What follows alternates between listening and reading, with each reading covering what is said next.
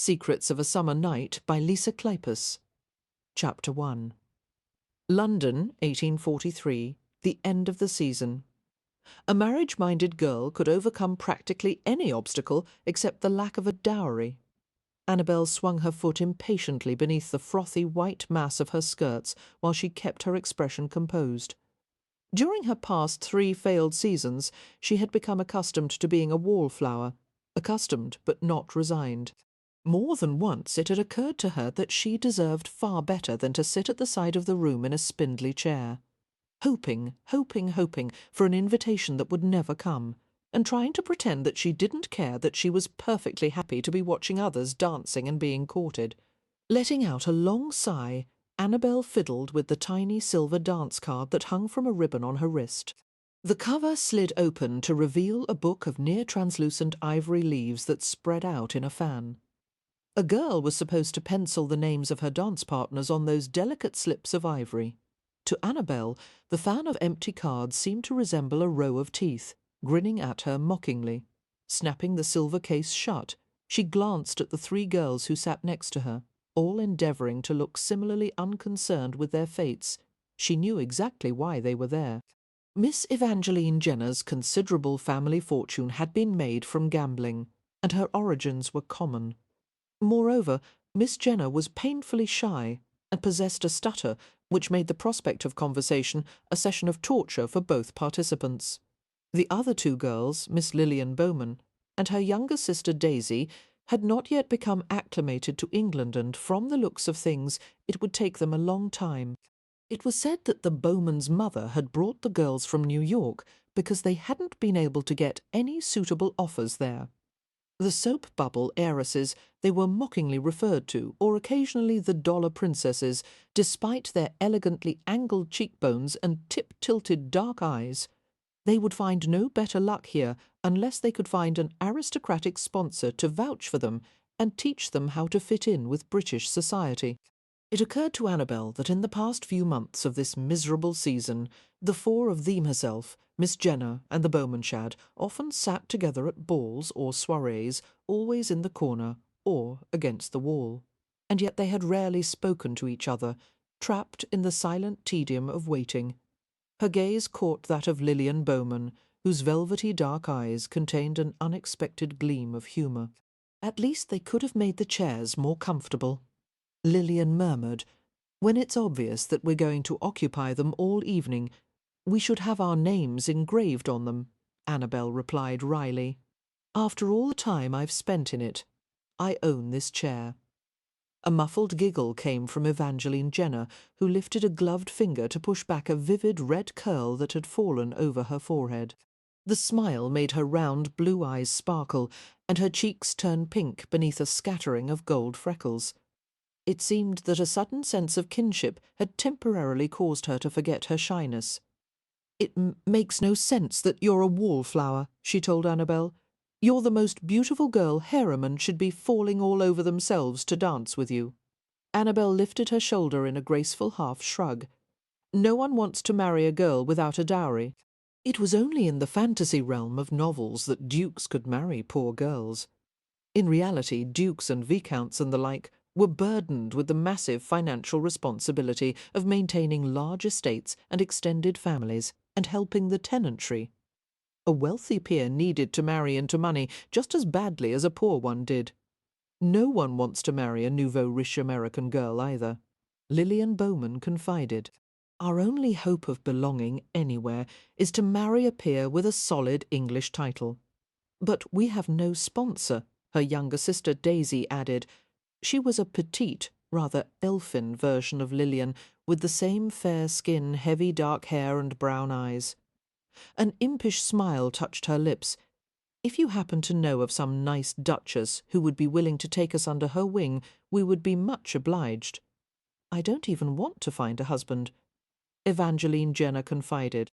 "I'm merely suffering through the season, because there is nothing else for me to do. I'm too old to stay at school any longer, and my father—" She broke off abruptly and sighed. "Well, I have only 1 more season to go, then I'll be 23 and a confirmed spinster. How I'm looking forward to it." Is 23 the measure of spinsterhood these days? Annabelle asked with half-feigned alarm. She rolled her eyes heavenward. Good Lord, I had no idea that I was so far past my prime.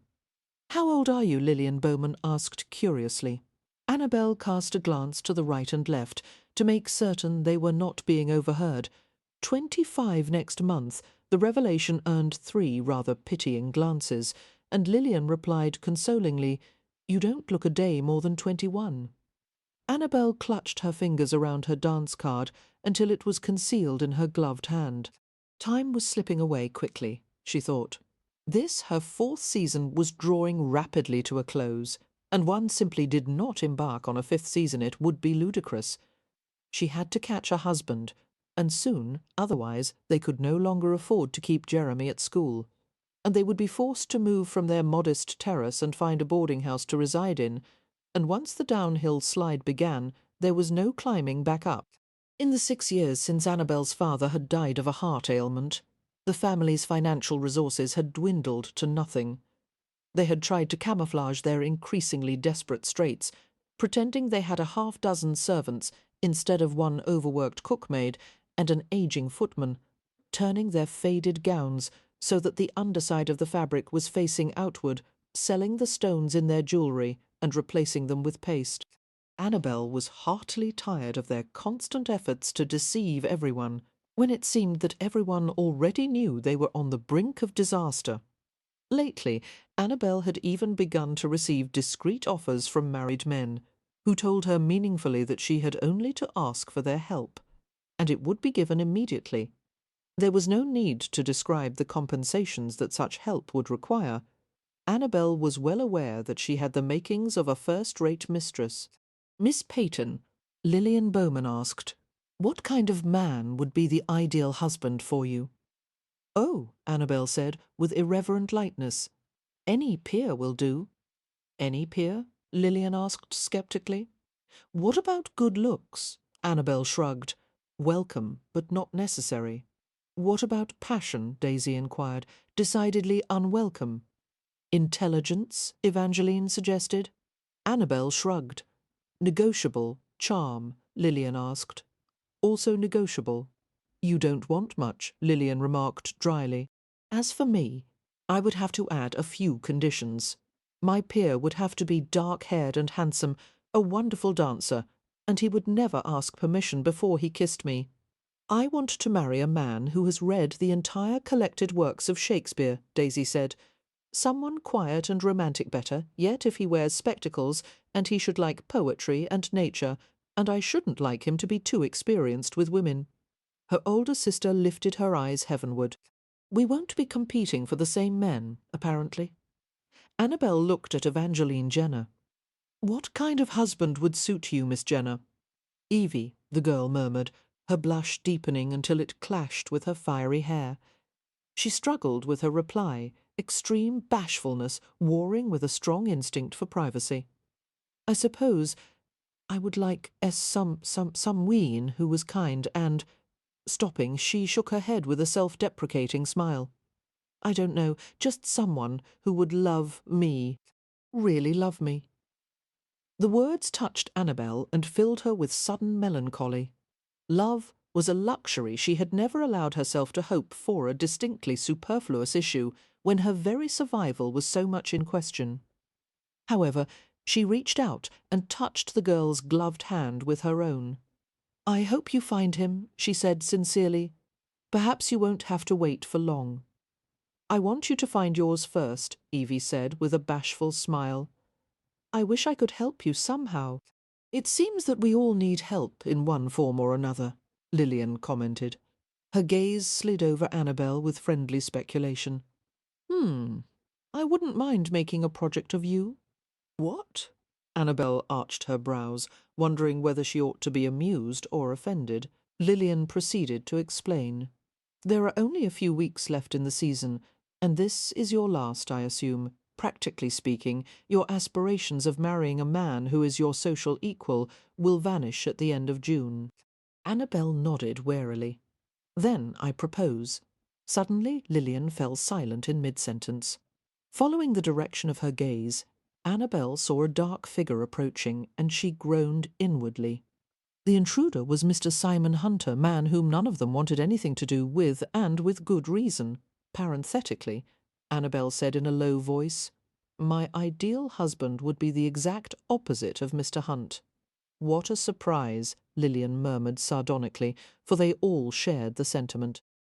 One could forgive a man for being a climber if he possessed a sufficient quantity of gentlemanly grace. However, Simon Hunt did not. There was no making polite conversation with a man who always said exactly what he thought, no matter how unflattering or objectionable his opinions. Perhaps one might call Mr. Hunt good-looking. Annabelle supposed that some women might find his robust masculinity appealing. Even she had to admit that there was something compelling about the sight of all that bridled power contained in a crisp formal scheme of black and white evening clothes. However, Simon Hunt's arguable attractions were completely overridden by the churlishness of his character.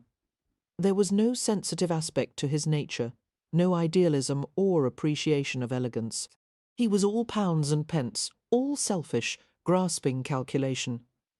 Any other man in his situation would have had the decency to be embarrassed by his own lack of refinement, but Hunt had apparently decided to make a virtue of it. He loved to mock the rituals and graces of aristocratic civility, his cold black eyes glittering with amusement as if he were laughing at them all.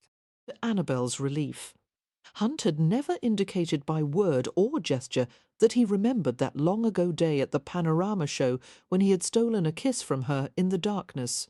As time had passed, she had even half convinced herself that she had imagined the whole thing.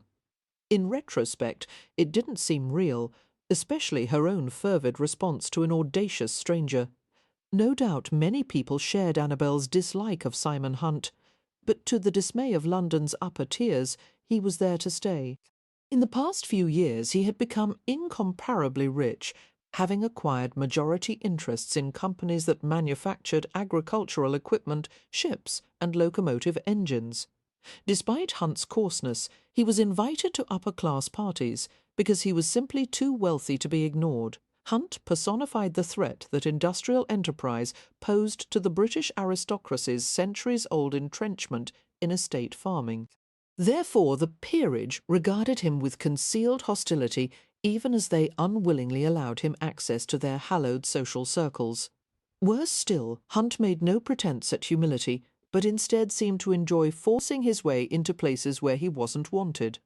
On the few occasions they had met since that day at the Panorama, Annabelle had treated Simon Hunt coldly, dismissing any attempts at conversation and refusing his every invitation to dance.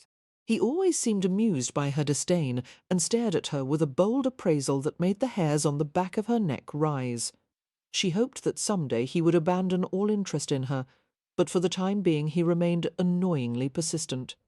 Annabelle sensed the other Wallflowers' relief as Hunt ignored them and turned his attention exclusively to her. "Miss Peyton," he said.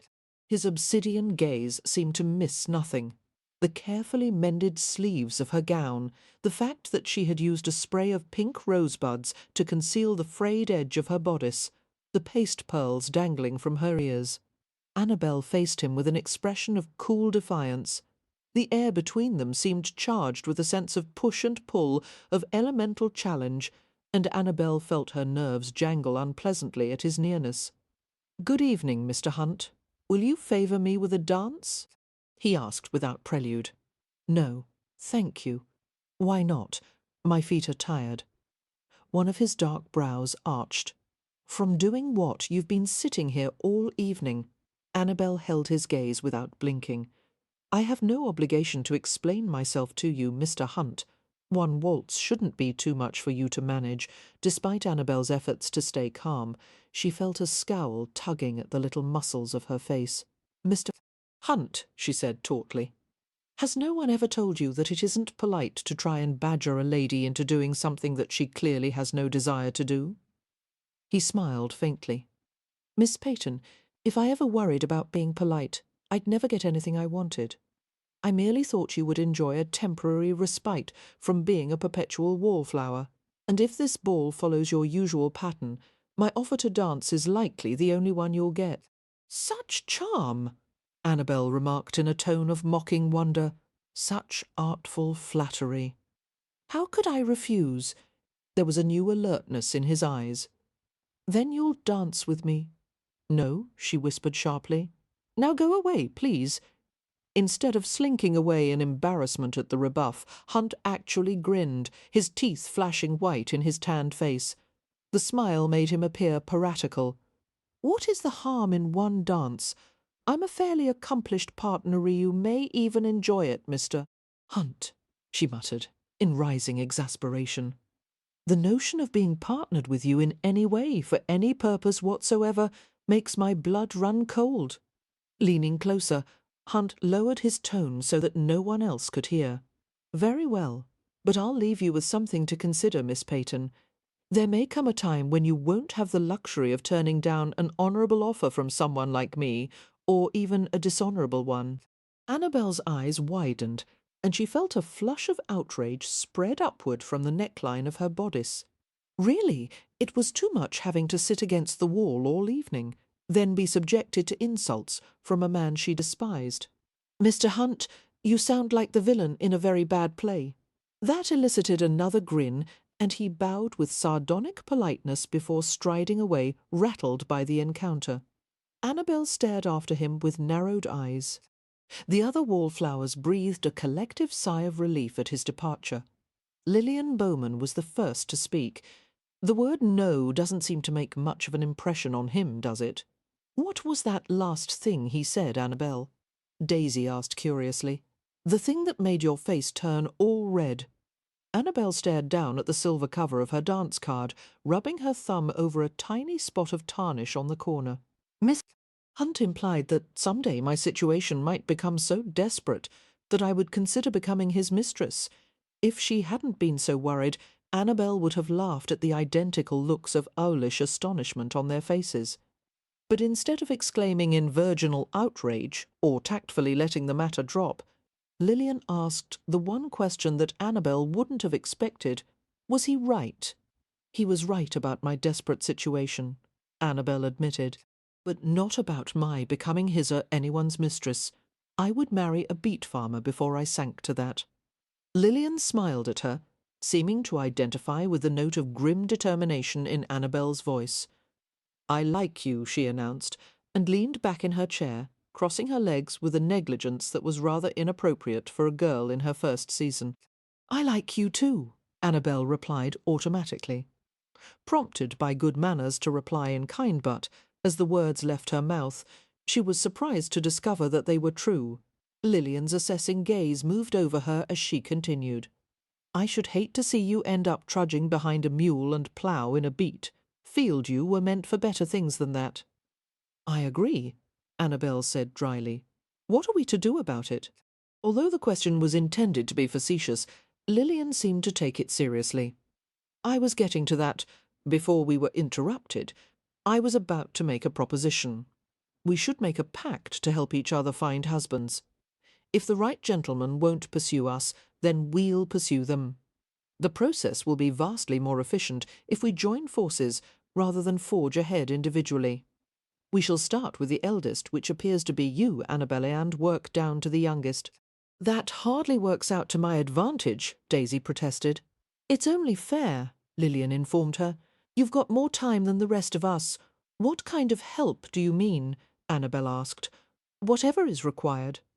Lillian began to scribble industriously in her dance card. We'll supplement each other's weaknesses and give advice and assistance when needed. She glanced up with a cheerful grin. We'll be like a rounders team.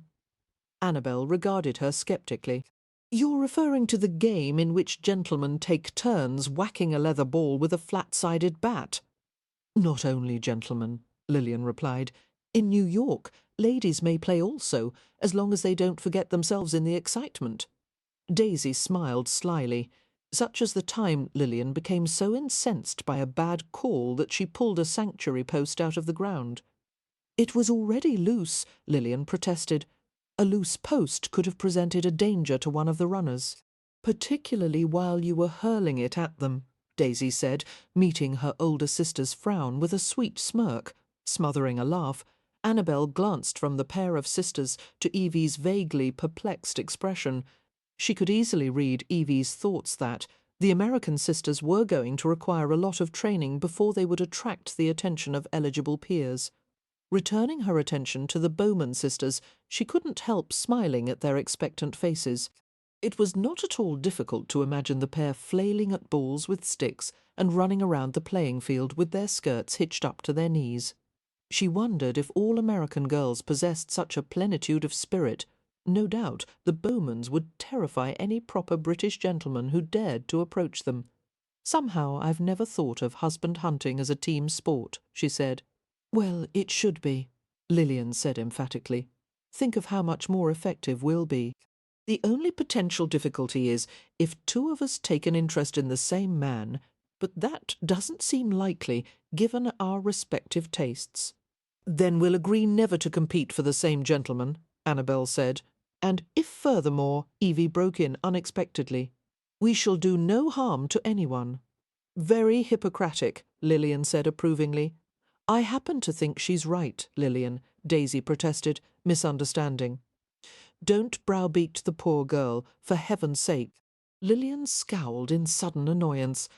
"I said Hippocratic, not hypocritical, you dunce." Annabelle interceded hastily before the two began to quarrel. "Then we must all agree on the plan of action. It won't do any good for any of us to be at cross purposes." "And we'll tell each other everything," Daisy said with relish. "Even I intimate details?" Evie asked timidly. "Oh, especially those?" Lillian smiled wryly and slid an appraising glance over Annabelle's gown. "Your clothes are atrocious," she said bluntly. "I'm going to give you a few of my gowns. I've got trunks full that I've never worn, and I'll never miss them.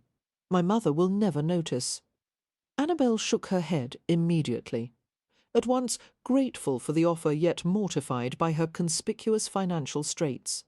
"No, no, I couldn't accept such a gift, although you are very generous. The pale blue one, with the lavender piping," Lillian murmured to Daisy. "Do you remember it?" "Oh, that would look heavenly on her," Daisy said enthusiastically. "It will suit her much better than you." "Thanks," Lillian retorted, flashing her a comical glare.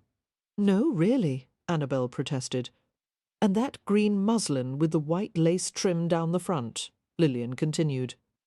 "I can't take your gowns, Lillian," Annabelle insisted in a low voice. The girl looked up from her notes. "Why not? For one thing, I couldn't afford to repay you, and it won't be any use. Fine feathers won't make my lack of a dowry any more appealing." "Oh, money!" Lillian said in the careless manner that could only come from someone who had a great deal of it. "You're going to repay me by giving me something infinitely more valuable than cash. You're going to teach Daisy and me how to be well more like you. Teach us the right things to say and all the unspoken rules that we seem to break every minute of the day. If possible, you might even help to find us a sponsor. And then we'll be able to walk through all the doors that are currently closed to us. As for your lack of a dowry, you just get the man on the hook. The rest of us will help you reel him in." Annabelle stared at her in amazement. "You're actually serious about this?" "Of course we are," Daisy replied. "What a relief it will be for us to have something to do, rather than sit against the wall like idiots. Lillian and I have been driven to near madness by the boredom of the season." So have I," Evie added.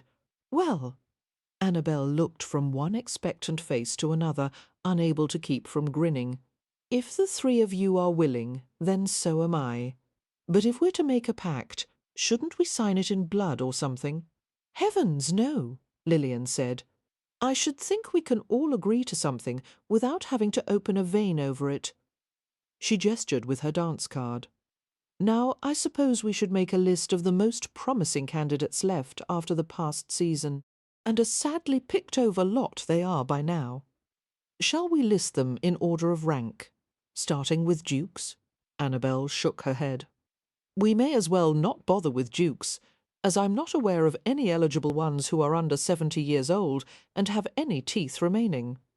So intelligence and charm are negotiable, but not teeth," Lillian said slyly, making Annabelle laugh. Teeth are negotiable, Annabelle replied, but highly preferred. All right, then, Lillian said, passing over the category of gummy old dukes. Let's progress to earls. I know of Lord Westcliff, for one. No, not Westcliff. Annabelle winced as she added, He's a cold fish, and he has no interest in me. I practically threw myself at him when I came out 4 years ago, and he looked at me as if I were something that had stuck on his shoe. Forget Westcliff then? Lillian raised her brows questioningly. What about Lord St. Vincent? Young, eligible, handsome as sin. It wouldn't work, Annabelle said. No matter how compromising the situation, St. Vincent would never propose. He has compromised, seduced, and utterly ruined. At least a dozen women honour means nothing to him. There's the Earl of Eglinton, Evie suggested hesitantly. But he is quite pea-portly, and at least 50 years old. Put him on the list, Annabelle insisted. I can't afford to be particular. There's Viscount Rosebery, Lillian remarked, with a little frown. Although he's rather an odd sort, and so, well, droopy. As long as he's firm in the pocketbook, he can be droopy everywhere else, Annabelle said, causing the other girls to snicker. Write him down too. Ignoring the music and the couples that swirled in front of them, the 4 of them worked diligently on the list, occasionally making each other laugh so hard that they drew curious glances from passers-by. Quiet, Annabelle said, making an effort to sound stern. We don't want anyone to suspect what we're planning, and Wallflowers aren't supposed to be laughing. They all attempted to assume grave expressions which set off fresh spasms of giggles. Oh, look, Lillian gasped, regarding their ever-growing list of matrimonial prospects. For once our dance cards are full. Considering the roster of bachelors, she pursed her lips thoughtfully. It occurs to me that some of these gentlemen will probably be attending Westcliff's end-of-season party in Hampshire. Daisy and I have already been invited. What about you, Annabelle? I'm acquainted with one of his sisters, Annabelle said. I think I can get her to invite me. I'll beg if necessary. I'll put in a word for you as well, Lillian said confidently. She smiled at Evie. And I'll have her extend an invitation to you too. How fun this will be, Daisy exclaimed. The plan is set, then. In a fortnight, we'll invade Hampshire and find a husband for Annabelle.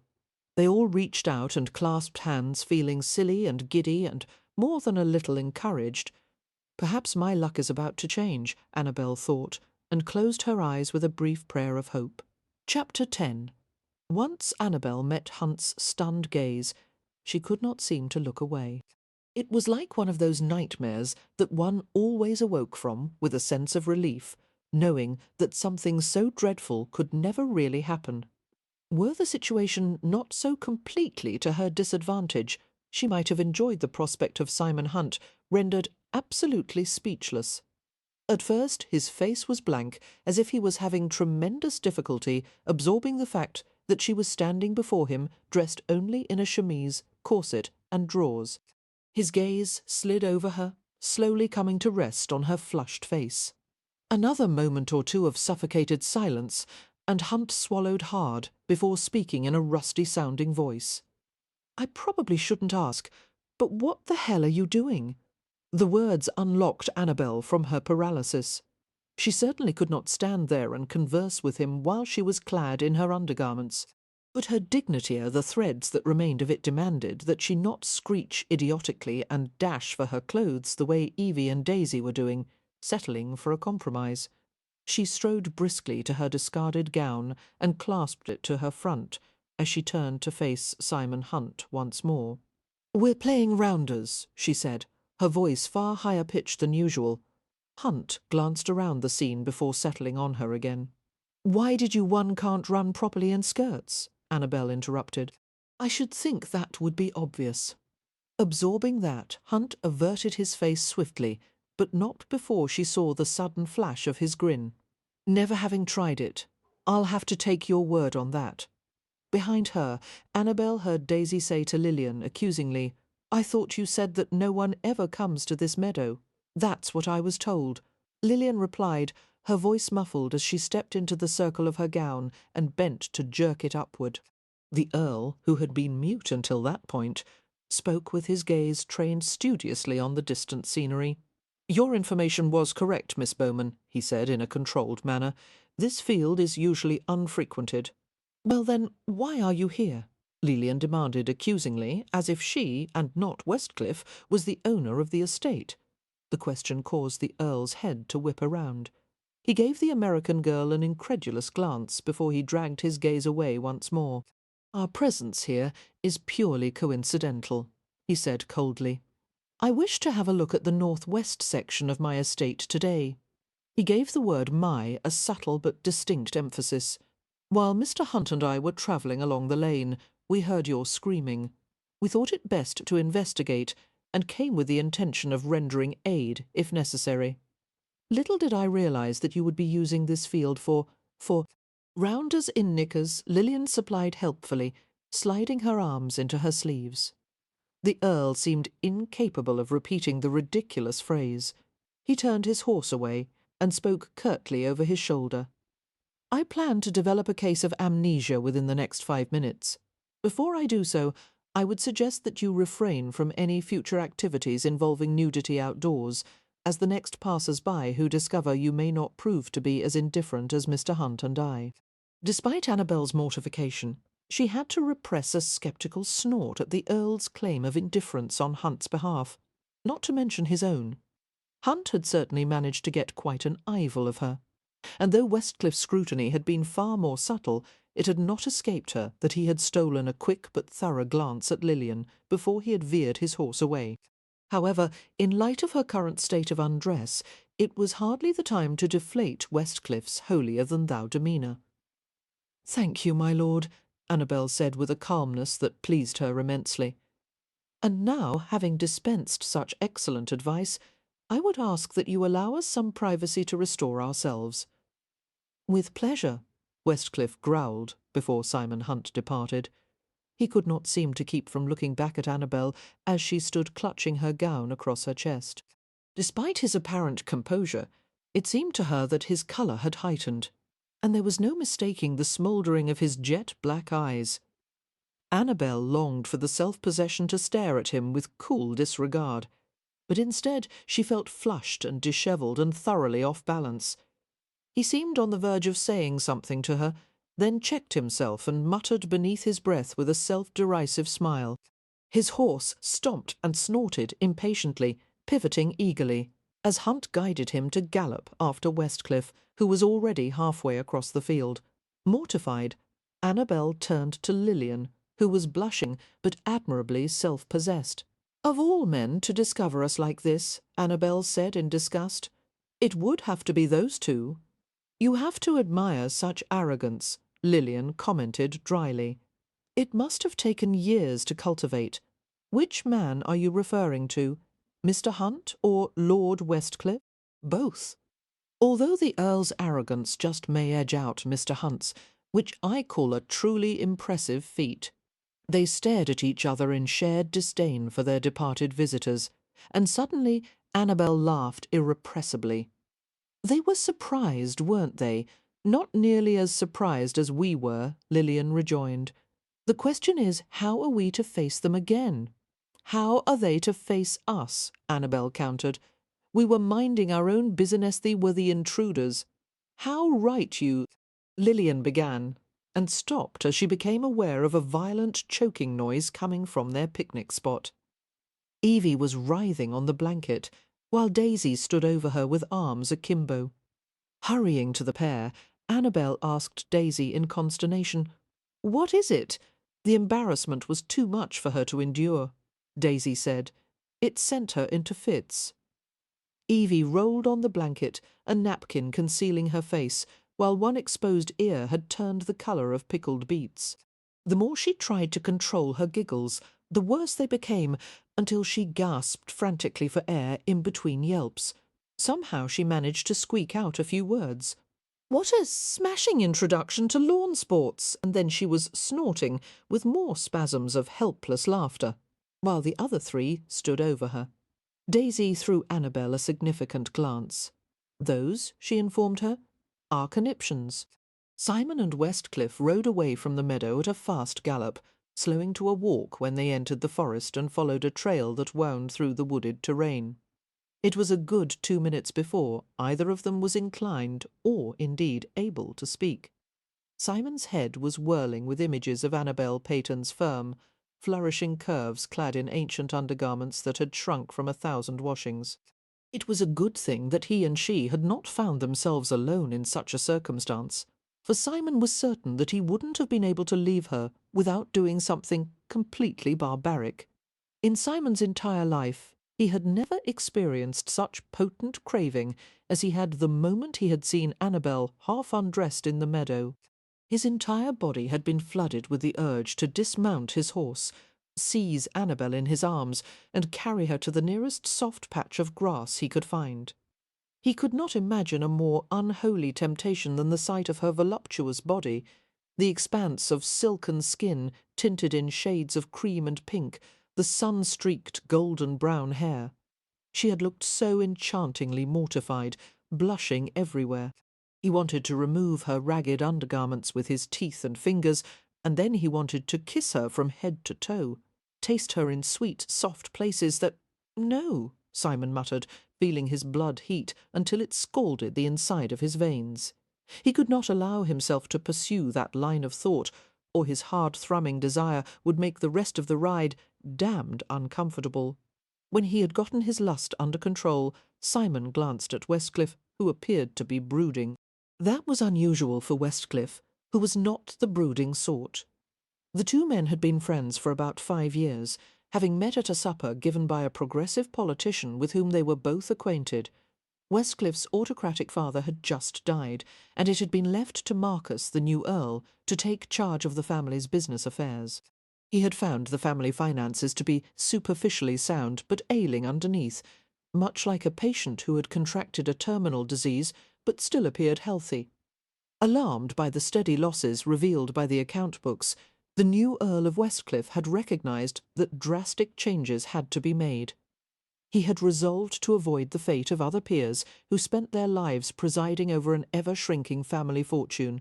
Unlike the Silver Fork novels that depicted countless peers losing their wealth at the gambling tables, the reality was that modern aristocrats were generally not so reckless as they were simply inept financial managers.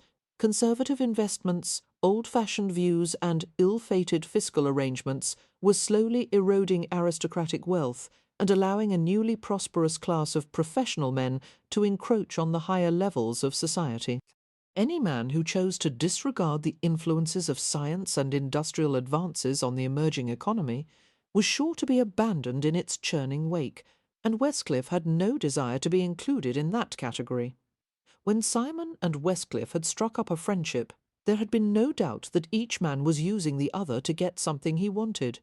Westcliff had wanted the benefit of Simon's financial instincts, and Simon had wanted an entree into the world of the privileged class. But as they had become acquainted with each other, it became apparent that they were alike in many ways. They were both aggressive riders and huntsmen, requiring frequent strenuous physical activity as an outlet for an excess of vigour. And they were both uncompromisingly honest, although Westcliff possessed sufficient grace of manner to make his candour far more palatable. Neither man was the kind to sit for hours at a time to chat about poetry and sentimental concepts. They preferred to deal with tangible facts and issues, and of course they discussed current and future business ventures with keen enjoyment. As Simon had continued to be a regular guest at Stony Cross and a frequent visitor to Westcliff's London house, Marsden Terrace, the Earl's friends had gradually come to accept him into their circle. It had been a welcome surprise for Simon to discover that he was not the only commoner whom Westcliff considered a close friend. The Earl seemed to prefer the company of men whose perspectives of the world had been shaped outside the walls of noble estates. In fact, Westcliff occasionally claimed that he would like to disclaim his title, were such a thing possible, since he did not support the notion of hereditary aristocracy. Simon had no doubt that Westcliff's statements were sincere, but it had never seemed to dawn on Westcliff that aristocratic privilege, with all its power and attendant responsibilities, was an innate part of him. As the holder of the oldest and most revered earldom in England, Marcus, Lord Westcliff, had been born to serve the demands of duty and tradition. He kept his life well organised and tightly scheduled, and he was the most self-controlled man that Simon had ever known. At the moment, the usually cool-headed Earl seemed rather more perturbed than the situation warranted. "Damn!" Westcliff finally exclaimed. "I have occasional business dealings with their father.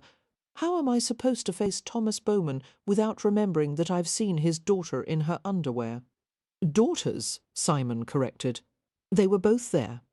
I only noticed the taller one." "Lillian?" "Yes, that one." A scowl crossed Westcliff's face. "Good God! No wonder they're all unmarried.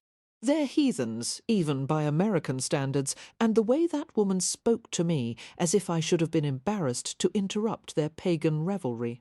"Westcliff, you sound like a prig," Simon interrupted, amused by the Earl's vehemence. "A few innocent girls scampering about in the meadow is hardly the end of civilization as we know it. And if they had been village wenches, you'd have thought nothing of it. Hell, you probably would have joined them. I've seen you do things with your paramours at parties and balls that— well, they aren't village wenches, are they?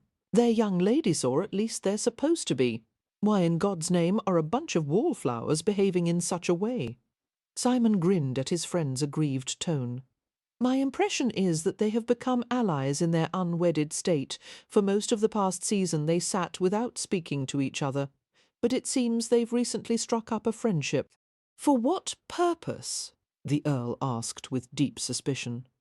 "Perhaps they're merely trying to enjoy themselves," Simon suggested, interested by the degree to which Westcliff had taken exception to the girl's behaviour. Lillian Bowman, in particular, seemed to have bothered him profoundly, and that was unusual for the Earl, who always treated women with casual ease. To Simon's knowledge, despite the numbers of women who pursued him in and out of bed, Westcliff had never lost his detachment. Until then they should take up needlework, or do whatever it is that proper women do to enjoy themselves. The Earl growled. At least they should find a hobby that doesn't involve running naked through the countryside.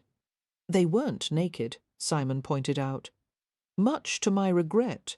That comment impels me to say something," Westcliff said. "As you know, I'm not usually one to give advice when it isn't asked for," Simon interrupted with a bark of laughter. "Westcliff, I doubt that a day in your life has passed without you giving advice to someone about something." "I offer advice only when it is obviously needed," the Earl said with a scowl. Simon gave him a sardonic glance. "Dispense your words of wisdom, then, as it appears that I'm going to hear them whether I wish to or not. It pertains to Miss Peyton. If you're wise, you'll divest yourself of all notions concerning her. She's a shallow bit of goods, and as self-absorbed as any creature I've ever met. The facade is beautiful, I'll grant you, but in my judgment there's nothing beneath to recommend it. No doubt you're thinking of taking her as your mistress if she fails in her bid to win Kendall. My advice is, don't. There are women who have infinitely more to offer you." Simon didn't reply for a moment. His sentiments regarding Annabelle Peyton were uncomfortably complex. He admired Annabelle, he liked her, and God knew he had no right to judge her harshly for becoming another man's mistress. But all the same, the very real possibility that she had taken Hodgem into her bed engendered a mixture of jealousy and anger that surprised him. After hearing the rumour that Lord Burdick had been spreading, that Annabelle had become Lord Hodgem's secret mistress, Simon hadn't been able to resist investigating the claim. He had asked his father, who kept meticulous account books, if anyone had ever given him money for the Peytons' butcher bills. Sure enough, his father had confirmed that Lord Hodgem had occasionally settled the Peytons' account. Although that hardly was conclusive proof of anything, it provided yet more weight to the possibility that Annabelle had become Hodgem's mistress. And Annabelle's evasiveness during their conversation the previous morning had certainly done little to contradict the rumour. Clearly the Peyton family's situation was desperate, but why Annabelle should have turned to a fat old windbag like Hodgem for help was a mystery. On the other hand, so many of life's decisions, good and bad, were made as a simple result of timing. Perhaps Hodgem had managed to intervene at a moment when Annabelle's defences were at their weakest, and she had allowed herself to be persuaded to give the old bastard what he wanted in return for the money she needed so badly. She had no walking boots. Christ! Hodgem's generosity must be paltry indeed, to allow for a few new gowns, but no decent shoes, and undergarments that were nearly in rags. If Annabelle was to be some man's mistress, she could damn well be Simon's, and at least receive proper recompense for her favours. Obviously it was far too soon to broach the question to her. Simon would have to wait patiently while Annabelle tried to wrest a proposal from Lord Kendall, and he intended to do nothing to harm her chances. But if she failed with Kendall, Simon intended to approach her with a much better offer than her current hole and corner arrangement with Hodgem. Envisioning Annabelle stretched naked in his bed, Simon felt his lust rekindle, and he struggled to retrieve the thread of conversation. "What gave you the impression that I had any interest in Miss Peyton?" he asked, in a non-committal tone. "The fact that you nearly fell off your horse when you saw her in her drawers, that elicited a reluctant smile from Simon. With a facade like that, I may not give a damn about what's beneath you should," the Earl said emphatically. "Miss Peyton is a selfish jade if I've ever seen one." "Westcliff," Simon asked conversationally, "does it ever occur to you that you might occasionally be wrong? About anything?" The Earl looked perplexed by the question. Actually, no. Shaking his head with a rueful grin, Simon spurred his horse to a faster gait. Chapter 11. As the girls walked back to Stony Cross Manor, Annabelle became uncomfortably aware of a twinge in her ankle. She must have turned it during the rounders game, though she could not recall the precise moment when it had happened. Sighing heavily, she hefted the basket in her hand and lengthened her stride to keep pace with Lillian, who looked pensive. Daisy and Evie walked a few yards behind them, both of them involved in an earnest conversation. "What are you worrying about?" Annabelle asked Lillian in a low voice. "The Earl and Mr. Hunt. Do you think they will tell anyone about having seen us this afternoon? It would put a nasty dent in our reputations." "I don't think Westcliff would," Annabelle said after a moment's thought. "I was inclined to believe him when he made that remark about amnesia, and he doesn't seem to be a man who is given to gossip." "What about Mr. Hunt?" Annabelle frowned. "I don't know. It didn't escape me that he made no promise to remain silent. I suppose he'll keep his mouth closed if he thinks he has something to gain from it. You should be the one to ask him then. As soon as you see Mr. Hunt at the ball tonight, you must go to him and make him promise not to tell anyone about our rounders game." Recalling the dance that would take place at the manor that evening, Annabelle groaned. She was relatively positively certain that she could not bear to face Hunt after what had happened that afternoon. On the other hand, Lillian was right couldn't assume that Hunt would be silent. Annabelle would have to deal with him, much as she dreaded the prospect. "Why me?" she asked, although she already knew the answer. "Because Hunt likes you. Everyone knows that. He'll be much more inclined to do something you ask. He won't give something for nothing," Annabelle muttered, while the throbbing in her ankle worsened. "What if he makes some vulgar proposition to me?" A long apologetic pause ensued, until Lillian offered, "You may have to throw him a bone of some sort." "What kind of a bone?" Annabelle asked suspiciously. "Oh, just let him kiss you, if that's what it takes to keep him quiet."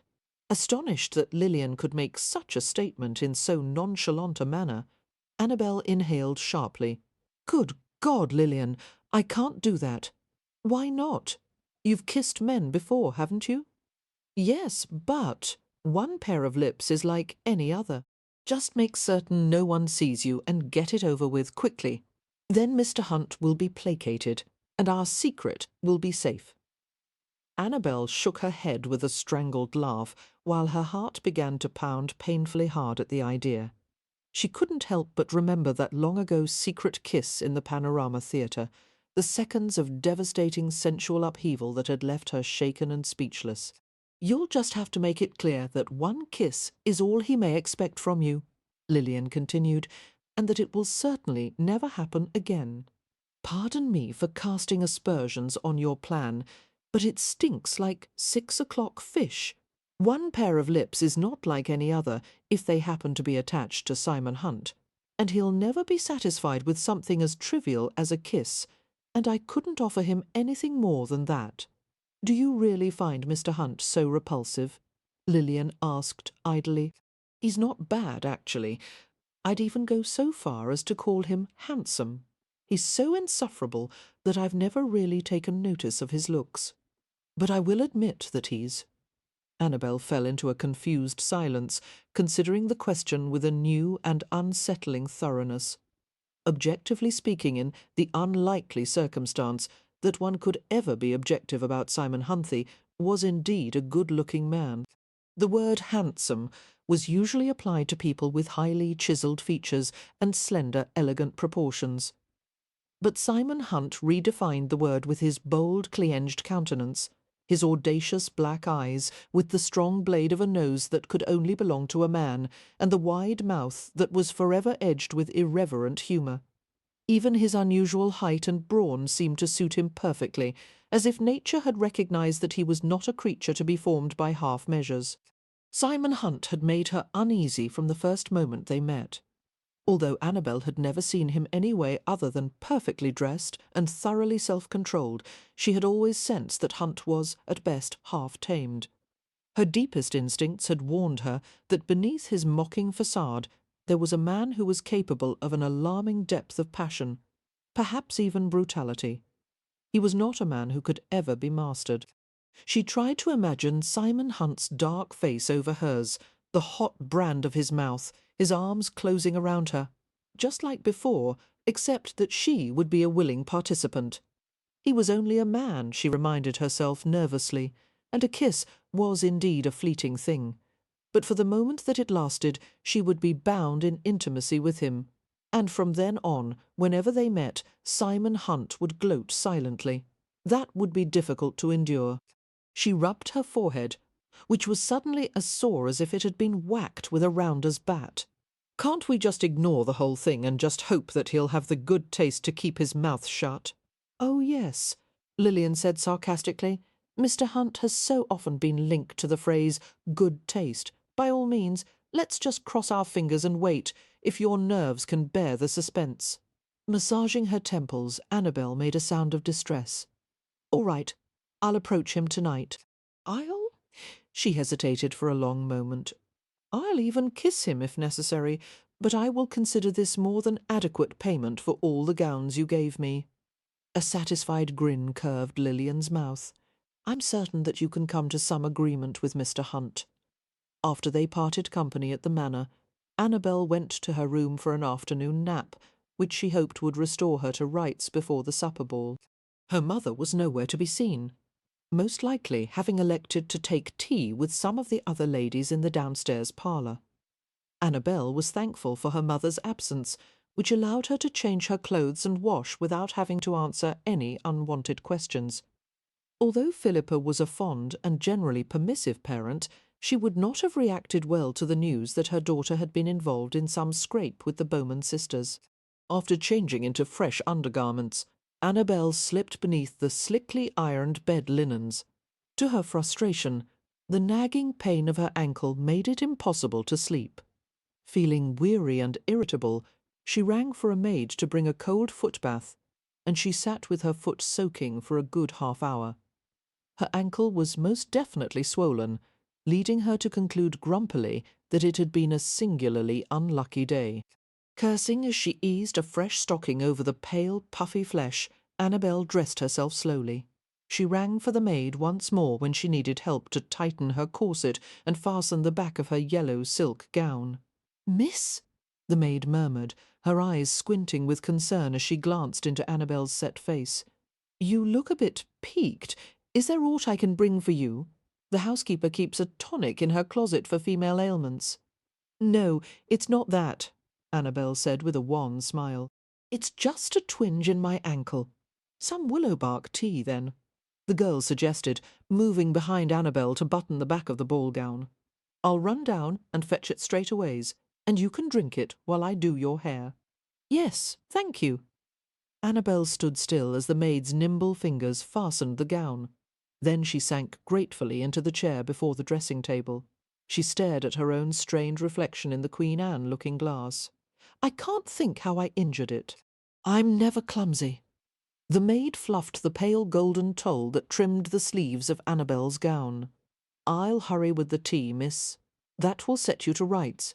Just as the maid left, Philippa entered the room.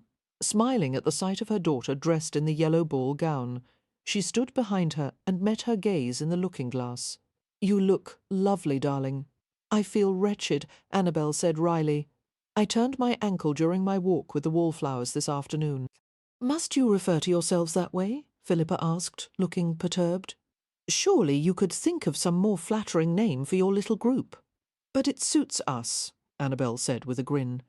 "If it makes you feel better, I do say the word with a suitable touch of irony." Philippa sighed.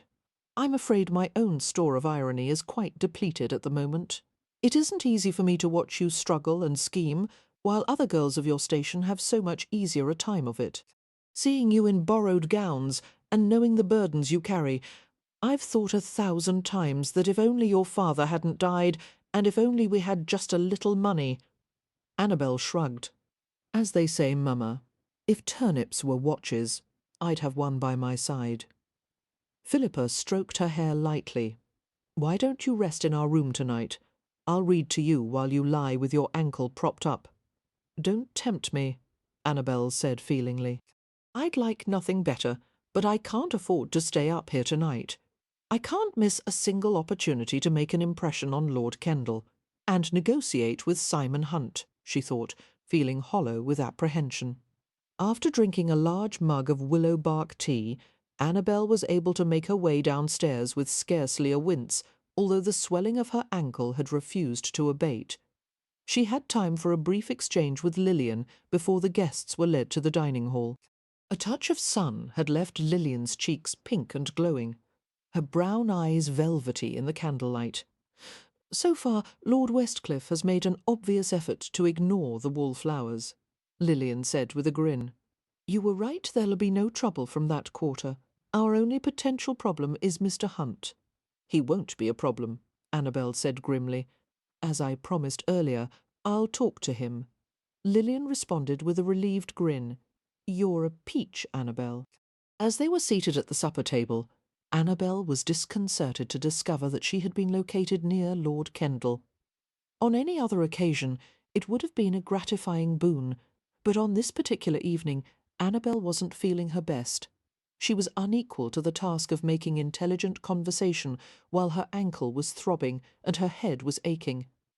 To add to her discomfort, Simon Hunt was seated almost directly opposite her, looking maddeningly self-possessed. And making matters even worse, a sense of queasiness kept her from doing justice to the magnificent repast, bereft of her usual healthy appetite. She found herself picking listlessly at the contents of her plate. Every time she looked up, she found Hunt's shrewd gaze on her and braced herself for some subtle taunt. Mercifully, however, the few remarks he made to her were bland and commonplace, and she was able to suffer through the meal without incident. A tide of music began to surge from the ballroom as the supper concluded, and Annabelle was thankful that the ball would begin soon. For once she would be entirely happy to sit in the line of wallflowers and rest her feet while others danced. She supposed that she had taken too much sun earlier in the day, as she was feeling unpleasantly light-headed and sore. Lillian and Daisy, by contrast, looked as vibrant and healthy as ever. Unfortunately, poor Evie had gotten a scolding from her aunt that had left her sorely chastened. "The sun makes her freckle," Daisy told Annabelle ruefully. "Aunt Florence told Evie that after our outing she's become as spotty as a leopard, and she's to have nothing more to do with us until her complexion returns to normal." Annabelle frowned, feeling a wave of sympathy for her friend. "Beastly Aunt Florence," she muttered. Obviously, her sole purpose in life is to make Evie miserable. "And she's brilliant at it," Daisy agreed. Suddenly she saw something over Annabelle's shoulder that made her eyes turn as round as saucers. "Zounds, Mr. Hunt is coming this way. I am perishing of thirst, so I'll just visit the refreshment table and leave the two of you two." Lillian told you," Annabelle said grimly. Yes, and she and Evie and I are ever so grateful for the sacrifice that you're going to make on our behalf. Sacrifice, Annabelle repeated, not liking the sound of the word. That's putting it a bit strongly, isn't it? As Lillian said, one pair of lips is like any other. That's what she told you, Daisy said impishly. But she told me and Evie that she would die before she would ever consent to kiss a man like Mr. Hunt. What? Annabelle began, but Daisy had already scuttled away, chortling. Beginning to feel like a sacrificial virgin being tossed into the inferno, Annabelle started as she heard Simon Hunt's deep voice close to her ear. The quiet jeer of his baritone seemed to resonate all the way down her spine. "Good evening, Miss Peyton. I see you're fully clothed for a change." Gritting her teeth, Annabelle turned to face him. "I must confess, Mr. Hunt, I was amazed by your restraint during dinner. I had expected a rash of insulting comments from you, and yet you managed to behave like a gentleman for a full hour." "It was a strain," he acknowledged gravely. "But I thought that I would leave the shocking behaviour to you." He paused delicately before adding, "Since you seem to be doing so well at it of late. My friends and I did nothing wrong. Did I say that I disapproved of your playing rounders in the Altogether?" he asked innocently. "On the contrary, I endorse it wholeheartedly. In fact, I think you should do it every day." "I wasn't in the Altogether," Annabelle retorted in a sharp whisper. "I was wearing undergarments." "Is that what they were?" he asked lazily. She flushed bright red, mortified that he had noticed how ragged her underclothes were. "Have you told anyone about seeing us in the meadow?" she asked tensely. Obviously that was the question that he had been waiting for. A slow smile curved his lips. "Not yet. Are you planning to tell anyone?" Hunt considered the question with a thoughtful expression that didn't begin to conceal his enjoyment of the situation. "Not planning to? No." He shrugged regretfully. "But you know how it is. Sometimes these things have a way of slipping out during a conversation." Annabelle narrowed her eyes. "What will it take to keep you quiet?" Hunt pretended to be shocked by her bluntness. "Miss Peyton, you should learn to handle these matters with a bit more diplomacy, don't you think? I would have assumed that a lady of your refinement would use some tact and delicacy." "I don't have time for diplomacy," she interrupted with a scowl. "And it's obvious that you can't be depended upon to keep silent unless you're offered some kind of bribe." "The word bribe has such negative connotations," he mused. "I prefer to call it an inducement." "Call it what you like," she said impatiently. "Let's get on with the negotiations, shall we?" "All right." Hunt's facade was sober, but laughter flickered in the coffee-coloured depths of his eyes. "I suppose I could be persuaded to hold my silence about your scandalous cavorting, Miss Peyton, with sufficient inducement." Annabelle fell silent, her lashes lowering as she considered what she was about to say. Once the words were out, they couldn't be taken back. Dear Lord, why had it fallen to her to buy Simon Hunt's silence regarding a silly rounders game that she hadn't even wanted to play in the first place? "If you were a gentleman," she muttered, "this wouldn't be necessary." A wealth of suppressed laughter made his voice husky and uneven. "No, I'm not a gentleman, but I am compelled to remind you that I was not the one running half naked through the meadow this afternoon." "Will you hush?" she whispered sharply. "Someone will overhear you." Hunt watched her with fascination, his eyes dark and heathen.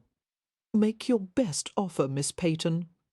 Staring fixedly at a portion of the wall far beyond his shoulder, Annabelle spoke in a suffocated tone, while the rims of her ears turned so hot that her hair was nearly singed. "If you promise to keep quiet about the rounders game, I'll let you kiss me." The unaccountable silence that followed her statement was excruciating. Forcing her gaze upward, Annabelle saw that she had surprised Hunt. He was staring at her as if she had just spoken in a foreign language, and he was not quite certain of the translation. "One kiss," Annabelle said, her nerves shredded from the tension between them. "And don't assume that, because I let you do it once, that I would ever consent to it again." Hunt replied in an unusually guarded manner, seeming to choose his words with great care. "I had assumed that you would offer to dance with me. a waltz or a quadrille. I had thought of that, she said. But a kiss is more expedient, not to mention much faster than a waltz. Not the way I kiss. The soft statement caused her knees to quiver. Don't be absurd, she replied shortly. An ordinary waltz lasts for at least 3 minutes. You couldn't possibly kiss someone for that long. Hunt's voice thickened almost imperceptibly as he replied. You know best, of course. Very well, I accept your offer. 1 kiss in return for keeping your secret. I'll decide when and where it happens. The when and where will be determined by mutual agreement, Annabelle countered. The whole point of this is to keep my reputation from being compromised. I'm hardly going to let you jeopardize it by choosing some inappropriate time or place. Hunt smiled mockingly. What a negotiator you are, Miss Peyton. God help us all if you have any future ambitions to take part in the business world. No, my sole ambition is to become Lady Kendall, Annabelle returned with poisonous sweetness. She had the satisfaction of seeing his smile fade. That would be a pity, he said, for you as well as Kendall. Go to the devil, Mr. Hunt, she said beneath her breath, and walked away from him, ignoring the violent throb of her sprained ankle. As she made her way to the back terrace, she became aware that the injury to her ankle had worsened until shooting pains had travelled up to her knee. Hell's bells, she muttered. In this condition she was hardly going to make progress with Lord Kendall. It was not easy to be seductive when one was on the verge of shrieking in torment. Suddenly, feeling exhausted and defeated, Annabelle decided that she would return to her room. Now that her business with Simon Hunt was finished, the best thing to do would be to rest her ankle and hope it would improve by morning. With each step she took, the pain intensified until she could feel trickles of cold sweat beneath the rigid stays of her corset. She had never had an injury like this before. Not only did her leg hurt, but her head was suddenly swimming, and she ached everywhere. Abruptly, the contents of her stomach began an alarming roil. She needed air. She had to go outside in the cool darkness and sit somewhere until the nausea subsided. The door to the back terrace looked dreadfully far away, and she wondered dazedly how she was going to reach it.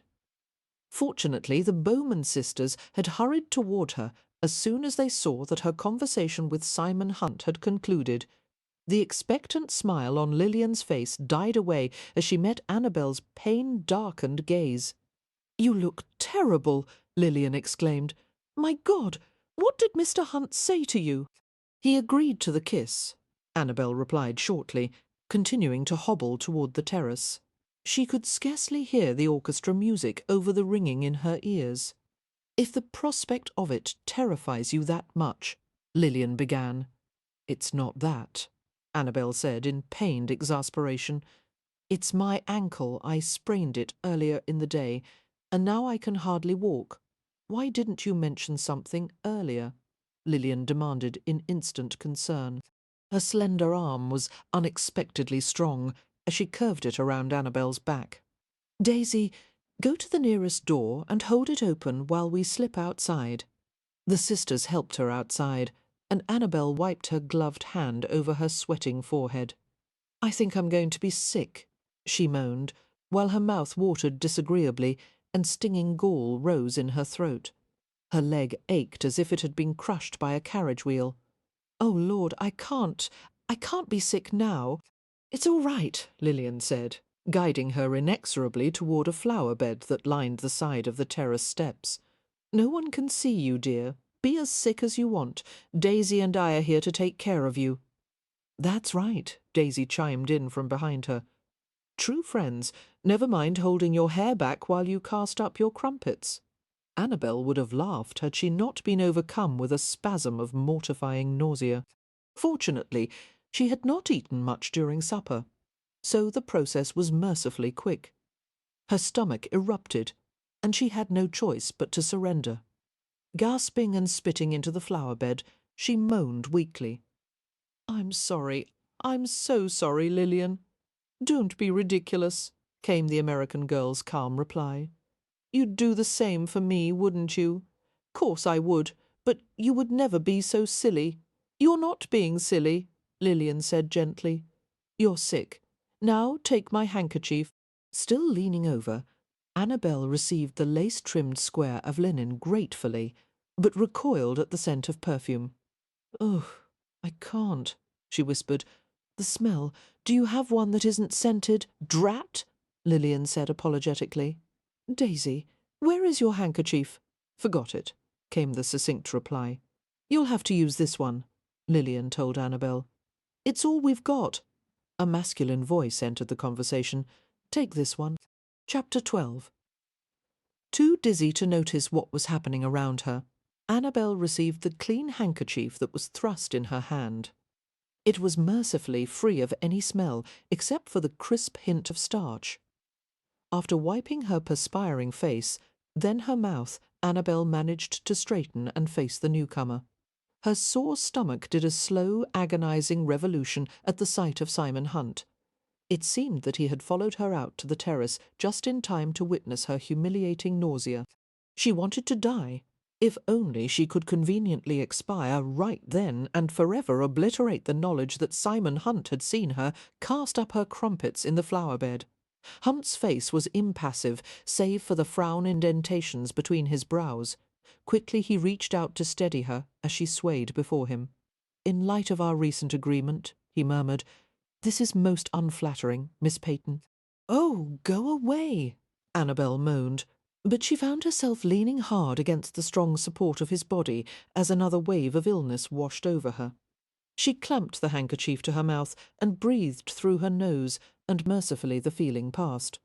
But the most debilitating weakness she had ever felt swept over her, and she knew that if he had not been there she would have crumpled to the ground. Good Lord, what was wrong with her? Hunt immediately adjusted his hold, bracing her easily. "I thought you looked pale," he remarked, gently stroking back a lock of hair that had fallen over her damp face. "What's the matter, sweetheart? Is it just your stomach, or do you hurt somewhere else?" Somewhere beneath the layers of misery, Annabelle was startled by the endearment. Not to mention the fact that a gentleman should never ever have referred to one of a lady's internal parts. However, at the moment she was too ill to do anything but cling to his coat lapels. Concentrating on his question, she pondered the chaos inside her inhospitable body. "I hurt everywhere," she whispered. "My head, my stomach, my back, but most of all my ankle." As she spoke, she noticed that her lips felt numb. She licked at them experimentally, alarmed by the lack of sensation. Had she been just a bit less disoriented, she would have noticed that Hunt was staring at her in a way that he never had before. Later, Daisy would describe in detail how protective Simon Hunt had seemed as he had stood with his arms around her. For now, however, Annabelle was too wretched to perceive anything outside her own swamping illness. Lillian spoke briskly, moving forward to extricate Annabelle from Hunt's grasp. "Thank you for the use of your handkerchief, sir. You may leave now, as my sister and I are fully capable of taking care of Miss Peyton," ignoring the American girl. Hunt kept his arm around Annabelle as he stared into her blanched face. "How did you hurt your ankle?" he asked. "The rounders game, I think. I didn't see you drink anything at dinner." Hunt laid his hand across her forehead, searching for signs of fever. The gesture was astonishingly intimate and familiar. "Did you have something earlier? If you mean spirits or wine—" "No." Annabelle's body seemed to be collapsing slowly, as if her mind had released all control over the movement of her limbs. "I drank some willow bark tea in my room." Hunt's warm hand moved to the side of her face, conforming gently to the curve of her cheek. She was so cold, shivering, inside her sweat-dampened gown, her skin covered with goose-flesh. Perceiving the inviting heat that radiated from his body, she was nearly overcome with the urge to delve into his coat like a small burrowing animal. "I'm freezing," she whispered, and his arm tightened reflexively around her. "Hold on to me," he murmured, adroitly managing to shed his coat while supporting her trembling form at the same time. He wrapped her in the garment which retained the warmth of his skin, and she responded with an inarticulate sound of gratitude nettled by the sight of her friend being held by a detested adversary. Lillian spoke impatiently. "See here, Mr. Hunt. My sister and I go find Mrs. Peyton," Hunt interrupted, in a tone that was no less authoritative for its softness. "And tell Lord Westcliff that Miss Peyton needs a doctor. He'll know whom to send for." "What are you going to do?" Lillian demanded, clearly unaccustomed to being given orders in such a fashion. Hunt's eyes narrowed as he replied, "I'm going to carry Miss Peyton through the servants' entrance at the side of the house. Your sister will go with us to avoid any appearance of impropriety." "That shows how little you know about propriety," Lillian snapped. "I'm not going to debate the matter. Try to be of some use, will you? Go." After a furious, tension-fraught pause, Lillian turned and strode toward the ballroom doors. Daisy was clearly awestruck. "I don't think anyone has ever dared to speak to my sister that way. You're the bravest man I've ever met, Mr. Hunt." Hunt bent carefully to hook his arm beneath Annabelle's knees. He lifted her with ease, clasping a mass of shivering limbs and rustling silk skirts in his arms. Annabelle had never been carried anywhere by a man she could not conceive that it was really happening. "I think I could walk part of the way," she managed to say. "You wouldn't make it down the terrace steps," Hunt said flatly. "Indulge me while I demonstrate the chivalrous side of my nature. Can you put your arms around my neck?" Annabelle obeyed, grateful to have the weight taken off her burning ankle. Surrendering to the temptation to put her head on his shoulder, she curled her left arm around his neck as he carried her down the flagstone steps of the back terrace. She could feel the facile play of muscle beneath the layers of his shirt. "I didn't think you had a chivalrous side," she said, her teeth clicking as another chill shook her. "I thought you were a complete scoundrel." "I don't know how people get such ideas about me," he replied, glancing down at her with a teasing gleam in his eyes. "I've always been tragically misunderstood. I still think you're a scoundrel." Hunt grinned and shifted her more comfortably in his arms. "Obviously illness hasn't impaired your judgment. Why are you helping me after I just told you to go to the devil?" she whispered. "I have a vested interest in preserving your health. I want you to be in top form when I collect on my debt." As Hunt descended the steps with sure-footed swiftness, she felt the smooth grace with which he moved, not like a dancer, but like a cat on the prowl. With their faces so close, Annabelle saw that a ruthlessly close shave had not been able to disguise the dark grain of whiskers beneath his skin. Seeking a more secure hold on him, Annabelle reached farther around his neck, until her fingertips brushed the ends of hair that curled slightly against his nape. "What a pity I'm so sick," she thought. "If I wasn't so cold and dizzy and weak, I might actually enjoy being carried like this." Reaching the path that extended along the side of the manor, Hunt paused to allow Daisy to skirt around them and lead the way. "The servants' door," he reminded her, and the girl nodded. "Yes, I know which one it is." Daisy glanced over her shoulder as she preceded them on the path. Her small face was tense with worry. "I've never heard of a sprained ankle making anyone sick to her stomach," she commented. "I suspect this is more than a sprained ankle," Hunt replied. "Do you think it was the willowbark tea?" Daisy asked. "No, willowbark wouldn't cause such a reaction. I have an idea about what the problem might be, but I won't be able to confirm it until we reach Miss Peyton's room." "How do you intend to confirm your idea?" Annabelle asked warily. "All I want to do is look at your ankle." Hunt smiled down at her. "Surely I deserve that much, after I take you up 3 flights of stairs." As it turned out, the stairs were no effort for him at all. When they reached the top of the 3rd flight, his breathing hadn't even altered. Annabelle suspected that he could have carried her 10 times as far without breaking a sweat. When she said as much to him, he replied in a matter-of-fact tone, "I spent most of my youth hauling sides of beef and pork to my father's shop. Carrying you is far more enjoyable."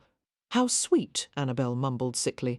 Her eyes closed. Every woman dreams of being told that she's preferable to a dead cow. Laughter rumbled in his chest, and he turned to avoid bumping her foot against the doorframe. Daisy opened the door for them and stood watching anxiously as Hunt brought Annabelle to the brocade-covered bed. "Here we are," he said, laying her down and reaching for an extra pillow to prop her to a half-sitting position. "Thank you," she whispered, staring into the thick-lashed sable eyes above her own. I want to see your leg." Her heart seemed to stop at the outrageous statement. When her pulse resumed, it was weak and far too brisk. "I would rather wait until the doctor arrives. I'm not asking for permission." Ignoring her protests, Hunt reached for the hem of her skirts. "Mr. Hunt," Daisy exclaimed in outrage, hurrying over to him. "Don't you dare! Miss Peyton is ill, and if you don't remove your hands at once—" "Settle your feathers," Hunt replied sardonically. "I'm not going to abuse Miss Peyton's maidenly virtue. Not yet, at any rate." His gaze switched to Annabelle's pale face. "Don't move. Charming as your legs undoubtedly are, they're not going to incite me to a frenzy of—" He broke off with a sharp intake of breath as he lifted her skirts and saw her swollen ankle. "Damn! Until now I've always thought of you as a reasonably intelligent woman. Why the hell did you go downstairs in this condition?" "Oh, Annabelle," Daisy murmured, "your ankle looks terrible." "It wasn't that bad earlier," Annabelle said defensively.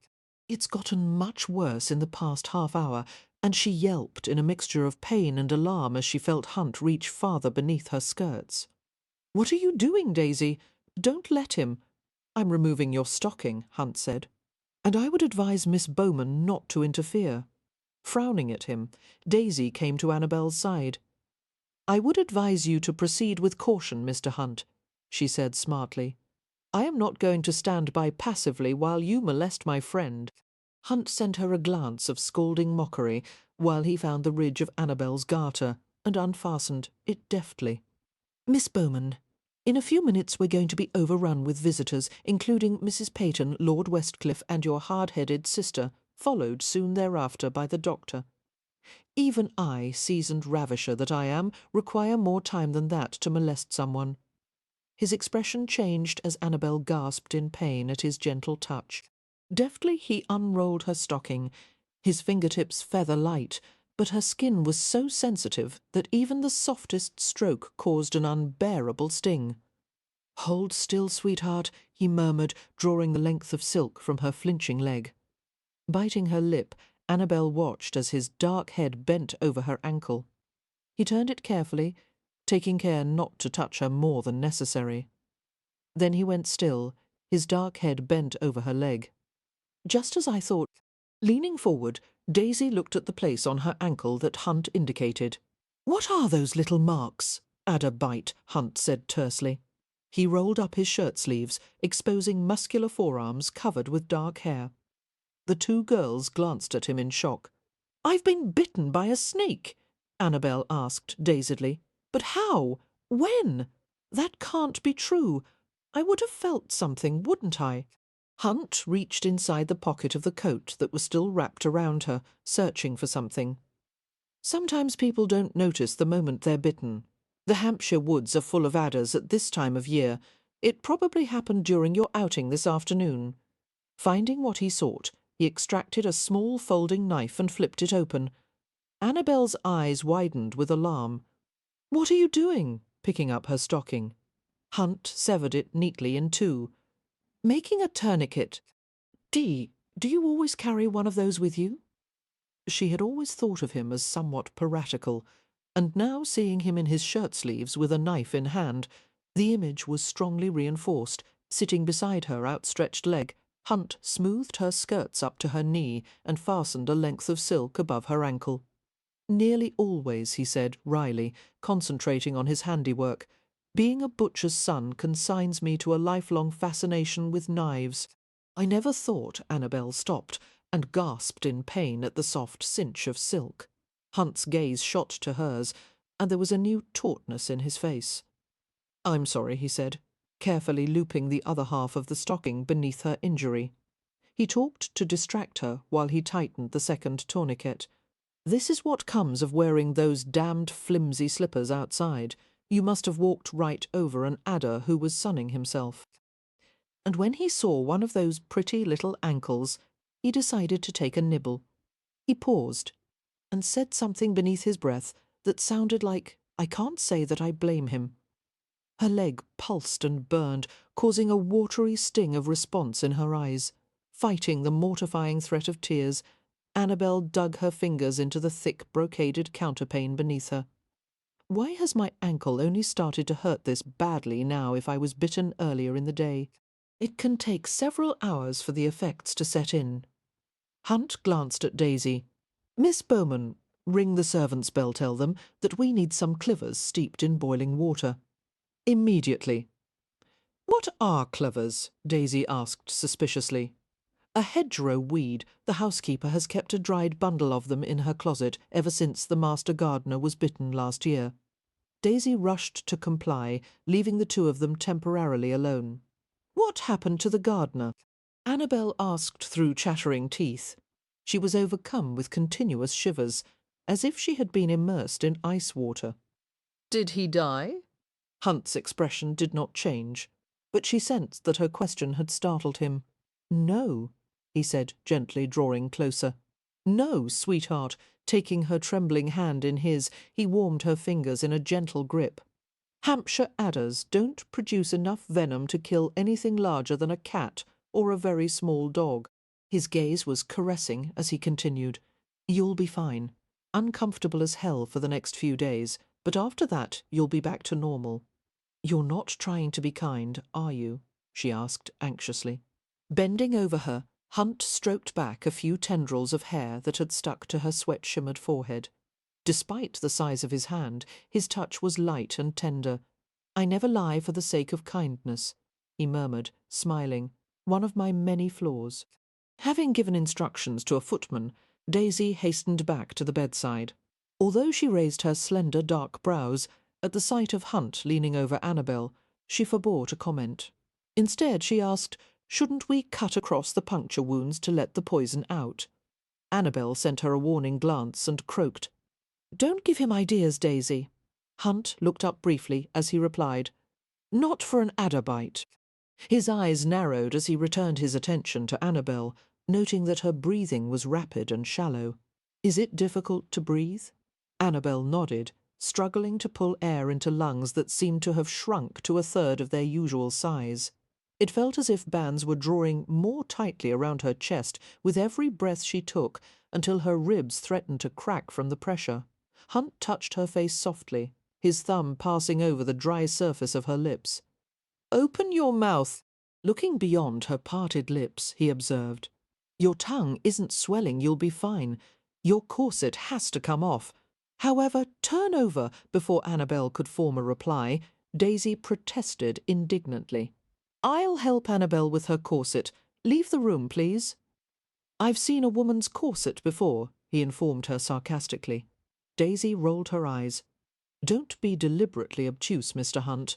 Obviously, you're not the one I'm worried about.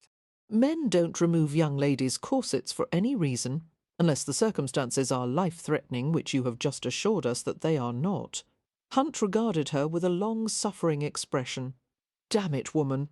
Swear all you like, Daisy said implacably. My older sister could out-curse you 10 times over. She drew herself up to her full height, though at 5 feet and 1 debatable inch, the effect was hardly impressive. Miss Peyton's corset stays on until you leave the room. Hunt glanced down at Annabelle, who suddenly craved air too badly to care who removed her corset, so long as it was done. For God's sake, he said impatiently, and strode to the window, turning his back to them. I'm not looking, do it, seeming to realise that it was the only concession he was prepared to make. Daisy obeyed hurriedly. She eased the coat away from Annabelle's stiff body. I'll untie the laces in the back and slip it off beneath your gown, she murmured to Annabelle.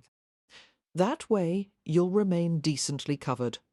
Annabelle couldn't summon sufficient breath to tell her that any concerns she might have had about modesty had paled in comparison to the far more immediate problem of not being able to breathe.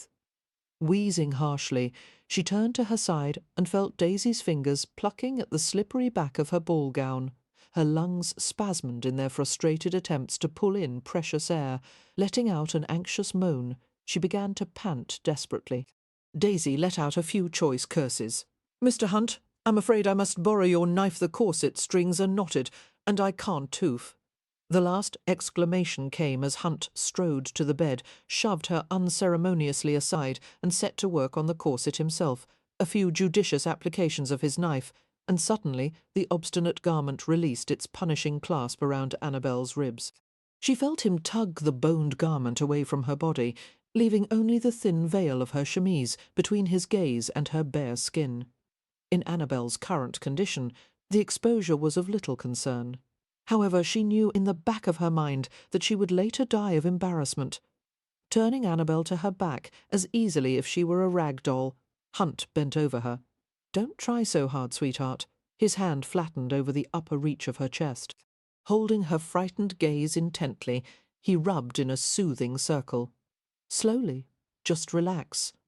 Staring into the compelling dark glitter of his eyes, Annabelle tried to obey, but her throat clenched around every wheezing breath. She was going to die of suffocation right there and then. He wouldn't let her look away from him. "You'll be all right.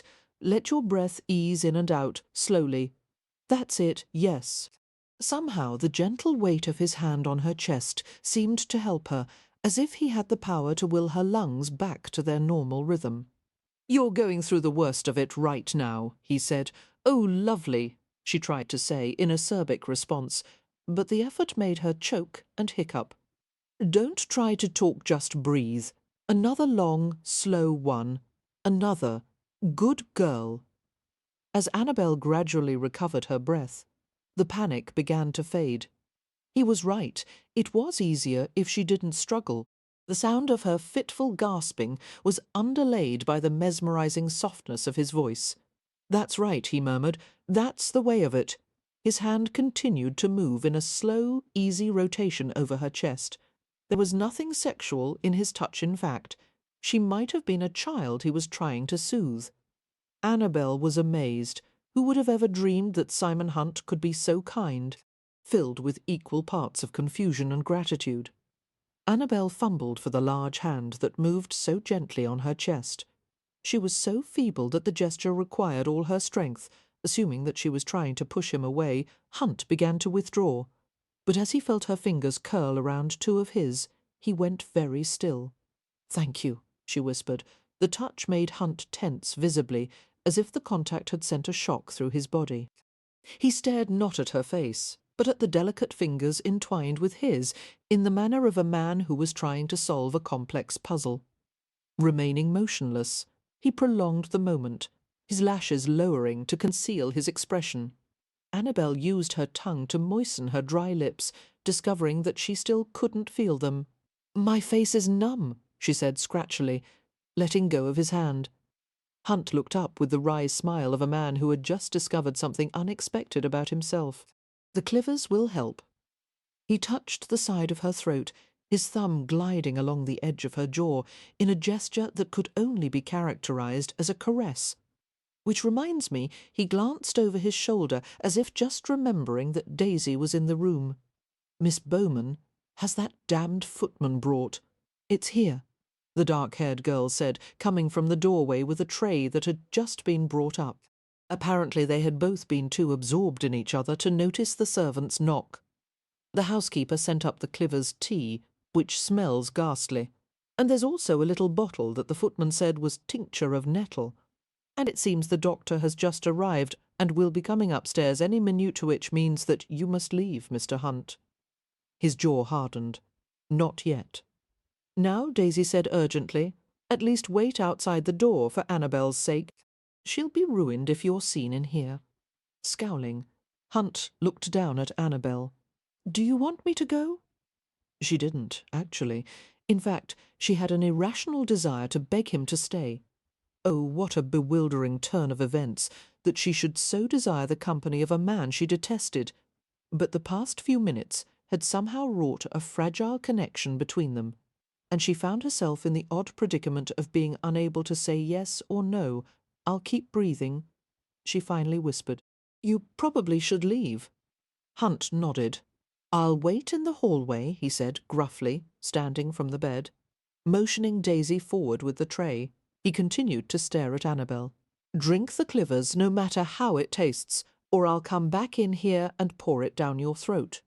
Retrieving his coat, he left the room, sighing with relief. Daisy set the tray at the bedside table. "Thank God," she said. "I wasn't certain how I was going to make him go. if he refused here. "Let me lift you a bit higher, and I'll push another pillow behind you." The girl elevated her deftly, demonstrating surprising competence. Taking up a huge earthenware mug filled with steaming contents, Daisy pressed the edge against her lips. "Have some of this, dear." Annabelle swallowed the bitter brown liquid and recoiled. "Ugh, more," Daisy said inexorably, lifting it to her mouth. Annabelle drank again. Her face was so numb that she wasn't aware that some of the medicine had dribbelled from her lips until Daisy picked up a napkin from the tray and blotted her chin. Cautiously, Annabelle lifted exploratory fingertips to the frozen skin of her face. "Feels so odd," she said, her voice slurred. "No sensation in my mouth. Daisy, don't say that I was drooling while Mr. Hunt was here." "Of course not," Daisy said immediately. "I would have done something about it if you had been." A true friend doesn't let another friend drool when a man is present, even if it's a man that one doesn't wish to attract. Relieved, Annabelle applied herself to downing more of the clivers, which tasted rather like burned coffee. Perhaps it was wishful thinking, but she was beginning to feel the tiniest bit better. "Lillian must have had a devil of a time finding your mother," Daisy commented. "I can't imagine what has taken them so long." She drew back a little to look at Annabelle, her brown eyes sparkling richly. "I'm actually glad, though. If they had come quickly, I would have missed seeing Mr. Hunt's transformation from a big bad wolf into, well, a somewhat nicer wolf." A reluctant laugh gurgled in Annabelle's throat. "Quite something, isn't he?" "Yes, indeed. Arrogant and oh so masterful, like a figure from one of those torrid novels that Mamma is forever ripping from my hands. It's a good thing that I was here, or he probably would have stripped you right down to your unmentionables." She continued to chatter as she helped Annabelle to drink more of the clivers, and blotted her chin once more. "You know, I never thought I would say this, but Mr. Hunt isn't quite as terrible as I thought." Annabelle twisted her lips experimentally as a modicum of sensation returned, making them prickle. "He has his uses, it seems, but don't expect that the transformation is permanent." Chapter 13. Barely 2 minutes had passed before Simon saw the group he had earlier predicted, consisting of the doctor, Lord Westcliff, Mrs. Peyton, and Lillian Bowman. Leaning his shoulders back against the wall, Simon gave them a speculative stare privately.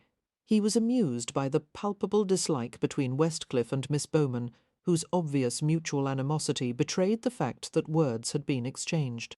The doctor was a venerable old man who had attended Westcliff and his relatives, the Marsdens, for nearly 3 decades.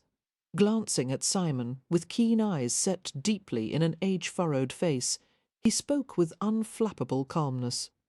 "Mr. Hunt, I am told that you assisted the young lady to her room." Simon brusquely described Annabelle's condition and symptoms to the doctor, choosing to omit that he, and not Daisy, had been the one to discover the puncture marks on Annabelle's ankle. Mrs.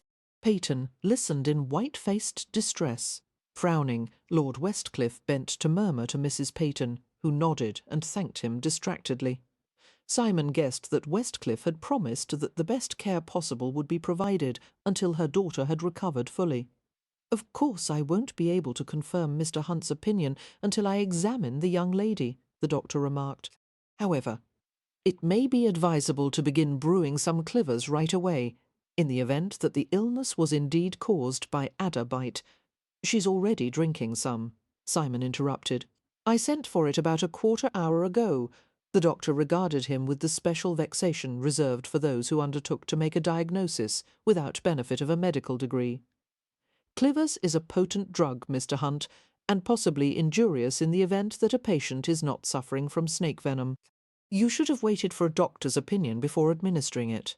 "The symptoms of adder bite are unmistakable," Simon replied impatiently, wishing the man would cease tarrying in the hallway and go do his job. "And I wanted to alleviate Miss Peyton's discomfort as quickly as possible." The old man's wiry grey brows descended low over his eyes. "You're quite certain of your own judgment?" came the peppery observation. "Yes," Simon replied, without blinking. Suddenly the Earl let out a muffled chuckle and settled a hand on the doctor's shoulder. "I'm afraid that we'll be forced to stand out here indefinitely, sir, if you attempt to convince my friend that he's wrong about anything." Opinionated is the mildest of adjectives one could apply to Mr. Hunt. "I assure you, your energies are far better directed toward caring for Miss Peyton." "Perhaps so," the doctor returned testily, "although one suspects that my presence is superfluous in light of Miss Hunt's expert diagnosis." With that sarcastic comment, the old man entered the room, followed by Mrs. Peyton and Lilian Bowman. Left alone in the hallway with Westcliff, Simon rolled his eyes. "Bilious old bastard," he muttered. "Could you have sent for someone a bit more decrepit, Westcliff? I doubt he can see or hear well enough to make his own damned diagnosis." The Earl arched one black brow as he regarded Simon with amused condescension. "He's the best doctor in Hampshire. Come downstairs, Hunt. We'll have a brandy."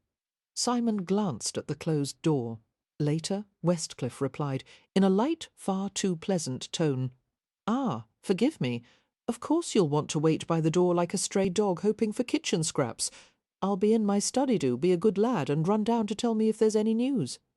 Rankled, Simon flashed him a cold glare and pushed away from the wall. "All right," he growled, "I'll come." The Earl responded with a satisfied nod. "The doctor will deliver a report to me after he's finished with Miss Peyton." As Simon accompanied Westcliff to the great staircase, he reflected moodily on his own behaviour of the past few minutes. It was a new experience, being driven by his emotions rather than his intellect, and he didn't like it. That didn't seem to matter, however. At the first realization that Annabelle was ill, he had felt his chest turn painfully hollow, as if his heart had been seized for ransom. There had been no question in his mind that he would do whatever was necessary to make her safe and comfortable. And in the moments when Annabelle had struggled to breathe, staring at him with eyes bright with pain and fear, he would have done anything for her. Anything. God help him if Annabelle ever came to realize the power she had over him, a power that posed a perilous threat to pride and self-control. He wanted to possess every part of her body and soul, in every imaginable cast of intimacy. The ever-increasing depth of his passion for her shocked him, and no one of his acquaintance, least of all Westcliff, would understand. Westcliff had always kept his own emotions and desires firmly in check, displaying contempt for those who made fools of themselves for the sake of love. Not that this was love. Simon was not about to go that far, and yet it was far more than ordinary desire. It required nothing less than outright ownership, forcing his features into a blank mask. Simon followed Westcliff into his study.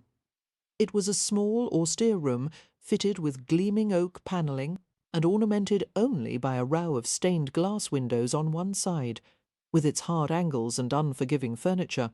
The study was not a comfortable room. However, it was a thoroughly masculine place, where one could smoke, drink, and talk frankly.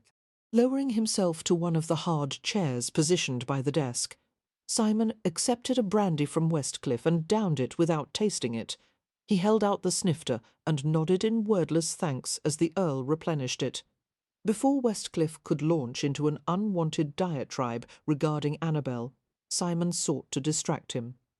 "You don't seem to rub on well with Miss Bowman," he remarked, as a diversionary tactic. The mention of Lilian Bowman was supremely effective. Westcliff responded with a surly grunt. "The ill-mannered brat dared to imply that Miss Peyton's mishap was my fault," he said, pouring a brandy for himself. Simon raised his brows. "How could it be your fault? Miss Bowman seems to think that, as their host, it was my responsibility to ensure that my estate wasn't overrun with a plague of poisonous vipers, as she put it." "How did you reply?" "I pointed out to Miss Bowman that the guests who choose to remain clothed when they venture out of doors don't usually seem to get bitten by adders." Simon couldn't help grinning at that. Miss Bowman is merely concerned for her friend. Westcliff nodded in grim agreement. She can't afford to lose one of them, as she undoubtedly has so few. Smiling, Simon stared into the depths of his brandy. "What a difficult evening you've had," he heard Westcliff remark sardonically. "First, you were compelled to carry Miss Peyton's nubile young body all the way to her bedroom. Then you had to examine her injured leg. How terribly inconvenient for you. Simon's smile faded. I didn't say that I had examined her leg. The Earl regarded him shrewdly. You didn't have to. I know you too well to presume that you would overlook such an opportunity. I'll admit that I looked at her ankle, and I also cut her corset strings when it became apparent that she couldn't breathe. Simon's gaze dared the Earl to object. Helpful lad, Westcliff murmured. Simon scowled. Difficult as it may be for you to believe, I receive no lascivious pleasure from the sight of a woman in pain. Leaning back in his chair, Westcliff regarded him with a cool speculation that raised Simon's hackles. I hope you're not fool enough to fall in love with such a creature. You know my opinion of Miss Peyton. Yes, you've aired it repeatedly. And furthermore, the Earl continued, I would hate to see one of the few men of good sense I know to turn into one of those prattling fools who run about pollinating the atmosphere with maudlin sentiment. I'm not in love. You're in something, Westcliff insisted. In all the years I've known you, I've never seen you look so mawkish as you did outside her bedroom door. I was displaying simple compassion for a fellow human being. The Earl snorted. Whose drawers you're itching to get into? The blunt accuracy of the observation caused Simon to smile reluctantly. It was an itch 2 years ago, he admitted. Now it's a full-scale pandemic, letting out a sighing groan. Westcliff rubbed the narrow bridge of his nose with his thumb and forefinger. There is nothing I hate worse than watching a friend charge blindly into disaster. Your weakness, Hunt, is your inability to resist a challenge, even when the challenge is unworthy of you. I like a challenge. Simon swirled the brandy in his snifter. But that has nothing to do with my interest in her. Good God, the Earl muttered. Either drink the brandy or stop playing with it. You'll bruise the liquor by swishing it around like that. Simon sent him a darkly amused glance. How exactly does one bruise a glass of brandy? No, don't tell Mimi provincial brain couldn't begin to grasp the concept. Obediently, he took a swallow and set the glass aside. Now, what were we talking about? Oh, yes, my weakness. Before we discuss that any more, I want you to admit that at one time in your life or another, you've given greater shrift to desire than to common sense.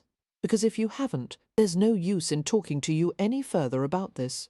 Of course I have. Every man over the age of 12 has. But the purpose of the higher intellect is to prevent us from repeatedly making such mistakes. Well, there's my problem, Simon said reasonably. I don't bother with a higher intellect.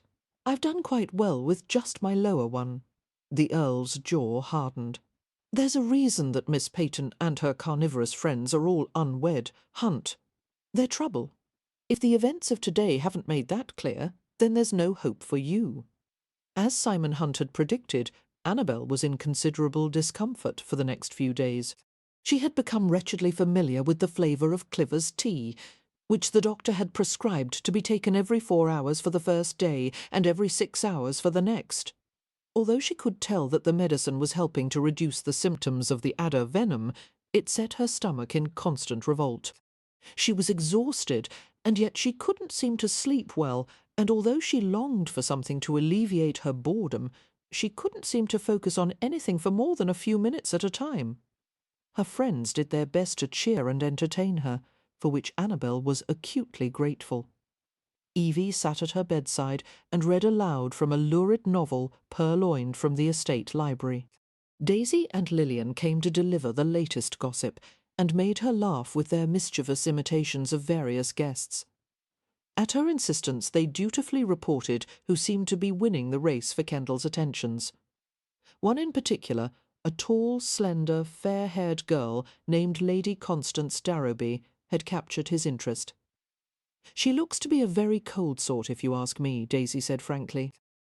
She has a mouth that reminds one of a drawstring purse, and a terribly annoying habit of giggling behind her palm, as if it's unladylike to be caught laughing in public.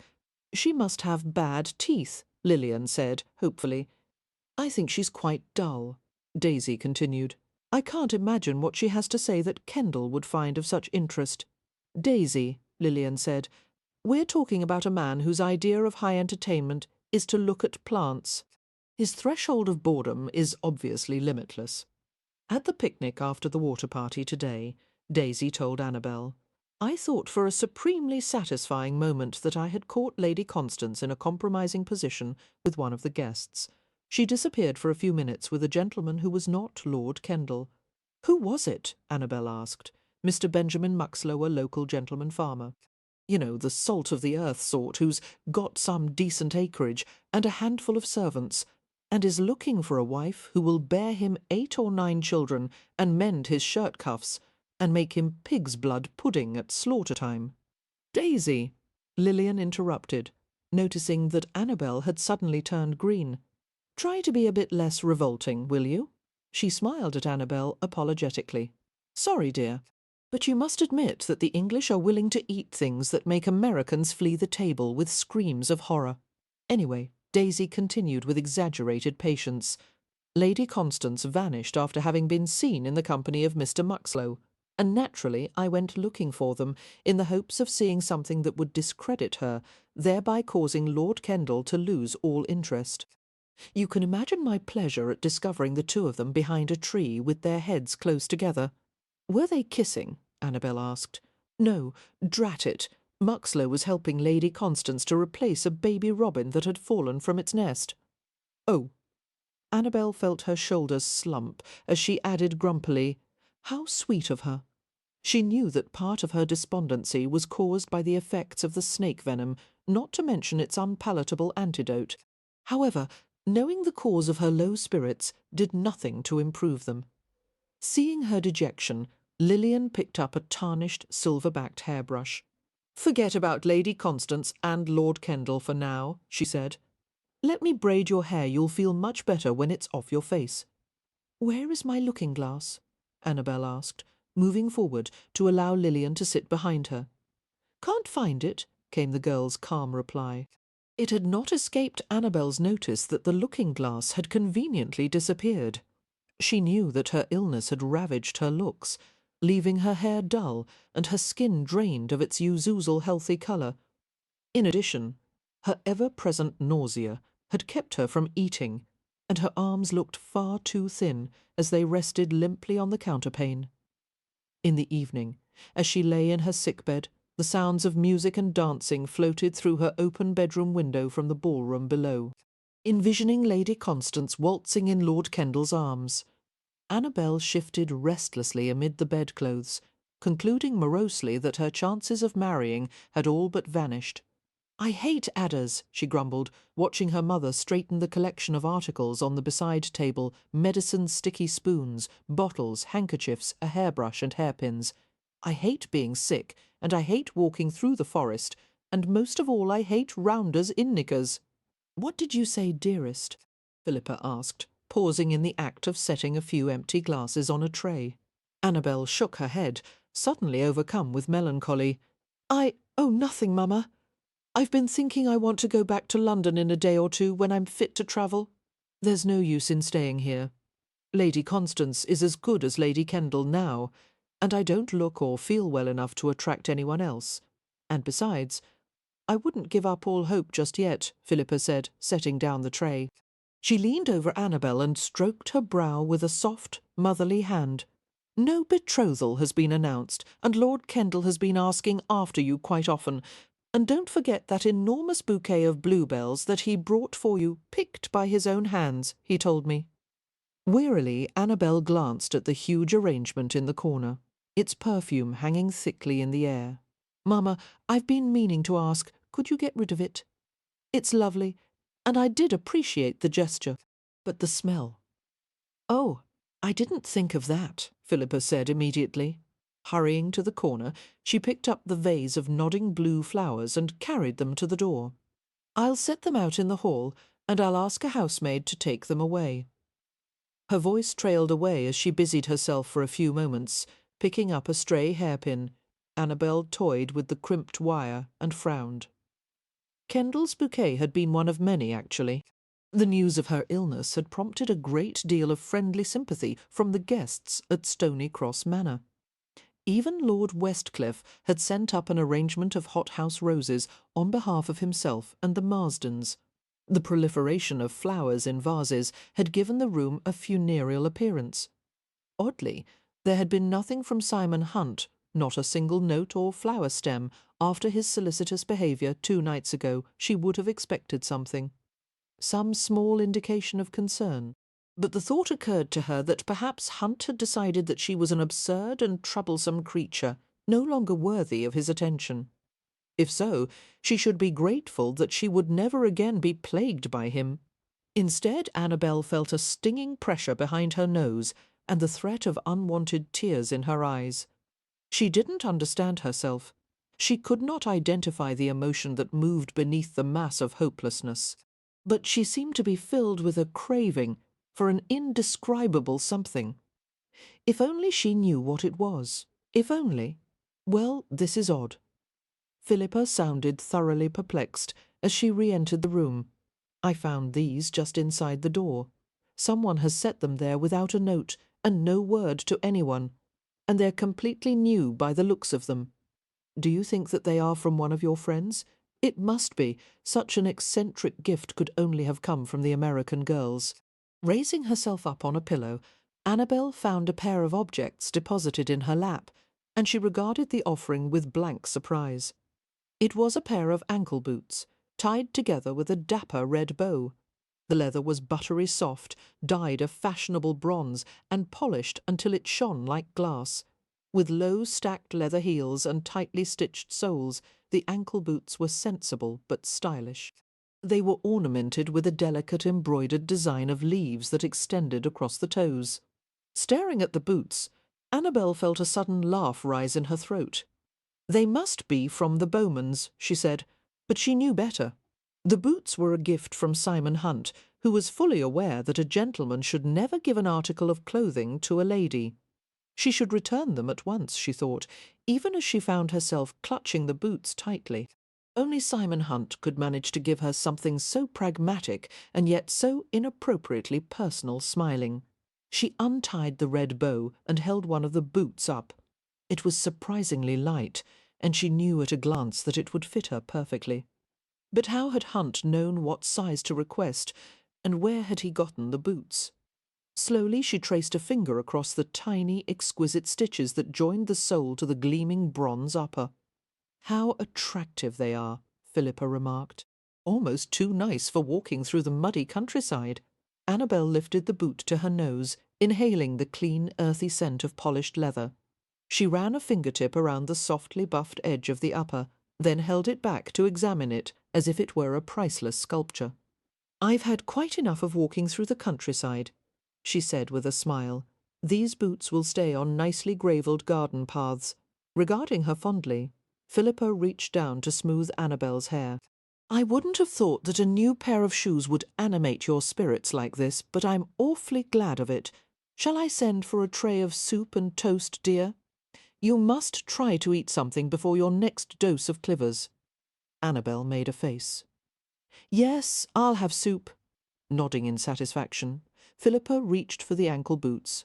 "I'll just remove these from your lap and set them in the armoire." "Not yet," Annabelle murmured, clasping one of the boots possessively. Philippa smiled as she went to ring the servant's bell. As Annabelle leaned back and ran her fingertips over the silky leather, she felt a weight from her chest seem to ease. No doubt it was a sign that the venom's effects were fading, but that didn't explain why she suddenly felt so relieved and peaceful. She would have to thank Simon Hunt, of course, and tell him that his gift was unseemly. And if he acknowledged that he had indeed been the one who had bestowed the boots, then Annabelle would have to return them. Something like a book of verse or a tin of toffee or a bouquet of flowers would have been far more appropriate. But no gift had ever touched her as this one had. Annabelle kept the ankle boots with her all evening, despite her mother's warning that it was bad luck to set footwear on the bed. As she eventually dropped off to sleep, with the orchestra music still washing lightly through the window, she consented to set the boots on the bedside table. When she awoke in the morning, the sight of them made her smile. Chapter 14. On the third morning after the adder bite, Annabelle finally felt well enough to get out of bed. To her relief, the majority of the guests had gone to a party that was being held at a neighbouring estate, which left Stony Cross Manor quiet and largely empty.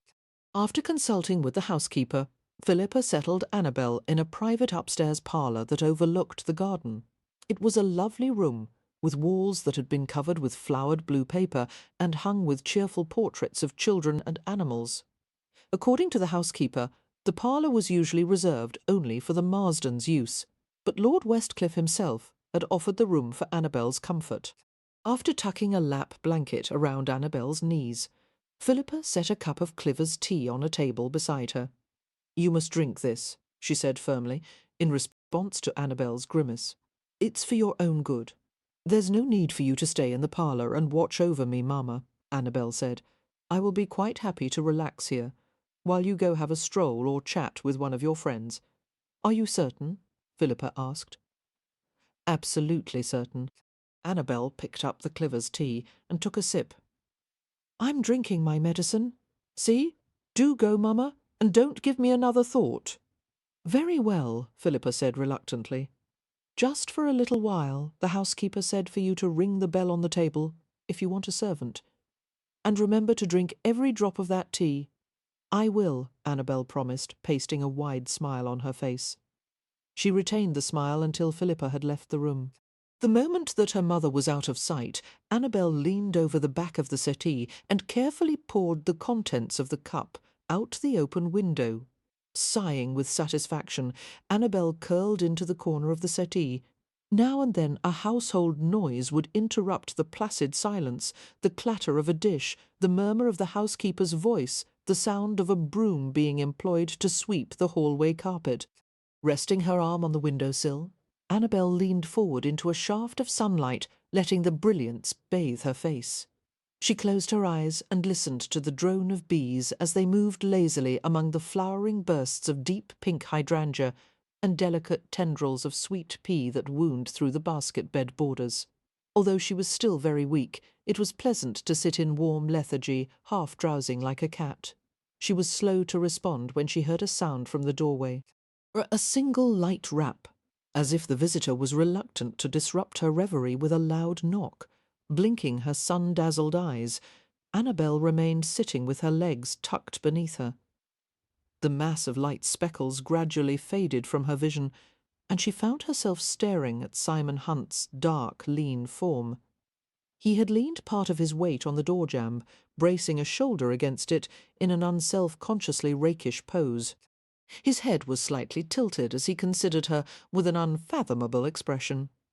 Annabelle's pulse escalated to a mad clatter. As usual, Hunt was dressed impeccably, but the gentlemanly attire did nothing to disguise the virile energy that seemed to emanate from him. She recalled the hardness of his arms and chest as he had carried her, the touch of his hands on her body. Oh, she would never be able to look at him again without remembering. "You look like a butterfly that's just flown in from the garden," Hunt said softly. He must be mocking her, Annabelle thought, perfectly aware of her own sick-room pallor. Self-consciously she raised a hand to her hair, pushing back the untidy locks. "What are you doing here?" she asked. "Shouldn't you be at the neighbour's party?" She had not meant to sound so abrupt and unwelcoming, but her usual facility with words had deserted her. As she stared at him, she couldn't help thinking of how he had rubbed her chest with his hand. The recollection caused the stinging heat of embarrassment to cover her skin. Hunt replied in a gently caustic tone. "I have business to conduct with one of my managers who is due to arrive from London later this morning. Unlike the silk-stockinged gentleman whose pedigrees you so admire, I have things to consider other than where I should settle my picnic blanket today." Pushing away from the doorframe, Hunt ventured farther into the room, his gaze frankly assessing. "Still weak? That will improve soon. How is your ankle? Lift your skirts. I think I should take another look." Annabelle regarded him with alarm for a fraction of a second, then began to laugh as she saw the glint in his eyes. The audacious remark somehow eased her embarrassment and caused her to relax. "That is very kind," she said dryly, "but there's no need. My ankle is much better, thank you." Hunt smiled as he approached her. "I'll have you know that my offer was made in a spirit of purest altruism. I would have taken no illicit pleasure at the sight of your exposed leg. Well, perhaps a small thrill, but I would have concealed it fairly well. Grasping the back of a side chair with one hand, he moved it easily to the settee and sat close to her. Annabelle was impressed by the way he had lifted the sturdy piece of carved mahogany furniture as if it were feather-light. She threw a quick glance at the empty doorway. As long as the door wasn't closed, it was acceptable for her to sit in the parlour with Hunt, and her mother would eventually come to look in on her. Before that happened, however, Annabelle decided to bring up the subject of the boots. "Mr. Hunt," she said carefully, "there is something I must ask you." "Yes." His eyes were definitely his most attractive feature, Annabelle thought distractedly. Vibrant and full of life, they made her wonder why people generally preferred blue eyes to dark ones. No shade of blue could ever convey the simmering intelligence that lurked in the depths of Simon Hunt's sable eyes. Try as she might, Annabelle could think of no subtle way to ask him. After grappling silently with a variety of phrases, she finally settled for a blunt question. "Were you responsible for the boots?" His expression gave nothing away. "Boots? I'm afraid I don't take your meaning, Miss Peyton. Are you speaking in metaphor? Or are we talking about actual footwear?" "Ankle boots," Annabelle said, staring at him with open suspicion. "A new pair that was left inside the door of my room yesterday. Delighted as I am to discuss any part of your wardrobe, Miss Peyton. I'm afraid I know nothing about a pair of boots. However, I am relieved that you have managed to acquire some. Unless, of course, you wish to continue acting as a strolling buffet to the wild life of Hampshire." Annabelle regarded him for a long moment. Despite his denial, there was something lurking behind his neutral facade, some playful spark in his eyes. "Then you deny having given the boots to me?" "Most emphatically, I deny it." "But I wonder if someone wished to have a pair of boots made up for a lady without her knowledge. How would he be able to learn the precise size of her feet?" "That would be a relatively simple task," he mused. "I imagine that some enterprising person would simply ask a housemaid to trace the soles of the lady's discarded slippers. Then he could take the pattern to the local cobbler, and make it worth the cobbler's while to delay his other work in favour of crafting the new shoes immediately." "That is quite a lot of trouble for someone to go through," Annabelle murmured. Hunt's gaze was lit with sudden mischief. "Rather less trouble than having to haul an injured woman up 3 flights of stairs every time she goes out walking in her slippers." Annabelle realised that he would never admit to giving her the boots which would allow her to keep them, but would also ensure that she would never be able to thank him. And she knew he had. She could see it in his face. "Mr. Hunt," she said earnestly, I wish." She paused, unable to find words, and stared helplessly at him. Taking pity on her, Hunt stood and went to the side of the room, picking up a small circular game table. It was only about 2 feet in diameter, constructed with a clever mechanism to allow a player to flip the top from a chessboard to a draughts board. "Do you play?" he asked casually, setting the table in front of her. "Draughts? Yes, occasionally." "No, not draughts, chess." Annabelle shook her head, shrinking back into the corner of the settee. "No, I've never played chess. And I don't wish to sound uncooperative, but the way I feel at present, I have no desire to try something as difficult as—" "It's time for you to learn, then," Hunt said, heading to a niche of shelves to retrieve a polished burl-wood box. "It's been said that you can never really know someone until you play chess with him."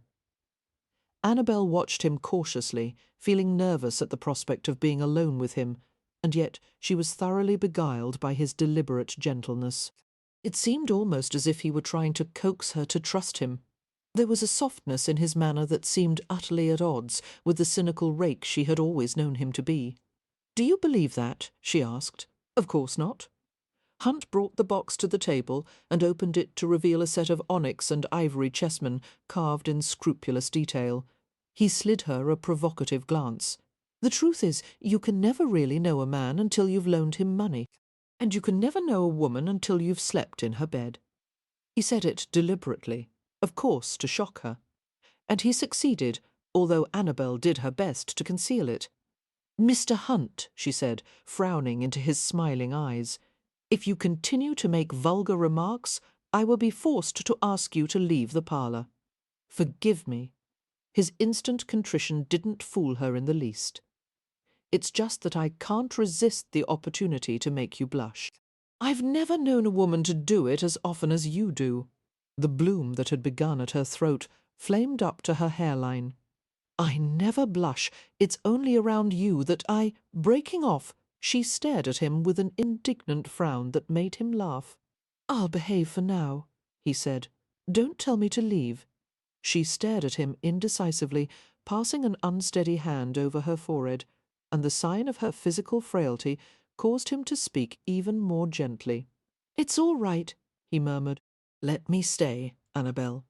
Blinking, she responded with a wobbly nod and subsided against the cushions of the settee, while Hunt set the board methodically.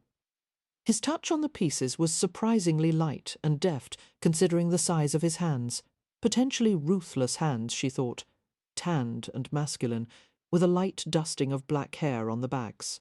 Half standing over her as Hunt was, Annabelle became aware of the intriguing scent of him, the whisper of starch and shaving soap overlaying the fragrance of clean male skin.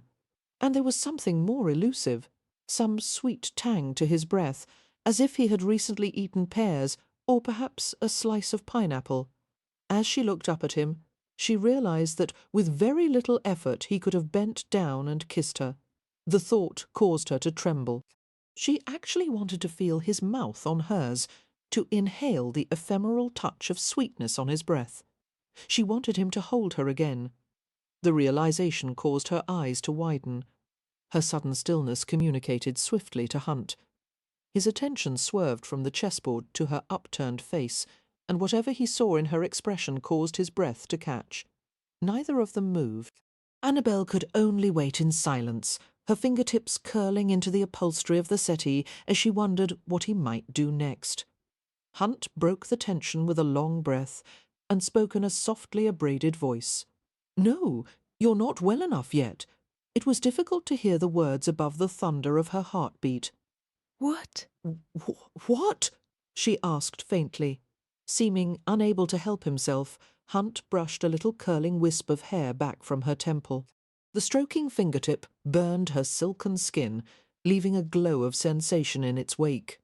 "I know what you're thinking, and believe me, I'm tempted, but you're still too weak and my self-control is in short supply today.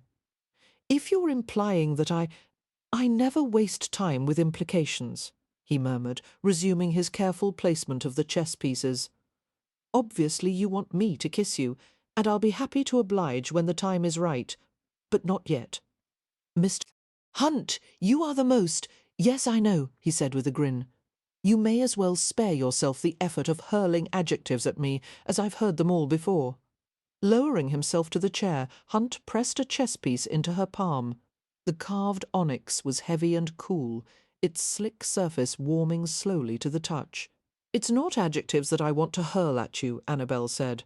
"A sharp object or two would suffice." A deep laugh stirred in his chest, and his thumb brushed over the backs of her fingers before he withdrew his hand. She felt the rasp of a callus on his thumb, the sensation not unlike the tingling scrape of a cat's tongue. Bemused by her own response to him, Annabelle looked down at the chess piece in her hand. That is the queenth most powerful piece on the board. She can move in any direction, and go as far as she wishes. There was nothing overtly suggestive in his manner of speaking.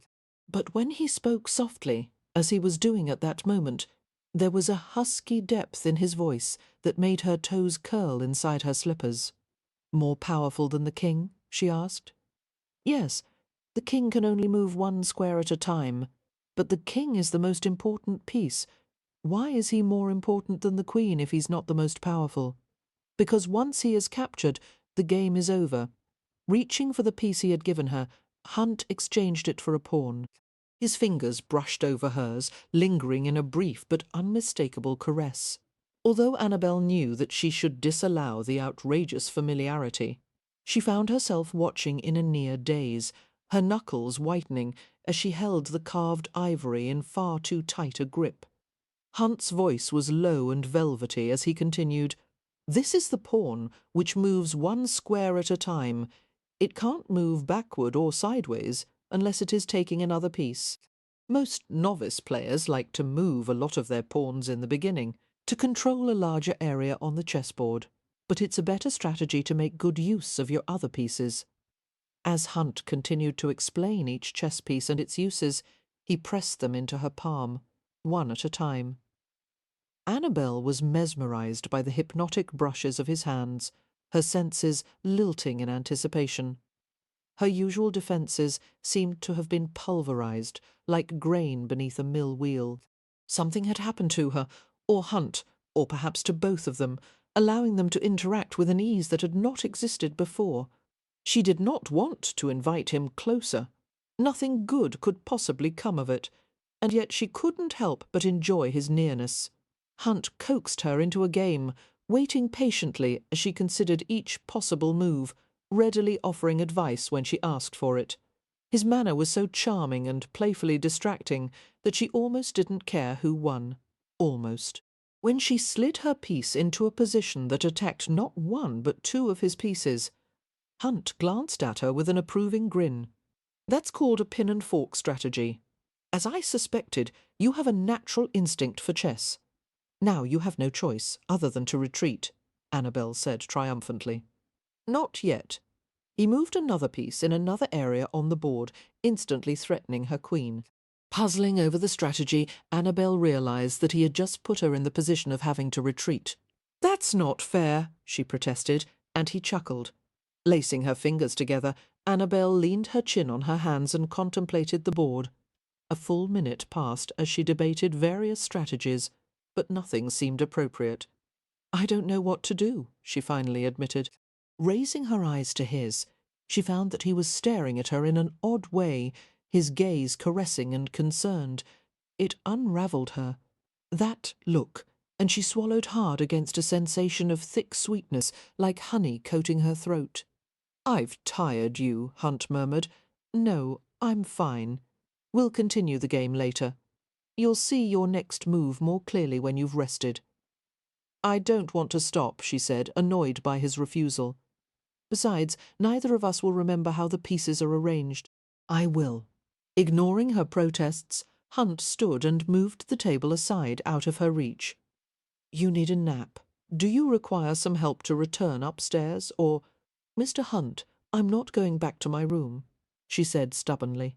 "I'm sick of it. In fact, I would rather sleep in the hallway than—" "All right," Hunt murmured with a smile, resuming his seat. "Calm yourself, far be it from me to make you do something that you don't want to do." He laced his fingers together and leaned back in a deceptively casual pose, his gaze narrowing on her. "Tomorrow the guests will be back at the manor in full force," he remarked. "I suppose you'll resume your pursuit of Kendall soon?" "Probably," Annabelle admitted, covering her mouth as an insistent yawn stretched her lips. "You don't want him," Hunt said softly. "Oh, yes, I do." Annabelle paused, dreamily, half propping her head on her curled arm. "And, although you have been very kind to me, Mr. Hunt, I'm afraid that I can't let that change my plans." He stared at her in the same relaxed but engrossed way he had regarded the chessboard. "I'm not going to change my plans either, sweetheart. If Annabelle hadn't been so tired, she would have objected to the endearment." Instead, she pondered his words sleepily. "His plans, which are to try and stop me from catching Lord Kendall," she said. "They go somewhat beyond that," he replied, amusement lurking in one corner of his mouth. "What do you mean? I'm hardly going to reveal my strategy. Clearly I need every advantage I can get. The next move is yours, Miss Peyton. Just remember that I'll be watching you." Annabelle knew that the warning should have alarmed her, but she was filled with overwhelming weariness, and she closed her eyes for a few seconds. The soothing moisture beneath her lids eased the scratchy feeling that heralded an overpowering need to sleep. She opened her heavy eyes with infinite reluctance, and Hunt's image blurred before her. It was too bad that they had to be adversaries, she thought wearily. She wasn't aware that she had spoken the words aloud until he replied in a gentle tone, "I've never been your adversary."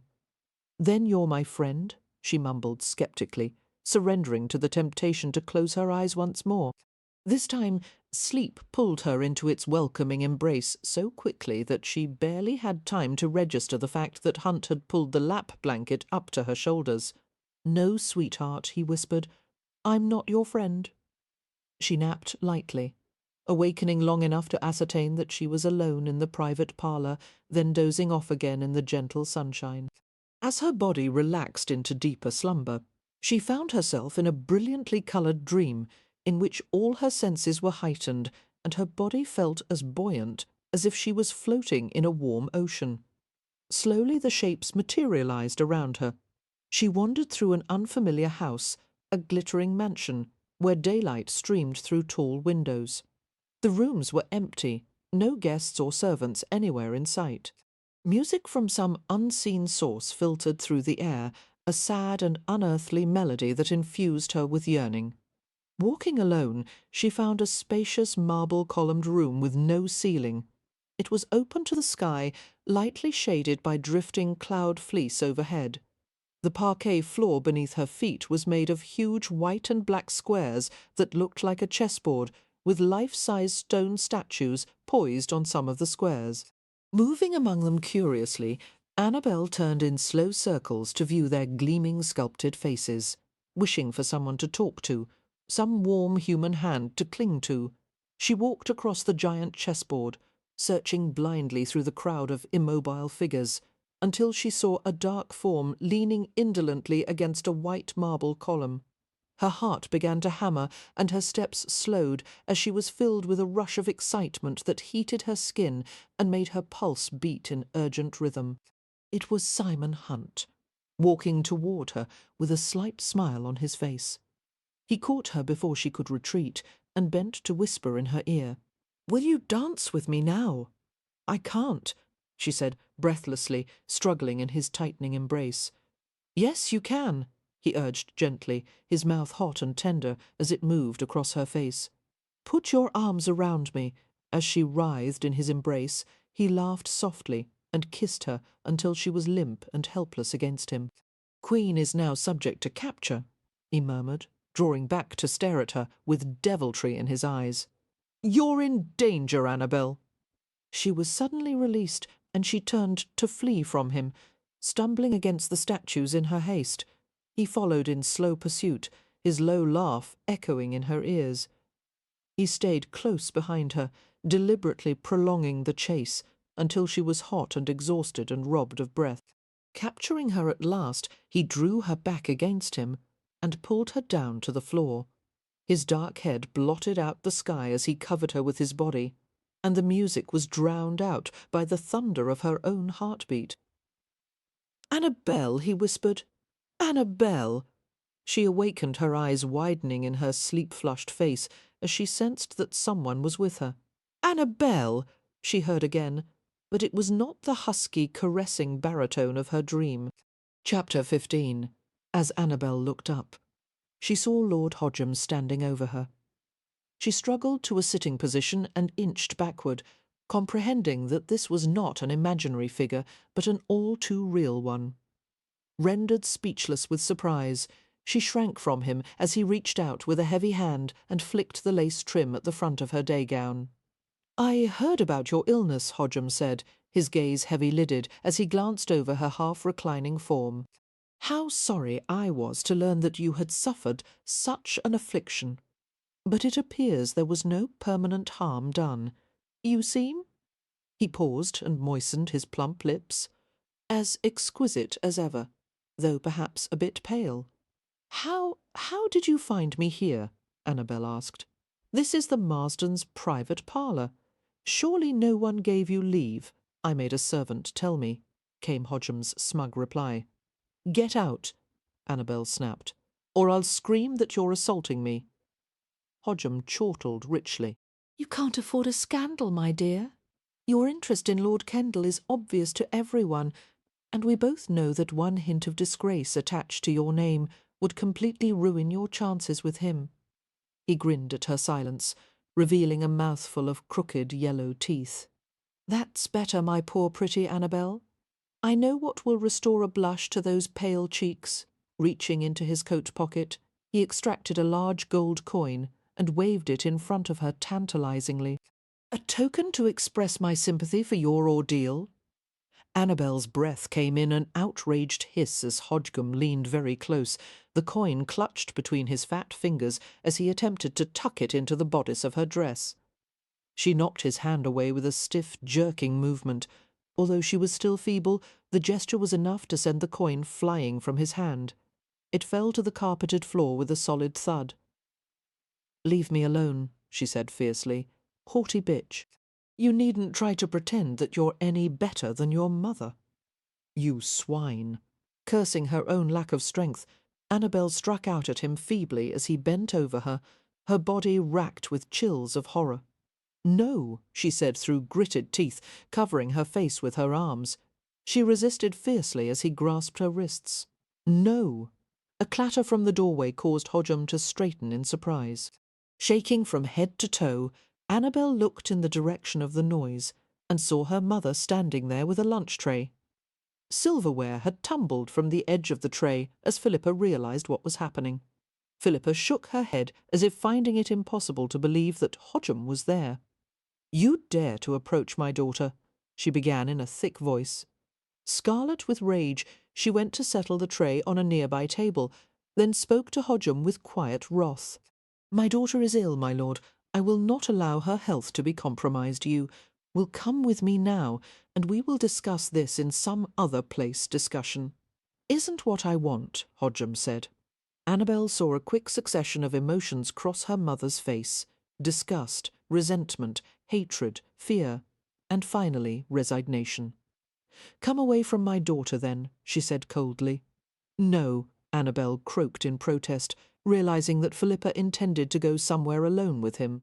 "Mamma, stay with me. Everything will be fine." Philippa didn't look at her, but kept her emotionless gaze on Hodgem's ruddy countenance. "I've brought you a lunch tray, dearest. Try to eat something." No, disbelieving, despairing, Annabelle watched her mother calmly precede Hodgem from the room. "Mamma, don't go with him."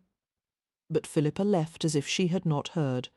Annabelle was not aware of how many minutes passed as she stared blankly at the empty doorway. There was no thought in her mind of touching the lunch tray. The tang of vegetable broth that flavoured the air made her feel nauseous. Bleakly, Annabelle wondered how this hellish affair had ever started, if Hodgem had forced himself on her mother, or if it had initially been a matter of mutual consent. No matter how it had begun, it had now turned into a travesty. Hodgem was a monster, and Philippa was trying to pacify him to keep him from ruining them. Weary and miserable, trying not to think of what might be occurring between her mother and Hodgem at that very moment, Annabelle levered herself off the settee. She winced at the protesting ache of her muscles, her head hurt, and she was dizzy, and she wanted to go to her room. Walking like an old woman, she made her way to the bell pull and tugged. After what seemed an interminable length of time, there was still no response. With the guests gone, most the staff had been allowed their day off, and maids were in short supply. Scrubbing her fingers distractedly through the limp locks of her hair, Annabelle assessed the situation. Although her legs were weak, they felt serviceable. That morning her mother had helped her to walk the length of 2 hallways from their room to the Marsdens' upstairs parlour. Now, however, she was fairly certain that she could manage the short journey on her own. Ignoring the brilliant sparks that danced across her vision like fireflies, Annabelle left the room with short, careful steps. She stayed close to the wall in case she needed to avail herself of its support. How odd it was, she thought grimly, that even this minor exertion should cause her to pant as if she had just run for miles, infuriated with her own weakness. She wondered ruefully if she shouldn't have drunk that last cup of Cliver's after all. Concentrating on setting one foot in front of the other, she made slow progress along the first hallway, until she was nearly at the corner that led to the east wing of the estate, where her room was located. She stopped as she heard quiet voices coming from another direction. Hell's bells! It would be mortifying to be seen by anyone while she was in this condition, praying that the voices belonged to a pair of servants. Annabelle leaned her weight against the wall and stood without moving. A few strands of hair stuck to her clammy forehead and cheeks. Two men crossed the passageway before her, so involved in their conversation that it seemed they wouldn't notice her. Relieved, Annabelle thought that she managed to escape detection, but she was not that fortunate. One of the men happened to glance in her direction, and his attention was immediately riveted. As he approached her, Annabelle recognized the masculine grace of his long strides even before she saw his face clearly. It seemed that she was destined to be forever making herself an exhibition in front of Simon Hunt. Sighing, Annabelle pushed away from the wall and tried to appear composed even with her legs trembling beneath her. "Good afternoon, Mr. Hunt. What are you doing?" Hunt interrupted as he reached her. He sounded annoyed, but as Annabelle looked up at his face, she saw the concern in his gaze. "Why are you standing alone in the hallway?" "I'm going to my room." Annabelle started a little as he slid his arms around her, one at her shoulders, the other at her waist. "Mr. Hunt, there's no need. You're as weak as a kitten," he said flatly. "You know better than to go anywhere by yourself in this condition." "There wasn't anyone to help me," Annabelle replied irritably. Her head swam, and she found herself against him, letting him support some of her weight. His chest was wonderfully solid and hard, the fabric of his coat silky cool against her cheek. "Where is your mother?" Hunt persisted, smoothing back a tangled lock of her hair. "Tell me, and I'll—" "No." Annabelle glanced up at him with instant alarm, her slender fingers biting into his coat sleeves. Dear God, the last thing she needed was for Hunt to instigate a search for Philippa when she was probably in some damnably compromising situation with Hodgem at that very moment. "Don't look for her," she said sharply. I don't need anyone. I can reach my room by myself. If you'll just let go of me, I don't want." "All right," Hunt murmured, his arm remaining firmly around her. "Hush! I won't look for her. Hush!" His hand continued to smooth her hair in gentle, repeated motions. She wilted against him, trying to catch her breath. "Simon?" she whispered, vaguely surprised that she had just used his first name, for she had never used it even in the privacy of her thoughts. Moistening her dry lips, she tried once more, and to her astonishment she did it again. "Simon, yes?" A new tension had entered his long, hard body, and at the same time his hand moved over the shape of her skull in the softest caress possible. "Please, take me to my room." Hunt tilted her head back gently and regarded her with a sudden faint smile playing on his lips. "Sweetheart, I would take you to Timbuktu if you asked." By that time, the other man in the hallway had reached them, and Annabelle was dismayed, though not surprised, to see that it was Lord Westcliff. The Earl glanced at her with cold disapproval, as if he suspected that she had somehow arranged this situation as an intentional inconvenience. "Miss Peyton," he said crisply, "I assure you there was no need for you to make your way through the hall unescorted. If there was no one available to help you, you had only to ring for a servant." "I did, my lord," Annabelle said defensively, trying to push away from Hunt, who wouldn't let her. "I rang the bell-pull and waited for at least a quarter-hour, and no one came." Westcliffs regarded her with obvious scepticism. "Impossible. My servants always come when they're summoned." "Well, today seems to be an exception," Annabelle snapped. "Perhaps the bell-pull is broken, or perhaps your servants—" "Easy," Hunt murmured, pressing her head back to his chest, although Annabelle couldn't see his face. She heard the note of quiet warning in his voice as he spoke to Westcliff. "We'll continue our discussion later. Right now I intend to escort Miss Peyton to her room." "That is not a wise idea, in my opinion," the Earl said. "I'm glad I didn't ask for it, then," Simon returned pleasantly. There was the sound of the Earl's taut sigh, and Annabelle was vaguely aware of his carpet-muffled footsteps as he walked away from them. Hunt bent his head, his breath warming the tip of her ear, as he inquired, "Now, would you care to explain what is going on?" All her veins seemed to dilate, bringing a flush of pleasure to her cool skin. Hunt's nearness filled her with equal amounts of delight and yearning. As he held her, she couldn't help remembering her dream, the erotic illusion of his body pressing over hers. This was all so terribly wrong that she should revel silently in being held by him, even knowing that she would get nothing from him but temporary pleasure, followed by everlasting dishonour. She managed to shake her head in answer to his question, her cheek rubbing against the lapel of his coat. "I didn't think so," Hunt said wryly. He released her experimentally, assessed her unsteady balance with a narrow-eyed glance, and bent to lift her in his arms. Annabelle surrendered with an inarticulate murmur and linked her arms around his neck. As Hunt carried her along the hallway, he spoke in a quiet voice. "I might be able to help if you would tell me the problem." Annabelle considered that for a moment. The only thing that would come from confiding her woes to Simon Hunt was an almost certain offer to support her as his mistress, and she hated the part of herself that was tempted by the idea. "Why should you wish to involve yourself in my problems?" she asked. "Do I have to have an ulterior motive for wanting to help you?" "Yes," she replied darkly, causing him to chuckle. He set her carefully down at the threshold of her room. "Can you reach the bed by yourself?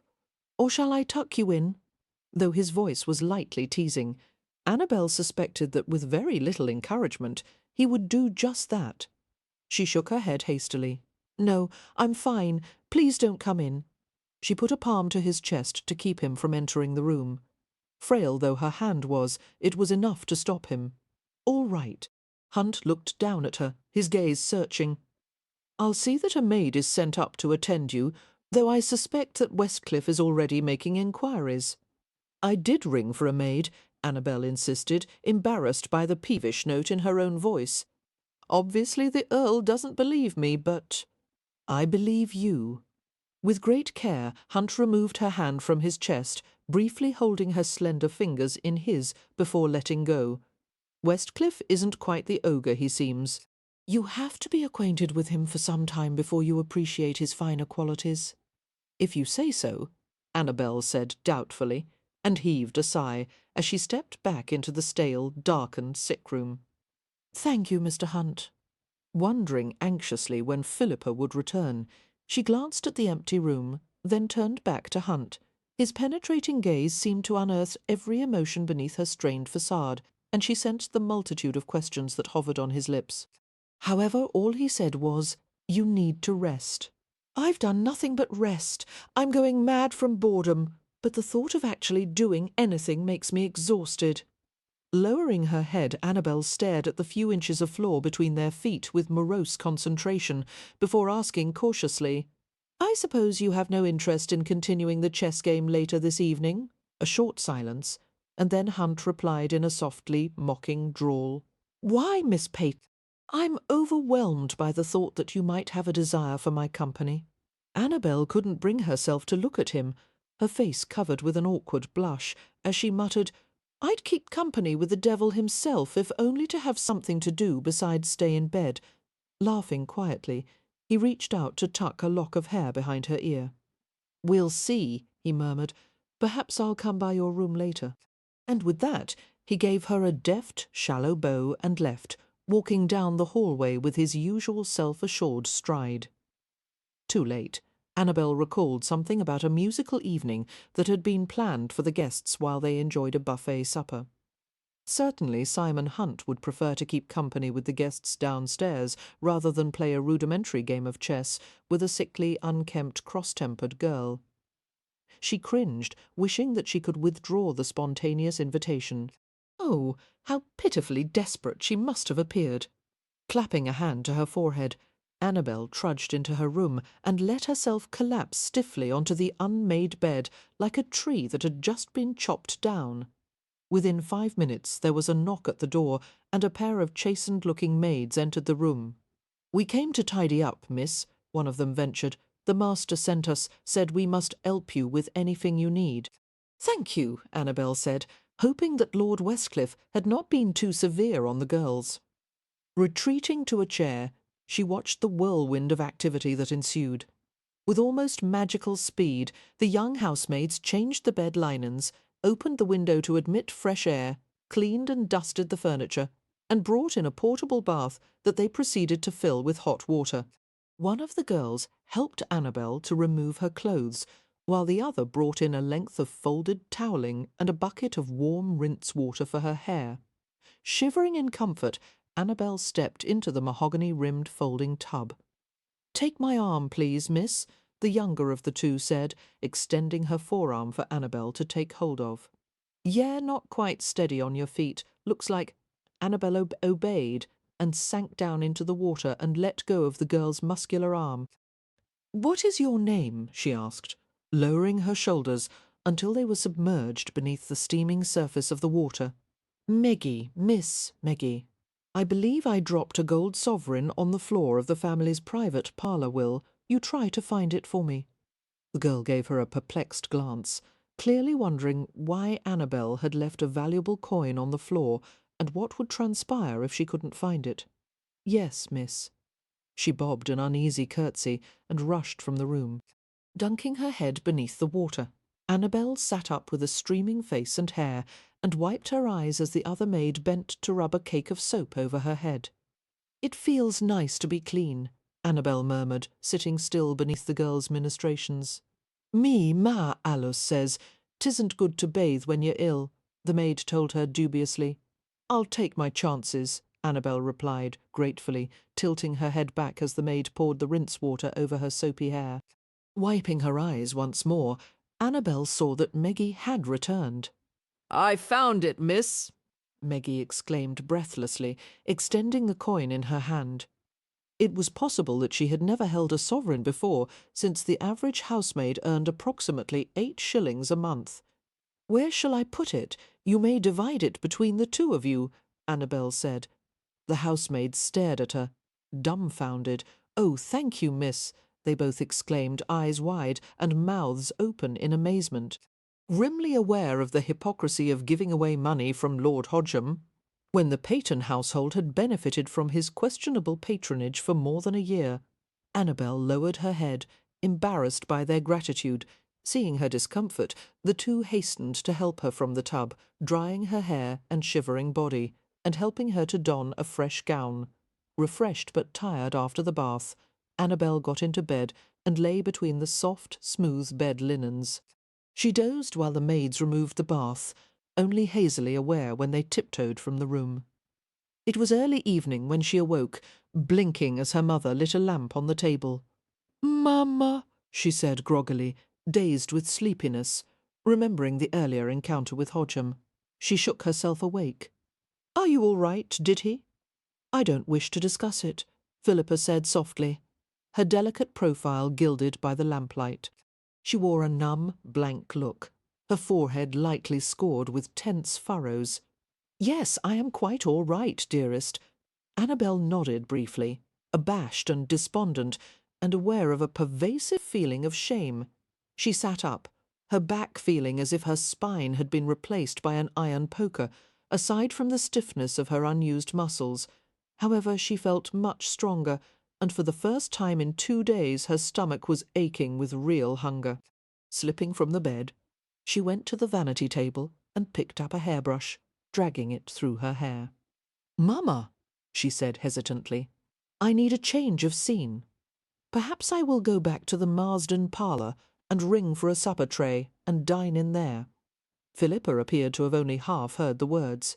"Yes," she said absently, "that seems a fine idea. Shall I go with you?" "No, thank you. I'm feeling quite well, and it isn't far. I'll go by myself. You probably want some privacy after—" Annabelle paused uncomfortably and set down the brush. "I'll be back in a little while." With a low murmur, Philippa sat in the chair by the hearth, and Annabelle sensed that she was relieved by the prospect of being alone. After braiding her hair into a long rope that lay over her shoulder, Annabelle left the room, quietly closing the door behind her. As she went out into the hall, she heard the subtle rumble of the guests who were enjoying the supper buffet in the drawing-room. Music overlaid the blend of conversation, and Lauter a string quartet with an accompanying piano. Pausing to listen, Annabelle was astonished to realize that it was the same sad, beautiful melody that she had heard in her dream. She closed her eyes and listened intently, while her throat tightened with a wistful ache. The music filled her with the kind of longing that she should not have allowed herself to feel. "Good God," she thought, I'm becoming maudlin in my illness. I have to get some control over myself. Opening her eyes, she started to walk again, only to narrowly miss ploughing into someone who had approached from the opposite direction.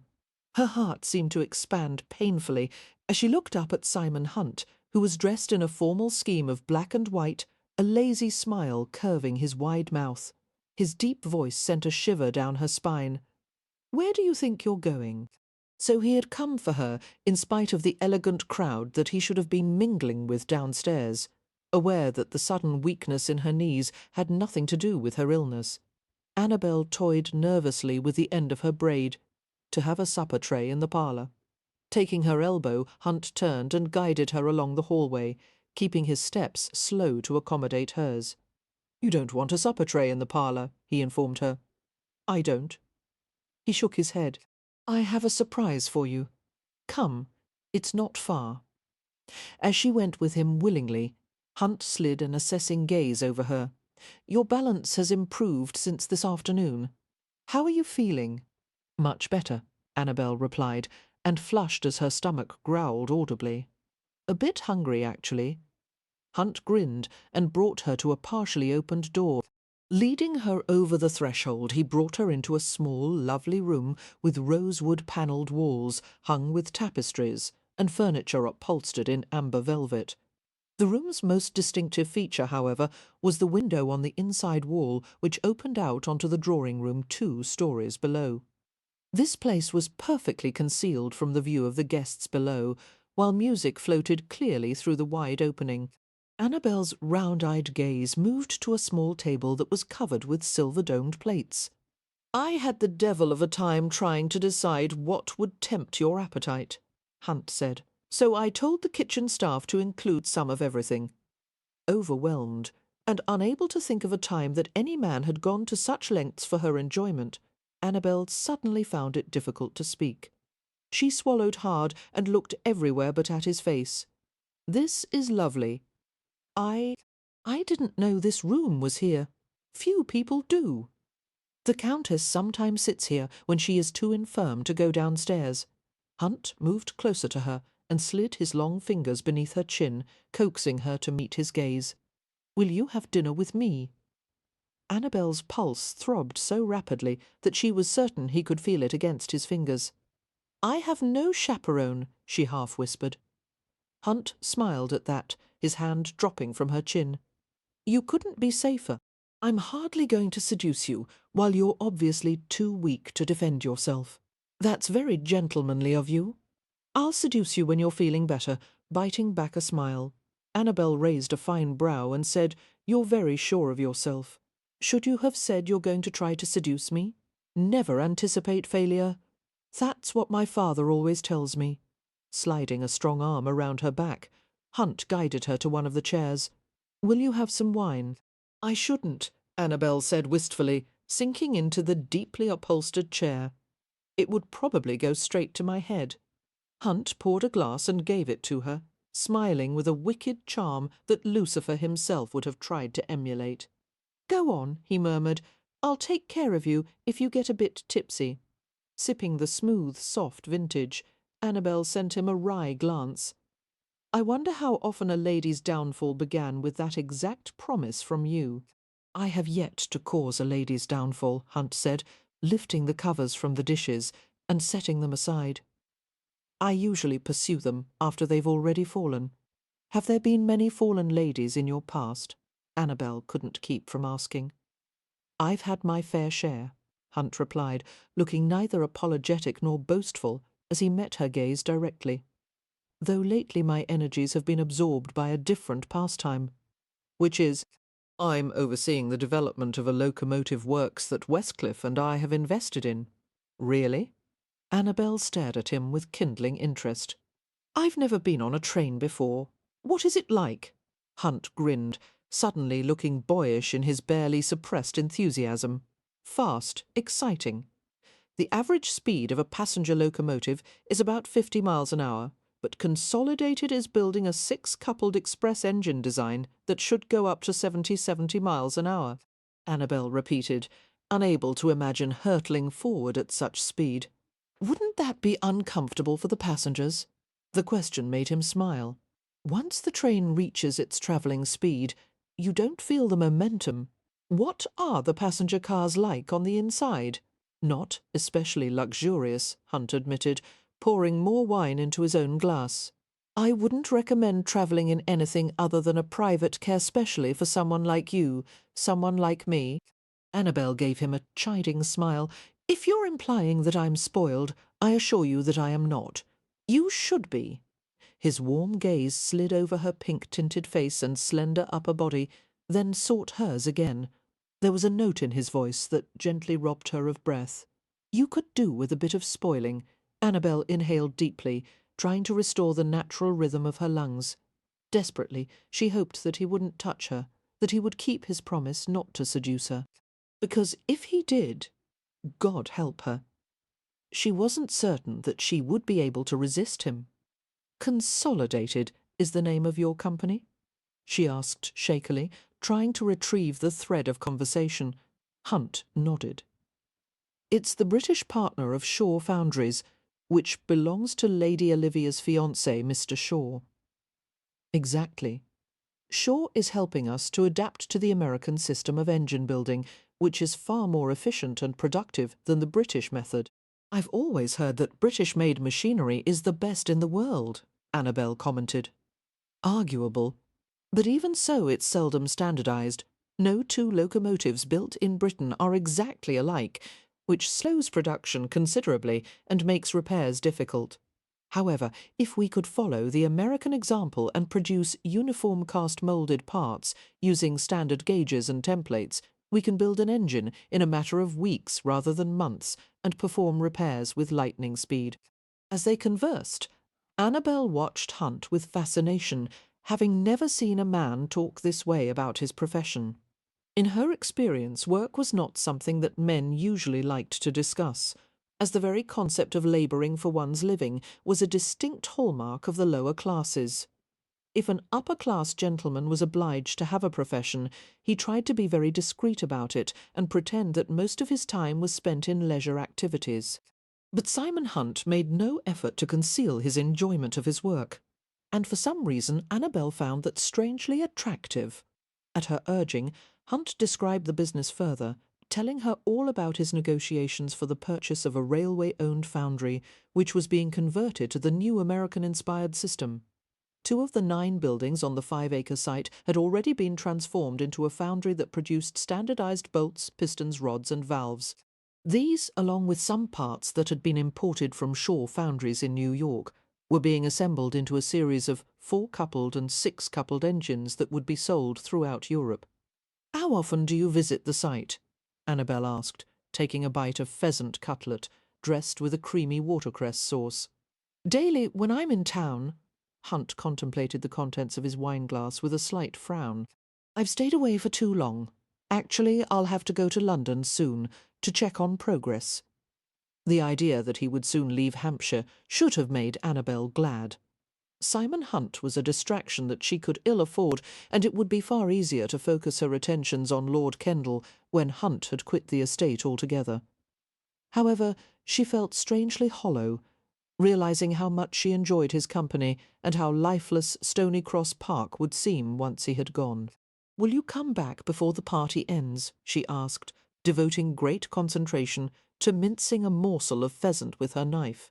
"That depends on what?" His voice was very soft. "On whether I have sufficient reason to return." Annabelle did not look at him. Rather, she lapsed into a restless silence and turned her unseeing gaze to the window aperture, through which the luxuriant melody of Schubert's Rosamunde poured. Eventually there came a discreet rap at the door, and a footman came in to remove the plates. Keeping her face averted, Annabelle wondered if the news that she had dined in private with Simon Hunt would soon be spread through the servants' hall. However, after the footman left, Hunt spoke reassuringly, seeming to have read her thoughts. "He won't say a word to anyone. Westcliff recommended him for his ability to keep his mouth shut about confidential matters." Annabelle gave him a worried glance. Then, "The Earl knows that you and I are, but I am certain that he must not approve." I've done many things Westcliff doesn't approve of, Simon returned evenly, and I don't always approve of his decisions. However, in the interest of maintaining a profitable friendship, we don't generally cross each other. Standing, he rested his palms on the table and leaned forward, his shadow covering her. What about a game of chess? I had a board brought up, just in case. Annabelle nodded. As she stared into his warm black eyes, she reflected that this was perhaps the first evening of her adult life in which she was wholly happy to be exactly where she was. With this man, she felt the most intense curiosity about him, a real need to discover the thoughts and feelings buried beneath his exterior. "Where did you learn to play chess?" she asked, watching the movements of his hands as he set the pieces in their previous formations. "From my father." Your father? One corner of his mouth lifted in mocking half-smile. "Can't a butcher play chess?" "Of course I—" Annabelle felt a hot blush sweep over her face. She was mortified by her tactlessness. I'm sorry. Hunt's slight smile lingered as he studied her. "You seem to have a mistaken impression of my family. The Hunts are solidly middle class. My brothers and sisters and I all attended school. Now my father employs my brothers, who also live over the shop, and in the evenings they often play chess." Relaxing at the absence of censure in his voice, Annabelle picked up a pawn and rolled it between her fingers. "Why didn't you choose to work for your father as your brothers did?"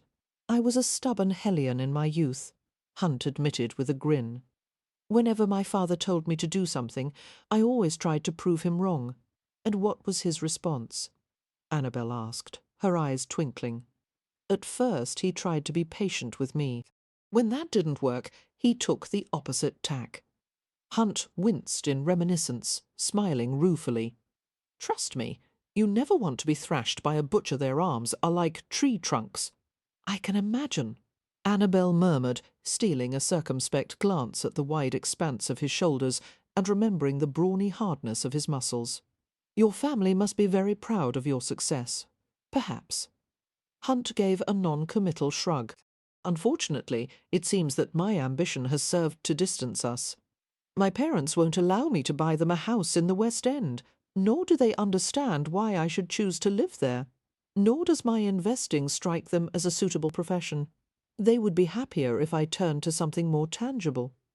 Annabelle regarded him intently, understanding what had remained unspoken in the spare explanation. She had always known that Simon Hunt didn't belong in the upper-class circles in which he often moved. However, until this moment it had not occurred to her that he was similarly out of place in the world that he had left behind. She wondered if he was occasionally lonely, or if he kept himself far too busy to acknowledge it. "I can think of few things more tangible than a 5-ton locomotive engine," she remarked in response to his last comment. He laughed and reached for the pawn in her hand. But somehow Annabelle couldn't seem to let go of the ivory piece, and their fingers tangled and held, while their gazes locked intimately. She was shocked by the radiant warmth that flooded from her hand to her shoulder, then diffused through her entire body. It was like being drunk on sunlight, heat spilling in streams of sensation, and along with the pleasure came the sudden, alarming pressure behind her eyes that heralded tears. Bewildered, Annabelle jerked her hand back from his, the pawn clattering to the floor. "I'm sorry," she said with an unsteady laugh, suddenly afraid of what might happen if she stayed alone with him any longer. She stood clumsily and moved away from the table. I've just realized that I'm very tired. The wine seems to have affected me after all. I should go back to my room. I think there is still ample time for you to socialize with everyone downstairs, so your evening hasn't been entirely wasted. Thank you for the dinner and the music and—" "Annabelle." Hunt moved with swift grace, coming to stand before her with his hands at her waist. He looked down at her, an inquiring frown tugging at his dark brows. "You're not afraid of me, are you?" he murmured. She shook her head dumbly. Then why the sudden rush to leave? There were infinite ways she could have replied, but at the moment she could summon no subtlety, wit, or any manner of verbal agility. She could only answer with the bluntness of a mallet strike. "I don't want this. I'm not going to become your mistress." She hesitated and said in a whisper, "I can do better." Hunt considered the bald statement with great care, his steadying hands remaining at her waist. "Do you mean that you can find someone to marry?" he finally asked. "Or is it that you intend to become the mistress of an aristocrat?" "It doesn't matter, does it?" Annabelle muttered, pushing away from the support of his hands. "Neither scenario involves you." Although she refused to look at him, she felt his gaze on her, and she shivered as the glow of warmth faded completely from her body. "I'll take you back to your room," Hunt said without emotion, and he accompanied her to the door. Chapter 16. When Annabelle rejoined the guests the next morning, she was heartened to discover that her encounter with the adder had earned a great deal of sympathy from everyone, including Lord Kendall. Exhibiting a great degree of sensitivity and concern, Kendall sat with Annabelle at a late morning breakfast held al fresco on the back terrace. He insisted on holding her plate at the buffet table while she selected various morsels, and he made certain that a servant refilled her water glass as soon as it was empty. He also insisted on doing the same for Lady Constance Darrowby, who had joined them at the table. Recalling the Wallflowers' comments about Lady Constance, Annabelle assessed the competition. Kendall seemed more than a little interested in the girl, who was quiet and serenely aloof. She was also elegantly thin, in the style that had currently become quite fashionable. And Daisy had been right. Lady Constance did indeed have a mouth like a drawstring purse, constantly tightening into little cooing O's whenever Kendall shared a piece of horticultural information with her. "How dreadful it must have been," Lady Constance remarked to Annabelle upon hearing the story of the adder. "It's a wonder that you didn't die." Despite the angelic cast of her expression, a cool glitter in her pale blue eyes made Annabelle aware that the girl wouldn't have been all that displeased if she had. "I'm quite well now," Annabelle said, turning to smile at Kendall. "And more than ready for another outing in the woods." "I shouldn't exert myself too soon if I were you, Miss Peyton," Lady Constance said with delicate concern. "You still don't seem to have fully recovered.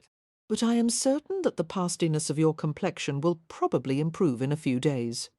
Annabelle maintained her smile, refusing to show how the comment had rankled, though she was strongly tempted to make an observation about the blemish on Lady Constance's forehead. "Do excuse me," Lady Constance murmured, standing from the table.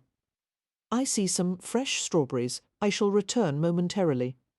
"Take your time," Annabelle advised sweetly. "We'll hardly notice your absence." Together, Annabelle and Kendall watched Lady Constance glide toward the buffet table, where it so happened that Mr. Benjamin Muxlow was also refilling his plate. Politely, Muxlow stood back from the large bowl of strawberries and held Lady Constance's plate as she ladled a few choice berries on it. The air between them bespoke nothing more than cordial friendliness.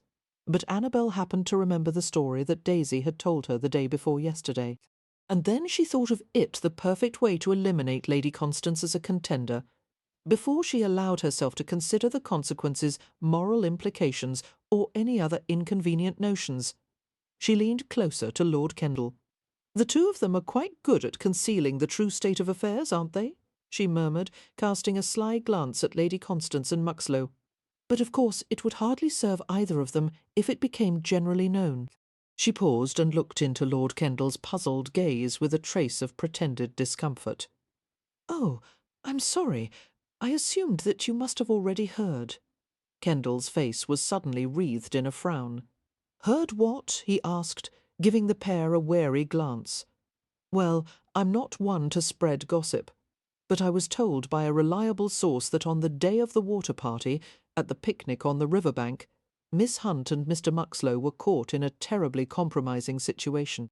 The two of them were behind a tree and—" Annabelle stopped with a carefully manufactured expression of dismay.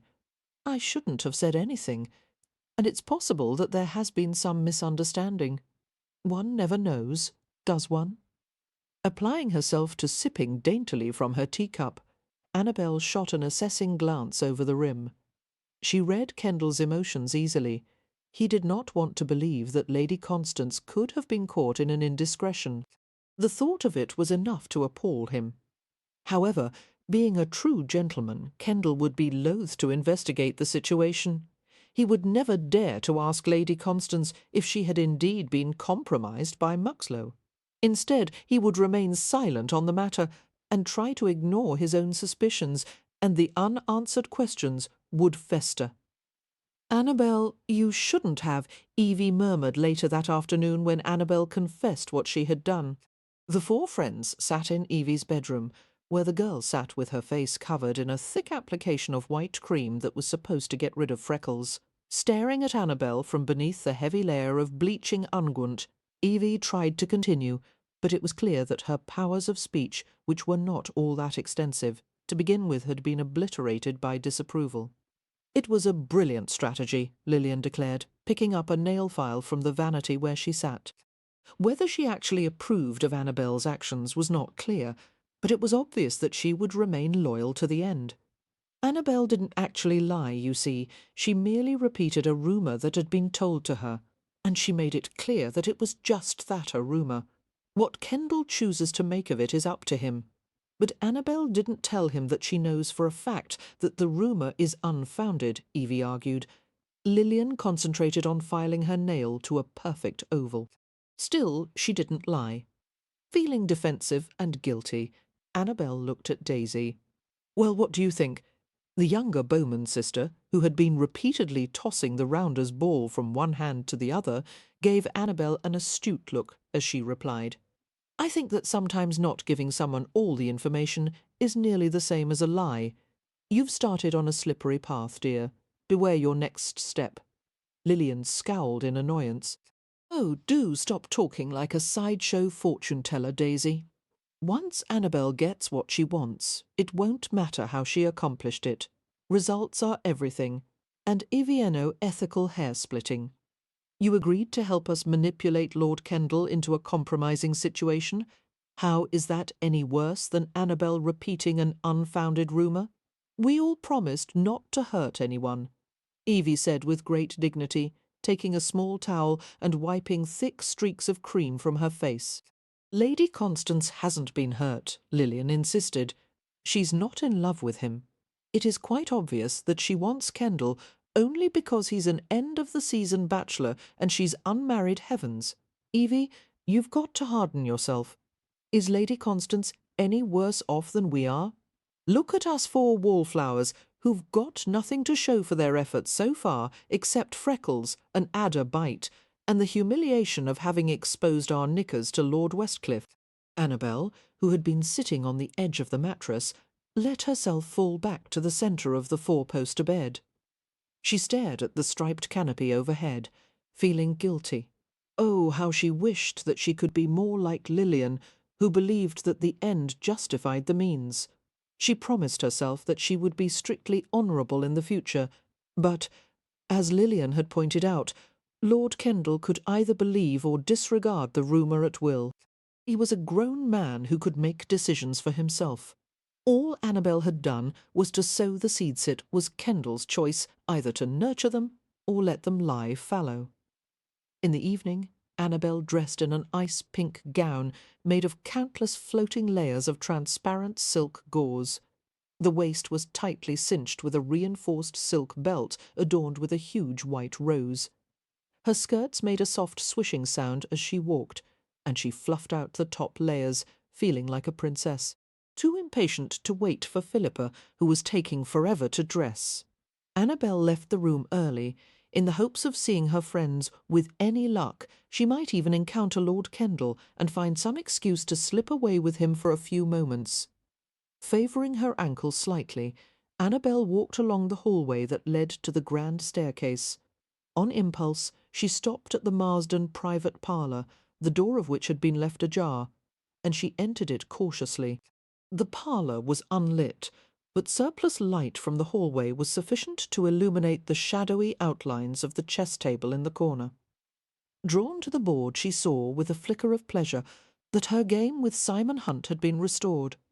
Why had he taken the time to arrange the pieces as if they were still in play? Did he expect her to make another move? Don't touch anything, she told herself, but the temptation was too great to resist. She squinted in concentration, assessing the situation with a fresh eye. Hunt's knight was in the perfect position to capture her queen, which meant that she would either have to move the piece or defend it. Suddenly she saw best how to protect her threatened queen. She slid a nearby rook forward to capture Hunt's knight, thereby eliminating it from the board altogether. Smiling in satisfaction, she set the captured piece to the side and left the room. Descending the grand staircase, she crossed through the entrance hall and walked along another hallway toward a circuit of public rooms. The carpet beneath her feet muffled all sound, but suddenly she sensed that someone was behind her. She felt a frisson of warning across her exposed upper back. Glancing over her shoulder, she saw that Lord Hodgem was following her, moving with surprising swiftness for such a stocky man. His heavy fingers hooked into the back of her silk belt, forcing her to stop or risk the possibility of having the fragile band snap in two. It was a sign of how arrogant Hodgem had become that he would accost her in a place where they could so easily be seen. Gasping in outrage, Annabelle spun to face him. She was confronted by the sight of his portly torso crammed into tight evening clothes, while the oily scent of his cologned hair assaulted her nostrils. "Lovely creature," Hodgem muttered, his breath pungent with the scent of brandy. "Recovering nicely, I see. I think perhaps we should resume our conversation of yesterday, before I was so pleasantly diverted by your mother."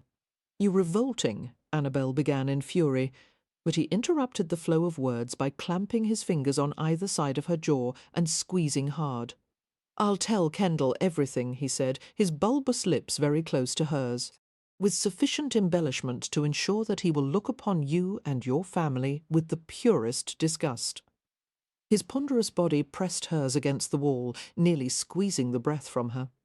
"Unless," he said, his sour respiration striking her face, "you decide to accommodate me in the same manner that your mother has."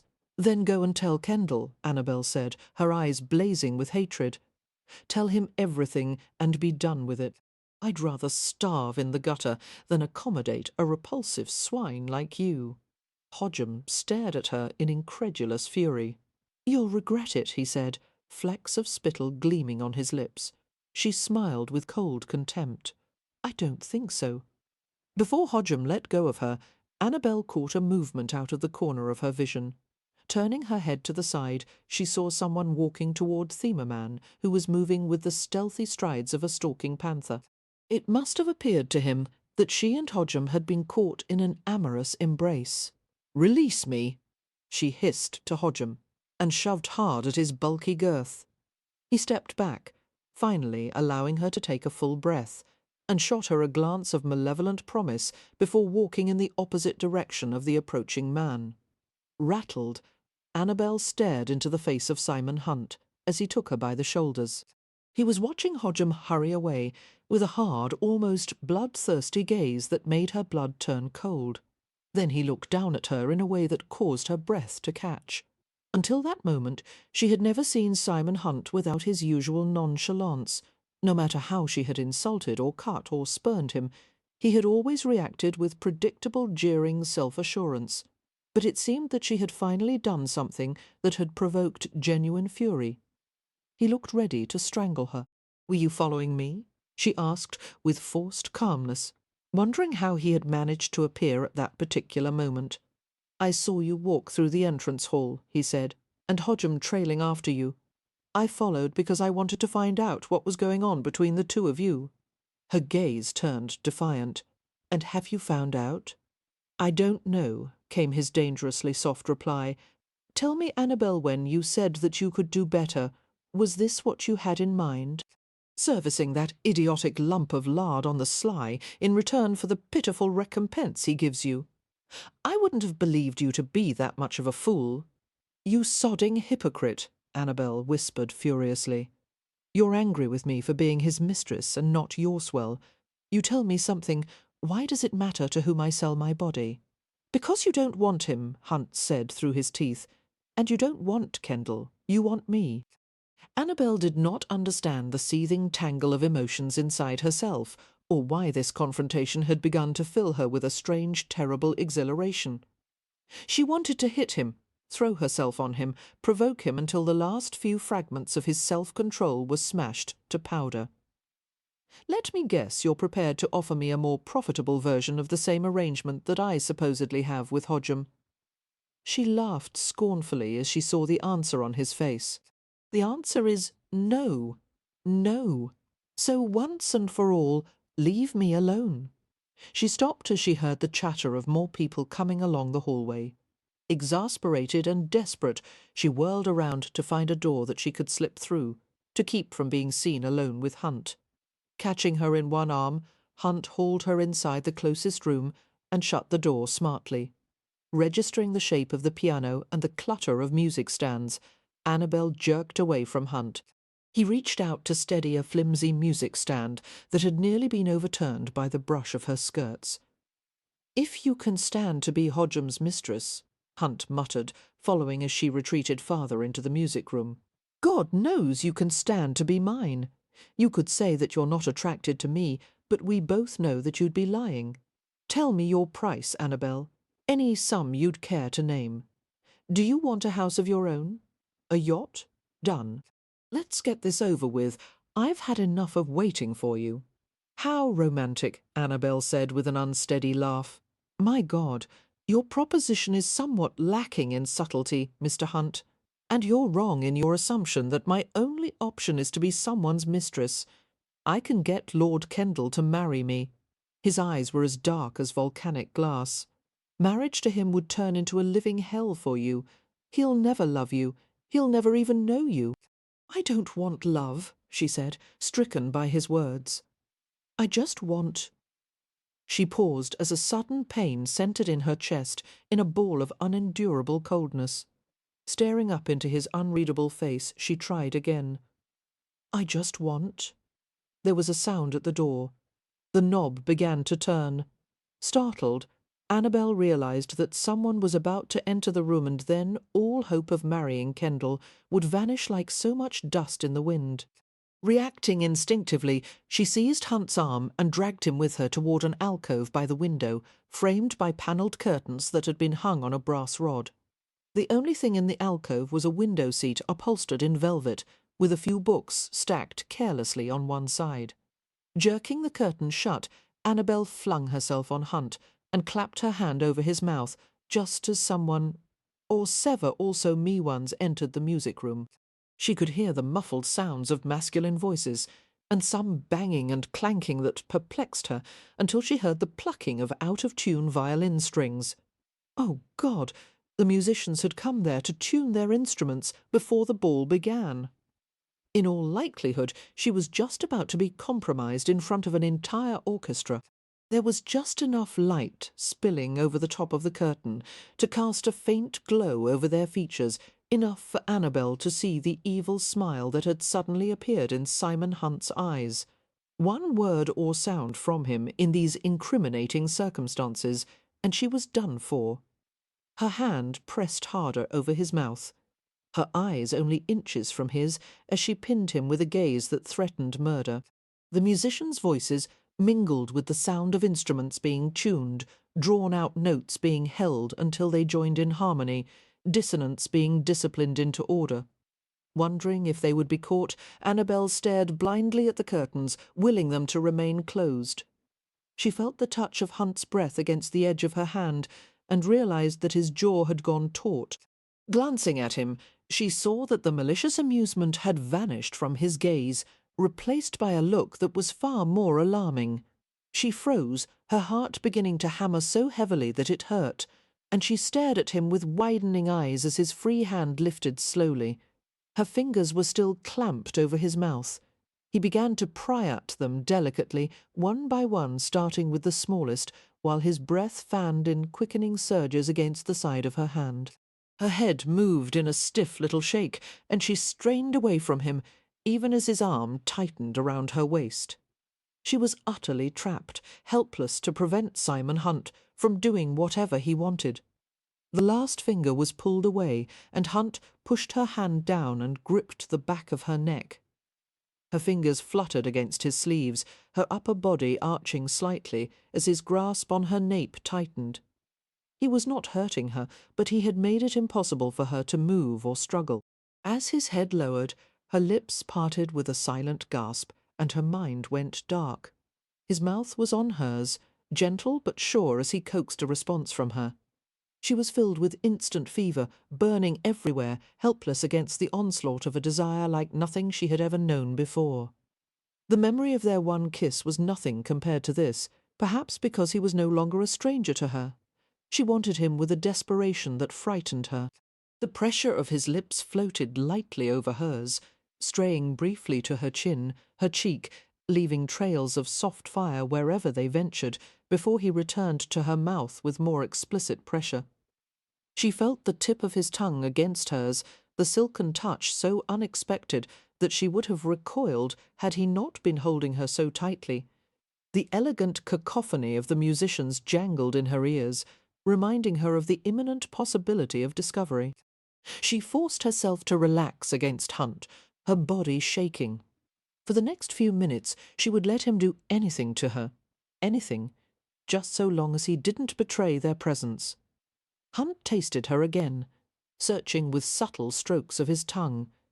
She was shocked by the intimate exploration, and even more by the unspeakable sensations that shot through the vulnerable places of her body.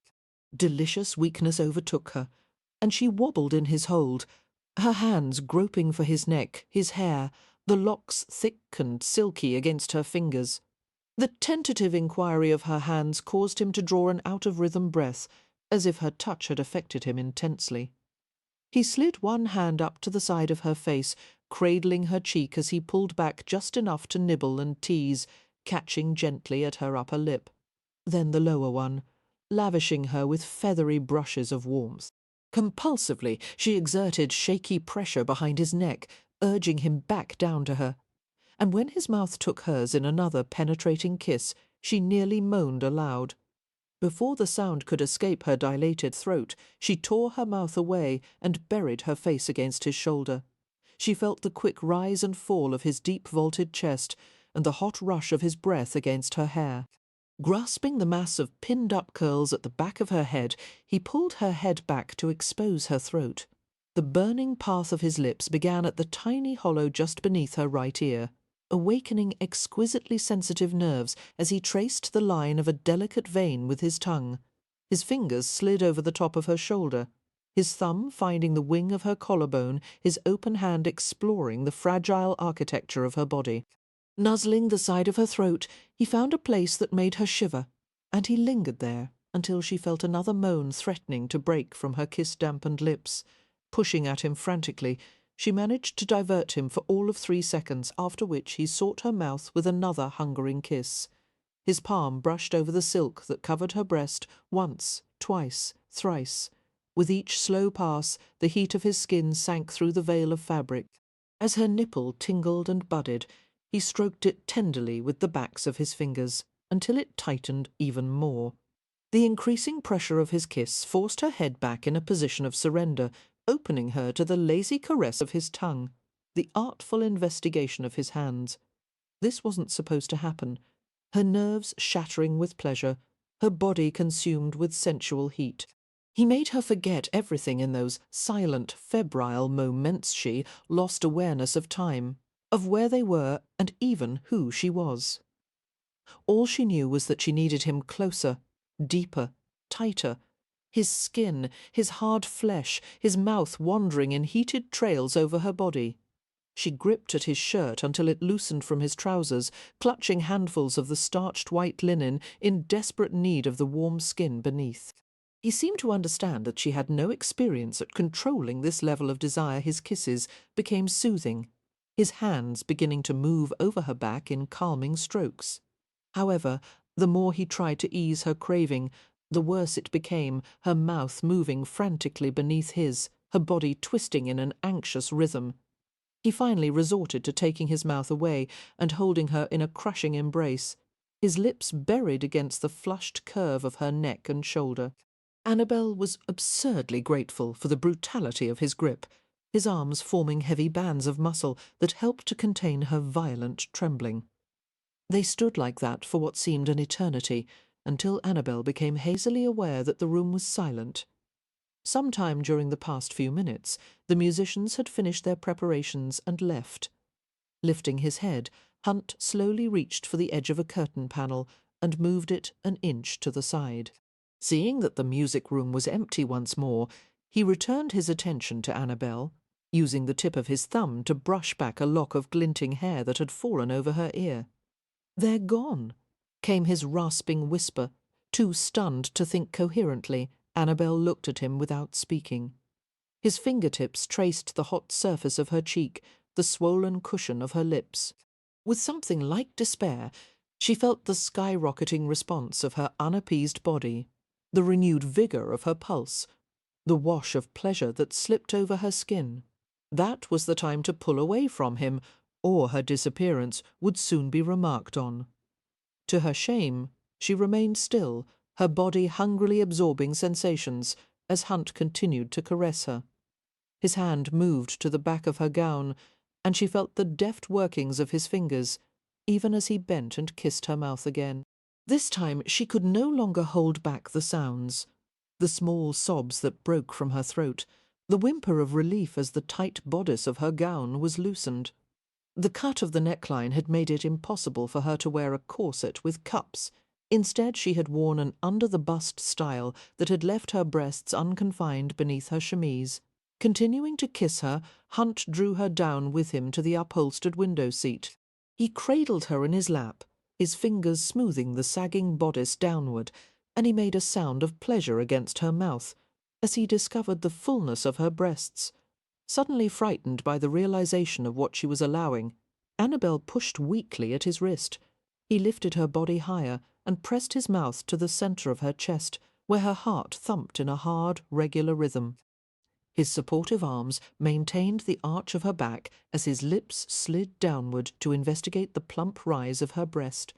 At the touch of his passion-heated breath on her nipple, she stopped straining and went still, her hand balling into fists against his shoulders. He took her into his mouth, his tongue brushing gently until the peak was wet and tender-hard, and her veins were filled with simmering honey. He whispered reassurances as his hand smoothed over her breast, his thumb rubbing the glaze of moisture into her glowing skin. Murmuring incoherently, she circled her arms around his taut neck and gasped as his mouth closed over her other nipple and tugged gently. A new urgency crept through her, something that drew shuddering moans from her chest and made her body tighten rhythmically in his lap. Hunt was tormented by the same compelling need. She could feel the violence of his heartbeat and the strain of his lungs as they laboured with each breath. But he seemed far more able to bridle his passion than she, the movements of his hands and mouth remaining careful and controlled.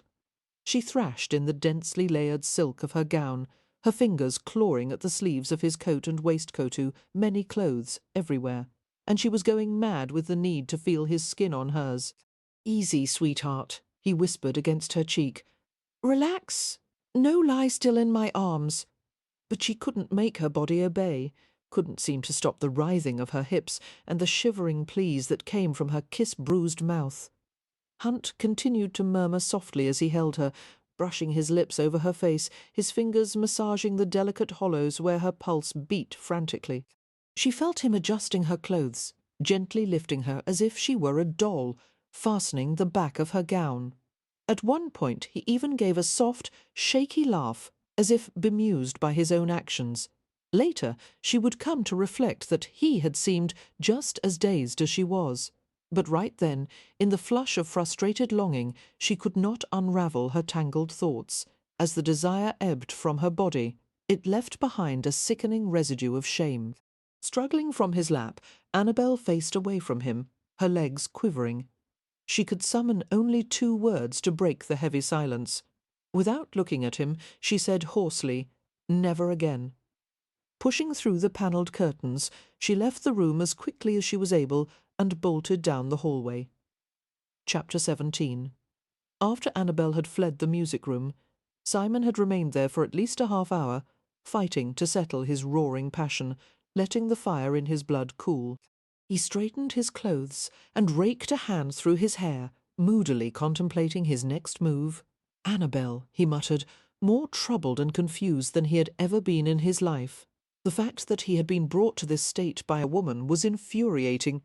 He, who was known as a crafty and disciplined negotiator, had made the clumsiest possible offer for her, and he had been roundly rejected.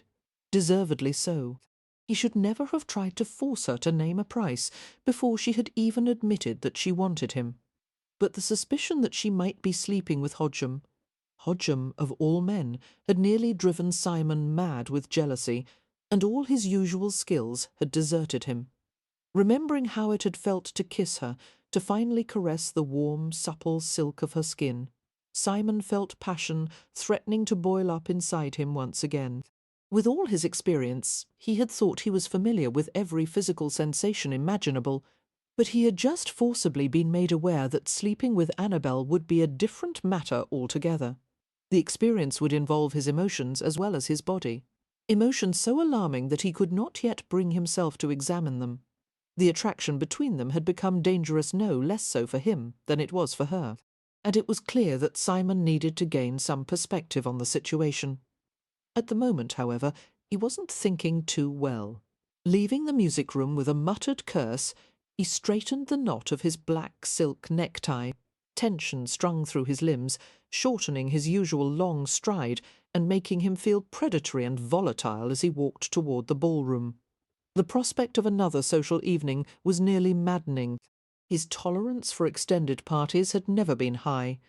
He was not a man who enjoyed hours of indolent chatter and idle amusements. He would have been long gone had it not been for Annabelle's presence at Stony Cross. Brooding. He went into the ballroom and glanced speculatively over the crowd. He immediately caught sight of Annabelle, occupying a chair in the corner with Lord Kendall at her side. Kendall was openly infatuated with her, his enraptured gaze making no secret of his interest. Annabelle looked subdued and flushed, seeming to have trouble meeting Kendall's admiring gaze. She spoke very little, and sat with her hands tightly knotted in her lap. Simon's eyes narrowed as he watched her. Ironically now, when Annabelle was feeling diminished and uncertain, Kendall's attraction to her had finally taken root. It would be a nasty surprise for Kendall later, if Annabelle did get him on the string to find out that his wife was not the timid ingenue that she seemed. She was a woman of spirit and passion, a decidedly ambitious creature who needed a partner of equal strength. Kendall would never be able to manage her. He was too much of a gentleman for Annabelle, too mild and moderate, and too intelligent in the wrong ways. Annabelle would never respect him, nor would she take any pleasure in his virtues. She would come to despise him for the very things she should have admired, and Kendall would shrink from the qualities in Annabelle that Simon would have relished. Dragging his gaze away from the pair, Simon made his way to the other side of the room, where Westcliff and a few other friends were talking. Turning toward him, the Earl murmured, "Enjoying yourself?" "Not particularly." Simon shoved his hands into his coat pockets and glanced around the ballroom with simmering impatience. "I've stayed long enough in Hampshire. I need to return to London to see what is happening at the foundry." "What of Miss Peyton?" came the soft-voiced question. Simon considered that for a moment.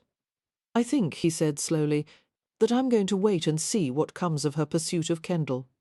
He looked at Westcliff with a questioning arch of his brow. The Earl responded with a brief nod. "When will you depart?" "Early in the morning." Simon could not repress a long, taut sigh. Westcliff smiled wryly. "The situation will untangle itself," he said in a prosaic manner. "Go to London and come back when your head is clear." Annabelle could not seem to shake the melancholy that clung to her like a mantle of ice. Sleep had been elusive, and she had hardly been able to eat a bite of the sumptuous breakfast that had been served downstairs. Lord Kendall had regarded her wan countenance and her quietness as lingering effects of her recent illness, and he had plied her with sympathy and solace until she had wanted to shove him away in irritation. Her friends, too, were being similarly annoying in their niceness, and for the first time Annabelle took no enjoyment in their cheerful banter. She tried to identify the moment when her spirits had turned so sour, and realised that it had been the moment when she had learned from Lady Olivia that Simon Hunt had left Stony Cross. "Mr. Hunt has gone to London on business," Lady Olivia had said lightly. "He never stays long. At these parties the wonder is that he didn't leave sooner than this. No dust settles on that one, to be certain." When someone had questioned why Miss Hunt's departure had been so precipitate, Lady Olivia had smiled and shook her head. "Oh, Hunt comes and goes at will, rather like a tomcat. His departures are always abrupt, as he seems to dislike goodbyes of any kind. Hunt had left without one word to Annabelle, and as a result she was left feeling abandoned and anxious. Thoughts of the previous hideous evening kept playing relentlessly in her mind. After the events in the music room, she had been disoriented, so thoroughly occupied with thoughts of Hunt that she couldn't seem to focus on the here and now. She had kept her gaze down so that she wouldn't catch an unexpected glimpse of him, and she had prayed silently that he wouldn't approach her. Mercifully, he had kept his distance, while Lord Kendall had planted himself firmly at her side. Kendall had spent the rest of the night talking to her about subjects she didn't understand and couldn't have cared less about. She had encouraged him with innocuous murmurs and half-hearted smiles, and had thought dimly that she should be ecstatic about the attention he was paying to her. Instead, she had only wished that he would go away. Her subdued manner at breakfast seemed to attract Kendall all the more. Assuming that her docile facade was an act, Lillian Bowman had surreptitiously whispered near her ear, "Good job, Annabelle.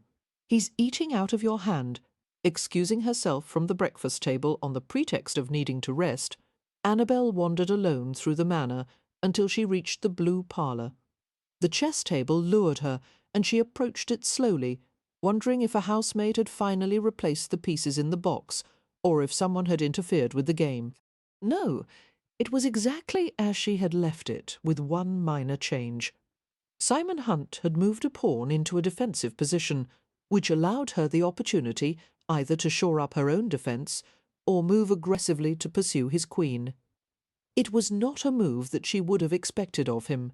She would have thought he would attempt something more ambitious, more contentious. Studying the board, she strove to understand his strategy. Had his move been made out of indecision or carelessness? Or was there some hidden purpose she could not discern? Annabelle reached for one of her pieces, hesitated, and withdrew her hand. It was just a game, she told herself. She was ascribing far too much importance to every move, as if some momentous prize hung in the balance. Nevertheless, she reconsidered her decision carefully before reaching out once again. She slid her queen forward and captured the pawn, experiencing a thrill of satisfaction as the pieces clicked together, ivory on onyx. Clasping the pawn in her palm, she tested the weight of it before setting it carefully beside the board. As the week unfolded, it turned out that the one moment at the chessboard had been Annabelle's solitary flicker of enjoyment. She had never felt this way before, not happy, nor sad, nor even worry-bitten about the future. She was simply numb, her senses and emotions dulled until she began to think she might never care about anything again. The sense of detachment was so thorough that she sometimes had the sense of standing outside herself, watching a mechanical doll move stiffly through each day. Lord Kendall partnered Annabelle with increasing frequency. They danced together at a ball, sat side by side at a musical evening, and walked through the garden with Philippa meandering at a discreet distance behind them. Kendall was pleasant, respectful, and quietly charming. He was so tolerant, in fact, that Annabelle began to think that when she and the Wallflowers sprung their final trap on him, he might not even resent it so terribly, being forced to marry a girl he had inadvertently compromised. He would get used to it eventually, and, being a philosophical man, he would find some way to accept the situation. As for Hodgem, it was clear that Philippa was managing to keep him away from Annabelle. Moreover, Philippa had somehow convinced him not to carry out his threat to expose their secret to Lord Kendall, though she would not discuss the details of the conversation. Concerned about the effect that such constant distress must be having on her mother, Annabelle tentatively brought up the possibility of leaving Stony Cross Park. However, Philippa would not hear of it. "I will manage Hodgem," she said firmly. "You just continue on with Lord Kendall." It is clear to everyone that Kendall is taken with you. If only Annabelle could obliterate the memory of the music room alcove from her mind, she dreamed of it with startling clarity and awoke in stewing torment with the sheets tangled around her legs and her skin burning fever-hot. She was bedevilled by thoughts of Simon Hunt, the memory of his scent and warmth and his provoking kisses, the hardness of the body beneath the elegant black evening suit. Despite the Wallflowers' promise to tell each other everything about their romantic adventures, Annabelle could not bring herself to confide in any of them. What had happened with Hunt had been too private and too personal. It was not something to be scrutinized by eager friends who knew no more about men than she did. And had she tried to explain the experience to them, she knew they would not have understood. There were no words to describe such soul-stealing intimacy and the devastating confusion that had followed. How in God's name could she feel this way about a man she had always despised? For 2 years she had dreaded seeing him at social events. She had considered him to be the most unpleasant companion imaginable. And now, shoving aside the unwanted thoughts, Annabelle retreated to the Marsden parlour one day, hoping to divert her churning mind with some reading material. Under her arm she carried a heavy tome inscribed with gilded letters on the front, Royal Horticultural Society findings and conclusions of reports submitted by our respected members in the year 1843. The book was as heavy as an anvil, and Annabelle wondered grimly how anyone could find so much to say about plants. Setting the book on a small table, Annabelle began to lower herself to the settee by the window, when something about the chessboard in the corner caught her attention. Was it her imagination, or eyes narrowing in curiosity? Annabelle strode to the table and stared at the configuration of chessmen, which had remained undisturbed all week long. Yes, something was different. She had used her queen to capture Simon's pawn. Now her queen had been taken from the board and set precisely to the side. He's come back, she thought, with a sudden blaze of feeling that went all through her body. She felt certain that Simon Hunt was the only one who would have touched the chessboard. He was there at Stony Cross. Her face turned paper white, except for the flags of heat that scorched the crests of her cheeks. Realizing that her reaction was all out of proportion, she struggled to calm herself. His return meant nothing. She did not want him, could not have him, and must avoid him at all cost. Closing her eyes, she breathed deeply and concentrated on governing her pulse, willing her rampaging heart to slow its recalcitrant beat. When she had finally regained herself, she looked down at the chessboard, trying to understand his last move. How had he taken her queen? Rapidly, she calculated the previous locations of the pieces. Then she realized he had lured her forward with the defensive pawn, positioning her perfectly for capture by his rook. And with her queen having been eliminated, her king was threatened, and he had put her in check. He had tricked her with that humble pawn, and she was in jeopardy. Letting out an incredulous laugh, Annabelle turned from the chess table and paced around the room. Defense strategies filled her head, and she tried to decide on the one he wouldn't expect. Obeying her instinct, she turned and headed back to the chessboard, smiling as she wondered what Hunt's reaction would be once he discovered her counter-move. As her hand hovered over the board, however, the flood of warm excitement died away completely, and her face turned to stone. What was she doing? Continuing this game, maintaining even this fragile communication with him, was pointless.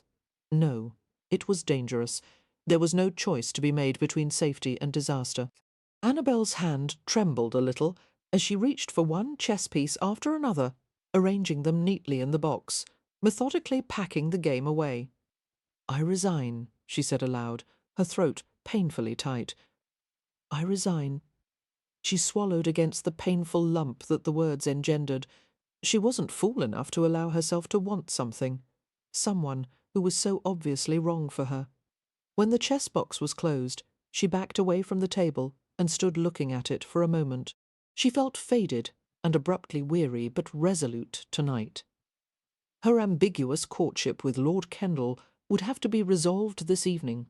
The party was almost over, and now that Simon Hunt had returned, She couldn't afford to risk having everything ruined by another complication with him.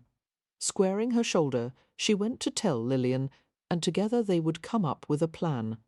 The evening would end with her betrothal to Lord Kendall. Chapter 18. The trick is all in the timing, Lillian said, her brown eyes gleaming with enjoyment. Surely no military officer had ever conducted a campaign with more determination than Lillian Bowman currently displayed. The four Wallflowers sat together on the back terrace, with glasses of cool, pulpy lemonade, giving every appearance of indolence, while in reality they were carefully plotting the evening to come. "I'll suggest a nice before-supper walk through the garden to awaken our appetites," Lillian said to Annabelle, "and Daisy and Evie will agree. And we'll bring our mother and Aunt Florence and anyone else we happen to be talking with, and hopefully by the time we reach the clearing on the other side of the pear orchard, you will be seen in flagrante delicto with Lord Kendall." "What is flagrante delicto?" Daisy asked. "It sounds illegal, I don't know precisely," Lillian admitted. "I read it in a novel. But I'm sure it's just the thing to get a girl compromised." Annabelle responded with a half-hearted laugh, wishing that she could feel even a modicum of the Bowmans' enjoyment of the situation. A fortnight ago she would have been beside herself with glee, but somehow it felt all wrong. There was no pleasurable anticipation in the prospect of finally prying a proposal out of a peer. No sense of excitement or relief, or anything remotely positive. It felt like an unpleasant duty that had to be done.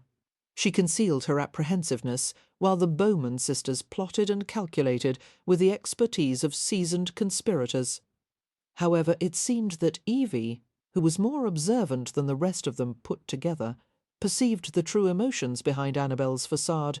"Is this what you want, Annabelle?" she asked softly, her blue eyes filled with concern. "You don't have to do this, you know. We'll find another suitor for you, if you don't want Kendall. There's no time to find another one." Annabelle whispered back. "No, it must be Kendall, and it has to be tonight, before—" "Before," Evie repeated, tilting her head as she regarded Annabelle with soft perplexity. The sun illuminated her scattered freckles, making them glint like gold dust on her velvety skin. "Before what?" As Annabelle kept silent, Evie lowered her head and drew a fingertip along the edge of her glass, collecting fragments of sweetened pulp that had clung to the rim. The Bowman sisters were talking animatedly, debating the question of whether or not the pear orchard was the best place to waylay Kendall. Just as Annabelle thought that Evie would abandon the side conversation, the girl murmured softly, "Have you heard, Annabelle, that Mr. Hunt returned to Stony Cross late last night?" "How do you know that?" someone told my aunt. Meeting Evie's perceptive gaze, Annabelle couldn't help thinking that woe befall anyone who ever made the mistake of underestimating Evangeline Jenner. "No, I hadn't heard," she murmured, tilting the glass of lemonade slightly. Evie stared into the depths of sugar-clouded liquid. "I wonder that he never took you up on your offer of a kiss," she said slowly, "after all the interest that he's shown to you in the past." Their gazes met, and Annabelle felt her face redden. Her eyes implored Evie to say no more, and she shook her head quickly. Understanding passed like a shadow over Evie's face. "Annabelle," she said slowly, "would you mind awfully if I didn't come along with the others to catch you with Lord Kendall tonight? There will be more than enough people to witness it.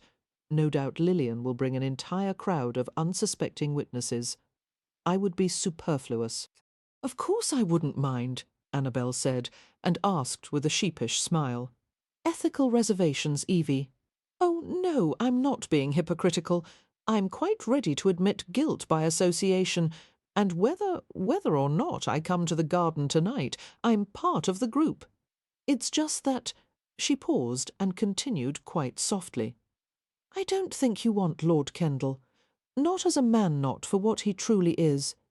And now, after having come to know you a little better, I don't believe that marriage to him will make you happy. But it will," Annabelle argued, her tone sharpening until it had caught the Bowmans' attention. They stopped chattering and stared at her curiously. "No one could possibly come closer to my ideal than Lord Kendall." "He's perfect for you," Lillian agreed firmly. I hope you're not trying to sow seeds of doubt, Evie. It's far too late for that. We're hardly going to jettison a perfectly good plan now, when we've almost achieved victory." Evie shook her head instantly, seeming to shrink in her chair. "No, no, I wasn't trying to—" Her voice faded to a mumble, and she threw Annabelle an apologetic glance. "Of course she wasn't," Annabelle said in Evie's defence, summoning a reckless smile. "Let's go over the plan once more, Lillian." Lord Kendall reacted with amused complacency when Annabelle Peyton urged him to slip away with her for an early evening walk through the garden. The air was soft with twilight, settling damply over the estate, with no breeze to stir the thick atmosphere. With most of the guests dressing for dinner or idling and fanning themselves in the card-room and parlour, the outside grounds were mostly unoccupied. No man could be unaware of what a girl wanted when she suggested an unchaperoned walk in such circumstances. Apparently not adverse to the prospect of a stolen kiss or two, Kendall allowed Annabelle to coax him along the side of the terraced gardens and behind the dry stone wall covered with climbing roses. "I rather think we should have enlisted a chaperone," he said with a slight smile. "This is decidedly improper, Miss Peyton." Annabelle flashed him a smile. "Steal away with me just for a moment," she urged. "No one will notice." As he went with her willingly, Annabelle became aware of the growing weight of guilt that seemed to press on her from all sides. She felt as if she was leading a lamb to the slaughter. Kendall was a nice man. He didn't deserve to be tricked into a forced marriage. If only she had more time, she might have been able to let things progress naturally and pry a genuine proposal out of him. But this was the last weekend of the party, and it was imperative that she bring him up to scratch now. If she could just get this part of her plan over with, things would be so much easier from then on. Annabelle, Lady Kendall, she reminded herself grimly. Annabelle, Lady Kendall, she could see herself as a respectable young matron who lived in the peaceful world of Hampshire society, taking occasional trips to London, welcoming her brother home from school on the holidays. Annabelle, Lady Kendall, would have a half-dozen fair-haired children, some of them endearingly fitted with spectacles like their father. And Annabelle, Lady Kendall, would be a devoted wife who would spend the rest of her days trying to atone for the way she had deceived her husband into marrying her. They reached the clearing beyond the pear orchard, where a stone table had been set in a gravelled circle. Coming to a stop, Kendall looked down at Annabelle, who had leaned back against the edge of the stone table in a studied pose. He dared to touch a stray curl that had fallen to her shoulder, admiring the glints of gold in the pale brown strands. "Miss Peyton," he murmured, "by now it must be evident to you that I've developed a decided preference for your company." Annabelle's heart had begun to hammer high in her throat until she thought she might choke on it. "I have found great pleasure in our conversations and walks together," she managed to say. "How lovely you are," Kendall whispered, drawing closer to her. "I've never seen eyes so blue. A month ago, Annabelle would have been overjoyed for this to happen." Kendall was a nice man, not to mention attractive, young and wealthy, and titled, "Oh, what the devil was wrong with her?" Her entire being was suffused with reluctance as he bent over her flushing, tightening face. Agitated, bewildered, she tried to hold still for him. Before their lips could meet, however, she wrenched away with a muffled gasp and turned away from him. Silence descended in the clearing. "Have I frightened you?" came Kendall's inquiry. His manner was gentle and quiet, so different from Simon Hunt's arrogance. "No, it's not that. It's just, I can't do this." Annabelle rubbed her suddenly aching forehead, her shoulders stiff amid the florid puffs of her peach silk gown. When she spoke again, her voice was heavy with defeat and self-disgust. "Forgive me, my lord. You are one of the nicest gentlemen I've ever had the privilege of knowing, which is exactly why I must leave you now.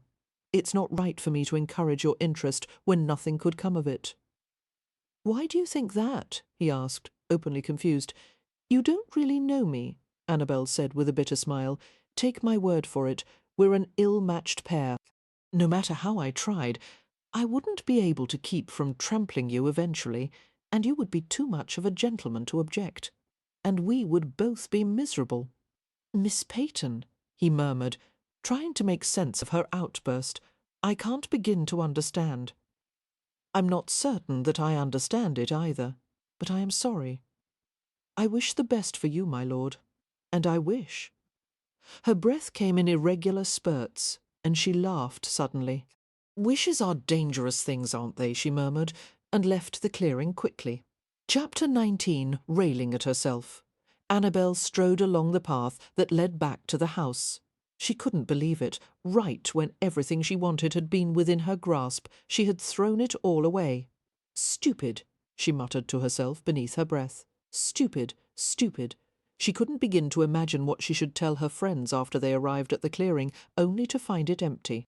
Perhaps Lord Kendall would remain where she had left him, looking like a horse whose feed bag had been yanked from his jaws before he had the chance to eat. Annabelle vowed that she would not ask the other Wallflowers to help her find another potential husband knot when she had just thrown away the opportunity that had been handed to her. She deserved whatever happened to her now. Her pace increased to a near run as she headed to her room. She was so intent on her frantic retreat that she nearly ploughed into a man who was walking slowly along the path behind the dry stone wall. Stopping suddenly, she murmured, "I beg your pardon," and would have rushed around him. However, his distinctive height and the sight of the large, tanned hands withdrawing from his coat pockets immediately betrayed his identity.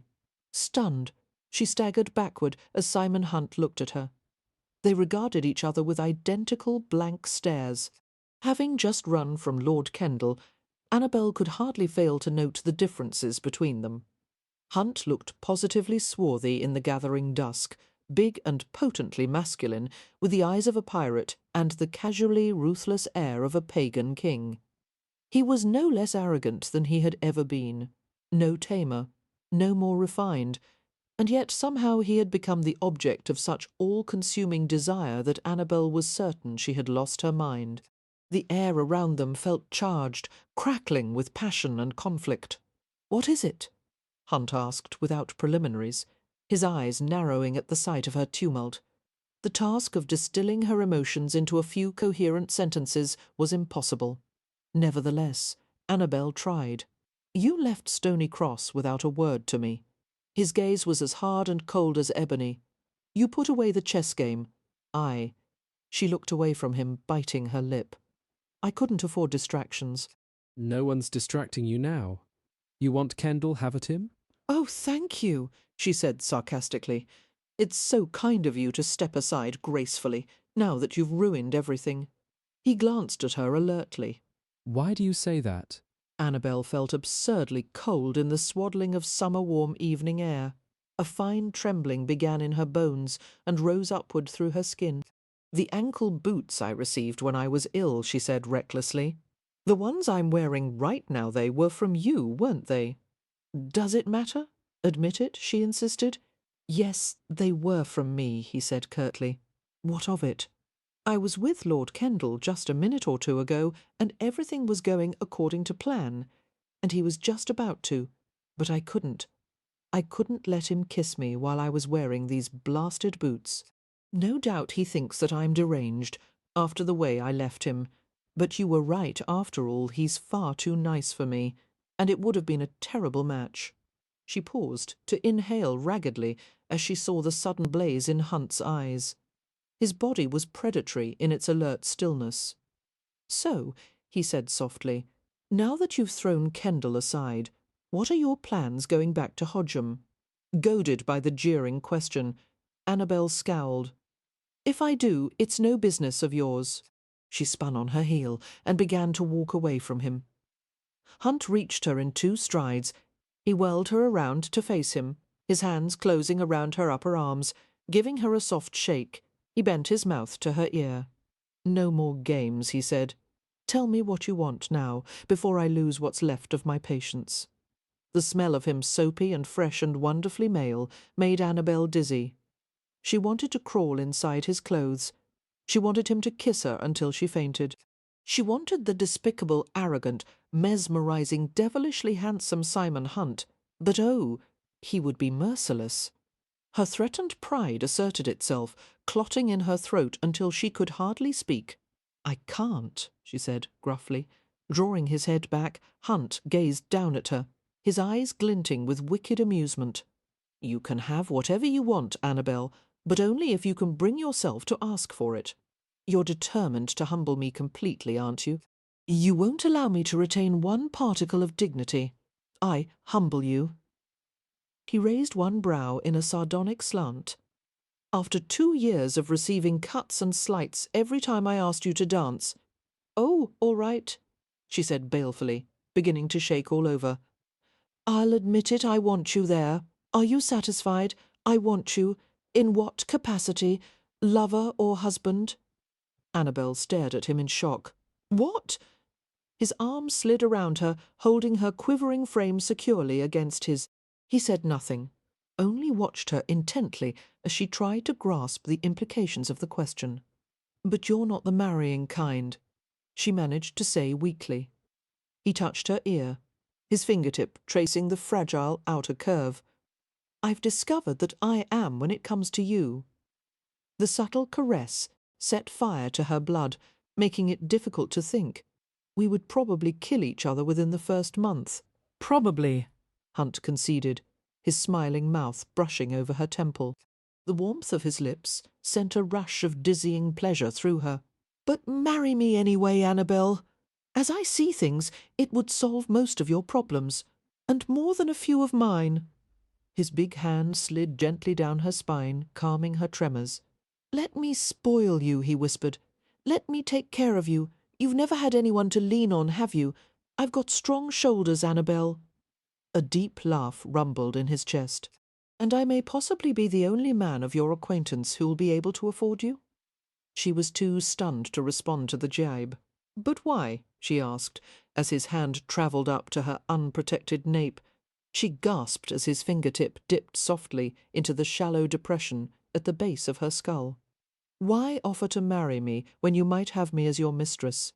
He nuzzled her throat gently. "Because I realized during the past few days that I can't leave doubt in anyone's mind about to whom you belong. Especially not yours." Annabelle closed her eyes, her senses flooded with euphoria, as his mouth wandered slowly up to her dry, parted lips. His hands and arms compressed her willing flesh into his demanding hardness. If there was mastery in the way he held her, there was also reverence, his fingertips discovering the most sensitive places on her exposed skin and teasing in whisper-light strokes. She let him coax her lips open, and she moaned at the gentle probe of his tongue.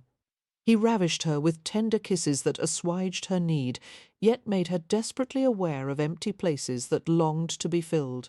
As Hunt felt the urgent quiver of her flesh against his, he soothed her with a long caress of his mouth, while his arms supported her body.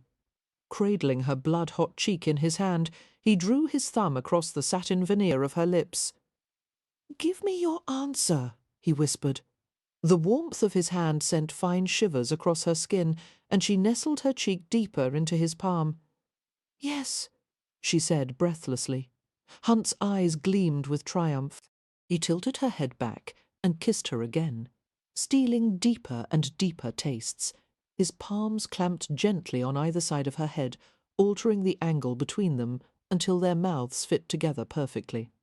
The rhythm of her breath became capricious, and she was suddenly light-headed from the inrush of too much oxygen. Reaching for him, she clutched at the support of his hard-muscled body, her fingers digging into the broad cloth of his coat.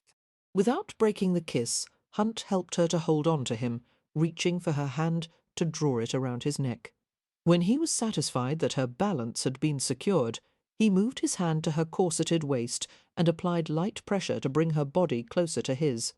He kissed her with rising urgency until the potent influence of his mouth had reduced her to sensual delirium. Eventually he took his mouth away and hushed her as she moaned in protest, telling her in a low murmur that they had company. Sleepy-eyed and bewildered, Annabelle peered out from the circle of his arms. They were confronted by a group of witnesses who could hardly avoid the sight of a couple embracing in the middle of the path by the dry stone wall. Lillian, Daisy, their mother, Lady Olivia, and her handsome American fiancé, Mr. Shaw, and finally none other than Lord Westcliff. "Oh, God," Annabelle said feelingly, and turned her face against Hunt's shoulder, as if closing her eyes would make them all disappear. Her ear tingled as Hunt bent to murmur to her, his voice threaded with amusement. "Checkmate." Lillian was the first to speak. "What in the world is going on, Annabelle?" Cringing, Annabelle forced herself to meet her friend's gaze. "I couldn't go through with it," she said sheepishly. "I'm so sorry. The plan was such a good one, and you did your part beautifully. And it would have been a great success if you hadn't been kissing the wrong man." Lillian exclaimed. "What in God's name happened? Why aren't you in the pear orchard with Lord Kendall?" It was hardly the sort of thing that one wanted to articulate in front of a crowd. Annabelle hesitated and looked up at Hunt, who was watching her with a mocking smile, seeming fascinated to hear what explanation she might offer. In the lengthening silence, Lord Westcliff appeared to have put two and two together, and he looked from Annabelle to Lillian with obvious disgust. "So this is why you were so insistent upon a walk. You two made an arrangement to trap Kendall." "I was part of it too," Daisy asserted, determined to share in the blame. Westcliff didn't appear to hear the comment, his gaze locked on Lillian's unrepentant face. "Good God, is there nothing you won't stoop to?" "If there is," Lillian replied smartly, "I haven't discovered it yet." Had her own circumstances not been quite so mortifying, Annabelle would have dissolved into laughter at the Earl's expression. Frowning, Lillian returned her attention to Annabelle. "It may not be too late to salvage things," she said. "We'll make everyone here promise to hold their tongues about having seen you and Mr. Hunt together. Without any witnesses, it hasn't happened." Lord Westcliff considered the words with a scowl. "Much as I despise the prospect of agreeing with Miss Bowman," he said darkly, "I have to concur. The best thing for all concerned is for us to ignore this incident. Miss Peyton and Mr. Hunt have not been seen, and, therefore, no one has been compromised, which means that there will be no consequences to this unfortunate situation." "Oh, yes, she has been compromised," Hunt said in sudden grim determination. "By me. And I don't want to avoid the consequences, Westcliff." "I?" "Yes, you do," the Earl assured him authoritatively. "I'll be damned if I'll allow you to ruin your life over this creature. Hunt, ruin his life?" Lillian repeated indignantly. "Mr. Hunt couldn't do better than to marry a girl like Annabelle. How dare you insinuate that she isn't good enough for him, when obviously he's the one who—" "No," Annabelle interrupted anxiously. "Please, Lillian, excuse us, Mr. Shaw murmured with impeccable politeness, doing a poor job of concealing a grin. He pulled Lady Olivia's hand through the crook of his arm and executed a graceful bow in no particular direction. "I believe that my fiancé and I will excuse ourselves from the proceedings, being somewhat de trop. I think I can safely speak for the both of us when I say that we intend to be as deaf, dumb, and blind as a trio of Hong-Tse monkeys." His blue eyes sparkled with good-natured humour. "We'll leave the rest of you to decide just what has been seen and heard tonight, or not. Come, darling." Drawing Lady Olivia away with him, he escorted her back toward the manor. The Earl turned to the bowman's mother, a tall woman with a narrow, fox-like face. She had worked her expression into one of righteous indignation, but had held her tongue out of a desire not to miss anything. As Daisy later explained ruefully, Mrs. Bowman never had her conniptions in the middle of an act, preferring to save them for intermission. Mrs. Bowman, Westcliff asked, "May I prevail on you to maintain your silence regarding this matter?" Had the Earl, or any other titled man within reach, asked the ambitious Mrs. Bowman to jump head-first into the flower-bed for his amusement, she would have done so with a perfect somersault. "Oh, of course, my lord, I would never spread such distasteful gossip. My daughters are such sheltered, in a sense it grieves me to see what their association with this unscrupulous girl has brought them to. I'm certain that a gentleman of your discernment can see that my two angels are completely blameless in this situation, having been led astray by the scheming young woman they sought to befriend." Casting a sceptical glance at the two angels, Westcliff replied coldly, "Quite Hunt, who had retained a possessive arm around Annabelle's waist, surveyed the lot of them coolly. "Do as you please. Miss Peyton is going to be compromised tonight, one way or another." He began to pull her along the path with him. "Come, where are we going?" Annabelle asked, resisting his hold on her wrist. "To the house. If they're not willing to be witnesses, then it seems I'll have to debauch you in front of someone else." "Wait," Annabelle squeaked. "I've already agreed to marry you. Why must I be compromised again?" Hunt ignored the combined protests of Westcliff and the Bowmans as he replied succinctly, "Insurance." Annabelle braced her heels, refusing to budge as he pulled at her arm. "You have no need of insurance. Do you think I would break my promise to you?" "In a word, yes." Calmly, Hunt began to drag her along the path. "Now, where should we go?" "The entrance hall, I think. Plenty of people to witness you being ravished there. Or maybe the card room." "Simon," Annabelle protested, as she was hauled unceremoniously in his wake. Simon, her use of his name caused Hunt to stop suddenly, turning to look down at her with a curious half-smile. "Yes, sweet, for God's sake," Westcliff muttered. "Let's save this for amateur theatrical night, shall we? If you're so bloody bent on having her, Hunt, then you may as well spare us all any further exhibitions. I'll gladly bear witness from here to London about your fiancé's besmirched honour, if only to have some peace around here. Just don't ask me to stand up with you at the wedding, as I have no desire to be a hypocrite." "No, just an ass," came Lillian's murmur, low-spoken as the words were. It appeared that Westcliff had heard his dark head whipped around, and he met Lillian's deliberately innocent expression with a threatening scowl. "As for you, we're all agreed then," Simon interrupted, preventing what surely would have evolved into a prolonged argument. He glanced at Annabelle with purely male satisfaction. "You've been compromised. Now let's go find your mother." The Earl shook his head, exhibiting a degree of frosty offence that could only be achieved by an aristocrat whose wishes had just been gainsaid. "I've never heard of a man being so eager to confess to the parent of a girl he's just ruined," he said sourly. Chapter 2. Simon Hunt had learned at an early age that, since fate had not blessed him with noble blood, wealth, or unusual gifts, he would have to wrest his fortune from an often uncharitable world. He was 10 times more aggressive and ambitious than the average man. People usually found it far easier to let him have his way rather than stand against him. Although Simon was domineering, perhaps even ruthless, his sleep at night was never troubled by pangs of conscience. It was a law of nature that only the strongest survived, and the weakest had better get the hell out of the way. His father had been a butcher, providing comfortably for a family of 6, and enlisting Simon as his assistant when he was old enough to wield the heavy chopping blade. Years of working in his father's shop had given Simon the massive arms and brawny shoulders of a butcher. It had always been expected that he would eventually manage the family business. But at the age of 21, Simon had disappointed his father by leaving the shop in search of a different livelihood. Upon investing his small accumulation of savings, Simon had quickly discovered his true talent in life-making money.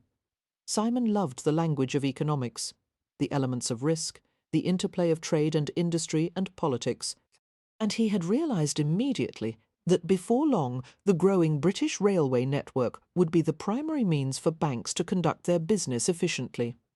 The remittance of cash and securities, the creation of fast-developing investment opportunities, would depend heavily on the service of the railroad. Following his instincts, Simon invested every cent he had in railroad speculation and was rewarded with an explosion of profits that he immediately parlayed into a diverse range of interests. Now, at 33, he owned controlling portions of 3 manufacturing companies, a 9-acre foundry and a shipyard. He was a guest, albeit an undesired one, in aristocratic ballrooms, and he sat shoulder to shoulder with peers on the boards of 6 companies. After years of relentless work, he had gotten almost everything he had ever wanted. However, if someone had asked whether he was a happy man, Simon would have snorted at the question. Happiness, that elusive result of success, was a sure sign of complacency. By his very nature, Simon would never be complacent or satisfied, nor did he want to be, all the same.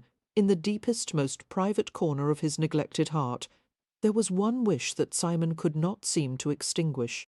He shot a covert glance across the ballroom, experiencing as always the peculiar sharp pang that the sight of Annabelle Peyton produced. With all the women that were available to him, and there were more than a few, no one had ever seized his attention with such all-encompassing thoroughness. Annabelle's appeal went beyond mere physical beauty, though God knew she'd been blessed with an inequitable surplus.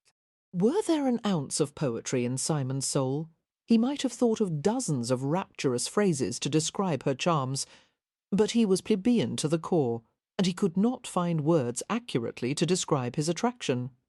All he knew was that sight of Annabelle in the glittering light of the chandeliers was very nearly knee-weakening. Simon had never forgotten the first moment that he had seen her standing outside the panorama, digging through her purse with a little pucker on her forehead.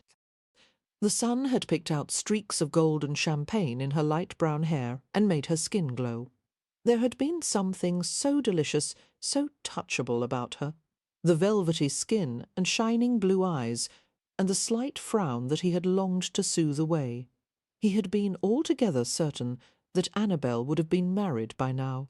The evidence that the Peytons had fallen on hard times had not signified to Simon, who had assumed that any peer with his brains intact would see her worth and claim her at once. But as 2 years had passed and Annabelle had remained unwed, a fragile tendril of hope had awakened inside Simon.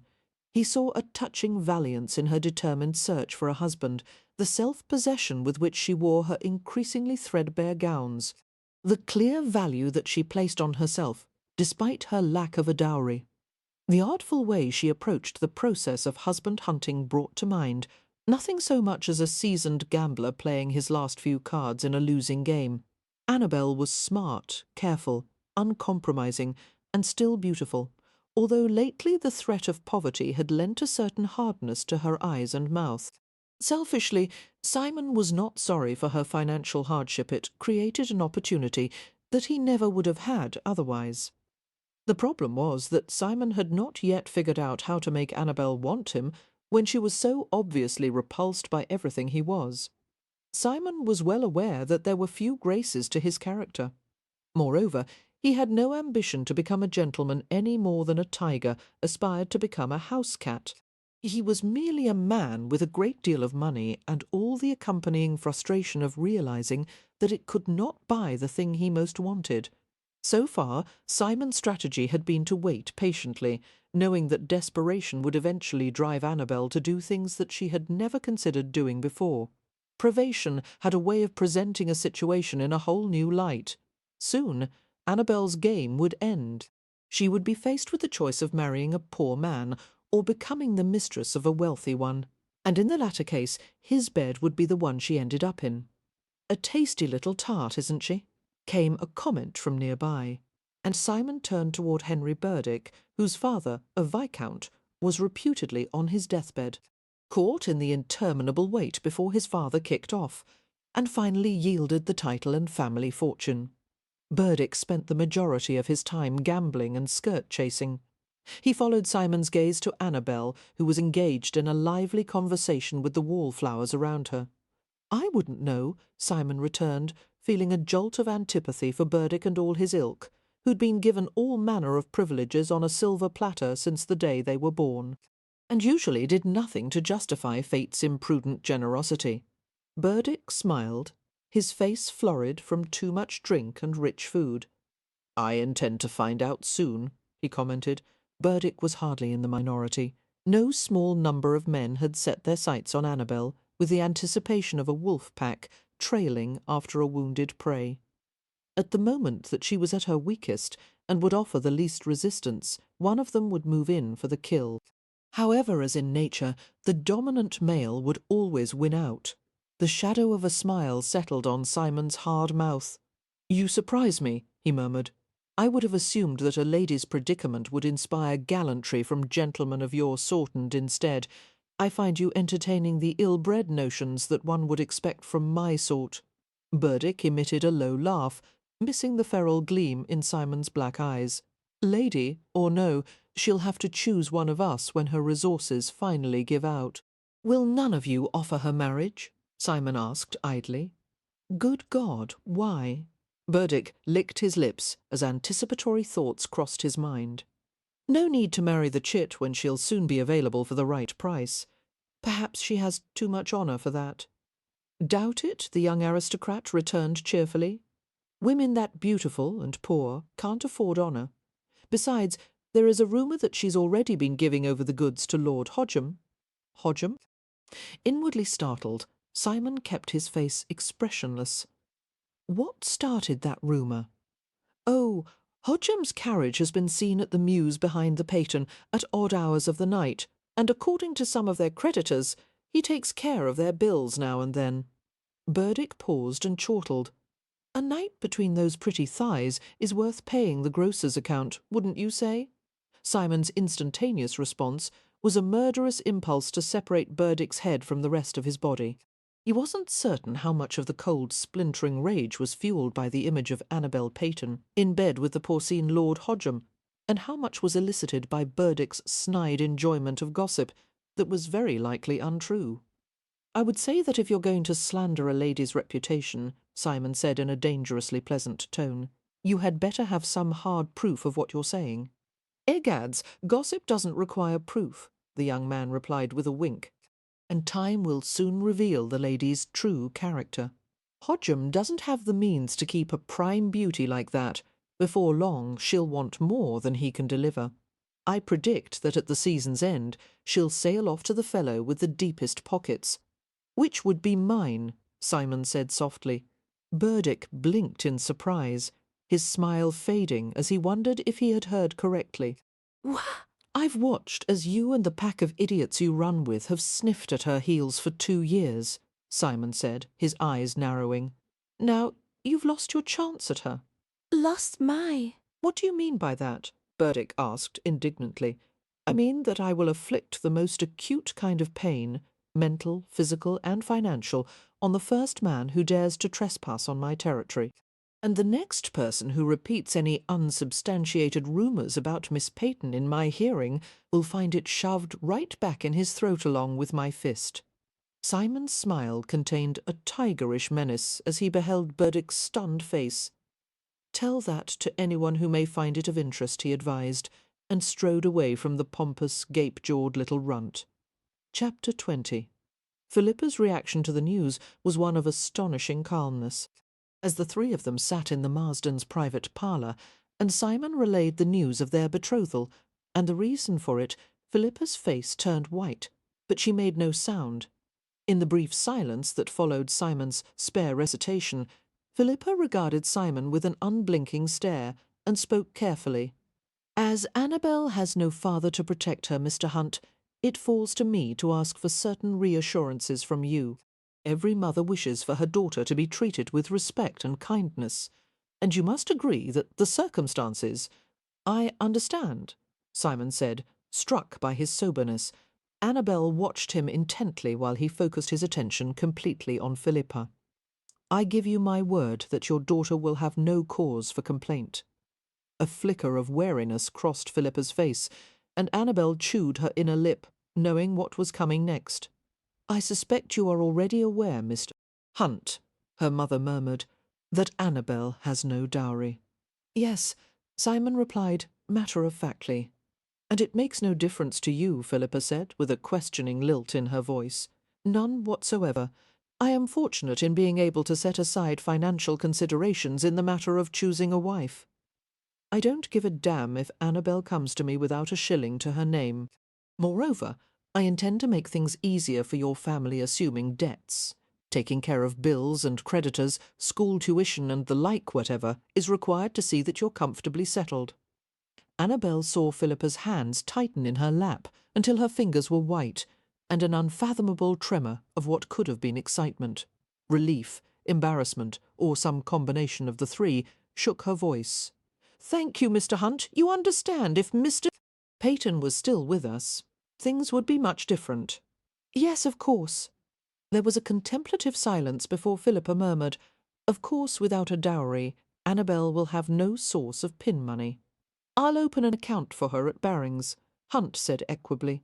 We'll start it at, say, £5,000, and I'll refresh the balance from time to time as necessary. Of course, I'll be responsible for the maintenance of a carriage and horses, clothes, jewellery. And Annabelle may have credit at every shop in London. Philippa's reaction to the news was lost on Annabelle, whose mind spun like a top. The thought of having £5,000 at her disposal, a fortune, it scarcely seemed real. Her amazement was tinged with a tingle of anticipation. After years of deprivation, she would be able to go to the best modistes and buy a horse for Jeremy, and refurbish her family's home with the most luxurious furniture and fittings.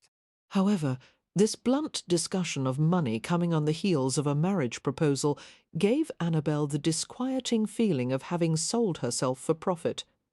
Glancing cautiously at Simon, she saw that a familiar taunting gleam had entered his eyes. He understood her far too well, she thought, while unwanted heat climbed up her cheeks.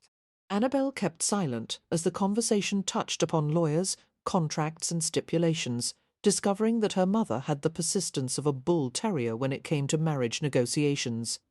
The business-like discussion was hardly the stuff of high romance.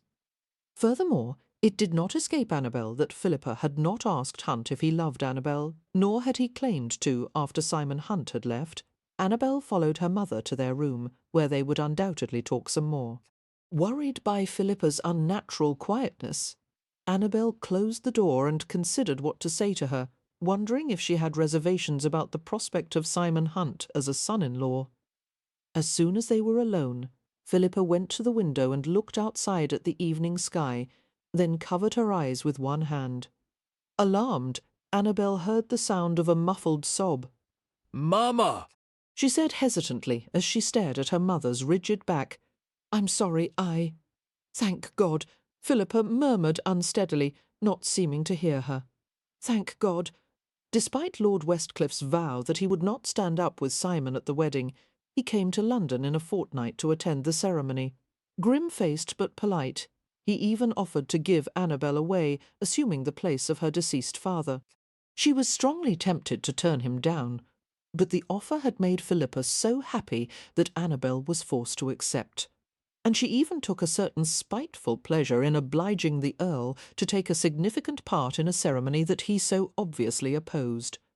Only Westcliffe's loyalty to Hunt had brought him to London, revealing a bond of friendship between the two men that was far stronger than Annabelle would have guessed. Lilian, Daisy, and their mother were also present at the private church ceremony, their presence made possible only by Lord Westcliffe's presence. Mrs. Bowman would never have allowed her daughters to attend the wedding of a girl who was marrying outside the peerage and was a bad influence to boot. However, any opportunity to be in the proximity of the most eligible bachelor in England was to be seized on.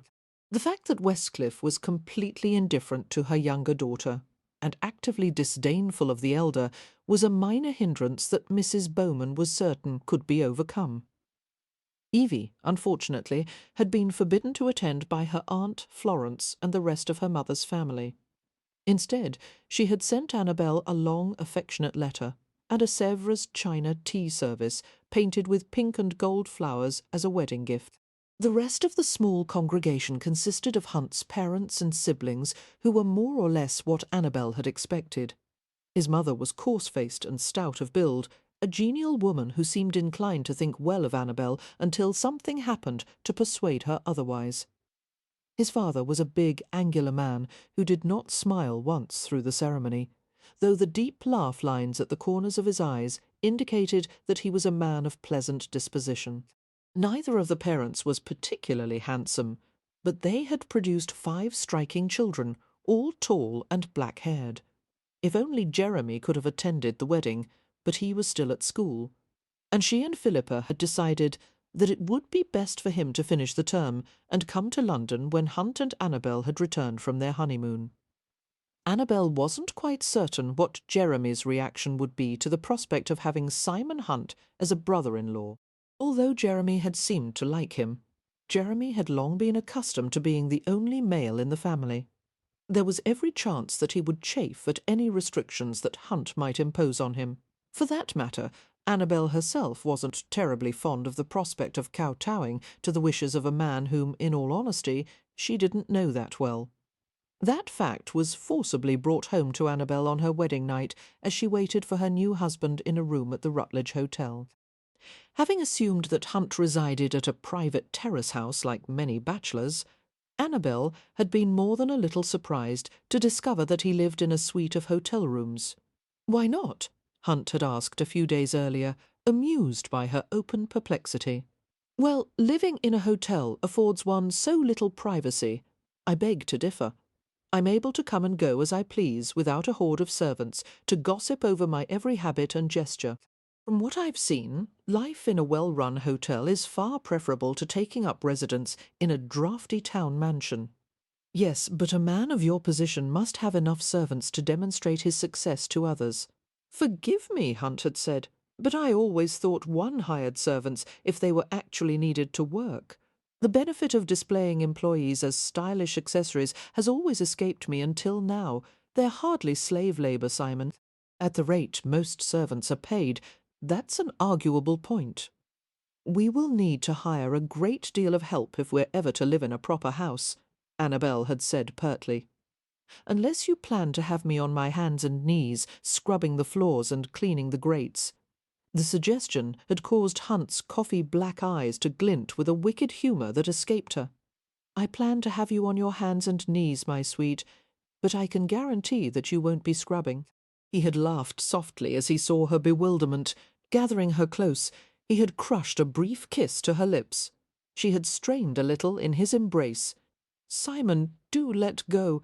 My mother won't approve if she sees us like this. Oh, I could do whatever I want with you now, and she wouldn't offer a single objection. Frowning, Annabelle had wedged her arms between them. Oh, you arrogant no! I mean it, Simon. I want this settled. Must we live in a hotel forever, or will you buy a house for us? Stealing another quick kiss, he had laughed at her expression. I'll buy any house you like, sweet. Better yet, I'll build you a new one, as I've gotten rather accustomed to the comforts of good lighting and modern plumbing. Annabelle had stopped squirming.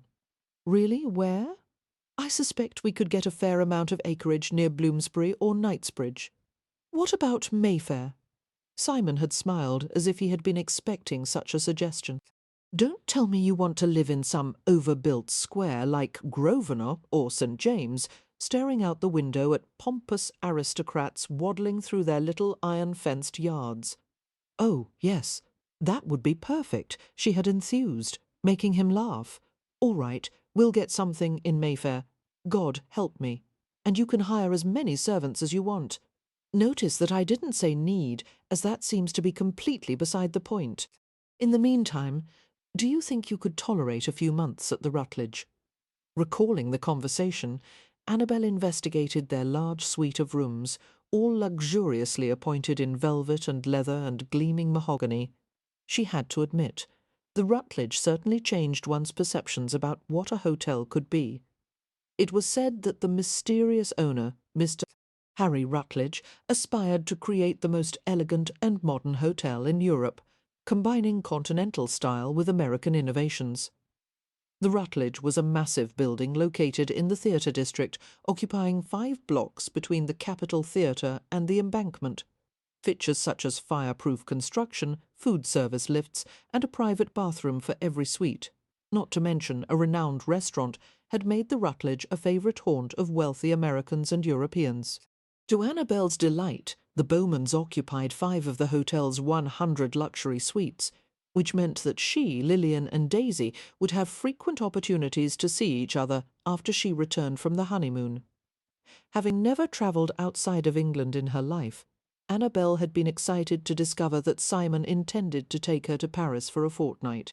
Supplied with a list of dressmakers, milliners and perfumers from the Bowmans, who had once visited Paris with their mother, Annabelle eagerly anticipated her first glimpse of the City of Light. However, before their departure on the morrow, there was still the wedding night to get through.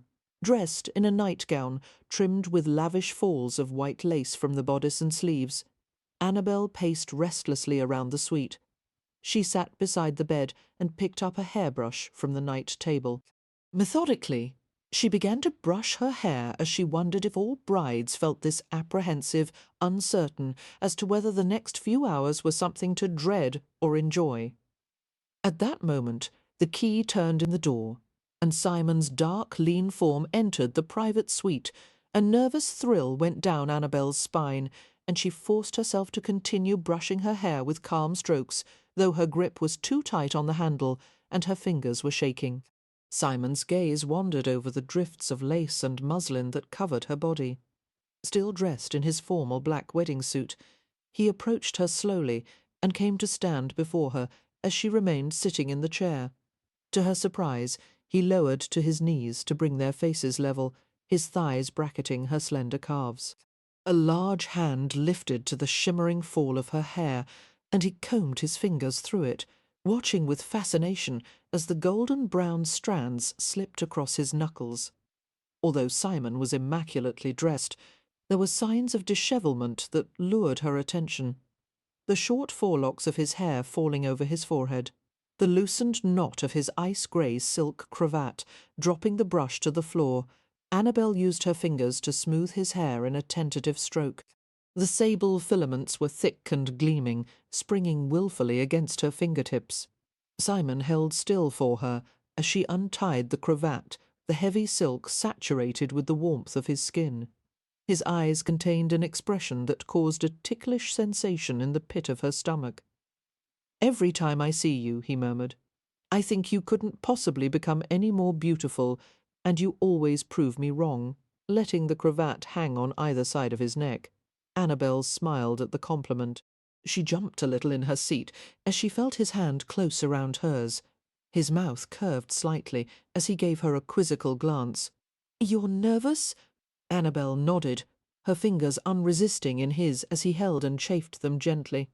Simon spoke quietly, seeming to choose his words with unusual care. "Sweetheart, I assume that your experiences with Lord Hodgem were not pleasant, but I hope you'll trust me when I say that it doesn't have to be like that." "Whatever your fears are, Simon," she interrupted with an apprehensive croak, and cleared her throat. "That is very kind of you, and the fact that you are prepared to be so understanding about it. Well, I appreciate that. But I'm afraid I wasn't entirely forthcoming about my relationship with Hodgem." Seeing his sudden curious stillness and the way his expression had been wiped clean of emotion, Annabelle took a deep, steadying breath. "The truth is, Hodgem did indeed come to our house some evenings, and he did pay some of our bills in return for pausing." She felt her throat contract until it was hard to force the words through. "But I wasn't actually the one that he was visiting." Simon's dark eyes widened slightly. "What? I never slept with him," she admitted. "His arrangement was with my mother." He stared at her dumbfounded. "Holy hell!" he breathed. "It started a year ago," she said. Her voice edged with defensiveness. "Our circumstances were desperate. We had endless bills and no means to pay them. The income from my mother's jointure had dwindled because it had been invested badly. Lord Hodgem had been sniffing at my mother's heels for some time. I don't know precisely when his evening visits began, but I saw his hat and cane in the entrance hall at odd hours, and the debts eased a little. I realized what was happening, but I never said anything about it, and I should have." She sighed and rubbed her temples. "At the party, Hodgem made it clear that he had tired of my mother and wanted me to take her place. He threatened to expose the whole secret, with embellishments, he said, and we would be ruined. I refused him, but somehow my mother managed to keep him quiet." "Why did you let me think that you were sleeping with him?" Annabelle shrugged uncomfortably. "You just assumed so. And there didn't seem to be any reason to correct you, as I certainly never thought that we would end up like this. And then you proposed to me anyway, which led me to conclude that it wasn't especially important to you whether or not I was a virgin." "It wasn't," Simon murmured, his voice sounding strange. I wanted you regardless, but now that He broke off and shook his head in amazement. "Annabelle, just to be clear, are you saying that you've never been to bed with a man before?" She tugged at her hands, for his grip had become crushingly tight. "Well, yes, you have, or no, you haven't. I have never slept with anyone," Annabelle said precisely, and gave him a questioning glance. "Are you annoyed because I didn't tell you earlier? I'm sorry, but it's not the sort of thing one can just blurt out over tea or in the entrance hall. Here's your hat, and by the way, I'm a virgin. I'm not annoyed." Simon's gaze travelled over her pensively. "I'm just wondering what the hell to do with you now." "The same thing you were going to do before I told you," she asked, hopefully. Simon stood and pulled her to her feet and embraced her rather gingerly, as if he feared she might shatter with too much pressure. He pressed his face into the shining fall of her hair and breathed deeply. "Believe me, I'll get around to it," he said, sounding bemused. "But first it seems there are a few things I need to ask you." Annabelle pushed her arms inside the front of his coat and slid them around his hard, sleek torso. The heat of his body had permeated the thin fabric of his shirt, and she shivered pleasantly as she delved into the male-scented warmth of his embrace. "Yes?" she prompted. Until that moment she had never witnessed Simon being less than fully articulate, but he spoke with exceptional hesitancy, as if this was a kind of discussion he'd never been obliged to have before. "Do you know what to expect? Do you have all the necessary information?" "I think so," Annabelle replied, smiling at the interesting discovery that his heart was beating very fast against her cheek. "My mother and I had a talk just a little while ago after which I was strongly tempted to ask for an annulment." Suddenly he gave a muffled laugh. "I'd better claim my husbandly rights without delay, then." Taking her fingers in his hot, light grip, he lifted them to his mouth. The touch of his breath was like steam. "What did she tell you?" he murmured against her fingertips. "After imparting the basic facts, she said that I should let you do as you wished and try not to complain if I didn't like something. And she suggested that if it becomes too unpleasant, I should turn my mind to thoughts of that enormous bank account that you opened for me." Annabelle regretted the words as soon as they left her lips, expecting that Simon might be offended by such candour. But he had begun to laugh huskily. "That's a refreshing change from thinking of England." He drew his head back to look at her. "Shall I woo you with whispers of balance, transfers, and rates of interest, then?" Turning her hand in his, Annabelle let her fingertips graze the surface of his lips, lingering at the velvety edge, then drifting down to the masculine scrape of his chin. "That won't be necessary. Just say the usual things." "No, the usual things won't do for you." Simon tucked a loose lock of hair behind her ear and cupped her cheek in his palm as he leaned forward. His mouth teased hers into yielding openness, while his hands found the outline of her body within the ample billows of lace. With no corset to constrict her ribs, she could feel his touch through the thin veil of her gown. The stroke of his hands along her unbound sides caused her to quiver, the tips of her breasts turning exquisitely sensitive. His palm travelled slowly over her front, finding the pliant weight of one breast, and he made a gentle cup of his fingers, lifting the vulnerable flesh. Her breath halted momentarily as his thumb nudged her nipple into delicately aching distension. "It's usually painful for a woman the first time," he murmured. "Yes, I know. I don't want to hurt you." The admission touched and surprised her. "My mother says it doesn't last for long," she said. "The pain, no, the rest of it," she said, and for some reason that made him laugh again. "Annabelle," his mouth drifted along her throat. "I've wanted you since the first moment I saw you standing outside that panorama digging for coins in your purse. I couldn't take my eyes from you. I could hardly believe you were real." "You stared at me for the entire show," she said, gasping a little as he nibbled at the silken lobe of her ear. "I doubt you learned a single thing about the fall of the Roman Empire. I learned that you have the softest lips I've ever kissed. You have a novel way of introducing yourself." I couldn't help it. His hand skimmed gently up and down her side. "Standing next to you in the darkness was the most unholy temptation I'd ever experienced. All I could think about was how adorable you were, and how much I wanted you. When the lights went out completely, I couldn't stand it any longer." A note of masculine smugness entered his voice as he added, "And you didn't push me away. I was too surprised. That was the reason you didn't object." "No," Annabelle admitted, tilting her face so that her cheek brushed against his. "I liked your kiss. You know that I did." He smiled at that. I had hoped it wasn't all one-sided.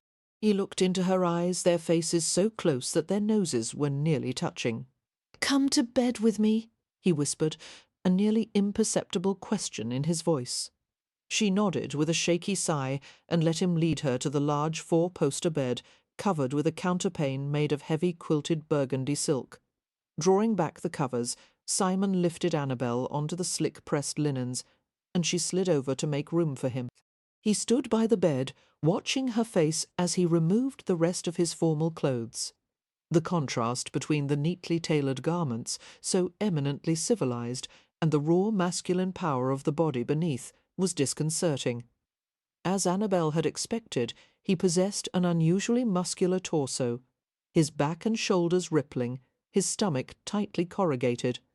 His swarthy skin was tinted amber gold in the lamplight, the surface of his shoulders gleaming, as rich and taut as freshly cast metal. Even the dark fleece that covered his chest could not soften the powerful vaulting of flesh and bone. Annabelle doubted that a healthier, more vigorous-looking man could be found anywhere. Perhaps he didn't match the fashionable ideal of a pale, slender-framed aristocrat, but Annabelle thought he was altogether splendid. Pangs of excited apprehension went through her stomach as he joined her on the bed. "Simon," she said, breathing fast, as he took her into his arms, "my mother didn't tell me if tonight there was something that I should do for you." His hand began to play in her hair, his fingers drifting over her scalp in a way that sent hot tingles down her spine. "You don't have to do anything tonight. Just let me hold you, touch you, discover some of the things that please you." His hand found the placket of mother-of-pearl buttons at the back of her gown. Annabelle closed her eyes as she felt the frothy mass of ruffled lace loosening over her shoulders. "Do you remember that night in the music room?" she whispered, gasping as she felt him ease the gown from her breasts. "When you kissed me in the alcove, every blistering second," he whispered back, pulling her arms from the billowing sleeves. "Why do you mention it?" "I couldn't stop thinking about it," she confessed. She wriggled to help him strip the gown away from her body, a blush covering every inch of exposed skin. "Neither could I," he admitted. His hand slid over her breast, cupping the cool roundness until the peak was rosy and hard in his palm.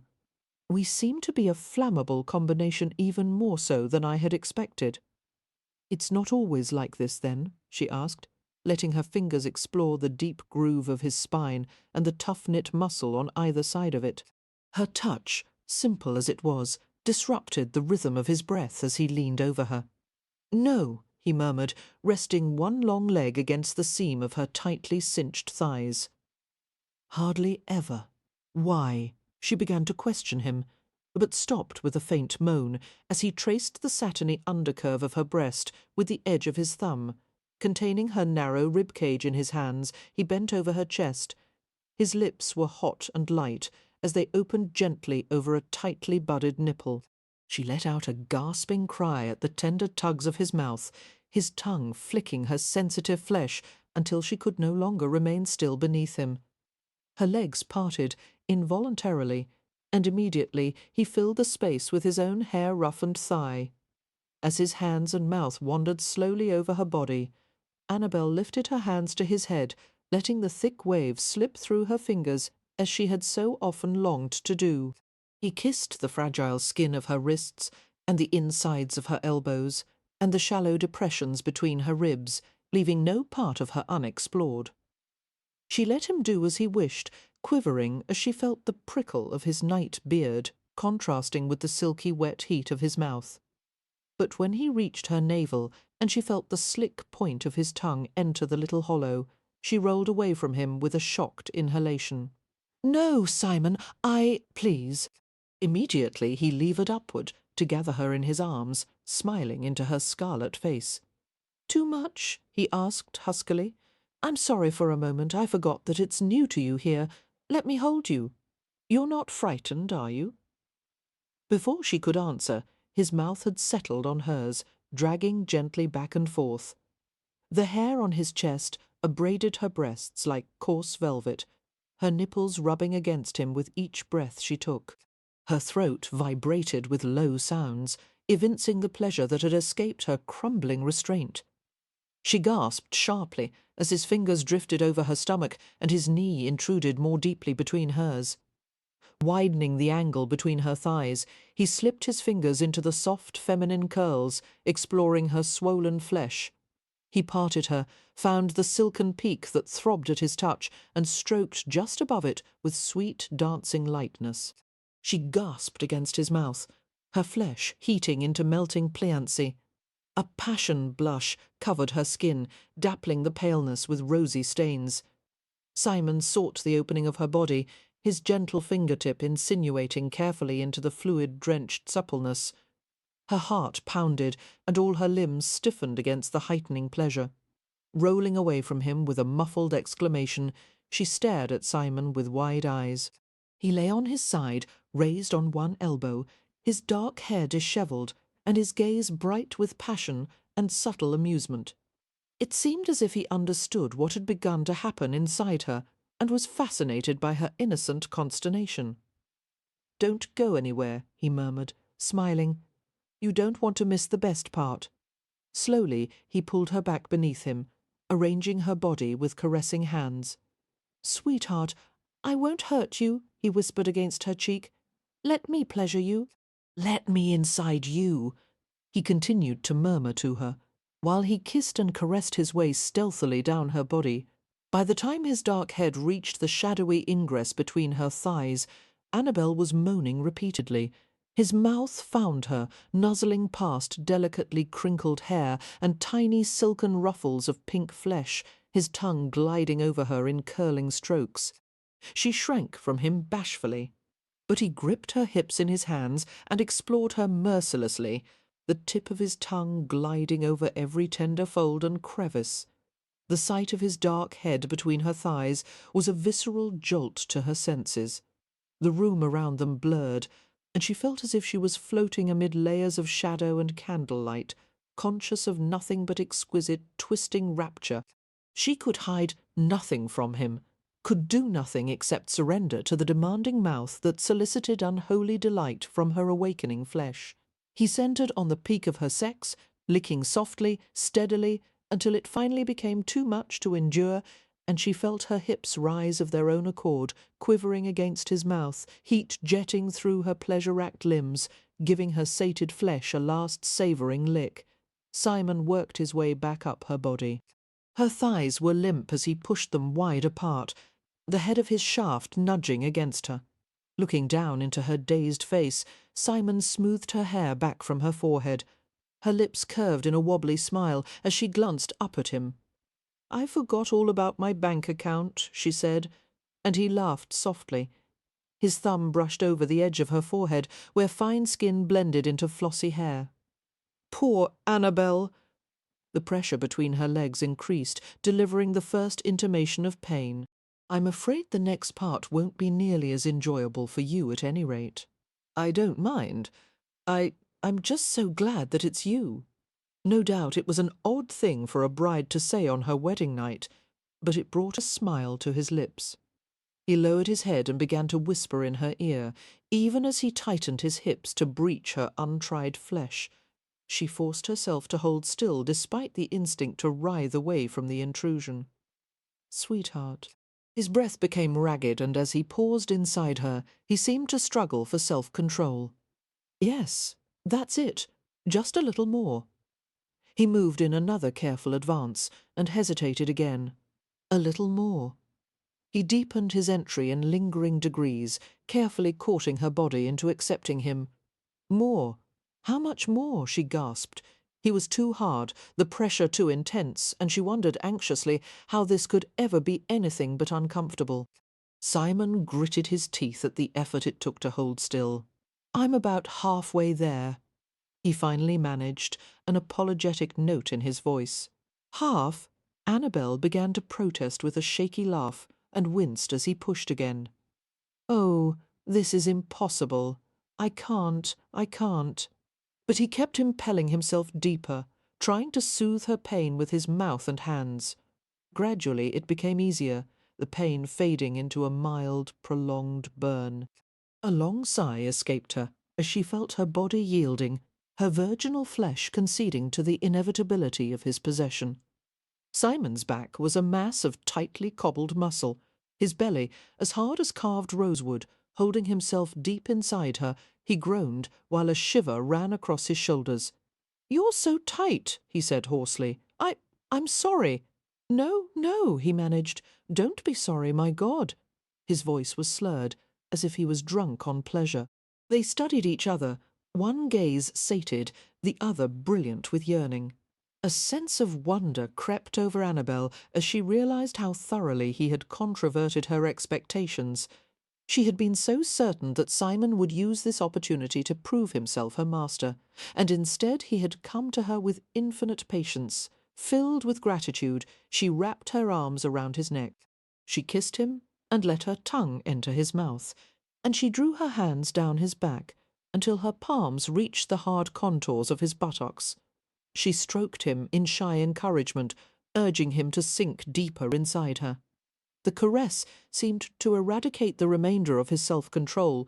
With a growl of hunger, he pushed rhythmically inside her, shaking with the effort to be gentle. The force of his release caused him to shiver hard, his teeth gritting as sensation culminated in blinding rapture. Burying his face in the filtering strands of her hair, he soaked in her honey-slick warmth. A long time passed before the iron-hard tension left his muscles, and he let out a slow breath. As he withdrew carefully from Annabelle's body, she winced at the intimate soreness. Perceiving her discomfort, he caressed her hip in gentle consolation. "I may never leave this bed again," he muttered, cuddling her in the crook of his arm. "Oh, yes, you will," Annabelle said, half drowsing. "You're going to take me to Paris tomorrow. I won't be deprived of the honeymoon you promised." Nuzzling into her tangled curls, Simon replied with the trace of a smile in his voice. "No, sweet wife, you won't be deprived in any way." Chapter 21. During the 2 weeks of their honeymoon, Annabelle discovered that she was not nearly as worldly as she had considered herself to be.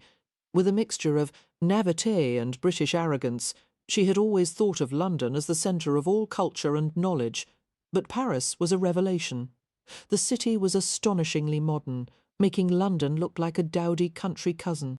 And yet, for all its intellectual and social advancements, the streets of Paris were nearly medieval in appearance, dark, narrow, and crooked as they twined through arrondissements of artfully shaped buildings. It was a messy, delightful assault to the senses, with architecture that ranged from the Gothic spires of ancient churches to the solid grandeur of the Arc de Triomphe. Their hotel, the Cour de Paris, was located on the left bank of the Seine, between a dazzling array of shops on Rue de Montparnasse and the covered markets of Saint-Germain-des-Prés, where exotic produce and fabrics and laces and art and perfume were displayed in bewildering varieties. The Cour de Paris was a palace, with suites of rooms that had been designed for sensual pleasure. The bathing room, for example, the salle de bain, it was called, had been fitted with a rosy marble floor and Italian tiled walls, and a gilded rococo settee where the bather rested after the exertions of washing. There was not one but 2 porcelain tubs, each with its own boiler and cold water tank. The tubs were surmounted with a painted oval landscape on the ceiling, designed to entertain the bather as he or she relaxed. Having been brought up with the British view of a bath as a matter of hygiene to be conducted with expediency, Annabelle was amused by the notion that the act of bathing should be a decadent entertainment. To Annabelle's delight, a man and a woman could share a table in a public restaurant without having to request a private dining room. She had never had such delicious food-tender cockerel that had been simmered with tiny onions in red wine. Duck confit expertly roasted until it was melting soft beneath crisp oiled skin, rascasse fish served in thick truffled sauce. Then, of course, there were the desserts, thick slices of cake soaked in liqueur and heaped with meringue, and puddings layered with nuts and glacied fruit. As Simon witnessed Annabelle's agonized choice of what to order for dessert each night, He assured her gravely that generals had gone to war with far less deliberation than she gave to the choice between the pear tart or the vanilla souffle. One night, Simon took her to a ballet with scandalously underdressed dancers, and the next, a comedy with lewd jokes that needed no translation. They also attended balls and soirees given by acquaintances of Simon's. Some were French citizens, while others were tourists and émigrés from Britain, America, and Italy.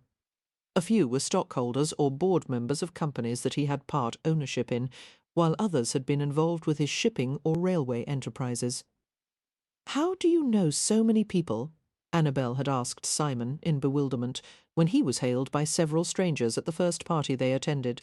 Simon had laughed and gently mocked that one would think that she had never realized that there was a world outside of the British aristocracy.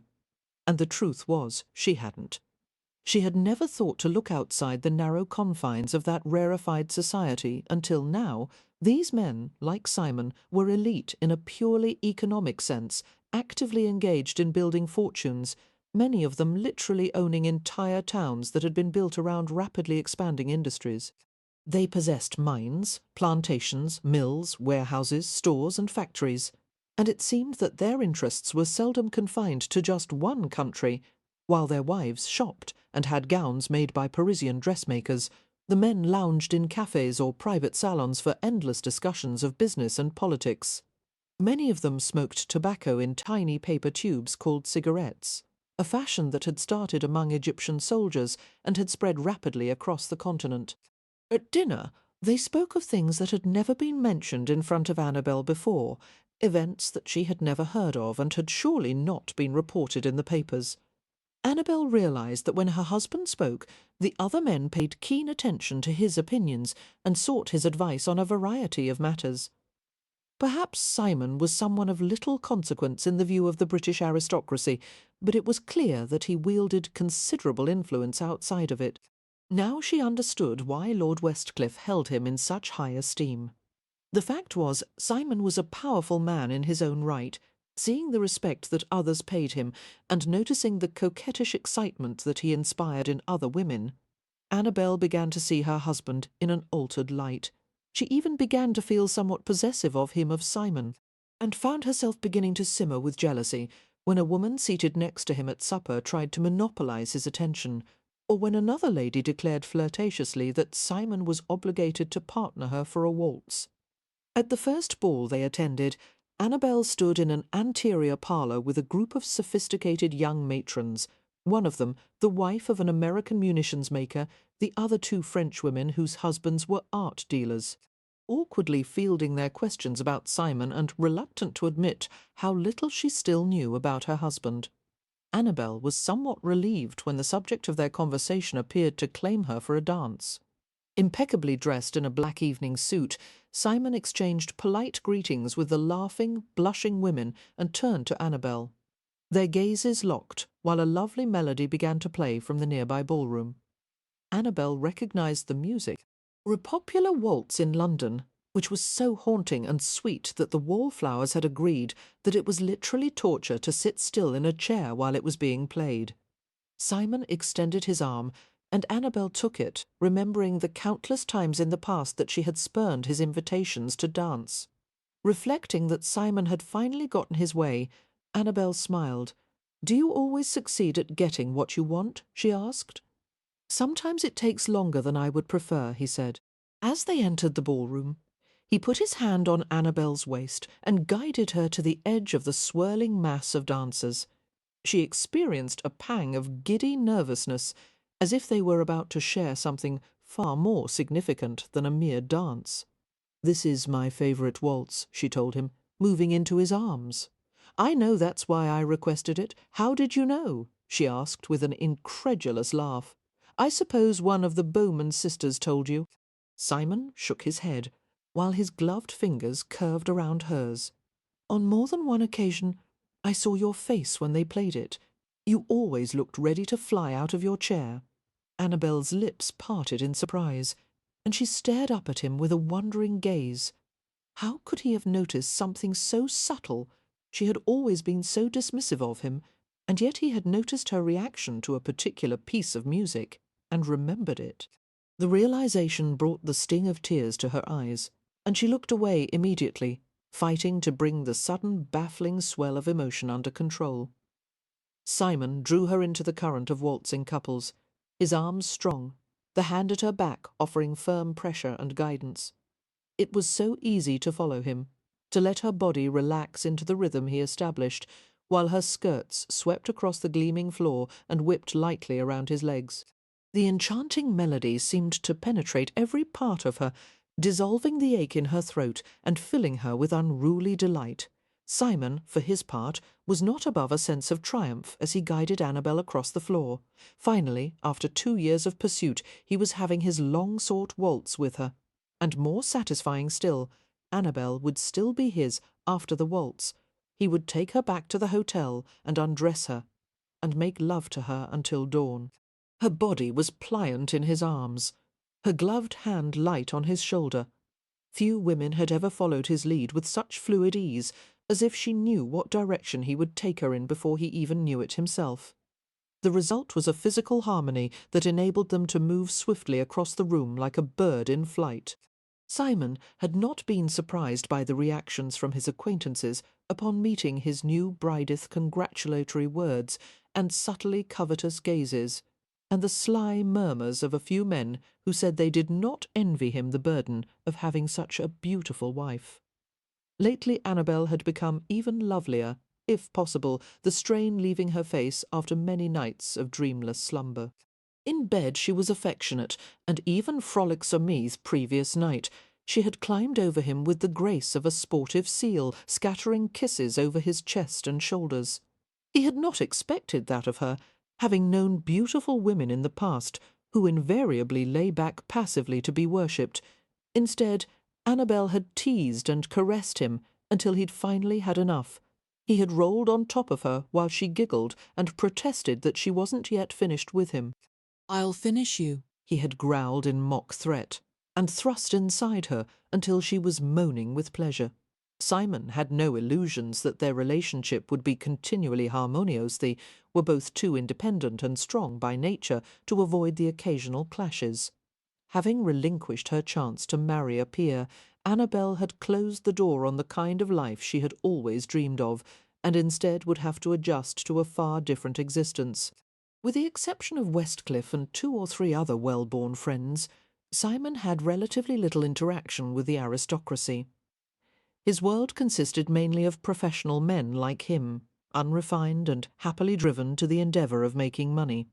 This crowd of industrialists could not have been more different than the cultivated class Annabelle had always been familiar with. They talked too loudly, socialized too often and too long, and had no respect for tradition or manners. Simon was not entirely certain how Annabelle would accommodate such people, but she seemed game to try. He understood and appreciated her efforts more than she could have known. He was well aware that scenes like the one she had endured 2 evenings ago would have reduced any other sheltered young woman to embarrassed tears, and yet Annabelle had handled it with relative poise. They had attended a soirée given by a wealthy French architect and his wife, a rather chaotic affair with flowing wine and too many guests, resulting in an atmosphere of raucous immoderation.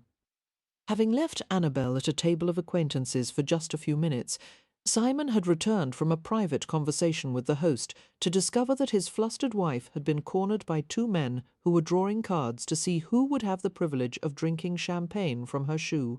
Although the game was being played in a spirit of fun, it had been clear that the rivals for Annabelle's favour were deriving a great amount of enjoyment from her discomfort. There was nothing more pleasurable to those of jaded disposition than assaulting someone's modesty, especially when their victim was an obvious innocent. Although Annabelle had been trying to make light of it, the brazen game had distressed her, and the smile on her face had been entirely false. Standing from her seat, she had cast a quick glance around the room in search of sanctuary. Maintaining a bland social facade, Simon had reached the table and slid a reassuring hand over Annabelle's stiff back, his thumb stroking over the ridge at the exposed top of her spine. He had felt her relax slightly, and the hectic colour had eased from her face as she looked up at him. "They're quarrelling over who will drink pink champagne from my shoe," she had told him breathlessly. "I did not suggest it, and I don't know how." "Well, that's a problem easily solved," Simon had interrupted matter-of-factly. He had been well aware that a crowd was gathering, eager to see if he would lose his temper over the men's audacious advances toward his wife. Gently but firmly he had guided Annabelle back into her chair. "Have a seat, sweetheart, but I don't want," she had begun uneasily, and gasped as Simon sank to his haunches before her. Reaching beneath the hem of her skirts, he removed both her beaded satin slippers. Simon! Her eyes had been round with astonishment. Standing, Simon had handed a slipper to each rival with a flourish. "You may have the shoes, gentlemen, just so long as you're both aware that their contents belong to me." Picking up his barefoot wife, he had carried her from the room, while the crowd reacted with laughter and applause. On the way out, they had passed the waiter who had been sent to fetch the bottle of champagne. "We'll take that," Simon told the dumbfounded waiter, who had handed the heavy chilled bottle to Annabelle.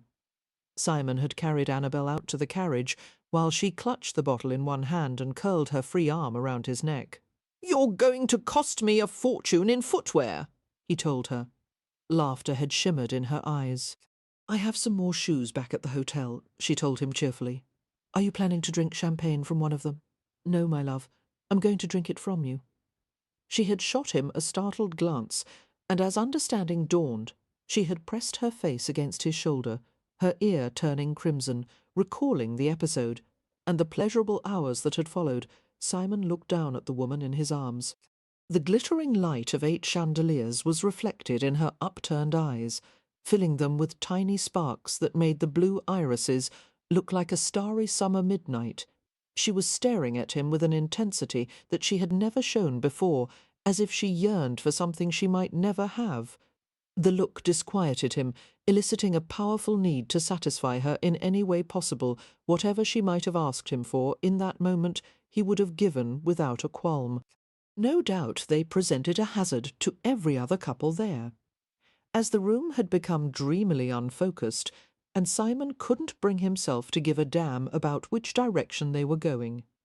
They danced until people remarked dryly that it was rather gauche for a husband and wife to display such exclusivity at a ball, and that soon after the honeymoon they would tire of each other's company. Simon only grinned at such comments, and bent to whisper in Annabelle's ear. "Are you sorry now that you never danced with me?" "No," she whispered back. "If I hadn't been a challenge, you would have lost interest." Letting out a low laugh, Simon hooked his arm around her waist and led her to the side of the room. "That would never happen. Everything you do or say interests me." "Really?" she said sceptically. "What about Lord Westcliffe's claim that I'm shallow and self-absorbed?" As she faced him, Simon braced one hand on the wall near her head and leaned over her protectively. His voice was very soft. "He doesn't know you, and you do. Yes, I know you." He reached out to finger a tendril of damp hair that clung to her neck. "You guard yourself carefully. You don't like to depend on anyone. You're determined and strong-willed, and you're decided in your opinions. Not to mention stubborn, but never self-absorbed. And anyone with your intelligence could never be called shallow." He let his finger stray into the wisps of hair behind her ear. A teasing glint entered his eyes as he added, "You're also delightfully easy to seduce." With an outraged laugh, Annabelle lifted a fist as if to pummel him. "Only for you, chuckling." He grasped her fist in his large hand and kissed the points of her knuckles. "Now that you're my wife, Westcliff knows better than ever to utter another word of objection to you or the marriage. If he did, I would end the friendship without a second thought." "Oh, but I would never want that, She looked at him in sudden bemusement. "You would do that for me?" Simon traced a vein of golden hair that ran through the honey-brown locks. "There is nothing I wouldn't do for you." The vow was sincere. Simon was not a man given to half measures. In return for Annabelle's commitment to him, she would have his unequivocal loyalty and support. Annabelle was unaccountably quiet for a long time after that, leading Simon to conclude that she was tired. But when they returned to their room at the Coeur de Paris that evening, she gave herself to him with a new fervour, trying to express with her body what she could not say in words. Chapter 22. As he had promised, Simon was a generous husband, paying for a lavish quantity of French-made gowns and accessories that would be sent to London when they were finished. When he took Annabelle to a jeweller's shop one afternoon and told her to pick out anything she liked, she could only shake her head helplessly at the array of diamonds, sapphires and emeralds spread on black velvet. After years of wearing paste stones and thrice-turned gowns, the habits of economy were slow to die. "Is there nothing you like?" Simon prodded, lifting a necklace made of white and yellow diamonds strung together like strands of little flowers. He held it against her bare throat, admiring the glitter of diamonds against her fine skin. "What about this?" "There are earrings to match, madame," the jeweller said eagerly. "Et aussi a bracelet that would accompany the piece quite well." "It's beautiful," Annabelle replied. "It's just that. Well, it seems so odd to walk into a shop and buy a necklace as casually as if it were a tin of sweets." Slightly perplexed by her diffidence, Simon regarded her intently, while the jeweller tactfully retreated to the back of the shop.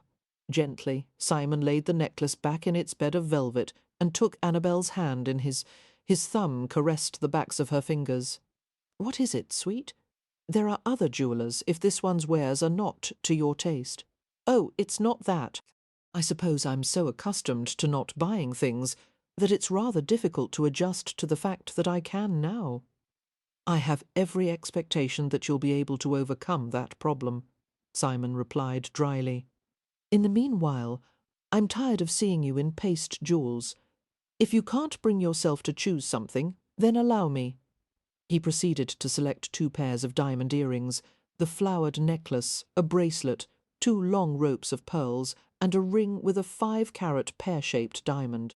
Unnerved by such extravagance, Annabelle had offered a few half-hearted protests until Simon laughed and told her that the more she objected, the more he was going to buy.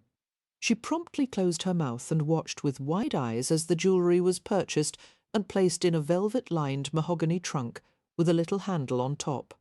Everything except the ring, which Simon slid onto her finger, ascertained that it was too loose and gave it back to the jeweller. "What about my ring?" Annabelle asked, holding the mahogany box with both hands as they left the shop. "Are we just going to leave it there?" Amused, Simon arched his brow as he glanced down at her. "He's going to resize the band and send it to the hotel later. But what if it gets lost? What happened to your objections? In the shop you behaved as if you didn't even want it." "Yes, but now it's mine," she said worriedly, causing him to roar with laughter.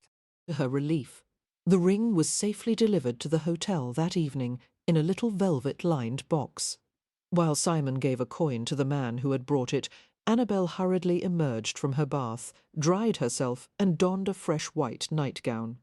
Closing the door, Simon turned to discover that his wife was standing right behind him, her face lit with the anticipation of a child on Christmas morning.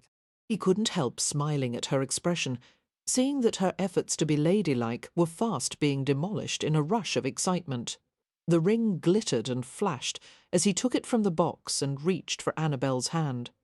He slid the ring onto her 4th finger, fitting it snugly against the simple gold band he had given her on their wedding day. Together they admired the sight of the diamond on her hand, until Annabelle threw her arms around him with an exclamation of delight. Before he could respond, she broke away and did a little dance of glee in her bare feet. "It's so lovely, look how it sparkles. Simon, do go away. I'm well aware of how horridly mercenary I must appear. Never mind, I am mercenary, and you may as well know it. Oh, I do love this ring," enjoying her excitement. Simon caught her slender body against his. "I'm not about to go away," he informed her. "This is my opportunity to reap the benefits of your gratitude." Enthusiastically, Annabelle tugged his head down and crushed her mouth against his. "And so you shall." She pressed another ardent kiss to his lips. "Now." He chuckled at her full-bodied assault. "No doubt I should say that seeing your enjoyment is repayment enough. On the other hand, if you insist—" "I do." "I do insist. Striding away from him, Annabelle went to the bed, clambered onto the mattress, and dramatically flung herself backward until she landed spread eagle on the counterpane. Simon followed her into the room, fascinated by her antics. This was an Annabelle he had not seen before, droll and enchantingly capricious. As he approached the bed, she lifted her head and encouraged, "I'm all yours. Start reaping your rewards." Deftly, he stripped off his jacket and removed his necktie, more than ready to oblige her. Annabelle hoisted herself to a sitting position to watch him. Her legs remained spread beneath the veil of her nightgown, her hair falling in a silky tumble over her shoulders. "Simon, you should know that I would go to bed with you even without this ring." "You're too kind," he replied dryly, stepping from his trousers. A husband always likes to hear that he is valued for more than his financial merit. Her gaze slid along his lean body. "Of all your merits, Simon, the financial one is probably the least." Probably. Walking to the edge of the bed, Simon picked up one of her bare feet and pressed his mouth to her tender instep. "Don't you mean definitely?" She fell back, gasping at the warm stroke of his tongue, while the hem of her gown slid to the tops of her thighs. "Oh, yes, definitely. Most definitely." Her body was damp and sweet from her recent bath, retaining the crisp scent of soap and the heady influence of rose oil. Aroused by the sight of her pink, fragrant skin, Simon kissed and nibbled his way to her ankle, then to her knee. At first Annabelle giggled and writhed beneath the ministrations of his mouth, but when he moved to her other leg, she quieted, her breath coming in slow, deep surges. He knelt between her parted thighs, inching her gown upward and kissing every newly exposed inch of flesh until he had reached the thatch of glinting curls. After letting his chin barely graze the springy softness, he continued his journey upward, while she made a feeble sound of protest. Intoxicated by the velvety texture of her skin, he kissed her waist and each tender projection of her ribs, making his way to the place on her chest where her heart pounded beneath his lips. Annabelle made a pleading sound and took hold of his hand, trying to bring it between her thighs, resisting with a quiet laugh. Simon pinned both of her wrists over her head and settled his mouth on hers. He sensed her surprise at being restrained, and the response that followed, her eyes closing and her breath striking his cheek in a faster rhythm. Maintaining the secure grip on her wrists with one hand, he slid his free hand along the front of her body, his fingertips circling the peaks of her breasts. His own body was hard and hot with arousal, his muscles tight with coiling need. In all his experience with love-making, he had never known such feverish absorption, all connection to the world outside completely severed, so that he was occupied only with Annabelle. Her delight fueling her quivering responses, intensifying his own desire. Her mouth opened beneath his in trembling welcome, moans slipping from her throat as his penetrating kisses became more aggressively penetrating. He touched the crevice between her legs, loving the silky moisture of her flesh. Her body undulated upward, her hips tilting toward his hand, while her imprisoned wrists flexed in his grasp. Every writhing movement communicated her need to be taken and filled, and his body hardened to an exquisite degree as primitive hunger rushed through him. Slowly he entered her with one finger, and she moaned against his mouth. Perceiving the increased pliancy of her flesh, he added another finger, caressing gently until she was swollen with arousal. As soon as he freed her mouth, she begged incoherently, "Simon, please, please, I need you." She trembled all over as he withdrew his fingers. "No, Simon." "Shh." He grasped her knees and carefully pulled her across the bed. "It's all right," he whispered. "I'll take care of you. Let me love you this way." Bringing her hips to the edge of the mattress, he eased her over until her pale buttocks were turned upward. He stood on the floor, positioning himself between her thighs, the rigid head of his cock slipping easily into the slick entrance of her body. Grasping her hips firmly, he entered her in a long glide, not stopping until he was fully embedded. A flare of heat covered his entire body. as if he had stepped before an open furnace, and his groin tightened with an ache of lust that was nearly too acute to bear. He breathed in sharp pants, fighting to control the intensity of his desire before he unravelled completely. Annabelle lay passive and still on the mattress except for the clenching of her fingers against the counterpane.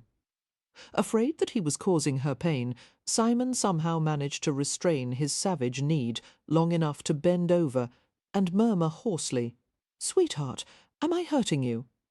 The movement impelled him even deeper inside her, and she whimpered, "Tell me, and I'll stop." She was slow to respond, as if it took her several seconds to comprehend the question, and when she replied, her voice was thick with pleasure. "No, don't stop."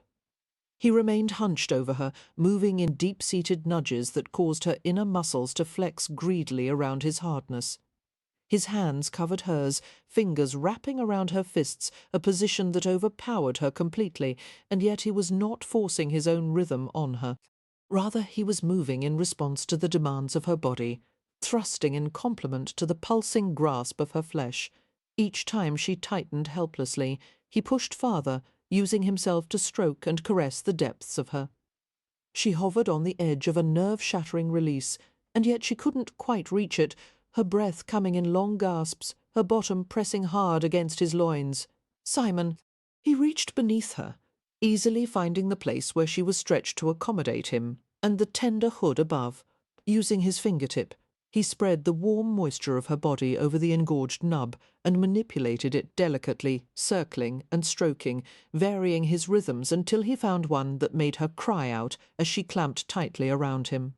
She groaned as he thrust and stroked in tireless counterpoint, her back arched in ecstasy. The lush twisting and gripping of her body became too much for his overstimulated senses. He gasped with his own climax, tunnelling inside the sweetness of her flesh as relief roared through him in uncontrollable bursts.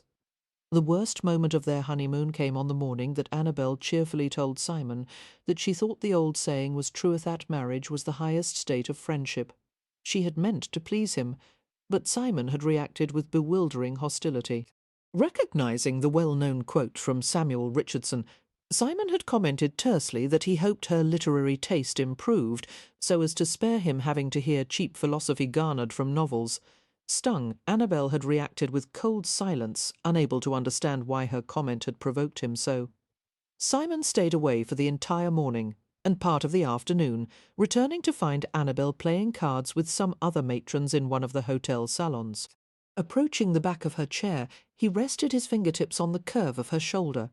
She felt his touch through the corded silk of her dress, the sensation wrapping delicately around her nerves. Strongly tempted to prolong her wounded resentment, Annabelle thought briefly of shrugging off his hand. Instead, she told herself that it would cost her nothing to show him a little tolerance. Summoning a smile, Annabelle glanced up at him over her shoulder. "Good afternoon, Mr. Hunt," she murmured, referring to him in the formal way that most married couples adopted in public. "I hope that you enjoyed your outing." Impishly, she showed him her cards. "Look at the hand I've been dealt. Do you have any helpful advice?" Sliding his hands along the sides of her chair, Simon bent his dark head to murmur in her ear, "Yes, finish your game quickly." Conscious of the other women's interested gazes, Annabelle kept her face expressionless, even though she felt warmth creeping up from her neckline.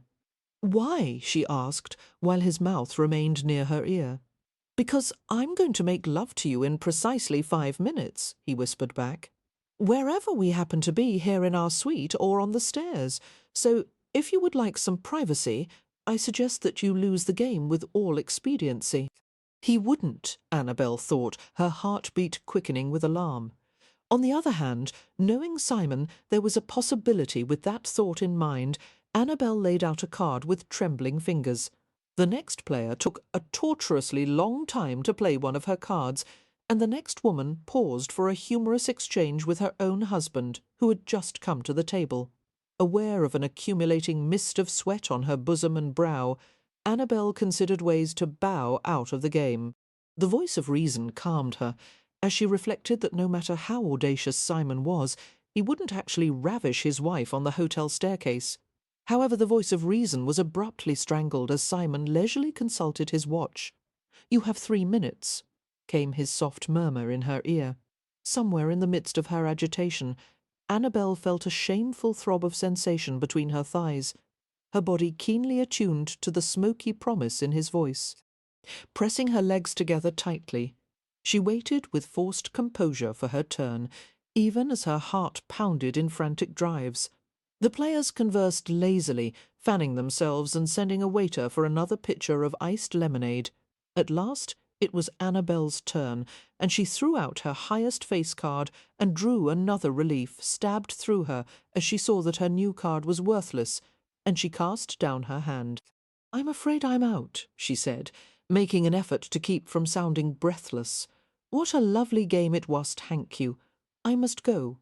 "Do stay for the next round," one of the ladies urged, and the others added their own entreaties. "Yes, do. At least have a glass of wine while we finish this hand." "Thank you." But Annabelle stood and gasped slightly as she felt the gentle pressure of Simon's hand on her back. Her nipples tightened inside her gown. "I'm simply exhausted from all the dancing last night," she improvised. "I must have some rest before we attend the theatre this evening." Followed by a chorus of farewells and a few knowing glances, Annabelle attempted a dignified exit from the salon.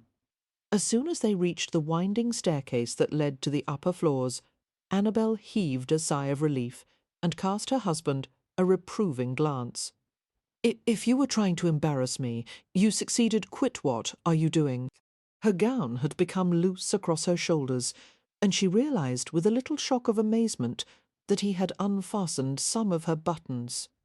"Simon," she hissed, "don't you dare." "No, stop that." She hurried away from him, but he kept pace with her easily. "You have 1 minute left. Don't be silly," she said shortly. "We can't possibly reach the suite in less than a minute, and you wouldn't." She broke off with a squeak as she felt him pluck at another button and turned to swat at his marauding hands.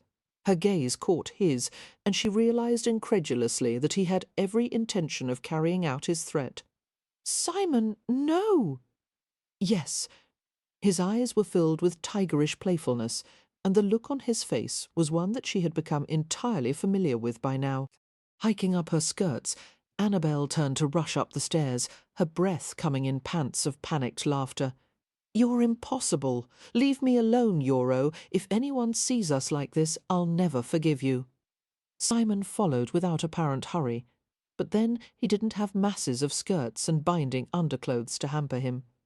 She reached the top landing and rounded the corner, her knees aching as her legs pumped in a desperate ascent, stair after stair. Her skirts felt weighted, and her lungs were close to bursting. Oh, damn him for doing this to her, and damn herself for the airless giggles that kept slipping from her throat. 30 seconds, she heard behind her, and she wheezed as she arrived at the top of the second flight. 3 long hallways before she reached their suite, and not nearly enough time. Clutching at the sagging front of her dress, she looked up and down the hallways that extended from the landing. She rushed toward the first door she could find, which opened into a small, unlit closet. The scent of starched linen billowed outward, and shelves of neatly stacked bed linens and toweling were just visible in the light from the hallway. "Keep going," Simon murmured, crowding her into the closet and closing the door. Annabelle was immediately engulfed in darkness. Laughter swelled in her chest, and she shoved ineffectually at the hands that reached for her. It seemed that her husband had suddenly developed more arms than an octopus, unfastening her clothes and peeling them away much faster than she could move to defend herself. "What if you've locked us in here?" she asked, as her dress dropped to the floor. "I'll break the door down," he replied, tugging at the tapes of her drawers. "Afterward. If one of the maids finds us, we'll be thrown out of the hotel. Believe me, the maids have seen far worse than this." Her dress was crushed beneath Simon's feet as he shoved Annabelle's drawers to her ankles. She made a few more half-hearted protests until Simon reached between her thighs and discovered the evidence of her arousal, after which further remonstrations seemed rather pointless. Her mouth opened to his kiss, eagerly returning the rough, stroking pressure of his lips. The plush entrance of her body stretched easily to take him, and a whimper slipped from her throat as she felt his fingers there, spreading her so that every rolling thrust of his hips gently abraded the sensitive peak of her sex. They struggled to press closer, their bodies flexing, fusing, each kiss a searching invasion that aroused her further. Her corset was too tight, but there was unexpected delight in the constriction, as if extra sensation had been detoured to the lower half of her body and trapped in pleasure-swollen tissues. Her fingers clawed uselessly at his clothes as her desire escalated to near madness. Simon invaded her in deep lunges, his rhythm insistent, until rapture shot and echoed through both of them, and their lungs pulled in draughts of air, laden with the scent of clean, pressed linen, and their entwined limbs tightened as if to trap the sensation between them. "Damn," Simon muttered a few minutes later, when he was able to catch his breath. "What?"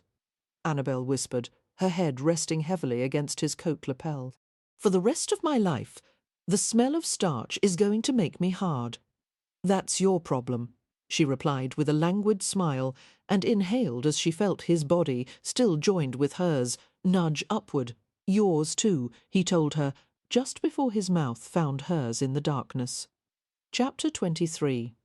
Soon after Simon and Annabelle's return to England, they were confronted with the inevitable interaction of two families that could not have been more different. Simon's mother, Bertha, demanded that they come to dinner so that they all could become better acquainted, as they had not been able to do before the wedding. Although Simon had warned Annabelle what to expect, and she in turn had endeavoured to prepare her mother and brother, she suspected that the encounter would produce at best mixed results. Thankfully, Jeremy was happily reconciled to the fact that Simon Hunt was now his brother-in-law. Having grown tall and lanky in the past few months, he stood over Annabelle as he embraced her in the parlour of their home. His golden brown hair had lightened considerably from all the time he had spent out of doors, and his blue eyes were bright and smiling in his sun-browned face. "I couldn't believe my eyes when I read Mamma's letter saying that you were going to marry Simon Hunt," he told her. "After all the things you've said about him during the past 2 years, Jeremy." Annabelle scolded. "Don't you dare repeat any of that." Laughing, Jeremy continued to keep an arm around her while he extended his hand to Simon. "Congratulations, sir." As they shook hands, he continued mischievously. "Actually, I wasn't a bit surprised. My sister complained about you so often, and for so long, that I knew she entertained a strong feeling for you." Simon's warm gaze fell on his scowling wife. "I can't imagine what she found to complain about," he said blandly.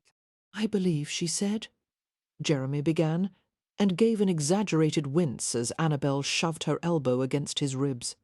"All right, I'll be quiet," he said, holding up his hands defensively and laughing as he staggered back from her.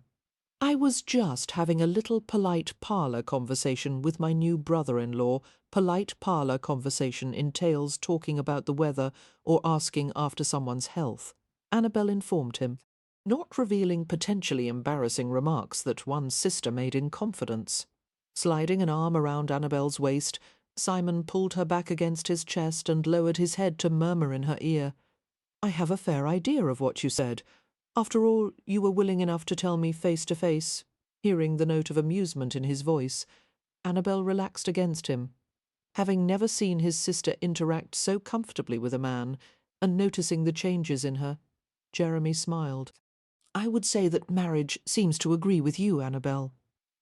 Just then Philippa entered the room, and she rushed to her daughter with a glad cry. "Darling, I have missed you so." She embraced her daughter tightly, then turned to Simon with a brilliant smile. "Dear Mr. Hunt, welcome home. Did you enjoy Paris? Beyond telling." Simon replied pleasantly, bending to kiss her proffered cheek. He did not look at Annabelle as he added, "I especially enjoyed the champagne." "Why, of course," Philippa replied. "I'm certain that anyone who— Annabelle, dear, what are you doing?" Just opening the window, Annabelle said in a strangled voice, her face having turned the colour of pickled beets at Simon's remark, as she remembered the evening when he had put a glass of champagne to especially creative use. It's terribly warm in here. Why on earth are the windows closed at this time of year?" Keeping her face averted, she struggled with the latch until Jeremy came to help her. While Simon and Philippa conversed, Jeremy pushed the paned glass open and grinned as Annabelle turned her overheated cheeks toward the cooling breeze. "It must have been quite a honeymoon," he murmured with a swift grin. "You're not supposed to know about such things," Annabelle whispered. Jeremy let out an amused snort. "I'm 14, Annabelle, not 4. His head leaned closer to hers. "So, why did you marry Mr. Hunt? Mamma says it's because he compromised you, but knowing you, there's more to the story than that. One thing is certain, you wouldn't let yourself be compromised unless you wanted to be." The glint of humour left his eyes, and he asked more soberly, "Was it because of his money? I've seen the household accounts, obviously. We hadn't 2 shillings to rub together. It wasn't entirely the money." Annabelle had never been anything but completely frank with her brother. But it was difficult to admit the truth, even to herself. "I fell ill at Stony Cross, and Mr. Hunt was unexpectedly kind to me, and then when I began to soften toward him, I discovered that he and I have a sort of, well, affinity, intellectual or physical." Jeremy's smile returned as he read the answer in her eyes. "Both? That's good. Tell me, are you in? What are you two whispering about?" Philippa asked with a laugh, gesturing for them to come away from the window. "I was begging my sister not to browbeat her new husband," Jeremy replied, and Annabelle rolled her eyes. "Thank you," Simon told him gravely. "As you can imagine, it takes a great deal of fortitude to stand up to such a wife, but so far I've managed." He stopped with a grin as he saw Annabelle's threatening glance.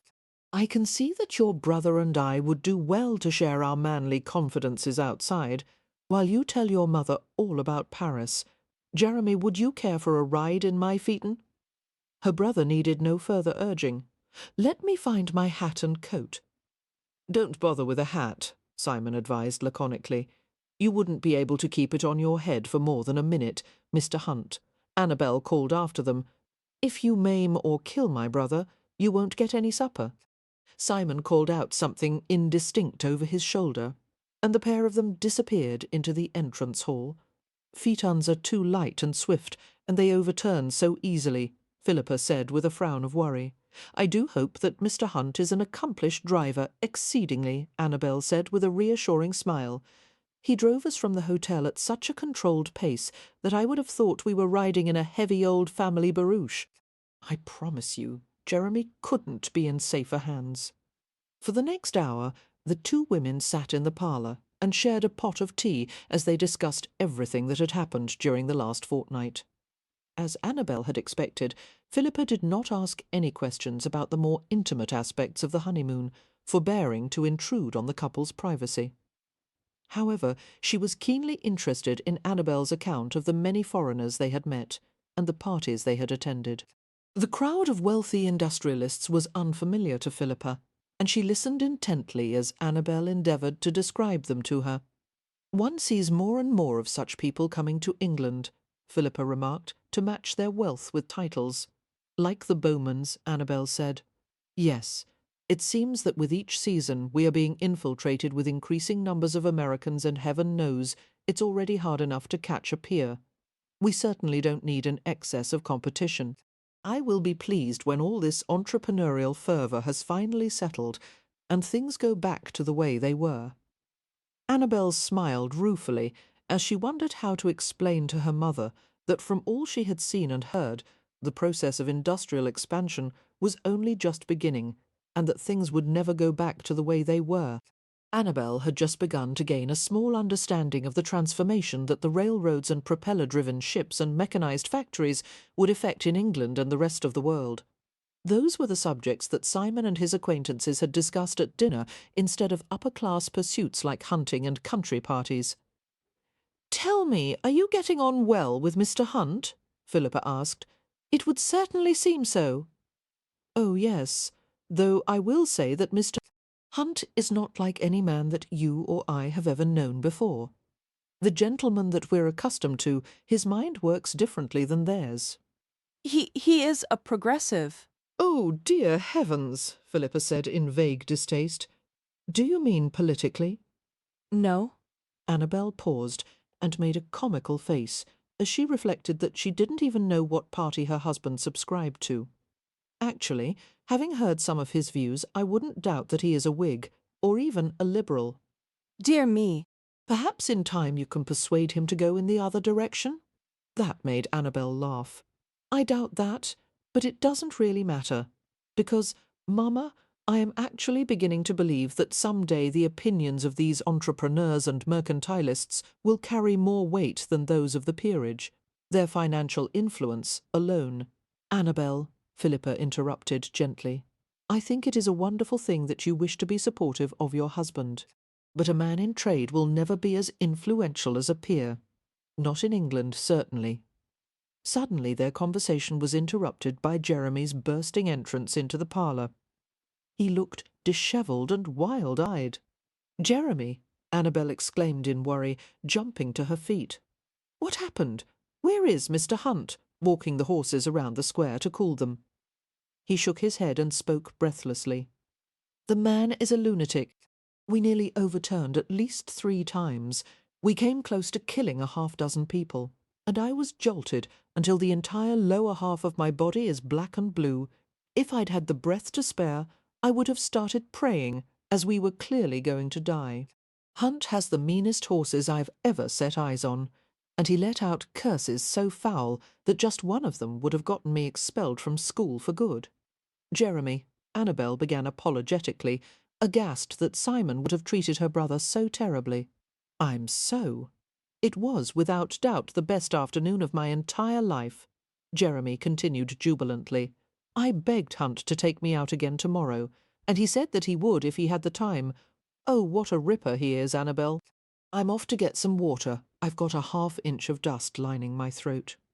He rushed off with adolescent glee, while his mother and sister stared after him, open-mouthed.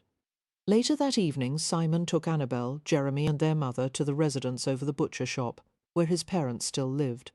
Consisting of 3 main rooms and a narrow staircase leading to a 3rd-floor loft, the place was small but well appointed.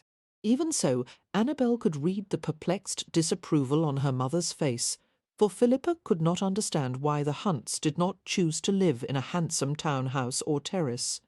The more Annabelle had tried to explain that the Hunts felt no shame about their profession and had no wish to escape the stigma of belonging to the working class, the more confused Philippa had become. Suspecting with annoyance that her mother was being deliberately obtuse, Annabelle had abandoned all attempts to discuss Simon's family and had privately enjoined Jeremy to keep Philippa from saying anything disdainful in front of them. "I'll try," Jeremy had said doubtfully. "But you know that Mama has never rubbed on well with people who are different from us."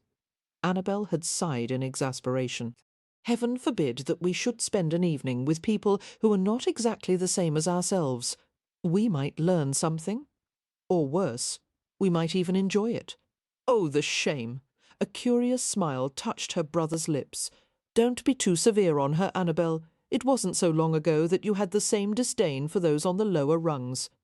"I did not. Annabelle had paused with a ferocious scowl, then sighed.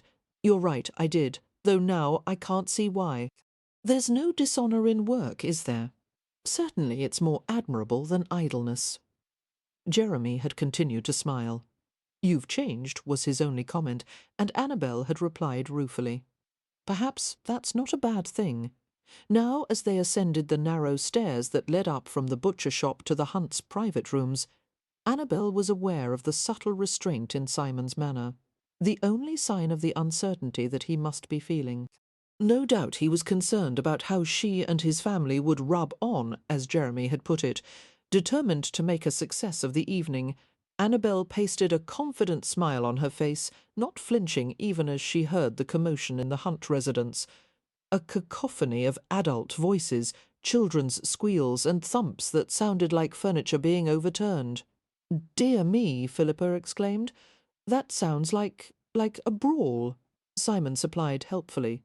"It could be. In my family it's not always easy to distinguish parlour conversation from a rope-ring exchange." As they entered the main room, Annabelle tried to sort through the mass of faces. There was Simon's older sister, Sally, the married mother of a half-dozen children who were currently stampeding like Pamplona bulls through the little circuit of rooms. Sally's husband and Simon's parents, and 3 younger brothers, and a younger sister named Meredith, whose dark serenity was oddly jarring in all the tumult. From what Simon had told Annabelle, he had a special fondness for Meredith, who was quite different from her rough-and-tumble siblings, being shy and bookish. The children crowded around Simon, who displayed a surprising facility with them, tossing them easily into the air and managing to simultaneously inspect a newly lost tooth and apply a handkerchief to a runny nose. The first few minutes of welcome were confusing ones, with rounds of shouted introductions and children scattering back and forth, and the yowling indignation of a hearthside cat who had just been nipped by an inquisitive puppy. Annabelle had every expectation that things would calm down after that, but in truth the general upheaval continued all through the evening. She had brief glimpses of her mother's frozen smile and Jeremy's relaxed enjoyment, and Simon's amused exasperation as his efforts to settle the bedlam met with poor results. Simon's father, Thomas, was a huge, imposing man with features that could easily have lent themselves to intimidating austerity. Occasionally his face and eyes were softened with a smile that was not quite as charismatic as Simon's, but possessed its own quiet appeal. Annabelle managed to have a friendly exchange with him as she was seated beside him at dinner. Unfortunately, it appeared that the 2 mothers were not communicating well. The cause did not seem to be dislike so much as a complete inability to relate to one another. Their lives, the accumulation of experiences that had formed them and shaped their views, could not have been more opposed. Dinner consisted of thick cuts of well-cooked beefsteak, sided by pudding and the barest spoonful of vegetables. Suppressing a wistful sigh as she thought of the cuisine they had enjoyed in France, Annabelle worked diligently on the heavy slab of beef. Before long, Meredith engaged her with a friendly comment. "Annabelle, you must tell us more about Paris. My mother and I will soon be touring the continent for the very first time." "How wonderful!" Annabelle exclaimed. "When will you depart?" "In a week, actually. We'll be gone for at least a month and a half, starting at Calais and finishing with Rome." The conversation about travel continued until the meal was concluded, and a cookmaid came to clear the plates while the family retired to the parlour for tea and sweets. To the children's delight, Jeremy sat with them on the floor near the hearth, playing jackstraws and helping to restrain the puppy. Annabelle sat nearby, watching their antics while she conversed with Simon's older sister. She couldn't help but notice that Simon had disappeared with his mother, whom she guessed had many questions for her oldest son about his precipitate wedding and the state of his marriage. "Oh, blast!" came Jeremy's exclamation. The puppies made a puddle on the hearth. "Someone please find the maid and tell her," Sally said, while the children laughed uproariously at the ill-mannered puppy. Since Annabelle was sitting closest to the door, she jumped up at once. Entering the next room, Annabelle discovered the cookmaid still clearing away the remnants of dinner. After Annabelle informed her of the small mishap, the girl swiftly went to the parlour with a handful of rags. Annabelle would have followed her, but she heard the sounds of conversation coming from the nearby kitchen, and she paused as she heard Bertha's low, disapproving voice. "And does she love you, Simon?" Annabelle froze where she stood, listening intently to Simon's reply. "People marry for many reasons other than that." "She doesn't, then," came Bertha's flat statement. "I can't say as I'm surprised women like that never—" "Have a care," Simon murmured. "You're speaking of my wife." "She makes a pretty ornament for your arm," Bertha persisted, "when you go among higher-ups. But would she have married you without your money? Would she stay by you in times of trouble or want, if only you had given a second glance to one of the girls I tried to match you with?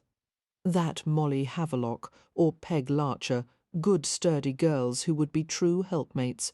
Annabelle could bear to hear no more. Controlling her expression, she slipped back into the noise and light of the parlour. "Well, that's what comes of eavesdropping," she told herself ruefully, wondering if Bertha's opinion of her could sink much lower. The criticism hurt, but Annabelle had to acknowledge that there was no overwhelming reason for Simon's family or his mother to like her. In fact, Annabelle realized that in all her pondering over the benefits of marrying Simon, it had never occurred to her to question what she could give him in return. Troubled, she wondered if she should say anything to Simon about what she had overheard, and immediately decided against it. Broaching the subject would only force him to offer reassurance, or perhaps apologize for his mother, neither of which was necessary. She knew that it would take time for her to prove her worth to Simon, and his family, and perhaps even to herself. Much later in the evening, when Annabelle and Simon had returned to the Rutledge, Simon took her shoulders in his hands and regarded her with a slight smile. "Thank you," he said. "For what?" "For being so agreeable to my family." Pulling her forward, he pressed his mouth to the top of her head, and for choosing to overlook the fact that they're so different from you. Annabelle flushed with pleasure at his praise, suddenly feeling much better.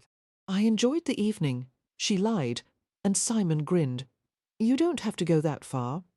"Oh, perhaps there was a moment or two when your father was discussing animal entrails, or when your sister talked about what the baby did in his bath water, but on the whole they were very, very noisy," Simon suggested, his eyes glinting with sudden laughter. "I was going to say nice." Simon slid his hands over her back, massaging the tense places beneath her shoulder blades. "You're taking to this wife of a commoner business fairly well, all things considered." "It's not so bad, really," Annabelle mused. She ran a light, flirtatious hand along the front of his body, and gave him a teasing glance. "I can overlook quite a lot in return for this impressive, well-endowed bank account?" Annabelle smiled and slipped her fingers into the waist of his trousers. "Not the bank account," she whispered, just before his mouth closed over hers.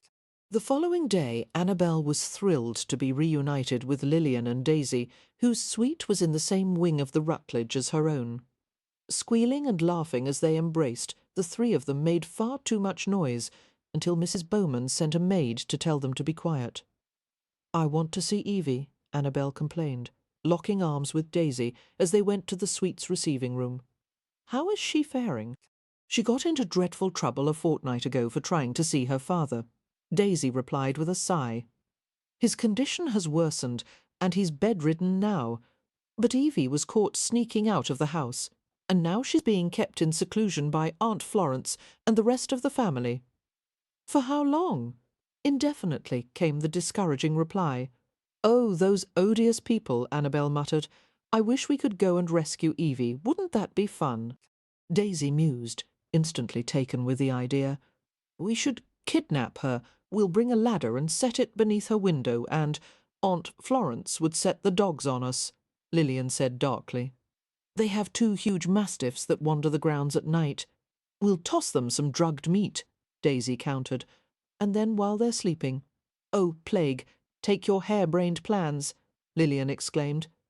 "I want to hear about Annabelle's honeymoon." 2 pair of dark brown eyes regarded Annabelle with unmaidenly interest. "Well?" Lillian asked. "What was it like? Was it as painful as they say? Out with it, Annabelle," Daisy urged. "Remember, we promised to tell each other everything." Annabelle grinned, rather enjoying the position of being knowledgeable about something that was still so much a mystery to them. "Well, at certain moments it was rather uncomfortable," she admitted. "But Simon was very kind and attentive, and although I have no prior experience for comparison, I can't imagine that any man could be a more wonderful lover." "What do you mean?" Lillian asked. A warm shade of pink stained Annabelle's cheeks. Hesitating, she searched for the words to explain something that suddenly seemed impossible to describe. One might detail the mechanics of it, but that would hardly convey the tenderness of such a private experience. The intimacy of it is far beyond what you could ever imagine. At first you want to die of embarrassment, but then there are moments when it feels so wonderful that you forget to be self-conscious, and the only thing that matters is being close to him. There was a short silence as the sisters contemplated her words. "How long does it take?" Daisy ventured. Annabelle's blush deepened. "Sometimes only a few minutes. sometimes a few hours. A few hours. Both of them repeated at once, looking amazed. Lilian wrinkled her nose in distaste. "My God, that sounds horrid." Annabelle laughed at her expression. "It's not at all horrid. It's lovely, actually." Lilian shook her head. "I'm going to figure out a way to make my husband get it over with quickly. There are far better things to do than spend hours in bed doing that." Annabelle grinned. "Speaking of the mysterious gentleman who will some day be your husband, we should begin planning the strategy for our next campaign.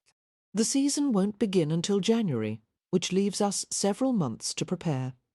Daisy and I need an aristocratic sponsor," Lilian said with a sigh, "not to mention some etiquette lessons. And unfortunately, Annabelle, since you've married a commoner, you've got no real social influence, and we're no farther along than when we started." Hastily she added, "No offence meant, dear." "None taken," Annabelle replied mildly. "However, Simon does have some friends in the peerage Lord Westcliff in particular." "Oh, no," Lilian said firmly. "I want nothing to do with him." "Why not?" Lilian raised her brows as if surprised by the need to explain. "Because he's the most insufferable man I've ever encountered." "But Westcliff is very highly placed," Annabelle wheedled. "And he is Simon's best friend. I have no great liking for him myself, but he could be a useful ally. They say that Westcliff's title is the oldest one in England. Blood doesn't get any bluer than his." "And well he knows it," Lilian said sourly. "Despite all his populist talk, one can see that he's inwardly thrilled to be a peer with lots of minions he can order about. I wonder why Westcliff hasn't married yet." Daisy mused. "Despite his flaws, one has to admit that he is a whale-sized catch." "I'll be thrilled when someone harpoons him," Lilian muttered, making the other two laugh. Although London was largely emptied of good society during the warmest of the summer months, town life was by no means completely stagnant. Until Parliament adjourned on the 12th of August, coinciding with the opening of grouse season, the occasional presence of titled gentlemen was still required during afternoon sessions. While the men attended Parliament or went to their clubs, their wives went shopping, paid calls on their friends and wrote letters. In the evenings they attended dinners, soirees and balls that usually lasted until 2 or 3 o'clock in the morning. Such was the schedule of an aristocrat, or even those in what were considered aristocratic professions, such as clergymen, naval officers or physicians. To Annabelle's chagrin, it quickly became evident that her husband, despite his wealth and undeniable success, was not in a remotely aristocratic profession.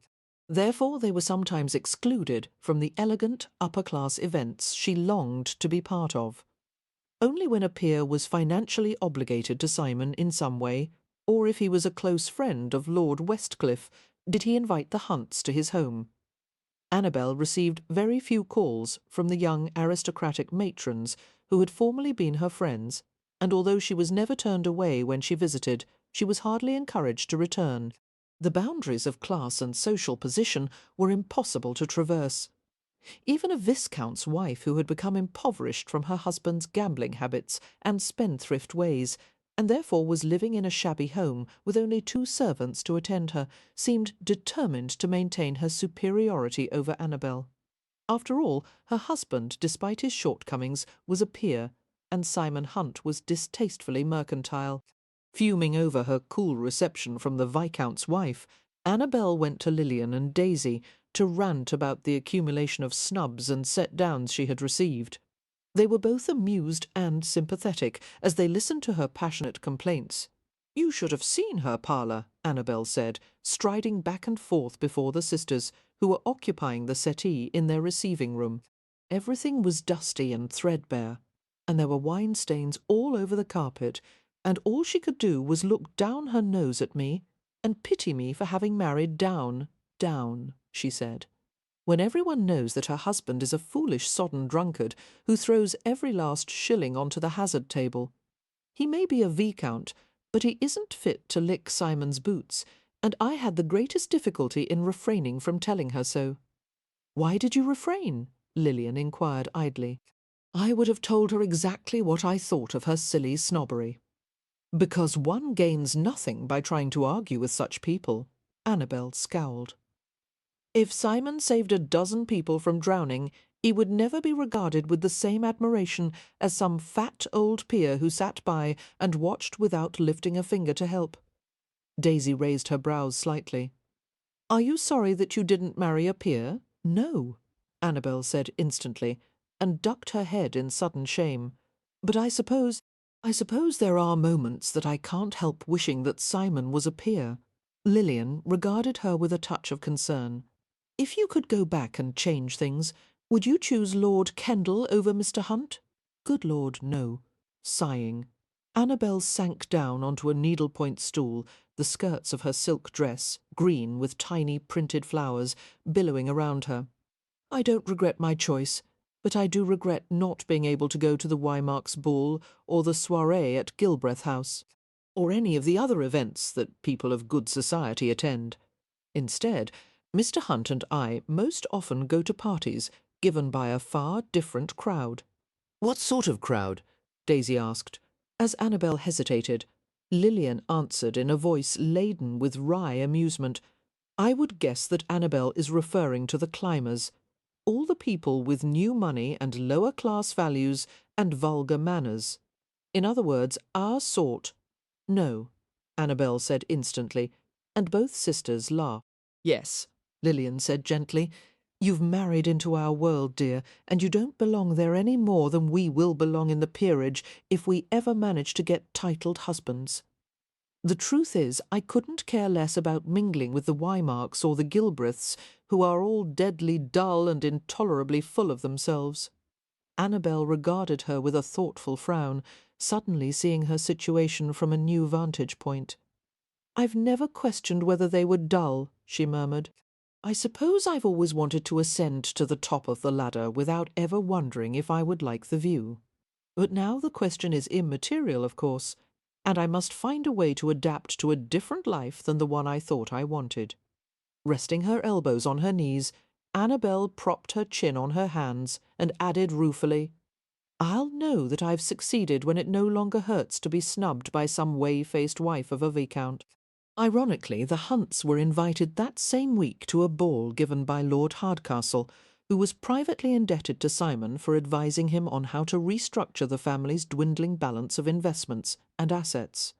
It was a large and well-attended event, and despite Annabelle's new resolution not to care about going to balls given by the upper class, she couldn't help but be excited.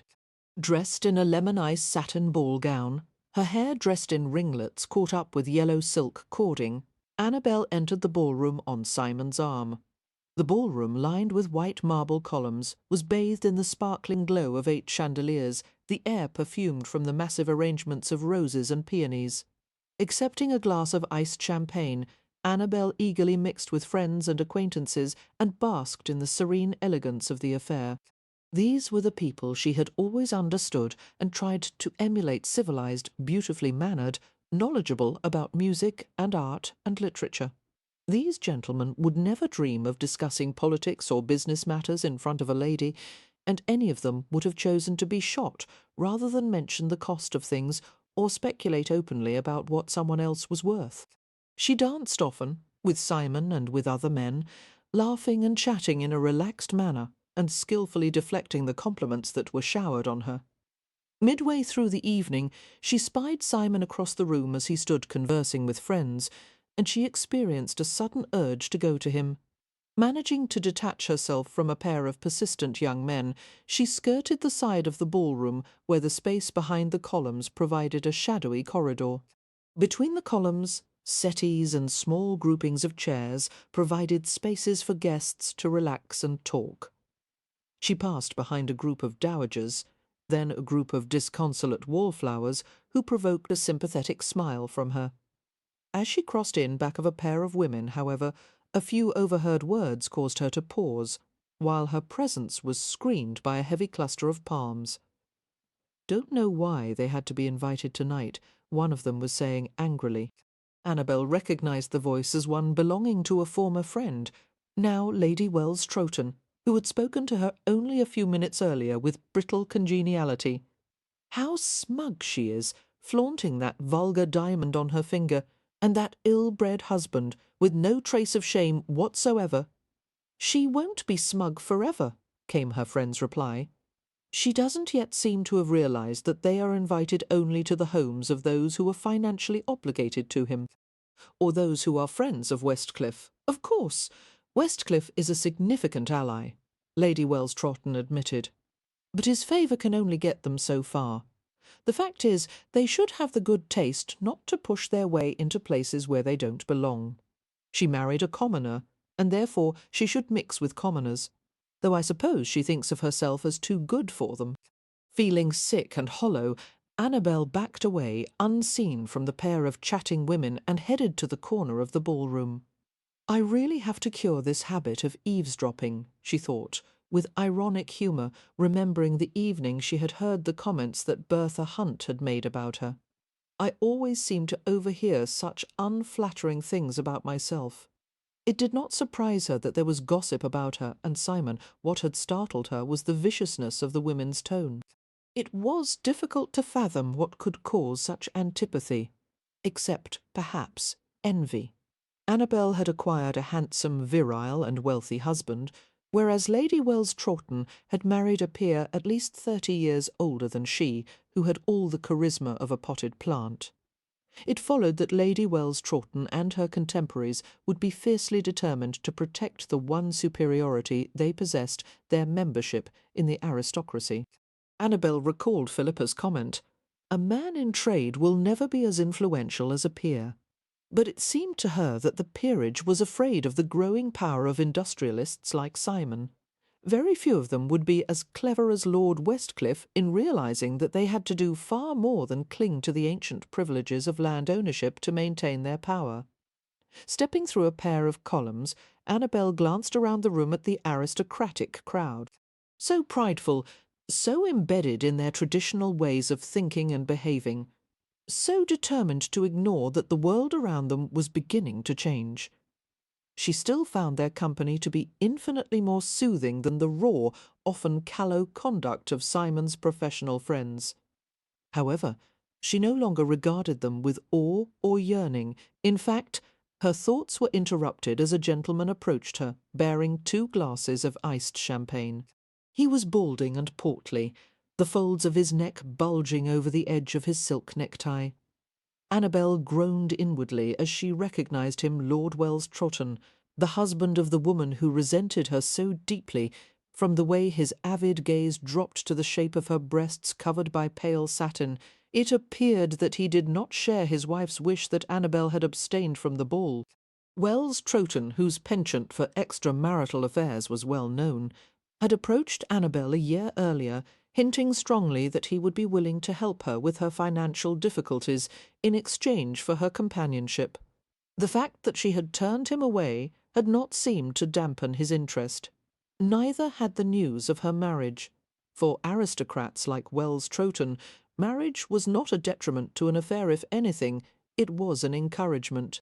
Never bed, the unwed, was a common sentiment in the peerage, and love affairs were a privilege that was often enjoyed by married lords and ladies.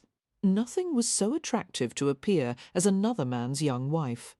Mrs. Hunt, Wells Trotton said jovially, handing her a glass of champagne, which she accepted with a cool smile of thanks.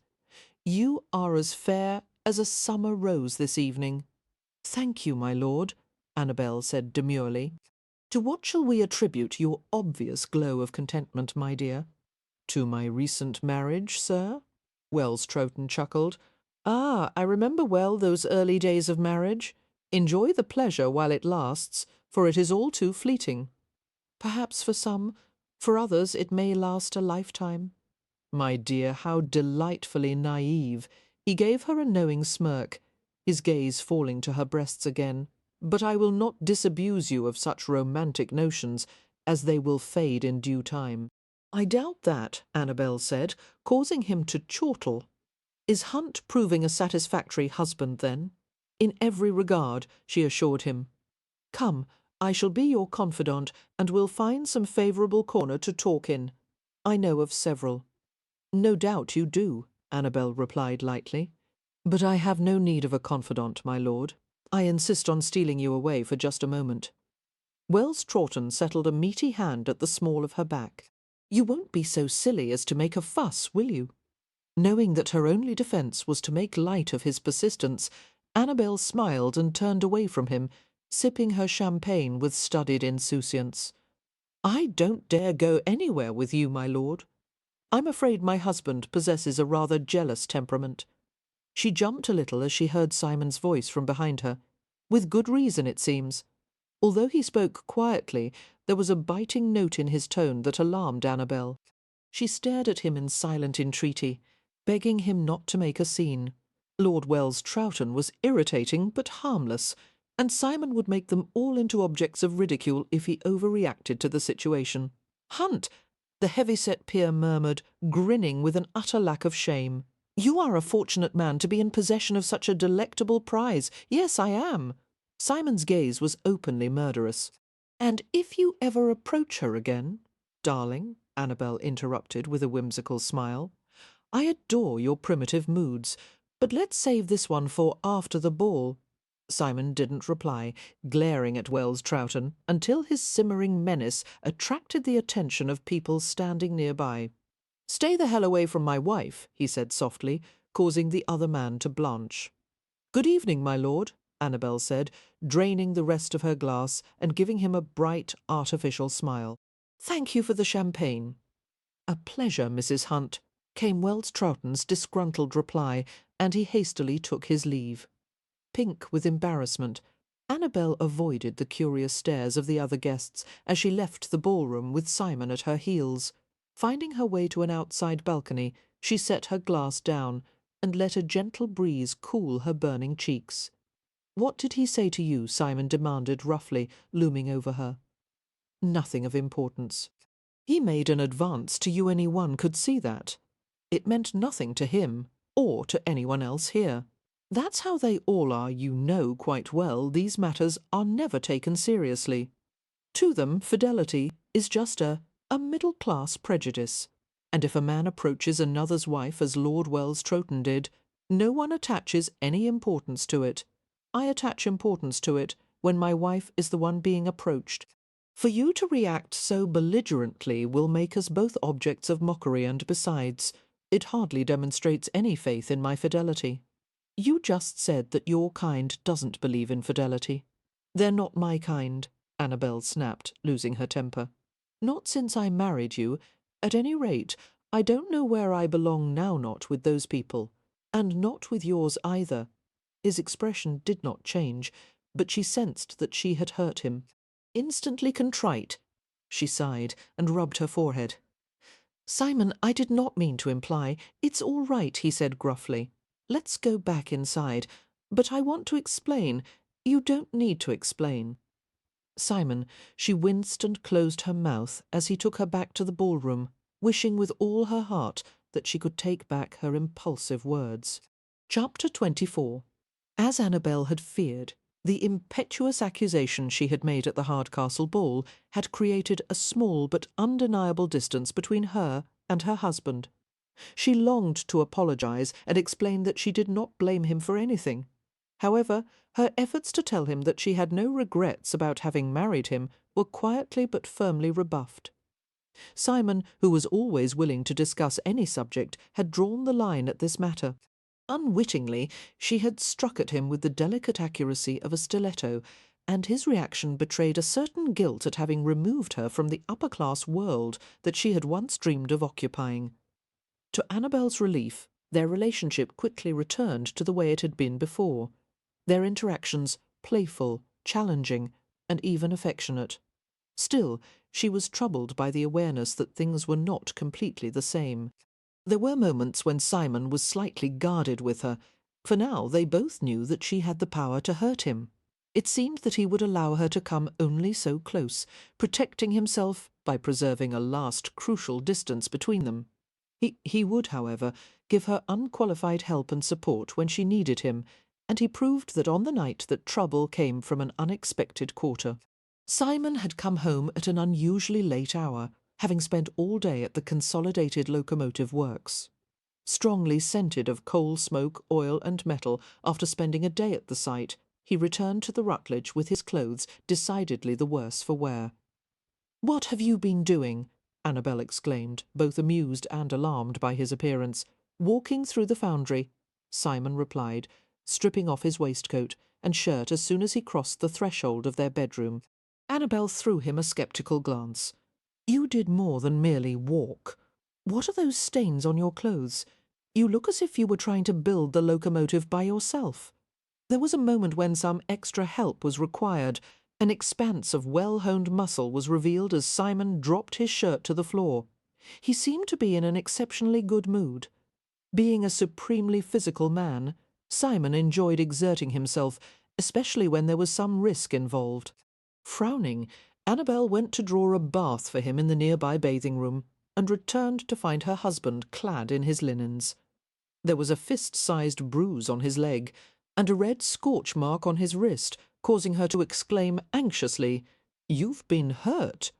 What happened? Simon looked momentarily puzzled by her concern, and by the way she flew to him. "It's nothing," he said, reaching out to catch her waist. Pushing his hands away, Annabelle sank to her knees to inspect the bruise on his leg. "What caused this?" she demanded, skimming the edge of it with her fingertip. "It happened in the foundry, didn't it? Simon Hunt. I want you to stay away from that place, all those boilers and cranes and vats. The next time you'll probably be crushed or boiled or punched full of holes. Annabelle." Simon's voice was edged with amusement. Bending to grasp her elbows, he pulled her to her feet. "I can't talk to you when you're kneeling in front of me like that, not coherently at any rate." I can explain exactly what he broke off, his dark eyes flickering strangely as he saw her expression. "You're upset, aren't you? Any wife would be if her husband came home in this condition." Simon slid his hand behind her neck and squeezed lightly. "You're reacting a bit strongly to a bruise and a slight burn, aren't you?" Annabelle scowled. "First, tell me what happened. Then I'll decide how to react." 4 men were trying to pull a metal plate out of a furnace with long-handled pincers. They had to carry it to a frame where it could be rolled and pressed. The metal plate turned out to be a bit heavier than they expected, and when it became clear that they were about to drop the damned thing, I picked up another pair of pincers and went to help. Why couldn't one of the other foundrymen do it? I happened to be standing closest to the furnace. Simon shrugged in an effort to make light of the episode. "I got the bruise when I knocked my knee against the frame before we managed to lower the plate hand. The burn happened when someone else's pincers brushed against my arm. But no harm done. I heal quickly." "Oh, that was all?" she asked. "You were only lifting hundreds of pounds of red-hot iron in your shirt sleeves. How silly of me to be concerned." Simon lowered his head until his lips brushed her cheek. "You don't have to worry about me. Someone needs to." Annabelle was keenly aware of the strength and solidity of his body, standing so close to hers. His big-boned frame was formed with power and masculine grace. But Simon wasn't invulnerable or indestructible. He was only human, and the dawning realization of how important his safety had become to her was nothing short of alarming. Twisting away from him, Annabelle went to check the accumulating bath water, saying over her shoulder, "You smell like a train." With an extended smokestack, he rejoined, following at her heels. Annabelle snorted derisively. "If you're trying to be amusing, don't bother. I'm furious with you." "Why?" Simon murmured, catching her from behind. "Because I got hurt. Trust me, all your favourite parts are still working." He kissed the side of her neck. Annabelle stiffened her spine, resisting the embrace. "I couldn't care less if you jumped head-first into a vat of melted iron. If you're so silly as to go into the foundry with no protective clothing and hell broth." Simon nuzzled into the delicate wisps of her hairline, while one hand coasted upward to find her breast. "What?" Annabelle asked, wondering if he had just spouted some new profanity. "Hell broth. That's what they call the melted iron." His fingers circled the reinforced shape of her breast, moulded artificially high and stiff within the frame of her corset. "Good God, what do you have on under this dress?" "My new steam-moulded corset." The fashionable garment imported from New York had been heavily starched and pressed onto a metal form, giving it more stiffness and structure than the conventionally designed corset. "I don't like it. I can't feel your breasts," You're not supposed to. Annabelle said with exaggerated patience, rolling her eyes as he brought his hands up to her chest and squeezed experimentally. Simon, your bath. "What idiot invented corsets in the first place?" he asked grumpily, letting go of her. An Englishman, of course it would be. He followed her as she went to shut the valves in the bathing room. "My dressmaker told me that corsets used to be kirtles, which were worn as a mark of servitude." "Why are you so willing to wear a mark of servitude?" "Because everyone else does. And if I didn't, my waist would look as big as a cow's by comparison." "Vanity, thy name is woman," he quoted, dropping his linens to pad across the tiled floor. "And I suppose men wear neckties because they are so excessively comfortable?" Annabelle asked sweetly, watching her husband step into the tub. "I wear neckties because if I didn't, people would think I was even more uncivilized than they already do." Lowering himself with care, for the tub had not been designed for a man of his proportions, Simon let out a hiss of comfort as the hot water lapped around his middle, coming to stand beside him. Annabelle ran her fingers over his thick hair and murmured, "They don't know the half of it. Herodant, lower your arm into the water. I'll help you to wash." As she lathered him, Annabelle took a pleasurable inventory of her husband's long, well-exercised body. Slowly, her hands coasted over hard planes of muscle, some places ropey and delineated, others smooth and solid, sensual creature that he was. Simon made no effort to conceal his pleasure. Watching her lazily through half-closed eyes, his breath quickened, though it was still measured, and his muscles turned iron-hard at the stroke of her fingertips. The silence in the tiled room was broken only by the sluice of water and the sounds of their breathing. Dreamily, Annabelle tunnelled her fingers through the soapy mat of hair on his chest, recalling the feel of it on her breasts as his body moved over hers. "Simon," she whispered. His lashes lifted, and his dark eyes stared into hers. One large hand slid over hers, pressing it to the taut contours of his chest. "Yes, if anything ever happened to you, I—" She paused as she heard the sound of vigorous knocking at the door of the suite. Her reverie was broken by the intrusive sound. Who could that be? The interruption caused annoyance to cross Simon's features. "Did you send for something?" Shaking her head, Annabelle rose to her feet and reached for a length of toweling to dry her hands. "I gnaw it." Annabelle smiled wryly as the rapping became more insistent. "I don't think our visitor will give up that easily. I suppose I'll have to go see who it is." She left the bathing room and closed the door gently, allowing Simon to finish his bath in privacy. Striding to the entrance of the suite, Annabelle opened the door. "Jeremy!" Her pleasure at her brother's unexpected visit vanished quickly as she saw his expression. His young face was pale and set, and his mouth was clamped in a grim line. He was hatless and coatless, and his hair was in wild disarray. "Jeremy, is something wrong?" she asked, welcoming him into the suite. "You could say that." Reading the barely suppressed panic in his gaze, she stared at him with increasing concern. "Tell me what's happened." Jeremy raked a hand through his hair, causing the thick golden-brown strands to stand on end. "The fact is—" He paused with a dumbfounded expression, as if he couldn't believe what he was about to say. "The fact is what?" Annabelle demanded. "The fact is our mother just stabbed someone." Annabelle regarded her brother with blank-faced confusion. Gradually a scowl spread across her features. "Jeremy," she said sternly, "this is the most distasteful prank you've ever—" "It's not a prank. I wish to hell it was." Annabelle made no effort to hide her scepticism. Whom is she supposed to have stabbed? Lord Hodgem. One of Papa's old friends, you remember him. Suddenly, the colour drained from Annabelle's face, and a shock of horror went through her. "Yes," she heard herself whisper. "I remember him. Apparently, he came to the house this evening. While I was out with friends, I returned home early, and when I crossed the threshold, I saw blood on the entrance floor." Annabelle shook her head slightly, trying to take in the words. I followed the trail into the parlour, Jeremy continued, where the cookmaid was in hysterics, and the footman was trying to clean a puddle of blood from the carpet, while Mamma stood there like a statue, not saying a word. There was a pair of bloody scissors on the table, the ones she uses for needlework. From what I could get out of the servants, Hodgem went into the parlour with Mamma. There were sounds of an argument. Then Hodgem came staggering out with his hands clasping his chest. Annabelle's mind began to work at twice its usual speed, her thoughts racing madly. She and Philippa had always hidden the truth from Jeremy, who had been away at school whenever Hodgem had called. As far as Annabelle knew, Jeremy had never been aware that Hodgem had visited the house. He would be devastated if he realized that some of the money that had paid his school bills had been given in exchange for— No, he must not find out.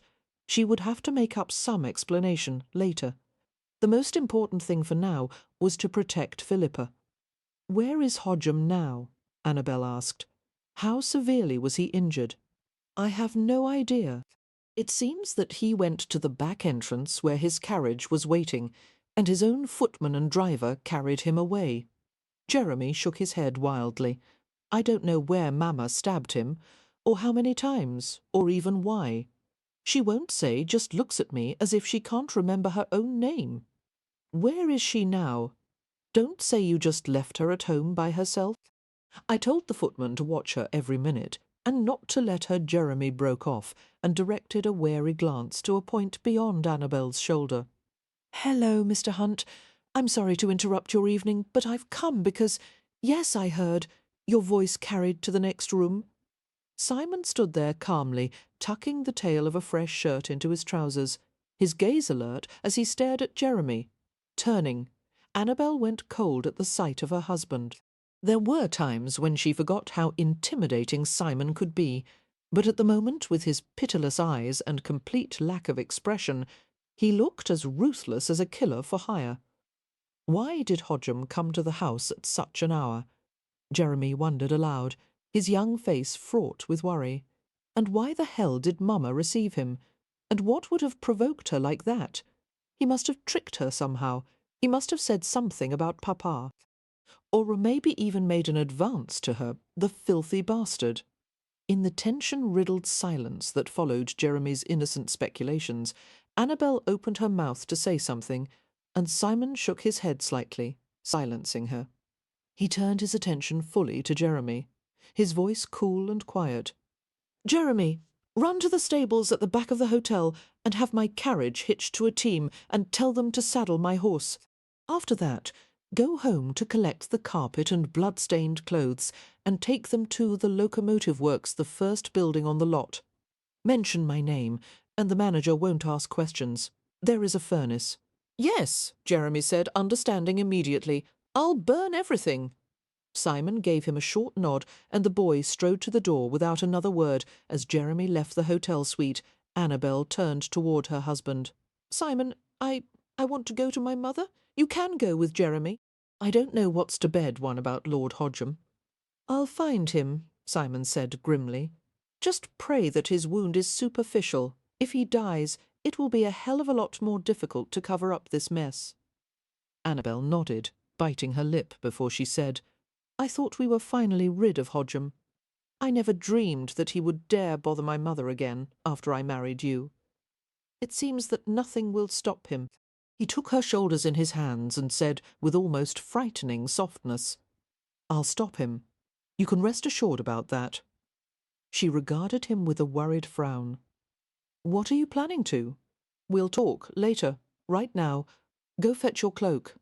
Yes, Simon. She whispered, and sped to her armoire. When Annabelle and Jeremy arrived at their mother's house, they found Philippa sitting on the stairs, a glass of spirits clutched in her hands. She looked small and almost childlike, and Annabelle's heart twisted in her chest as she stared at her mother's down-bent head. "Mamma," she murmured, sitting on the step beside her. She laid an arm over her mother's rounded back. Meanwhile, Jeremy assumed a businesslike manner as he enjoined the footman to help him roll up the parlour carpet and convey it to the carriage outside. In the midst of her worry, Annabelle could not help reflecting that he was handling the situation extraordinarily well for a boy of 14.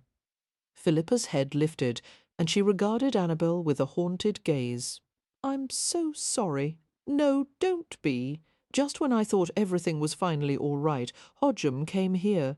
He said that he wanted to continue visiting me, and if I didn't agree, he would tell everyone about the arrangement we'd had. He said he would ruin all of us and make me a figure of public scorn.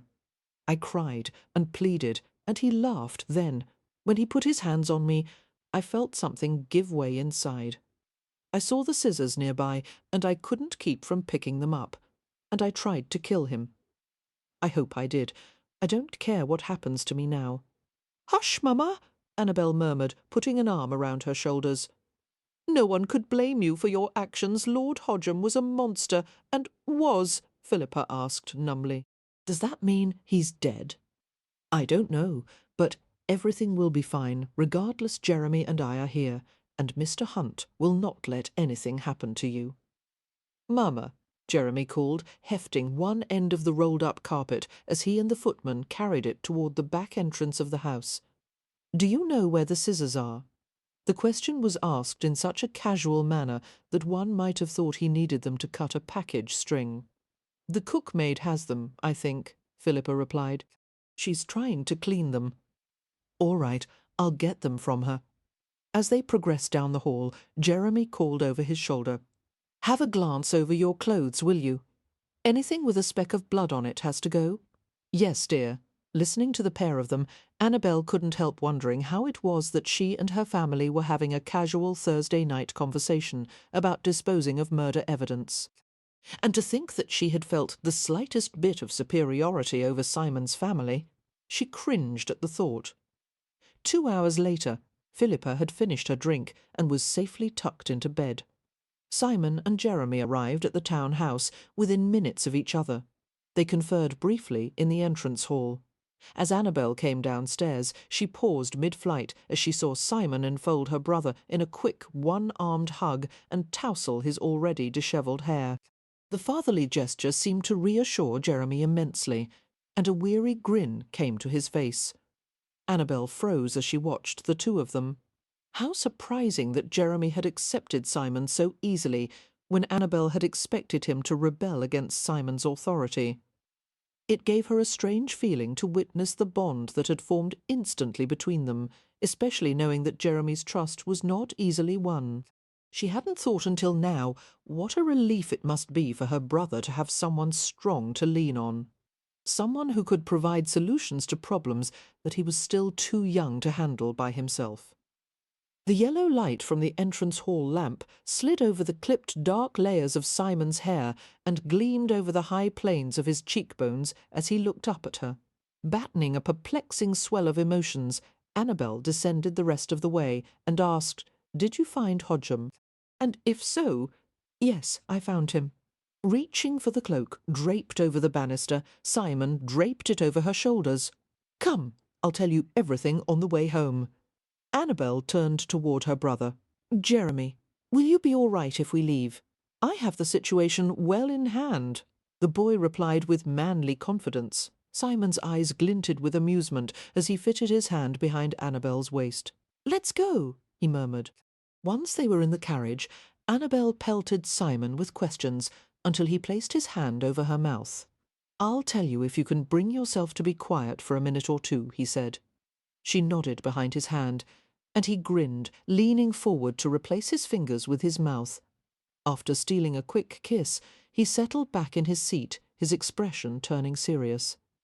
"I found Hodgem at his home, being attended by his family physician, and it was a good thing I appeared when I did, as they had already summoned a constable and were waiting for his arrival." "How did you convince the servants to let you past the front door?" "I shoved my way into the house and demanded to be taken to Hodgem immediately. There was so much confusion that no one dared refuse me. I had a footman show me to the upstairs bedroom, where the doctor was stitching Hodgem's wound." Dark humour infused his expression. "Of course I could have found the room merely by following the bastard's screams and howls." "Good," Annabelle said in vehement satisfaction. Whatever pain Lord Hodgem is suffering isn't nearly great enough, in my opinion. What was his condition, and what did he say when you appeared in his room? One side of Simon's mouth curled in disgust. It was a shoulder wound, a small one at that, and most of what he said is better left unrepeated. After letting him rant for a few minutes, I told the doctor to wait in the next room, while I had a private talk with Hodgem. I told him that I was quite sorry to learn of his severe digestive upsetter comment, that confused him until I explained that it would be in his best interest to describe his malady to friends and family as a stomach ailment rather than a stab wound. And if he didn't?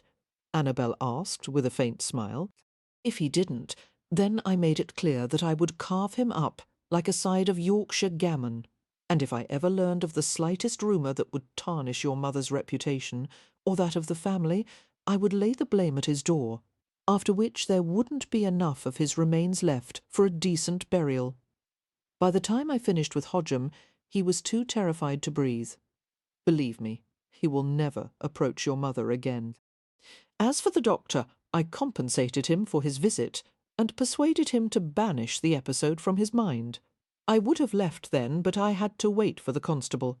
And what did you tell the constable? I told him there had been a mistake, and he wasn't needed after all.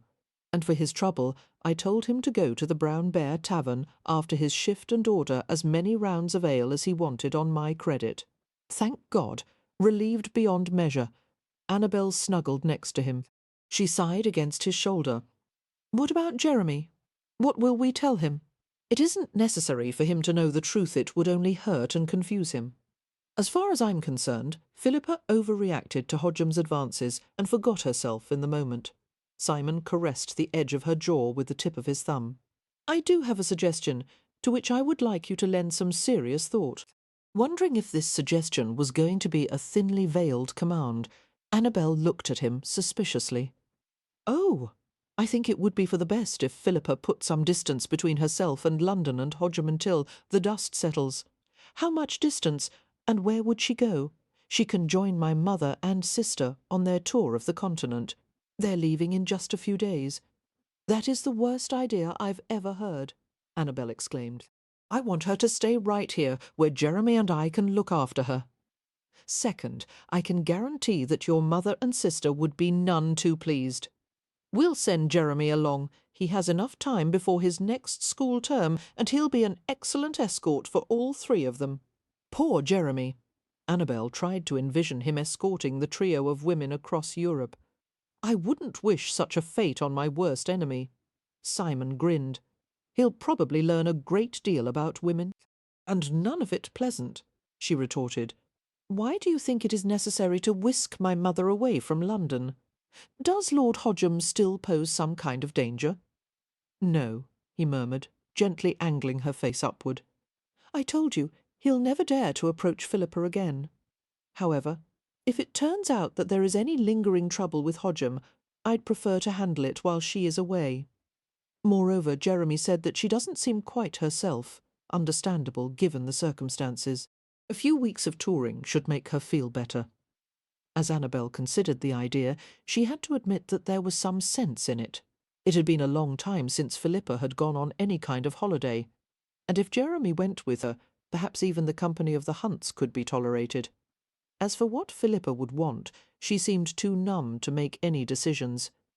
It seemed likely that she would agree to any plans that Annabelle and Jeremy made. Simon, she asked slowly, are you asking for my opinion, or telling me what you've already decided? Simon's gaze swept her face in clever assessment. Which would be more likely to induce you to agree? He laughed softly as he read the answer in her expression. Very well, I'm asking. Annabelle smiled wryly and snuggled back into the crook of his shoulder. Then if Jeremy agrees, so will I. Chapter 25. Annabelle had not asked Simon how Bertha and Meredith Hunt had received the news of their additional travelling companions, and she had certainly not been eager to hear the answer.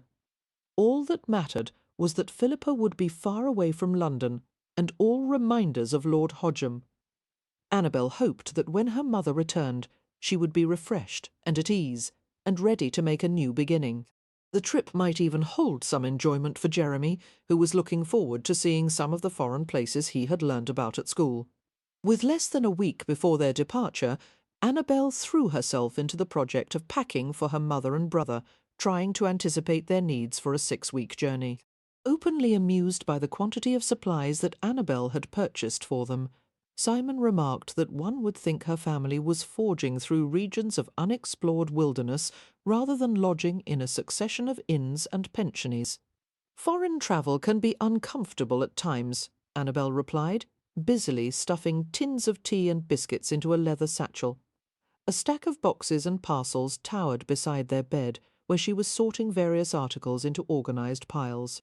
Among other things, she had collected compounds from the apothecary shop, a pair of down pillows and extra linens, a box of reading material, and a collection of packaged edibles.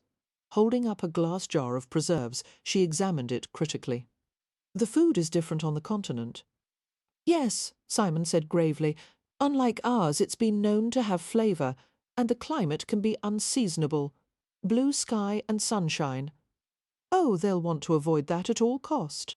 She responded to his mockery with an arch glance. "Surely you must have better things to do, other than to watch me open boxes." "Not when you're doing it in the bedroom." Straightening, Annabelle folded her arms across her chest and regarded him with flirtatious challenge. "I'm afraid you'll have to control your baser urges, Mr. Hunt. Perhaps you hadn't noticed, but the honeymoon has ended." "The honeymoon doesn't end until I say so," Simon informed her, reaching out to snatch her before she could evade him. He crushed her lips with a dominating kiss and tossed her onto the bed. "Which means there's no hope for you." Giggling, Annabelle flailed in the tangle of her skirts until she found herself pinned on the mattress with his body lying over hers. "I have more packing to do," she protested as he settled between her thighs. "Simon, did I ever happen to mention that I can unfasten buttons with my teeth?"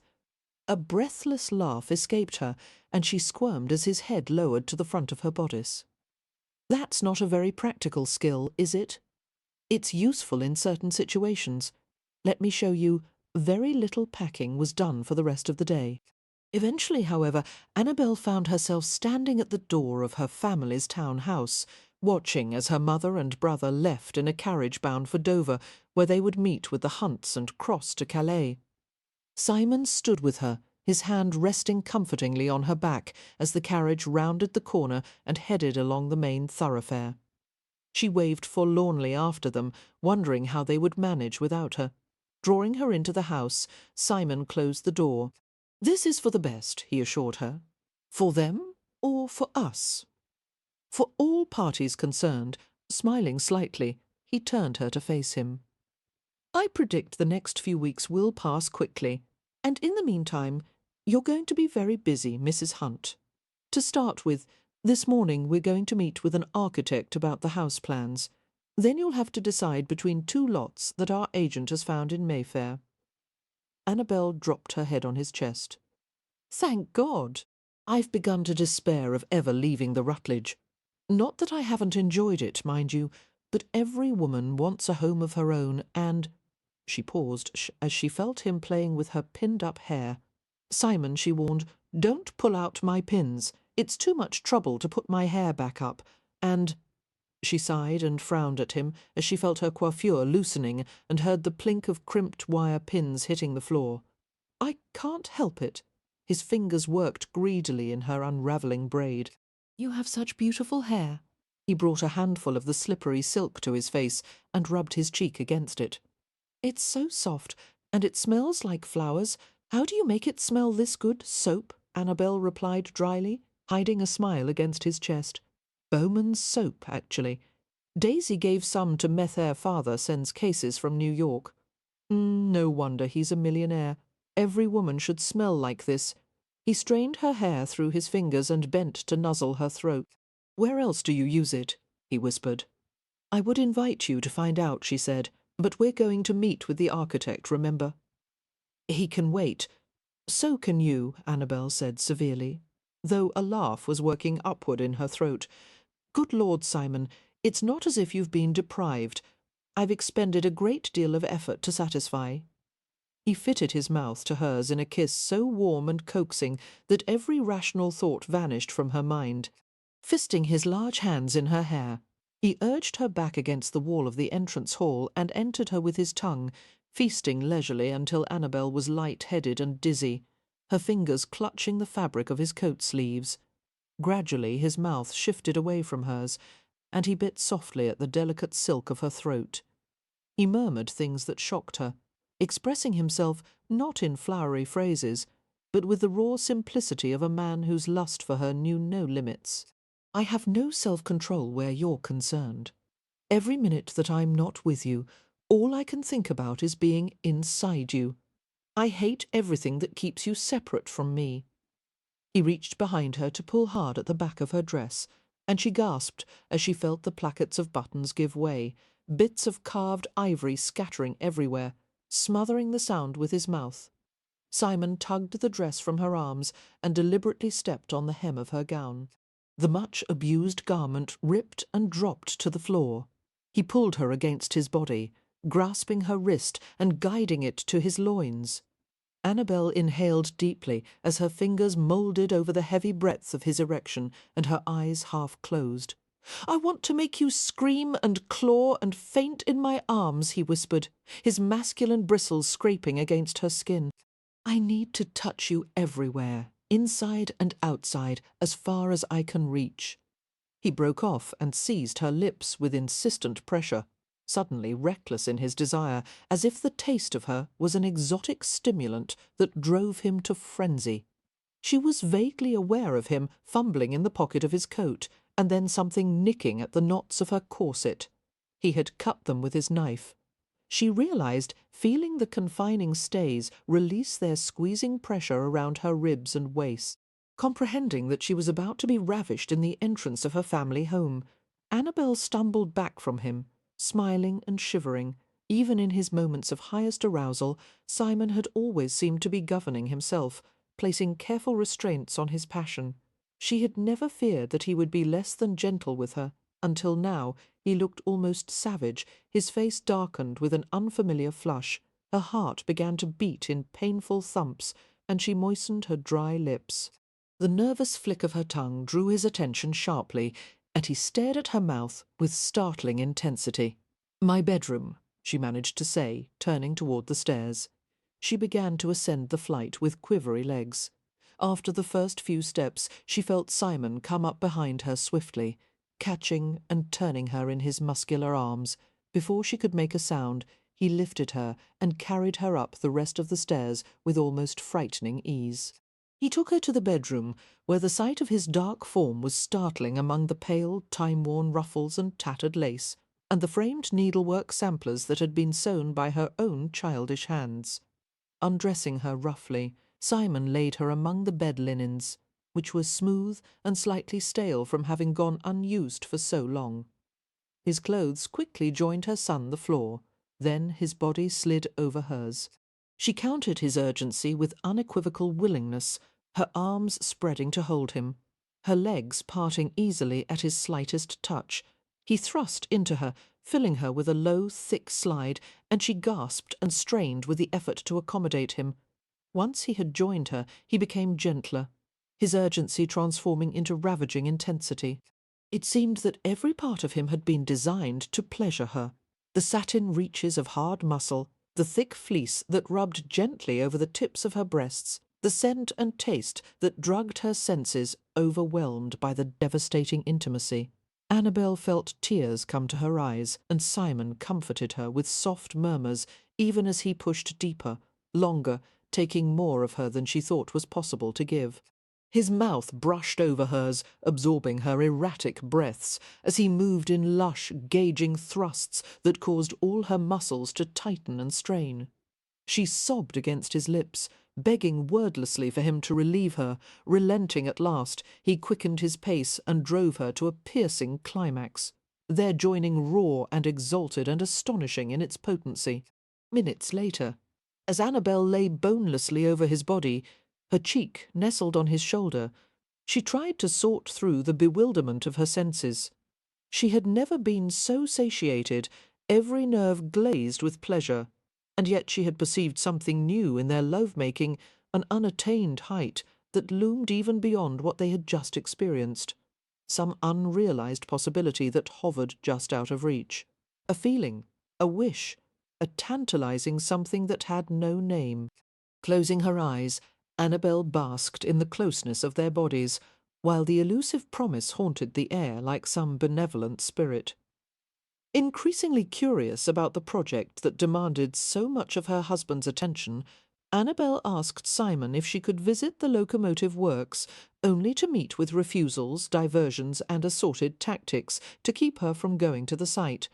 Realizing that for some reason Simon did not want to take her to the place, she became increasingly determined. "Just a short visit," she insisted one evening. "All I want is one glimpse of it. I won't touch anything. For heaven's sake, after listening to you discuss the locomotive works so often, aren't I entitled to see it?" "It's too dangerous," Simon replied flatly. "A woman has no business going into a place full of heavy machinery and 1,000-pound vats of boiling hell broth. You've been telling me for weeks how safe it is, and how there is absolutely no reason for me to worry when you go there. And now you're saying that it's dangerous." Realizing his tactical error, Simon scowled. "The fact that it's safe for me doesn't mean that it's safe for you. Why not? Because you're a woman, boiling, like one of the aforementioned vats of hell broth." Annabelle regarded him through slitted eyes. "I'll reply to that in a moment," she muttered, "if I can manage to conquer the urge to crown you with the nearest heavy object." Simon paced around the parlour, frustration evident in every taut line of his body. He stopped before the settee on which she reposed and towered over her. "Annabelle," he said gruffly, "visiting the foundry is like looking through the doors of hell. The place is as safe as we can make it, but even so it's a noisy, rough, dirty business, and yes, there is always a chance of danger, and you—" He stopped and dragged his fingers through his hair and looked around impatiently, as if it was suddenly difficult for him to meet her gaze. With an effort, he forced himself to continue. "You're too important for me to risk your safety in any way. It's my responsibility to protect you." Annabelle's eyes widened. She was touched and more than a little surprised by his admission that she was important to him. As they stared at each other, she was conscious of a peculiar tension. Not unpleasant, but disquieting nonetheless. Leaning the side of her head against her hand, she studied him intently. "You're entirely welcome to protect me," she murmured. "However, I don't want to be locked in an ivory tower." Sensing his inner struggle, she continued reasonably, "I want to know more about what you do during the hours that you're away from me. I want to see the place that is so important to you, please." Simon brooded silently for a moment. When he replied, there was an unmistakable thread of surliness in his tone. "All right. Since it's obvious that I'll have no peace otherwise, I'll take you there tomorrow. But don't blame me when you're disappointed. I warned you what to expect." "Thank you," Annabelle said in satisfaction, giving him a sunny smile that dimmed somewhat at his next words. "Fortunately, Westcliff will be visiting the foundry tomorrow as well. It will be a good opportunity for the two of you to become better acquainted." "How nice!" Annabelle said in a brittle attempt at pleasantness, fighting the temptation to glower at the news. She had still not forgiven the Earl for his cutting remarks about her and his prediction that marriage to her would ruin Simon's life. However, if Simon thought that the prospect of being in the company of a pompous ass like Westcliff would dissuade her, he was mistaken. Pasting a thin smile on her face, she spent the rest of the evening thinking what a pity it was that a wife could not choose her husband's friends for him. Late the next morning, Simon took Annabelle to the 9-acre site of the Consolidated Locomotive Works. The rows of cavernous buildings were fitted with myriads of jutting smokestacks, spewing out smoke that drifted over truck yards and intersecting walkways. The scale of the locomotive works was even larger than Annabelle had expected, housing equipment so mammoth in scale that she was nearly rendered speechless at the sight. The first place they visited was the assembly shop, where 9 locomotive engines were in various stages of production.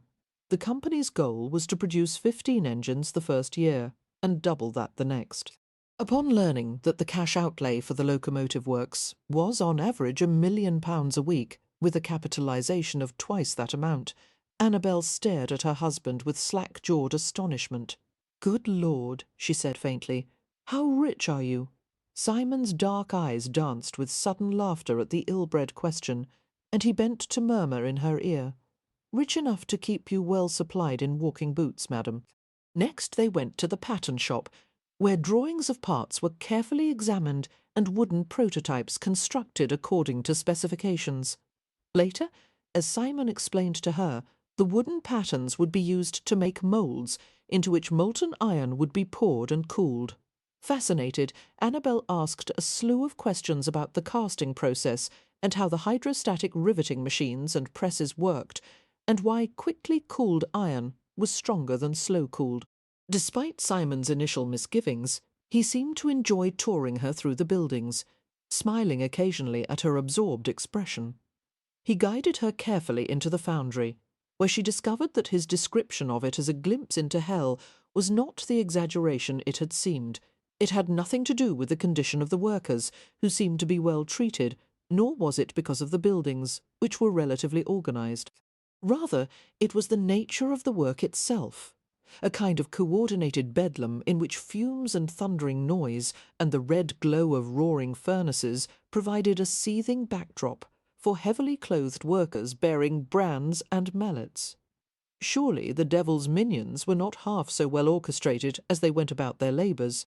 Moving through the labyrinths of fire and steel, the foundrymen ducked beneath massive pivoting cranes and vats of hell broth, and paused casually to allow huge plates of metal to swing across their paths. Annabelle was aware of a few curious glances cast her way, but for the most part the foundrymen were too intent on their work to allow for distractions. Travelling cranes were set all through the centre of the foundry, hoisting trucks filled with pig iron, scrap iron and coke to the tops of cupola stacks more than 20 feet high. The iron mixture was loaded at the top of the cupolas, where it was melted and forced into gigantic ladles and poured into moulds by additional cranes. Odours of fuel, metal and human sweat imparted a hazy weight to the air. As Annabelle watched the melted iron being transferred from vats to moulds, she drew instinctively closer to Simon, buffeted by the relentless shrieks and moans of bending metal, the startling hiss of steam-powered machinery, and the echoing jolts of a great hammer being operated by 6 men. Annabelle found herself flinching with each new assault on her ears. Instantly, she felt Simon's arm slide around her back while he engaged in a friendly, half-shouted conversation with the flange shop manager. "Mr. Moore, have you caught sight of Lord Westcliff yet?" Simon asked. He had planned to arrive at the foundry at noonand. "I've never known him to be late before." The middle-aged foundryman blotted his sweating face with a handkerchief as he replied, "I believe the Earl is at the assembly yard, Mr. Hunt. He had a concern about the dimensions of the new cylinder castings, and he wanted to inspect them before they were bolted into place." Simon glanced down at Annabelle. "We'll go outside," he told her. "It's too damned hot and noisy to wait for Westcliff in here." Relieved at the prospect of escaping the relentless clamour of the foundry, Annabelle agreed immediately. Now that she had gotten a thorough look at the place, her curiosity was satisfied, and she was ready to leave, even if that meant having to spend time in the company of Lord Westcliff. As Simon paused to exchange a few last words with Moore, she watched as a steam-powered blower was employed to force air into the large central cupola. The blast of air caused hot metal to run into carefully positioned ladles, each one containing 1,000 pounds of unstable liquid. A particularly large heap of scrap iron was dumped into the charging door at the top of the cupola. Too large, apparently, for the foreman shouted angrily at the foundryman who had loaded the truck. Narrowing her eyes, Annabelle observed them intently. A few rough shouts of warning from the men at the top of the gallery heralded another air blast of the steam blower, and this time disaster struck. Boiling iron swiftly overran the ladles and dropped in bubbling wads from the cupola, some of it catching in the travelling cranes. Simon paused in mid-conversation with the flange shop manager, both of them glancing upward at the same time. Jesus, she heard Simon say, and she had one flashing glimpse of his face before he shoved her to the ground and covered her with his own body. At the same time, 2 pumpkin-sized clots of hell broth dropped into the cooling troughs below, setting off a series of instantaneous explosions. The impact of the blasts was like a succession of full-body blows. Annabelle had no breath to cry out as Simon hunched over her, his shoulders curving in a shield over her head, and then silence. At first it seemed the motion of the earth itself had been brought to a jarring halt. Disoriented, Annabelle blinked to clear her vision and was assaulted by the harsh brilliance of fire, the looming shapes of machinery silhouetted like monsters from the illustrations of a medieval tome. Intermittent blasts of heat struck her with such force that they threatened to peel the flesh from her bones. Flurries of metal chips and filings flew through the air as if they had been shot from a gun. She was surrounded by a whirl of movement and chaos, all of it blanketed in stunning quiet. Suddenly there was a popping sensation in her ears, and they were filled with a tinny, high-pitched tone. She was being pulled from the floor. Simon gave a hard tug to her arms, bringing her up in one powerful motion, helpless against the force of momentum. She landed against his chest. He was saying something to her. She could almost make out the sound of his voice, and she began to hear the bursts of smaller explosions and the roaring undercurrent of fire as it fed hungrily on the building. Staring at Simon's hard face, she tried to comprehend his words, but she was distracted by the sting of more hot metal chips that peppered her face and neck like a swarm of nasty biting insects. Driven by instinct rather than reason, she couldn't stop herself from swatting foolishly at the air with her hand. Simon shoved and dragged her through the pandemonium while trying to protect her with his body. An elephantine boiler barrel rolled gently before them, placidly crushing everything in its path. Cursing, Simon jerked Annabelle backward as the object rumbled by. There were men everywhere, shoving and swarming and shouting, white-eyed with the will to survive as they headed to the entryways on both ends of the building. A new set of eruptions shook the foundry, accompanied by rough cries. It was too hot to breathe, and Annabelle wondered dazedly if they would be roasted alive before they reached the door of the foundry. "Simon," she shouted, clinging to his lean waist. "On second thought, I've decided that you were right." "About what?" he asked, his gaze locked on the foundry entrance. "This place is too dangerous for me." Simon bent and hoisted her over his shoulder, carrying her over toppled cranes and collapsed equipment, with his arm clamped tightly around her knees. Dangling helplessly, Annabelle saw bloody holes in his coat and realized that the blast had embedded metal filings and splinters in his back as he had covered her with his body. Crossing obstacle after obstacle, Simon finally reached the triple-width doors and set Annabelle on her feet. He startled her by pushing her firmly towards someone, shouting for him to take her. Twisting, Annabelle discovered that Simon had given her over to Mr. Moore. "Take her outside," Simon commanded hoarsely. "Don't stop until she's completely clear of the building." "Yes, sir." The shop manager seized Annabelle in an unbreakable hold as she was compelled forcibly toward the entrance. Annabelle looked back wildly at Simon. "What are you going to do? I have to make certain that everyone gets out." A thrill of horror went through her. "No, Simon, come with me. I'll be out in 5 minutes," he said brusquely. Annabelle's face contorted, and she felt tears of terrified fury spring to her eyes. "In 5 minutes the building will have burned to the ground." "Keep going," he said to Moore, and turned away Simon. She screeched, balking as she saw him disappear back into the foundry. The ceiling was rippling with blue flame, while the machinery in the building shrieked as it was warped by intense heat. Smoke poured from the doorways, erupting in black blossoms that contrasted weirdly with the white clouds overhead. Annabelle quickly discovered that resisting Moore's superior hold was useless. She drew in deep lungfuls of outside air, coughing as her irritated lungs tried to expel the taint of smoke. Moore didn't pause until he had deposited her on a gravelled walkway, delivering a firm order to stay where she was. "He'll come out," he told her shortly. "You stay here and watch for him. Promise you won't move, Mrs. Hunt. I must try and account for all my men, and I don't need extra trouble from you." "I won't move," Annabelle said automatically, her gaze fixed on the foundry entrance.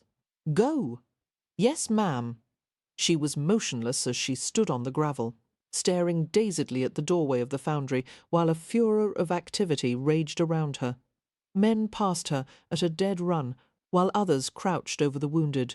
A few, like her, stood as still as statues, watching the blaze with empty gazes. The fire roared with a force that made the ground vibrate, gaining new and angry life as it consumed the foundry.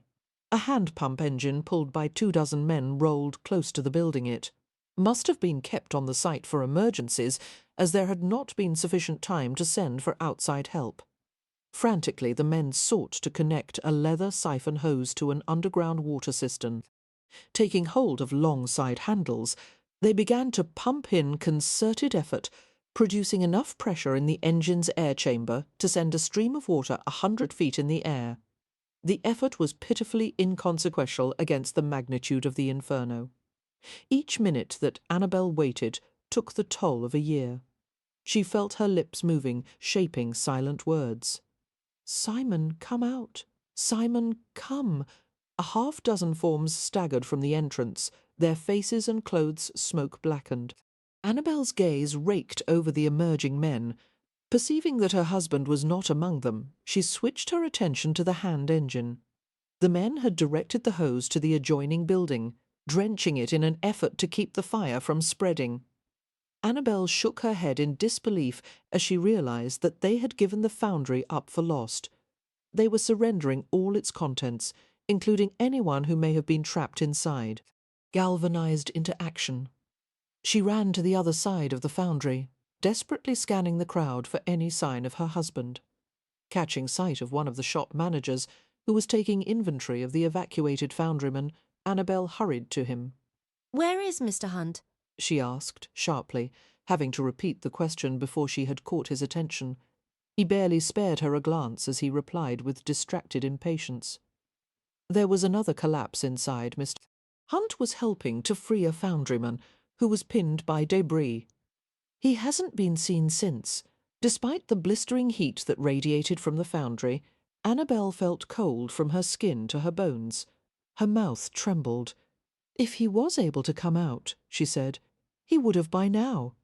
He needs help. Can someone go in there to find him?" The shop manager looked at her as if she was a mad woman in there. It would be suicide.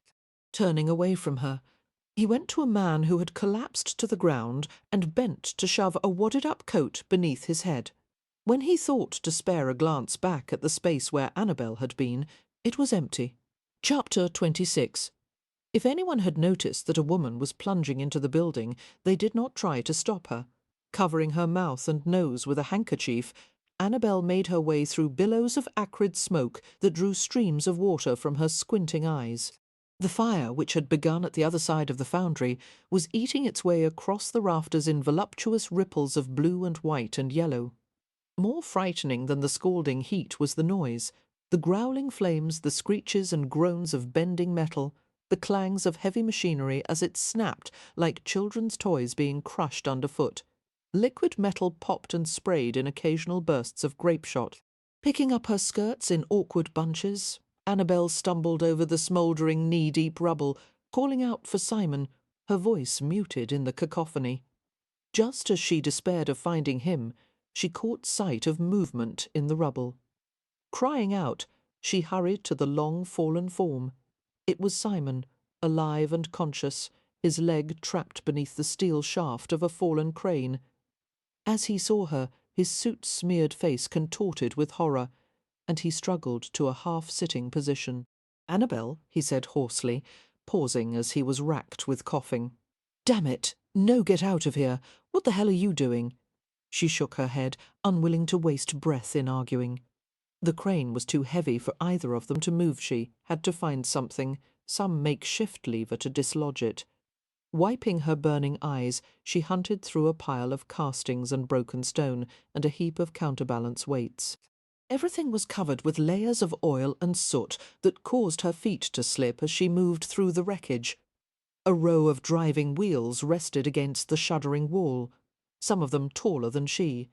She made her way toward them and found a stack of axles and connecting rods as thick as her fist. Grasping one of the heavy grease-coated rods, she tugged it from the stack and dragged it back to her husband. One glance at Simon left no doubt that if he could have gotten his hands on her, he would have murdered her on the spot. "Annabelle," he roared, between spasms of coughing. "Get out of this building now! Not without you!" She fumbled with a wooden block that had been placed at the end of a hydrostatic ram. Twisting and tugging at his pinned leg, Simon showered her with threats and profanities while she lugged the wooden block over to him and shoved it against the crane. "It's too heavy," he snarled as she struggled with the connecting rod. "You can't budge it. Get out of here, damn you, Annabelle!" Grunting with effort, she braced the rod on the wooden block and wedged the end of it beneath the crane. She pushed down, using all her weight. The crane remained solidly in place, indifferent to her efforts. With a gasp of frustration, she struggled with the lever until the rod creaked in protest. It was no Usted crane would not move. A loud crack went off, and iron shards flew through the air, causing her to duck and cover her head. She felt a blow against her arm, striking with enough force to send her to the ground. An aching burn penetrated her upper arm, and she glanced down to discover that a metal chip had lodged in her flesh, provoking a splash of brilliant red blood. Crawling to Simon, she felt him snatch her against his chest, shielding her until the shower of iron pellets had abated. "Simon," she panted, drawing back to look into his fume-reddened eyes. "You always carry a knife. Where is it?" Simon went still as the import of the question struck him. For a split second she saw him weigh the possibility. Then he shook his head. "No," he rasped. "Even if you could manage to sever the leg, you couldn't drag me out of here." He shoved her away from him. "There's no time left. You have to get out of the damned foundry." As he saw the refusal on her face, his features twisted with hideous fear. Not for himself, but for her. "My God, Annabelle," he grated, finally reduced to begging. "Don't do this, please, if you care for me at all." A shuddering cough tore through his body. Go, go for an instant. Annabelle wanted to obey him, as the desire to escape the hellish nightmare of the burning foundry nearly overwhelmed her. But as she staggered to her feet and looked down at him, so large and yet so defenceless, she could not make herself walk away. Instead, she picked up the connecting rod once more and hoisted it back onto the wooden block, while pain shot through her injured shoulder. Blood thundered in her ears, making it impossible to distinguish Simon's outburst from the din of the shuddering building around them. And that was likely a good thing, as he looked insane with fury. She pulled and hung on the lever, while her tortured lungs pulled in choking air and spasmed in response. The scene blurred around her, but she continued to exert her remaining strength on the iron bar, her slight weight straining to move it. All of a sudden she felt something grasp the back of her dress. Had she any breath left to scream, she would have startled out of her wits. Annabelle went stiff as she was hauled backward, and her hands were pried from the bar. Choking and sobbing, she stared through smoke-blinded eyes at the lean, dark shape behind her. A cool voice reverberated in her ear. "I'll lift the crane. Go pull his leg free at my command." She recognised his autocratic tone, even before his face registered. Westcliff, she thought in amazement. It was indeed the Earl, his white shirt torn and filthy, his features streaked with soot. Yet for all his dishevelment, he looked calm and capable as he motioned for her to go to Simon. Hefting the iron bar with ease, he deftly adjusted the lever beneath the crane shaft. Although he was only of medium height, his lean body was solid and superbly fit, conditioned by years of punishing physical exertion. As Westcliff pushed downward with a mighty shove, Annabelle heard the squeaks and groans of bending metal, and the massive crane eased upward a few crucial inches. The Earl barked at Annabelle, who frantically tugged at Simon's leg, ignoring his groan of agony as he rolled from beneath the crushing object. Lowering the crane with a massive thud, Westcliff came to help Simon struggle to his feet, wedging a solid shoulder beneath his arm to support his injured side. Annabelle took the other side and winced as Simon seized her in a punishing grip. Smoke and heat overwhelmed her, making it impossible to see or breathe or think. Continuous coughing rattled her slender frame. Had she been left to her own devices, she would never have been able to find her way out of the foundry. She was hauled and pushed forward by Simon's brutal grasp, occasionally lifted from her feet as they crossed the wreckage on the ground, her shins and ankles and knees battered painfully. The torturous journey seemed to last forever, their progress incremental, while the foundry shook and roared like a beast hovering over its injured prey. Annabelle's mind swam. She fought to stay conscious, while her vision was filled with glittering sparks and an inviting darkness that loomed just beyond them. She never remembered the moment they emerged from the foundry with smoking clothes and singed hair and heat-parched faces. All she could recall later was that there were countless pairs of hands reaching for her, and her aching legs were suddenly relieved of the burden of her own weight.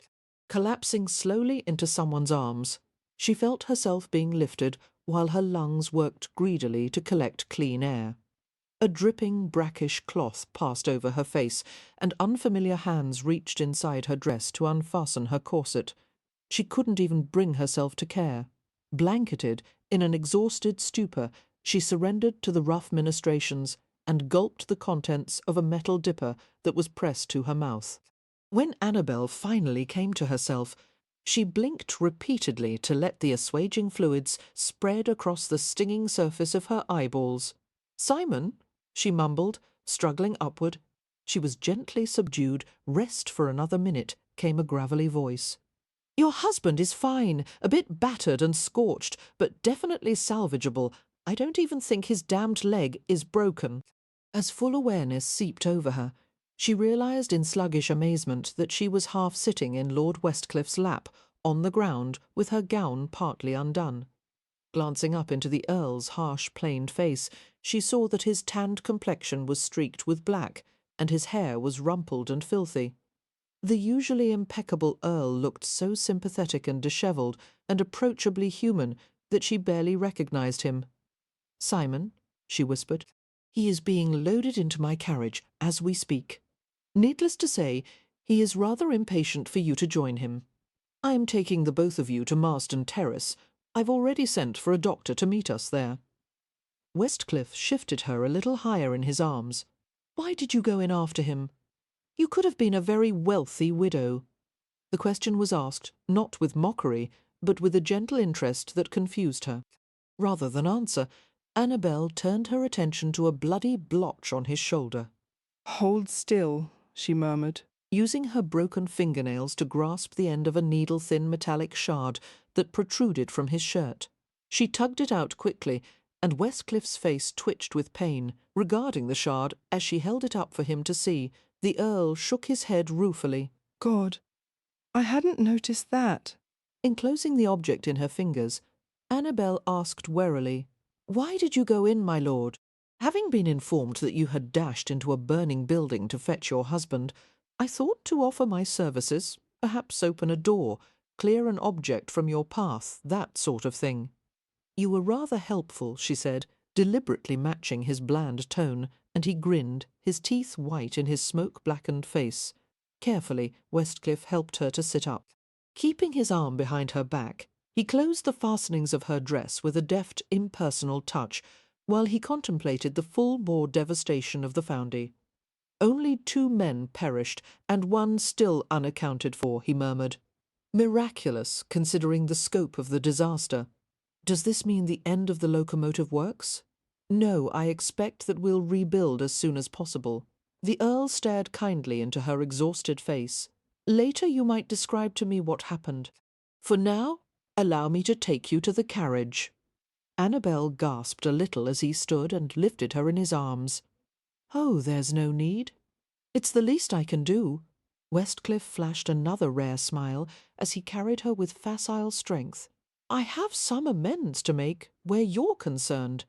You mean because you now believe that I actually care about Simon, instead of having just married him for his money? Something like that.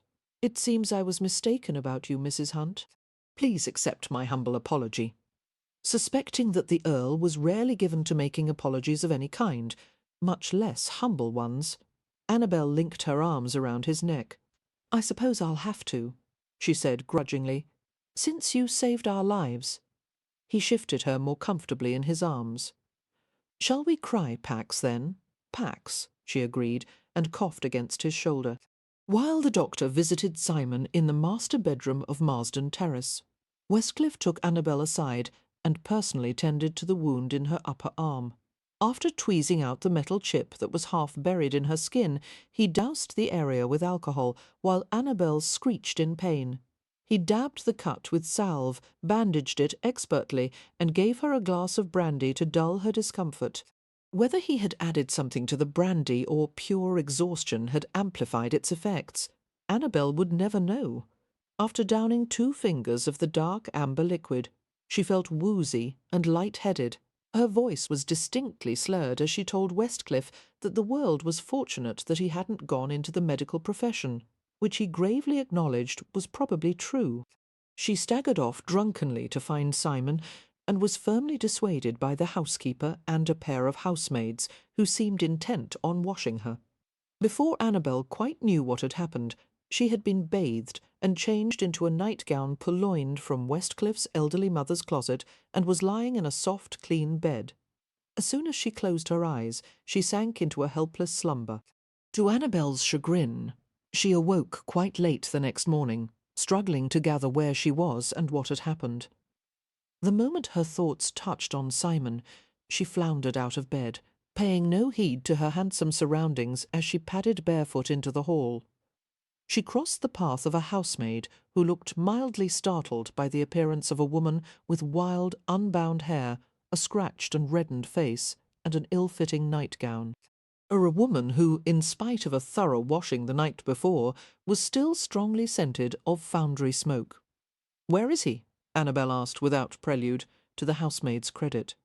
She comprehended the abrupt query and directed Annabelle to the master bedroom at the end of the hall. Coming to the open doorway, Annabelle saw Lord Westcliff standing by the side of the huge bed, where Simon was sitting up against a stack of pillows. Simon was bare-chested, his shoulders and torso swarthy against the snowy linens that had been pulled up to his midriff. Annabelle winced as she saw the profusion of plasters affixed to his arms and chest, having some idea of the discomfort that he must have endured in having so many metal pellets removed. The 2 men stopped talking as soon as they became aware of her presence. Simon's gaze locked on her face and held with unnerving intensity. An invisible swell of emotion filled the room, drowning them both in acute tension. As Annabelle stared into her husband's granite-hard face, no words seemed appropriate. If she spoke to him just then, it was either going to be puerile hyperbole or inane understatement. Absurdly grateful for Westcliff's presence as a temporary buffer, Annabelle addressed her first comment to him.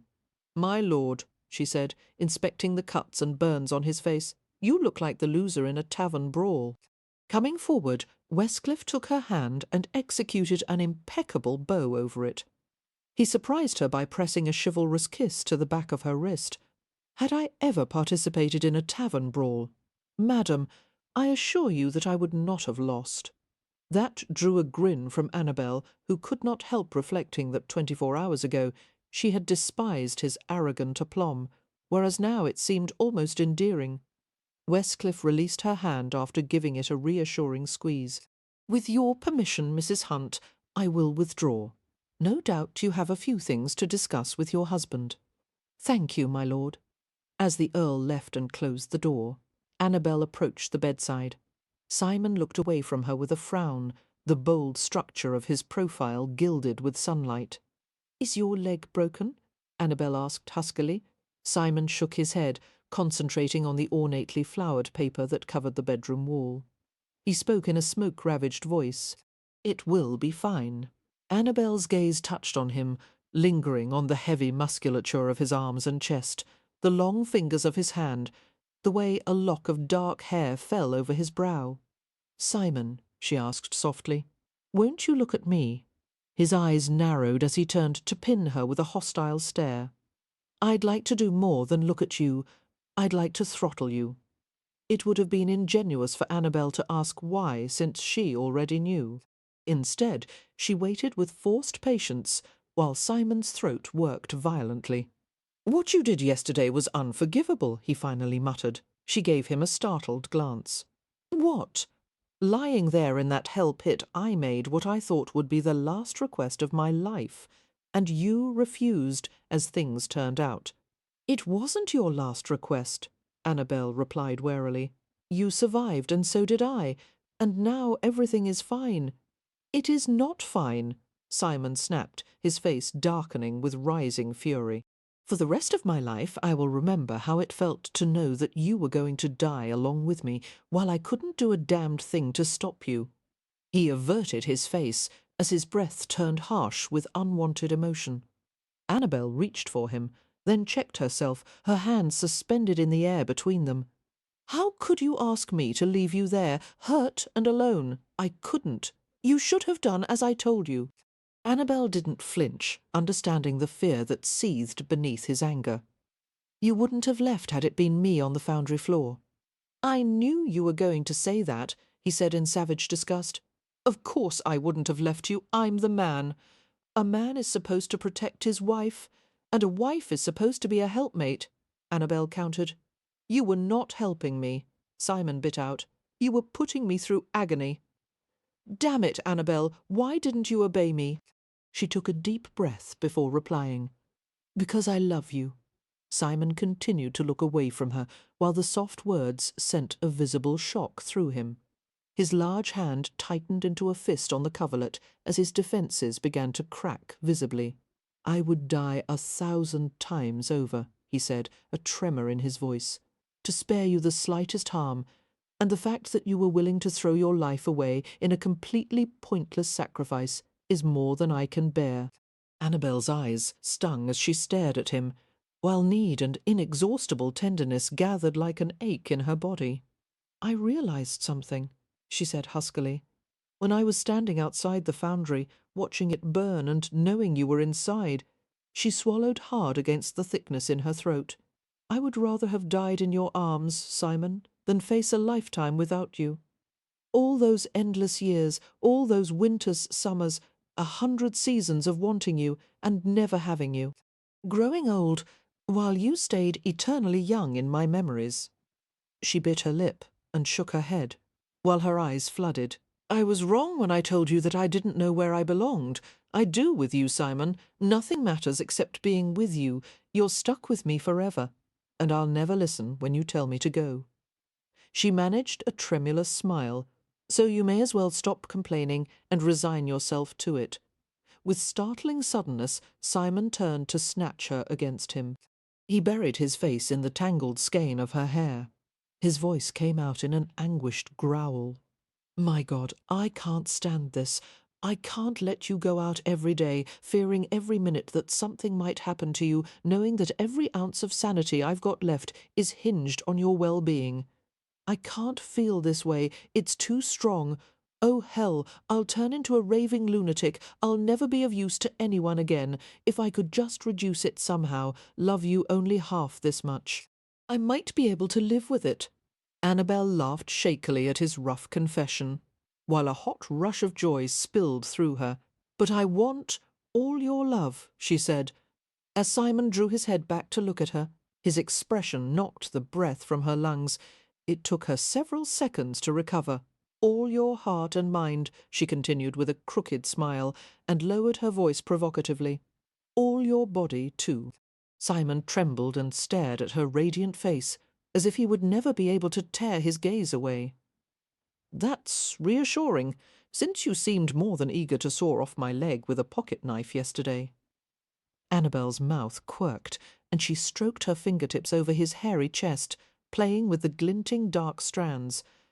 "My intention was to preserve the largest possible portion of you and get you out of that place. At that point I might have let you had I thought it would work." Simon caught her hand in his. and pressed his cheek against her abraded palm. "You're a strong woman, Annabelle. Stronger than I would have believed. No, it's my love for you that is strong."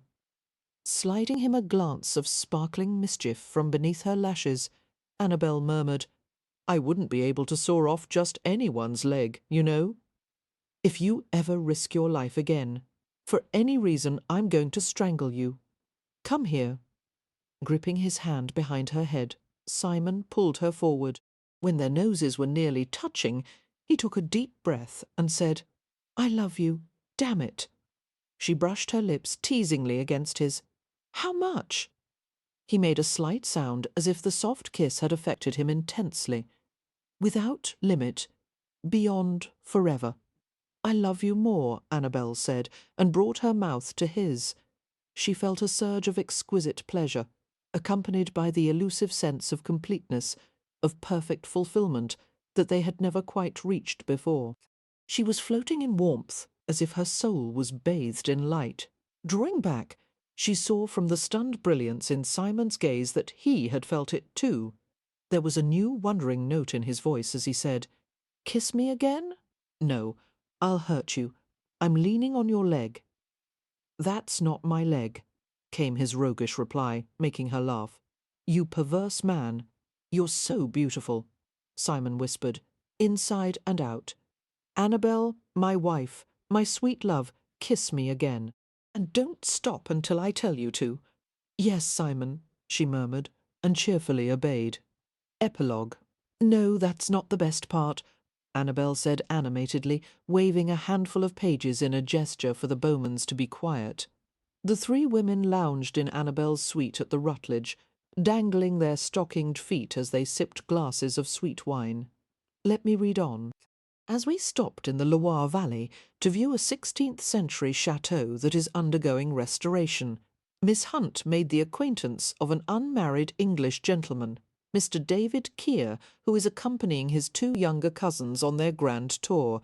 Apparently he is an art historian, engaged in writing a scholarly work on something or other, and he and Miss Hunt found much to discuss. According to the mothers from now on, that is how I shall refer to Mamma and Mrs. Hunt, as they are always in each other's company, and appear to have divided one brain between themselves. "Good God!" Lillian exclaimed with a laugh. "Does your brother have to write in such long sentences?" "Hush!" Daisy admonished. Jeremy was about to say what the mothers think of Mr. Keir. "Go on, Annabelle." "They are of the unified opinion that Mr. Keir is a prepossessing and well-favoured gentleman," Annabelle read. "Does that mean handsome?" Daisy asked. Annabelle grinned. "Decidedly. And Jeremy goes on to say that Mr. Keir has asked permission to write to Meredith, and he intends to call on her when she returns to London." "How lovely!" Daisy exclaimed, extending her glass to Lillian. "Pour me another, dear. I want to drink to Meredith's future happiness." They all drank obligingly, and Annabelle set the letter aside with a pleased sigh. "I wish I could tell Evie." "I miss Evie," Lillian said with a surprising wistfulness. "Perhaps soon her jailer Sparden. Her family will allow us to visit." "I have an idea," Daisy commented. "When Father comes from New York next month, we'll have to go with him for another visit to Stony Cross. Naturally, Annabelle and Mr. Hunt will be invited, because of their friendship with Lord Westcliff.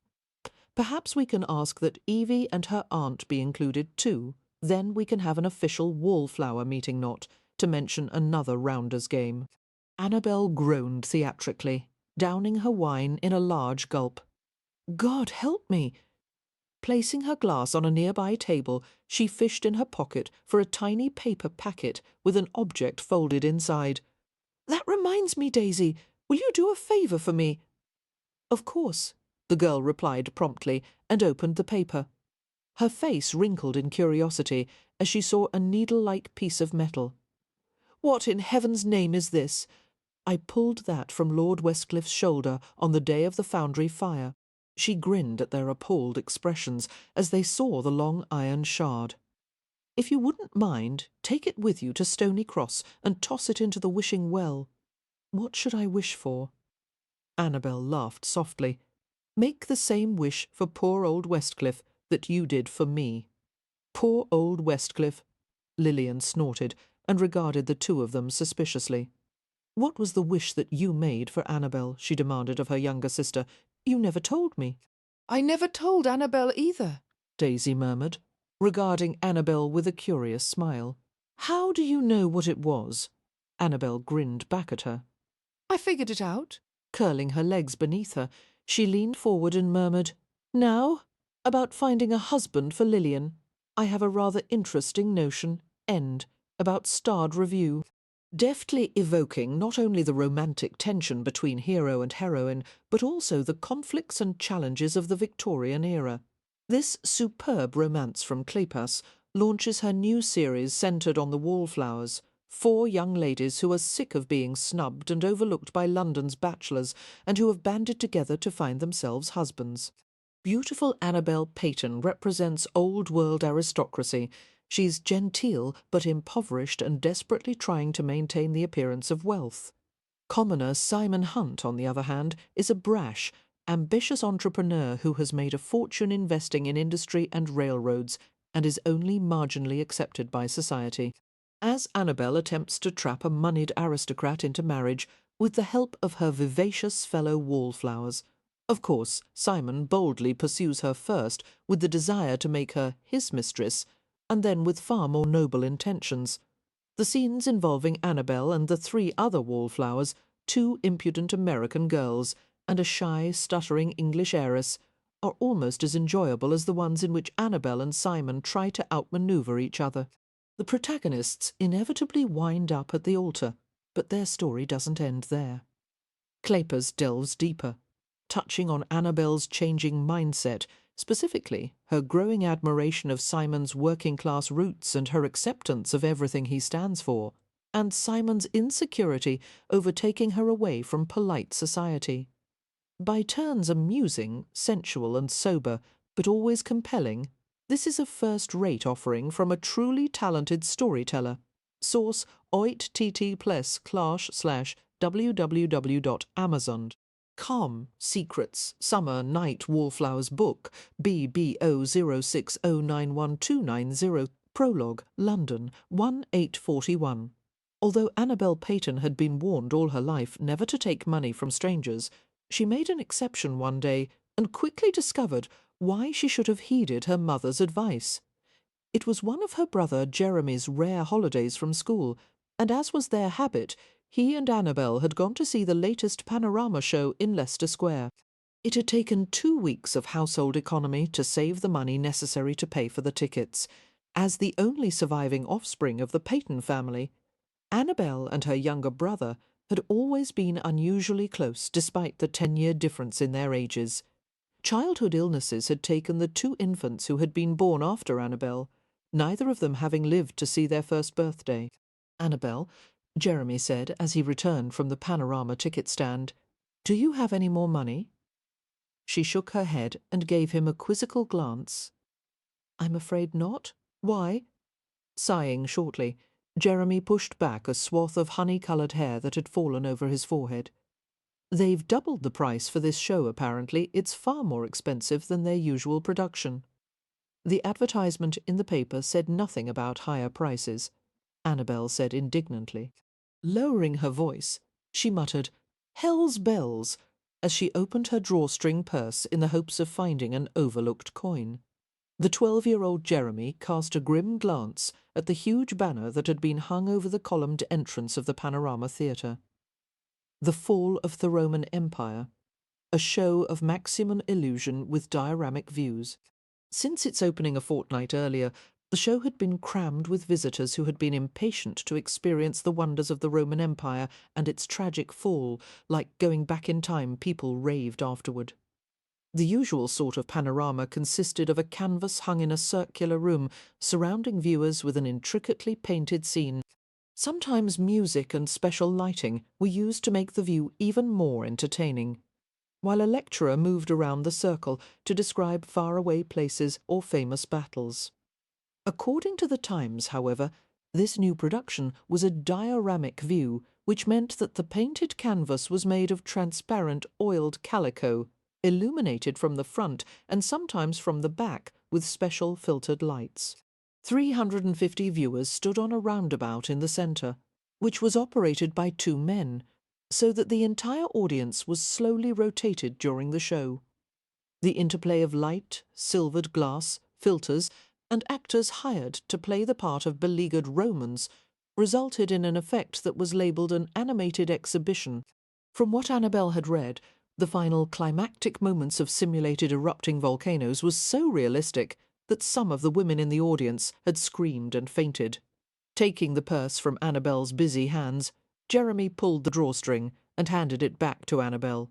"We have enough for 1 ticket," he said in a matter-of-fact manner. "You go inside. I didn't want to see the show anyway."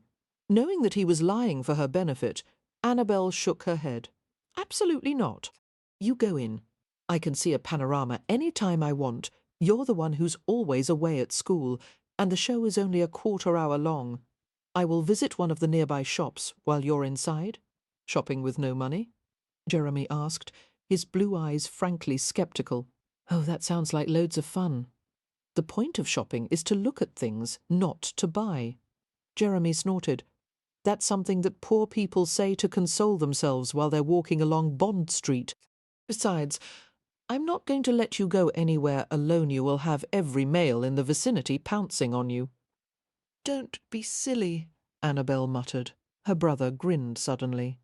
His gaze swept over her fine-boned face, her blue eyes, and the swath of pinned-up curls that gleamed brown and gold beneath the tidy brim of her hat. "Don't bother with false modesty.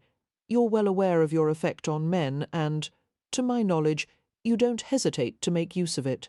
Annabelle reacted to his teasing with a pretend frown. "To your knowledge? Ha! What do you know of my interactions with men when you're away at school most of the time?" Jeremy's expression sobered. "That's going to change," he said. "I'm not going back to school this time. I can help you and Mama a damn sight more by getting a job." Her eyes widened. "Jeremy, you'll do no such thing. It would break Mama's heart. And if Papa were alive, Annabelle." He interrupted in a low voice. "We have no money. We can't even scrape up 5 extra shillings for a panorama ticket." "And a fine job you would get," Annabelle said sardonically, "with no education and no advantageous connections. Unless you're hoping to become a street sweeper or an errand boy. You had better stay in school until you're fit for decent employment. Meanwhile, I'm going to find some rich gentleman to marry. Then everything will be all right. A fine husband you'll catch with no dowry," Jeremy retorted. They frowned at each other until the doors were opened and the crowd surged past them to enter the rotunda. Sliding a protective arm around Annabelle, Jeremy eased her away from the crush. "Forget the panorama," he said flatly. "We'll do something else instead, something fun that doesn't cost anything." Such as... A thoughtful moment passed. When it became apparent that neither of them could come up with a single suggestion, they both burst into laughter. Master Jeremy came a deep voice from behind them. Still smiling, Jeremy turned to face the stranger. "Mr. Hunt," he said heartily, extending his hand. "I'm surprised that you remember me." "So am I. You've grown a head taller since I saw you last." The man shook hands with him. "On leave from school, are you?" "Yes, sir." Seeing Annabelle's confusion, Jeremy murmured in her ear, while the tall stranger motioned his friends to enter the rotunda without him. "Mr. Hunt, the butcher's son," Jeremy whispered. "I've met him a time or 2 at the shop, when Mama sent me to fetch an order. Be nice to him, he's a capital fellow," bemused. Annabelle couldn't help thinking that Mr. Hunt was unusually well dressed for a butcher's son. He wore a smart black coat and the new style of more loosely tailored trousers that somehow didn't disguise the lean, powerful lines of the body beneath. Like most of the other men entering the theatre, he had already removed his hat, uncovering a head of dark, slightly wavy hair. He was a tall, big-boned man who looked to be about 30, with strong features, a long blade of a nose, a wide mouth, and eyes so black that one couldn't distinguish the irises from the pupils. His was an utterly masculine face, with a sardonic humour lurking about the eyes and mouth that owed nothing to frivolity. It was clear to even an undiscerning viewer that this man was rarely idle. his body and his nature patterned by hard work and keen ambition. "My sister, Miss Annabelle Peyton," Jeremy said. "This is Mr. Simon Hunt." "A pleasure," Hunt murmured, with a bow. Even though his manner was perfectly polite, there was a glint in his eyes that imparted a strange flutter just beneath Annabelle's ribs. Without knowing why, she shrank back into the shelter of her young brother's arm, even as she nodded to him. To her discomfort, she couldn't seem to tear her gaze from his. It seemed as if some subtle current of recognition had passed between them, not as if they had met before, but as if they had come close several times, until finally an impatient fate had forced their paths to intersect. A strange fancy, but one she couldn't seem to dismiss unnerved. She remained a helpless captive of his intent stare until her cheeks were infused with hot, unwelcome colour. Hunt spoke to Jeremy even as he continued to stare at Annabelle. "May I accompany you into the rotunda?" A moment of awkward silence ensued before Jeremy replied, with studied nonchalance. "Thank you, but we've decided not to see the show." One of Hunt's dark brows arched. "Are you certain? It promises to be a good one." His intuitive gaze moved from Annabelle's face to Jeremy's, reading the signs that betrayed their discomfort. His voice softened as he spoke to Jeremy. "No doubt there's a rule that one should never discuss these matters in front of a lady. However, I can't help wondering, is it possible, young Jeremy, that you were caught unaware by the increase in ticket prices? If so, I would be happy to advance you the extra coins." "No, thank you," Annabelle said quickly, her elbow digging hard into her brother's side. Wincing, Jeremy stared up into the man's unreadable face. "I appreciate the offer, Mr. Hunt, but my sister is unwilling." "I don't want to see the show," Annabelle interrupted coolly. "I've heard that some of the effects are quite violent and distressing to women. I would much prefer a peaceful walk in the park." Hunt looked back at her, his deep-set eyes containing a gleam of mockery. "Are you so timid, Miss Peyton?" Annoyed by the subtle challenge.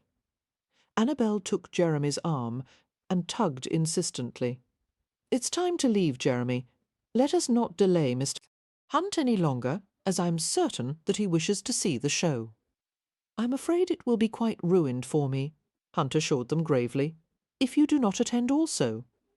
He gave Jeremy an encouraging glance. "I should hate for a matter of mere shillings to deprive you and your sister of an afternoon's entertainment." Sensing that her brother was weakening, Annabelle whispered sharply in his ear, "Don't you dare let him pay for our tickets, Jeremy." Ignoring her, Jeremy replied candidly to Hunt, "Sir, if I did accept your offer of a loan, I'm not certain when I would be able to reimburse you." Annabelle closed her eyes and let out a faint, mortified groan. She tried so desperately never to let anyone know of their straitened circumstances, and for this man to know that every shilling was so dear was more than she could bear. "There's no hurry," she heard Hunt say easily. "Come by my father's shop on your next visit from school and leave the money with him." "All right, then," Jeremy said with patent satisfaction, and they shook hands on the deal.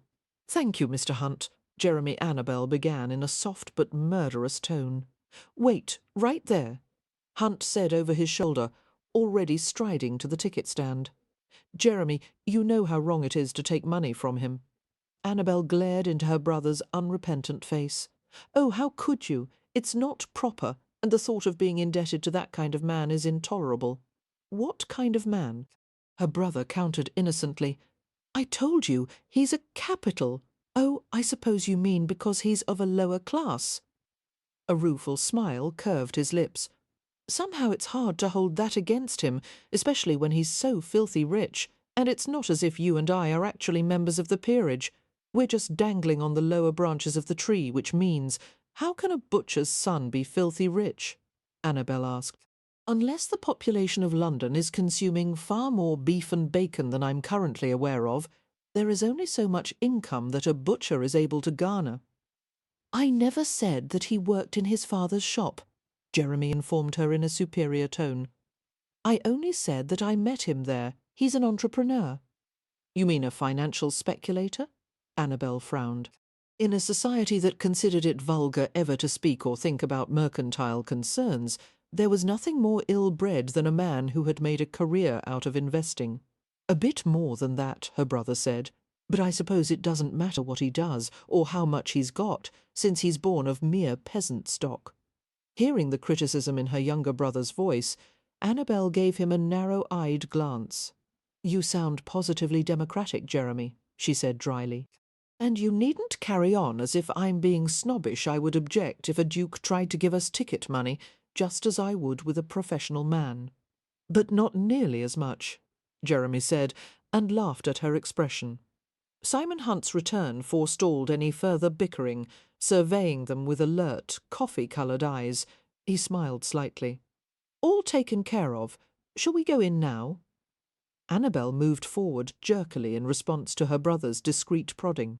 "Please do not feel obligated to accompany us, Mr. Hunt," she said, knowing that she was being ungracious, but there was something about him that sent sparks of alarm chasing along her nerves. He did not strike her as a trustworthy man. In fact, for all his elegant clothes and polished appearance, he didn't seem quite civilized. He was the kind of man that a well-bred woman would never want to be alone with, and her perception of him had nothing at all to do with social position. It was an innate awareness of a full-blooded physicality and a masculine temperament that was altogether alien to her. I'm certain, she continued uneasily, that you'll want to rejoin your companions. Her comment was met with a lazy shrug of broad shoulders. In this crowd, I'd never find them. Annabelle could have argued by pointing out that, as one of the tallest men in the audience, Hunt could probably locate his friends without difficulty. However, it was obvious that debating with him would be pointless. She would have to watch the panorama show with Simon Hunt at her side. She had no choice.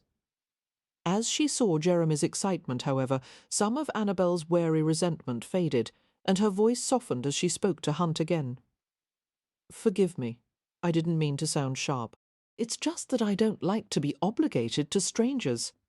Hunt shot her a perceptive glance that was disconcertingly thorough despite its briefness.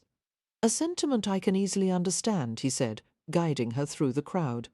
"However, there is no obligation in this case, and we're not precisely strangers. Your family has patronized my family's business for years." They entered the large circular theatre and stepped onto a massive roundabout sided with wrought iron rails and gates. A meticulously crafted image of an ancient Roman landscape surrounded them, with a 12-yard gap separating the edge of the roundabout from the painting.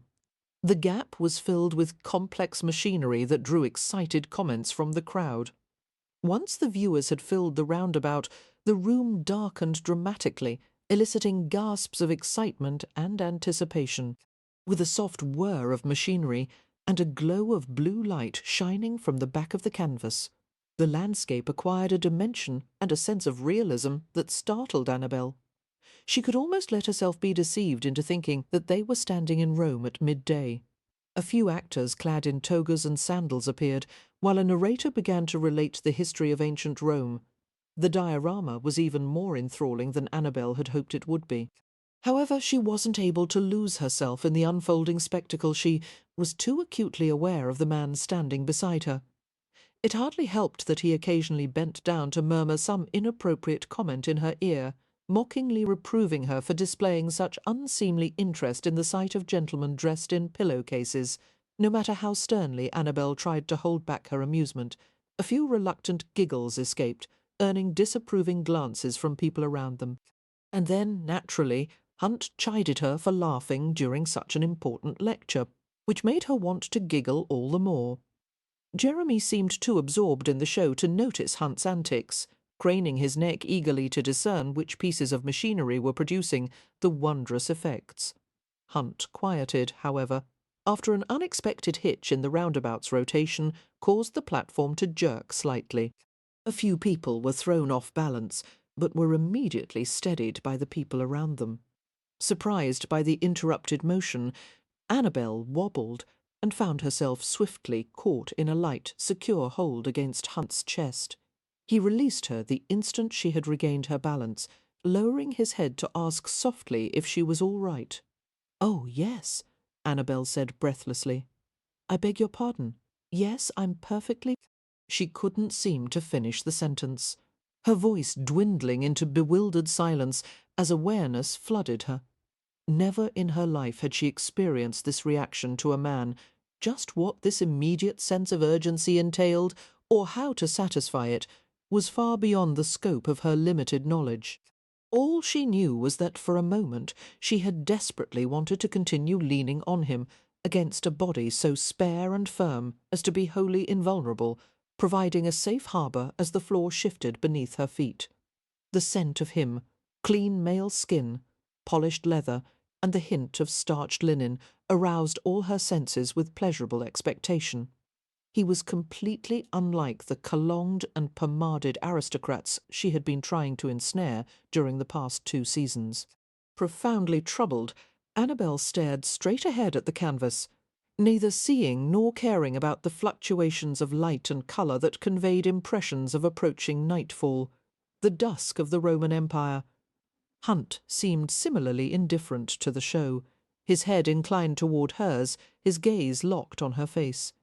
Though his breathing remained soft and disciplined, it seemed to her that its rhythm had changed ever so slightly. Annabelle moistened her dry lips. You mustn't stare at me like that." Soft as the murmur was, he caught it. "With you here, nothing else is worth looking at." She didn't move or speak, pretending that she hadn't heard the gentle devil whisper while her heart lurched in an unsteady meter, and her toes curled inside her shoes. How could this be happening in a theatre full of people with her brother right by her side? She closed her eyes briefly against a sensation of spinning that had nothing to do with the progress of the roundabout.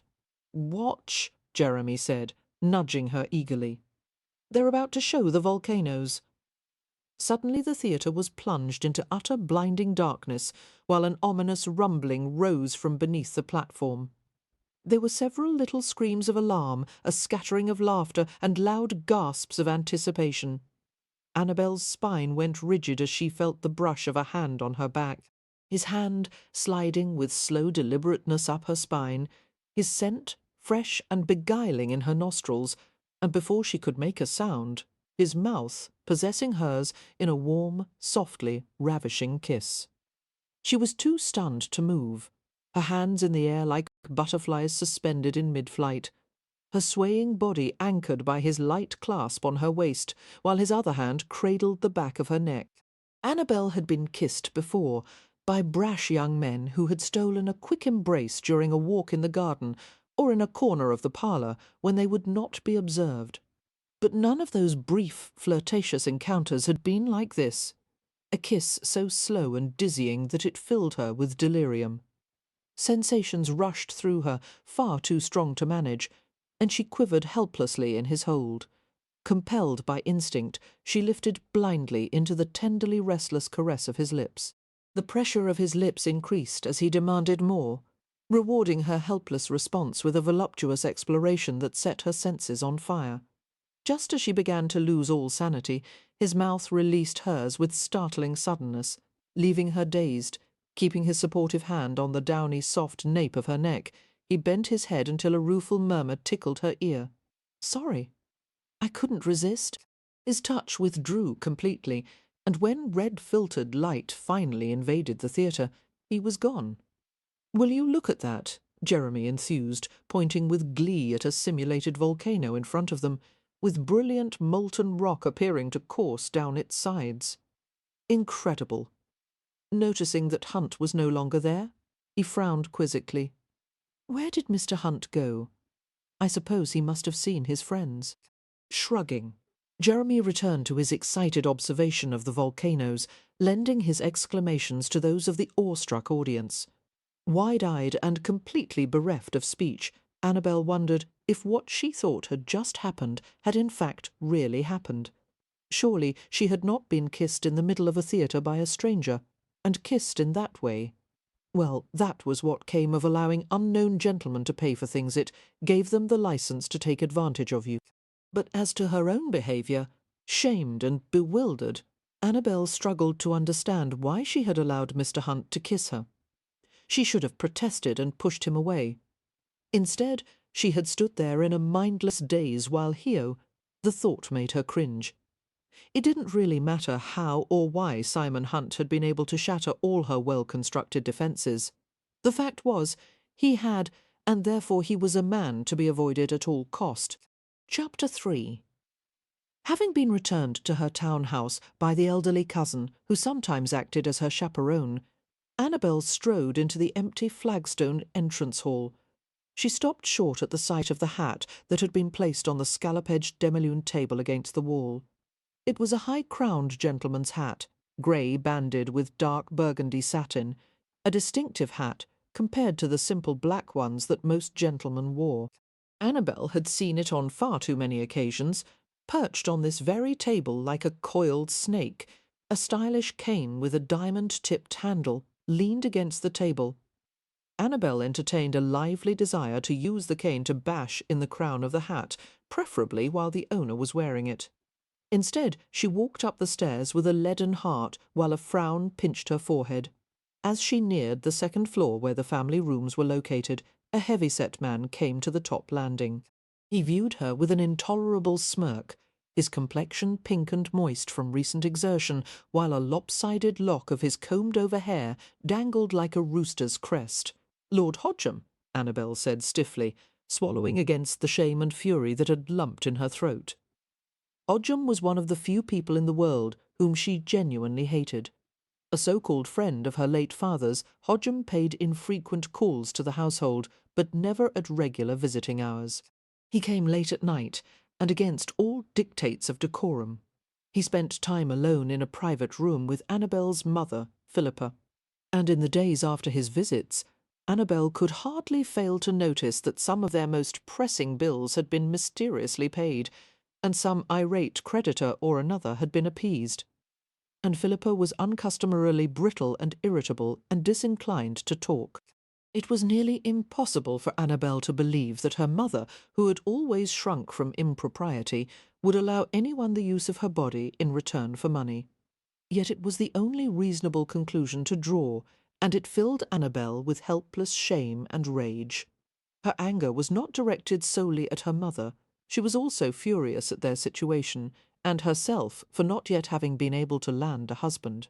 It had taken a long time for Annabelle to realise that no matter how pretty and charming she was, and no matter how much interest a gentleman displayed, she was not going to get an offer. At least not a respectable one.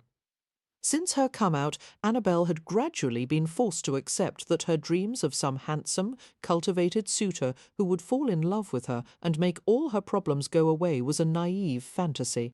That disillusionment had sunk in deeply during the prolonged disappointment that was her third season.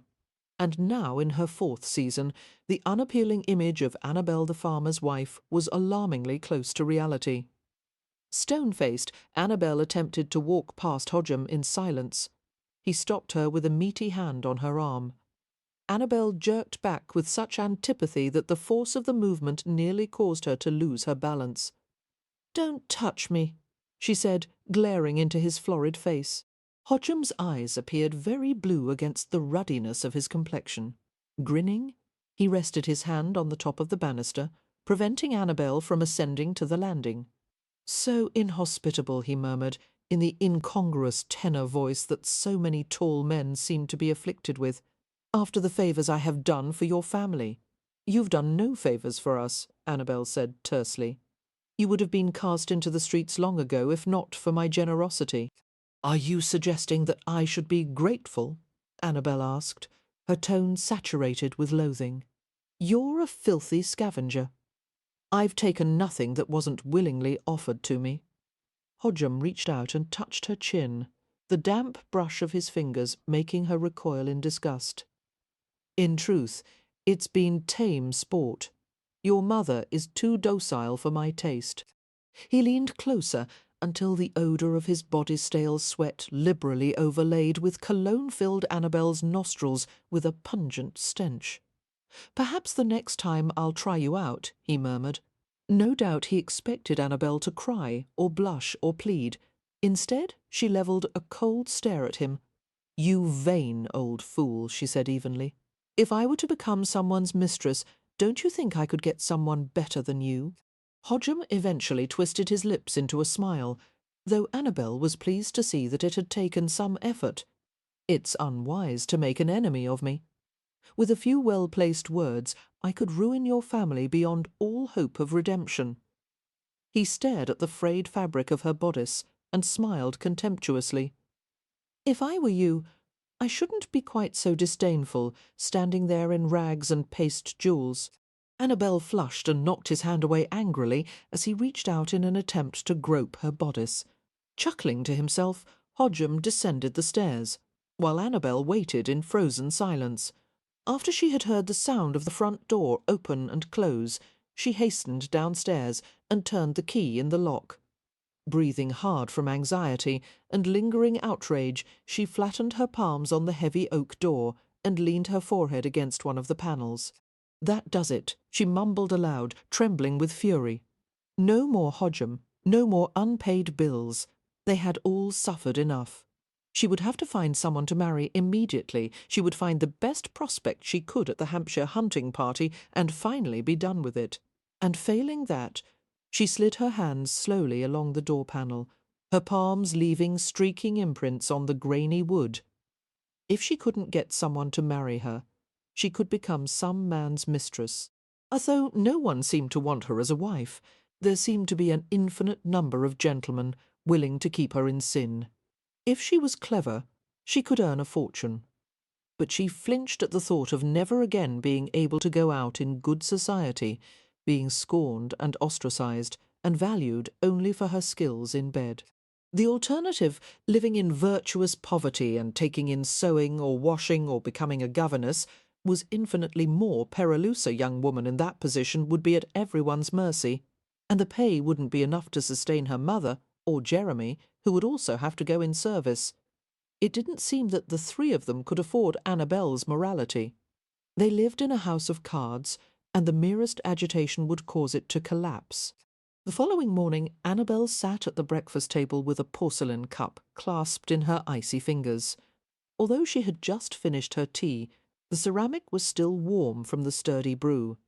There was a tiny chip in the glaze, and she rubbed the pad of her thumb over it repeatedly, not looking up as she heard her mother, Philippa, enter the room. "Tea?" she asked, in a careful monotone, and heard Philippa's murmured assent. Pouring another cup from the pot before her, Annabelle sweetened it with a small lump of sugar and lightened it with a liberal splash of milk. "I don't take it with sugar any longer," Philippa said. "I've come to prefer it without the day when her mother stopped liking sweets was the day they began serving ice water in hell." "We can still afford sugar for your tea," Annabelle replied, stirring the cup with a few brisk swirls of her spoon. Glancing upward, she slid the cup and saucer to Philippa's place at the table. As she had expected, her mother looked sullen and haggard, with shame writhing behind her bitter facade. Once she would have found it inconceivable that her dashing, high-spirited mother, always so much prettier than anyone else's mother, could have worn such an expression. And as she stared at Philippa's taut face, Annabelle realized that her own facade was very nearly as world-weary, her mouth holding the same edge of disenchantment. "How was the ball?" Philippa asked, holding her face close to her own tea so that the steam wafted over her face. "The usual disaster," Annabelle said, softening the honesty of her reply with a deliberately light laugh. "The only man who asked me to dance was Mr. Hunt." "Dear heaven!" Philippa murmured, and drank a scalding mouthful of tea. "Did you accept him?" "Of course not. There would be no purpose to it. When he looks at me, it is clear that he has anything but marriage in mind." "Even men such as Mr. Hunt do eventually marry," Philippa countered, glancing up from her porcelain cup. "And you would be an ideal wife for him. You could perhaps be a softening influence, and help to ease his way into decent society." "Good Lord, Mamate, sounds as if you are encouraging me to accept his attentions." "No." Philippa picked up her spoon and needlessly stirred her tea. "Not if you truly find Mr. Hunt objectionable. However, if you could manage to bring him to scratch, we would all certainly be well provided for." "He is not the marrying kind, Mamma. Everyone knows it. No matter what I did, I could never get a respectable offer from him." Annabelle dug through the sugar bowl with a tiny pair of tarnished silver tongs, searching for the smallest lump she could find. Extracting a morsel of raw brown sugar, she dropped it into her cup and drowned it with fresh tea. Philippa drank her tea, her gaze carefully averted as she jumped to a new thread of conversation that Annabelle perceived had a disagreeable connection to the last. "We haven't the means to keep Jeremy in school for his next term. I haven't paid the servants in 2 months. There are bills." "Yes, I know all of that," Annabelle said, flushing slightly with a swift burn of annoyance. "I'll find a husband, Mama, very soon." Somehow she forced a shallow smile to her face. "How do you feel about a jaunt to Hampshire? Now that the season is coming to a close, many people will be leaving London in search of new amusements, in particular a hunt given by Lord Westcliff at his country estate." Philippa glanced at her with new alertness. "I wasn't aware that we had received an invitation from the Earl." "We haven't," Annabelle replied, "yet, but we will, and I have a feeling that good things await us in Hampshire, Mamma." Chapter 4. 2 days before Annabelle and her mother left for Hampshire, a towering stack of boxes and parcels arrived. It took the footman 3 trips to convey them from the entrance hall to Annabelle's room upstairs, where he piled them in a mountain beside the bed. Unwrapping them carefully, Annabelle discovered at least a half-dozen gowns that had never been worn, taffeta silks and muslins in rich colours, and matching jackets lined in butter-soft chamois, and a ball gown made of heavy ivory silk with spills of delicate Belgium lace at the bodice and sleeves. There were also gloves, shawls, scarves, and hats, of such quality and beauty that they nearly made Annabelle want to weep. The gowns and accessories must have cost a fortune, undoubtedly nothing to the Bowman girls, but to Annabelle the gift was overwhelming. Picking up the note that had been delivered along with the parcels, she broke the wax seal and read the decisively scrawled lines. "From your fairy godmothers, otherwise known as Lillian and Daisy. Here's to a successful hunt in Hampshire. P.S. You're not going to lose your nerve, are you?" She wrote back, "Dear fairy godmothers, nerve is the only thing I've got left. Thank you endlessly for the gowns. I am in ecstasy at finally being able to wear pretty clothes again. It is one of my many failings to love beautiful things so dearly. Your devoted Annabelle, P.S. Am returning the shoes, however, as they are far too small. And I'd always heard that American girls had large feet. Dear Annabelle, is it a failing to love beautiful things? That must be an English notion, as we are certain that it has never occurred to anyone in Manhattanville. Just for that remark about feet, we're going to make you play rounders with us in Hampshire. You will love whacking balls with sticks. There is nothing quite so satisfying. Dear Lillian and Daisy, I will consent to rounders only if you can persuade Evie to join in, which I highly doubt, and though I won't know until I've tried it, I can think of lots of things more satisfying than whacking balls with sticks. Finding a husband comes to mind. By the way, what does one wear to play rounders? A walking costume, dear Annabelle. We play in our knickers, of course. One can't run properly in skirts. Dear Lillian and Daisy, the word knickers is unfamiliar to me. Can you possibly be referring to undergarments? Surely you are not suggesting that we shall romp about outdoors in our drawers like savage children. Dear Annabelle, the word is derived from knickerbockers, a level of New York society from which we are ritually excluded. In America, drawers belong inside a piece of furniture, and Evie says yes. Dear Evie, I did not trust my eyes when the Bowman sisters wrote to inform me that you have agreed to play rounders in knickers. Have you really said so? I am hoping that you will deny it, as I had made my acceptance contingent upon yours. Dear Annabelle, it is my belief that this association with the Bowmans will help to cure me of my shyness. Rounders in knickers seems just the way to begin. Have I shocked you? I've never shocked anyone before, not even myself. I do hope that you are impressed by my willingness to jump into the spirit of things, dear Evie, impressed, amused, and somewhat apprehensive about what scrapes these Bowmans will land us in. Where, pray tell, are we to find a place where we may play rounders in knickers unobserved? Yes, I am thoroughly shocked, you shameless hussy, dear Annabelle. I am coming to believe that there are two kinds of people, those who choose to be masters of their own fate, and those who wait in chairs while others dance. I would rather be one of the former than the latter. As to how and when Rounder's game shall take place, I am satisfied to leave such details to the Bowmans, with all fondness, Evie the hussy. During the flurry of these and other playful notes that were sent back and forth, Annabelle began to experience something she had forgotten long ago, the delight of having friends. As her past friends had moved into the hallowed existence of married couples, she had been left behind. Her wallflower status, not to mention her lack of money, had created a chasm that friendship could not seem to bridge. In the past few years, she had come to be increasingly self-reliant and had even made efforts to avoid the company of the girls with whom she had once talked and giggled and shared secrets. However, in one fell swoop, she had acquired 3 friends with whom she had something in common, despite their radically different backgrounds.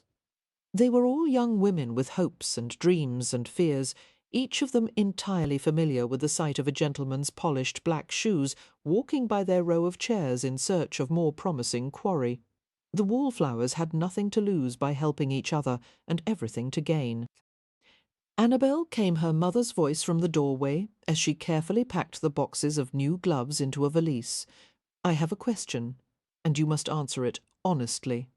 I am always honest with you, Mamma, Annabelle replied, looking up from her task.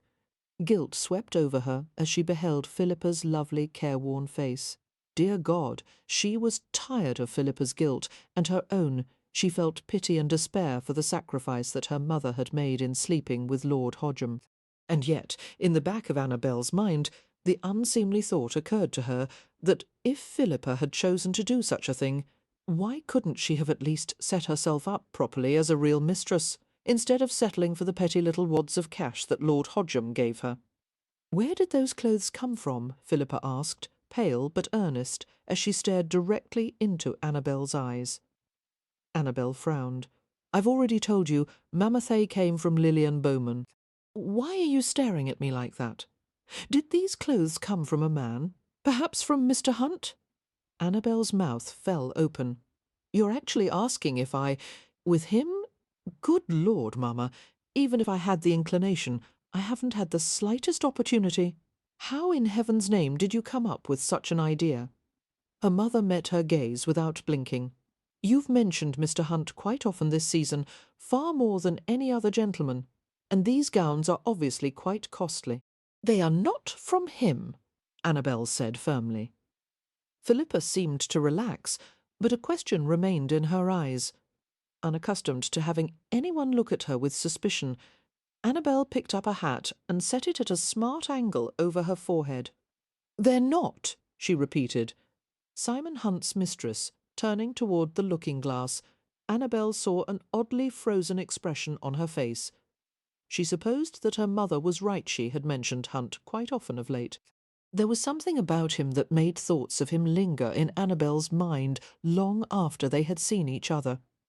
No other man of her acquaintance possessed Hunt's charismatic, wicked appeal, nor had any man ever been so openly interested in her.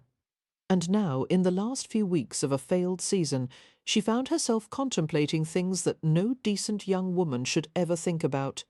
She knew that without much effort she could become Hunt's mistress, and all her troubles would be over. He was a wealthy man, he would give her whatever she wanted, pay her family's debts, and provide her with beautiful clothes, jewels, her own carriage, her own house, all that in return for sleeping with him. The thought sent a sharp quiver through her abdomen. She tried to imagine being in bed with Simon Hunt, what things he might demand of her. His hands on her body, his mouth, flushing deeply. She forced the image aside and toyed with the silk rose adornments on the corded band of her hat. If she became Simon Hunt's mistress, he would own her completely, in bed and out of it, and the thought of being so completely at his mercy was appalling. A mocking voice in her head asked, "Is your honour so important to you, more important than your family's welfare, or even your own survival?" "Yes," Annabelle said under her breath, staring at her own pale, purposeful reflection. Right now it is. She couldn't answer for later. But until every last hope was exhausted, she still had her self-respect. And she would fight to keep it. Chapter 5. It was easy to see why the name of Hampshire was derived from the Old English word ham, referring to a water meadow.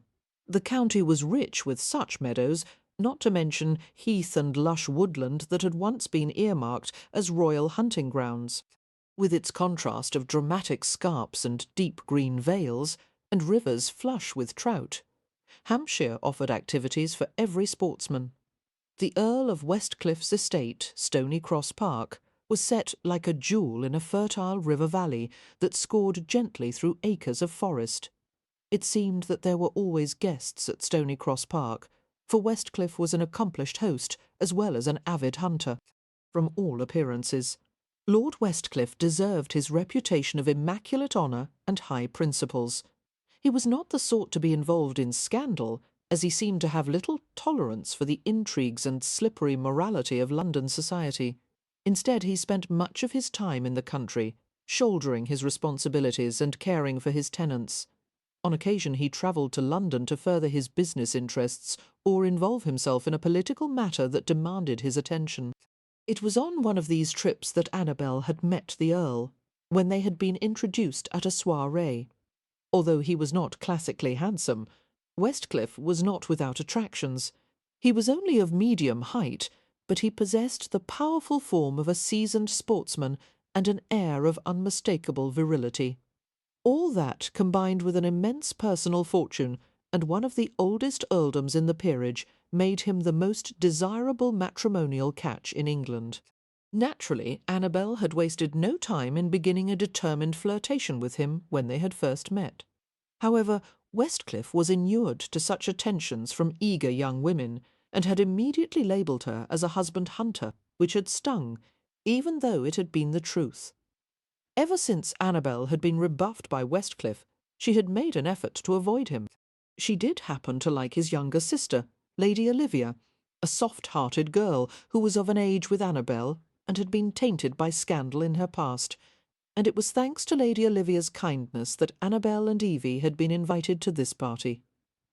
For the next 3 weeks, both the four-legged and the two-legged varieties of prey would be under siege at Stony Cross Park. "My lady!" Annabelle exclaimed, as Lady Olivia came to welcome them. "How kind of you to invite us!"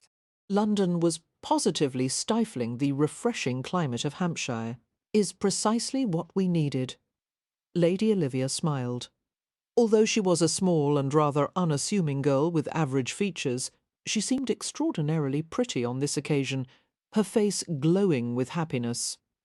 According to Lillian and Daisy, Lady Olivia was betrothed to an American millionaire. "Is it a love match?" Annabelle had asked in her last letter to them, and Lillian had written back that it reportedly was.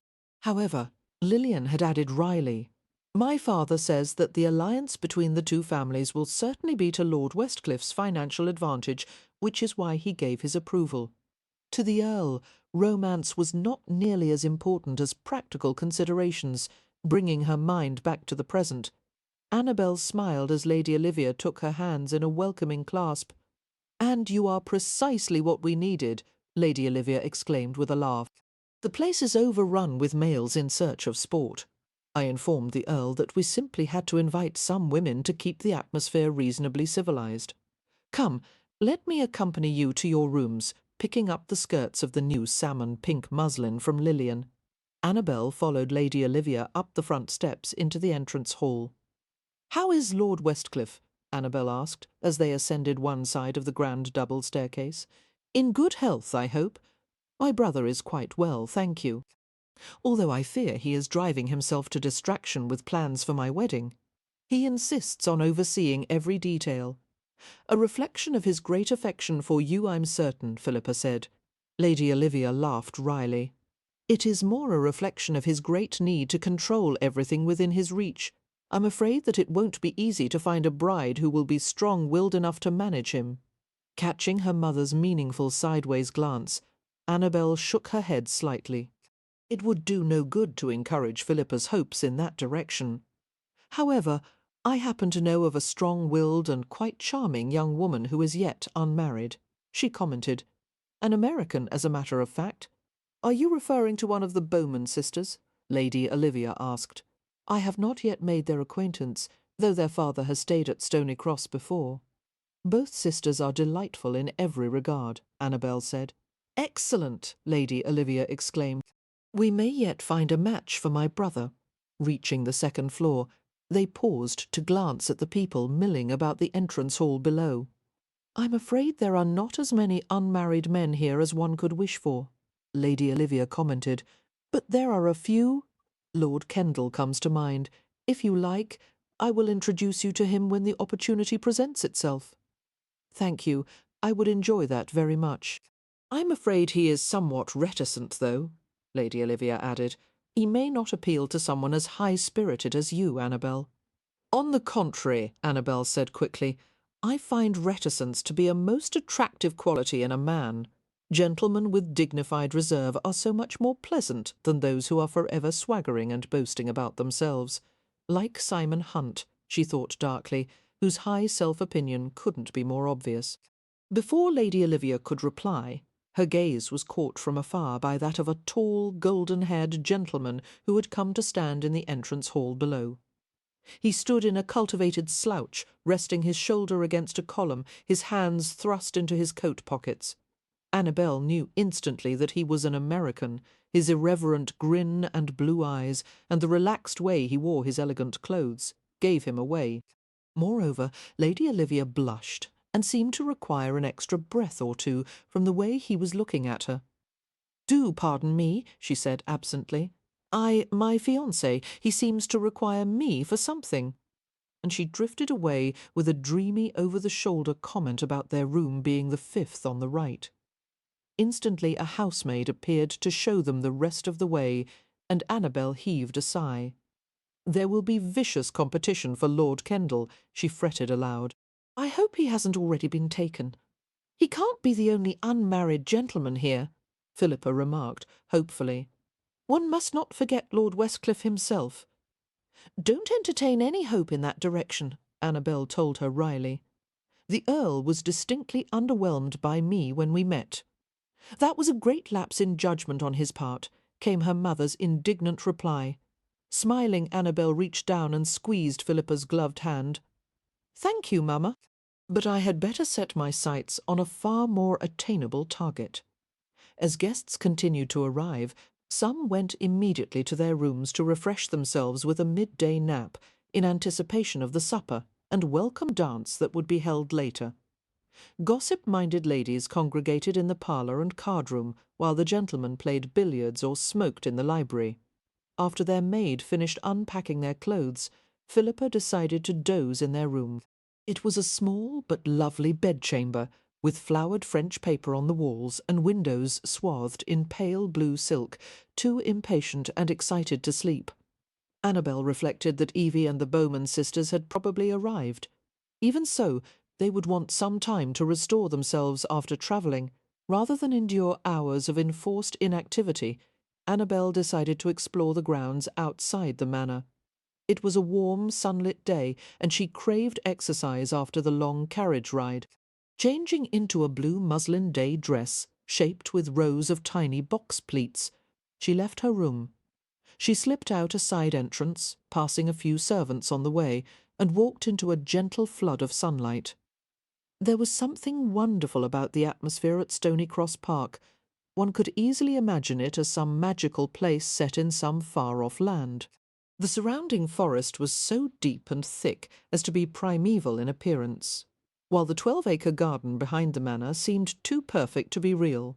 There were groves, glades, ponds and fountains. It was a garden of many moods, alternating tranquillity with colourful tumult. A disciplined garden, every blade of grass precisely clipped, the corners of the box hedges trimmed to knife-blade crispness. Hatless, gloveless, and infused with a sudden sense of optimism, Annabelle breathed deeply of the country air.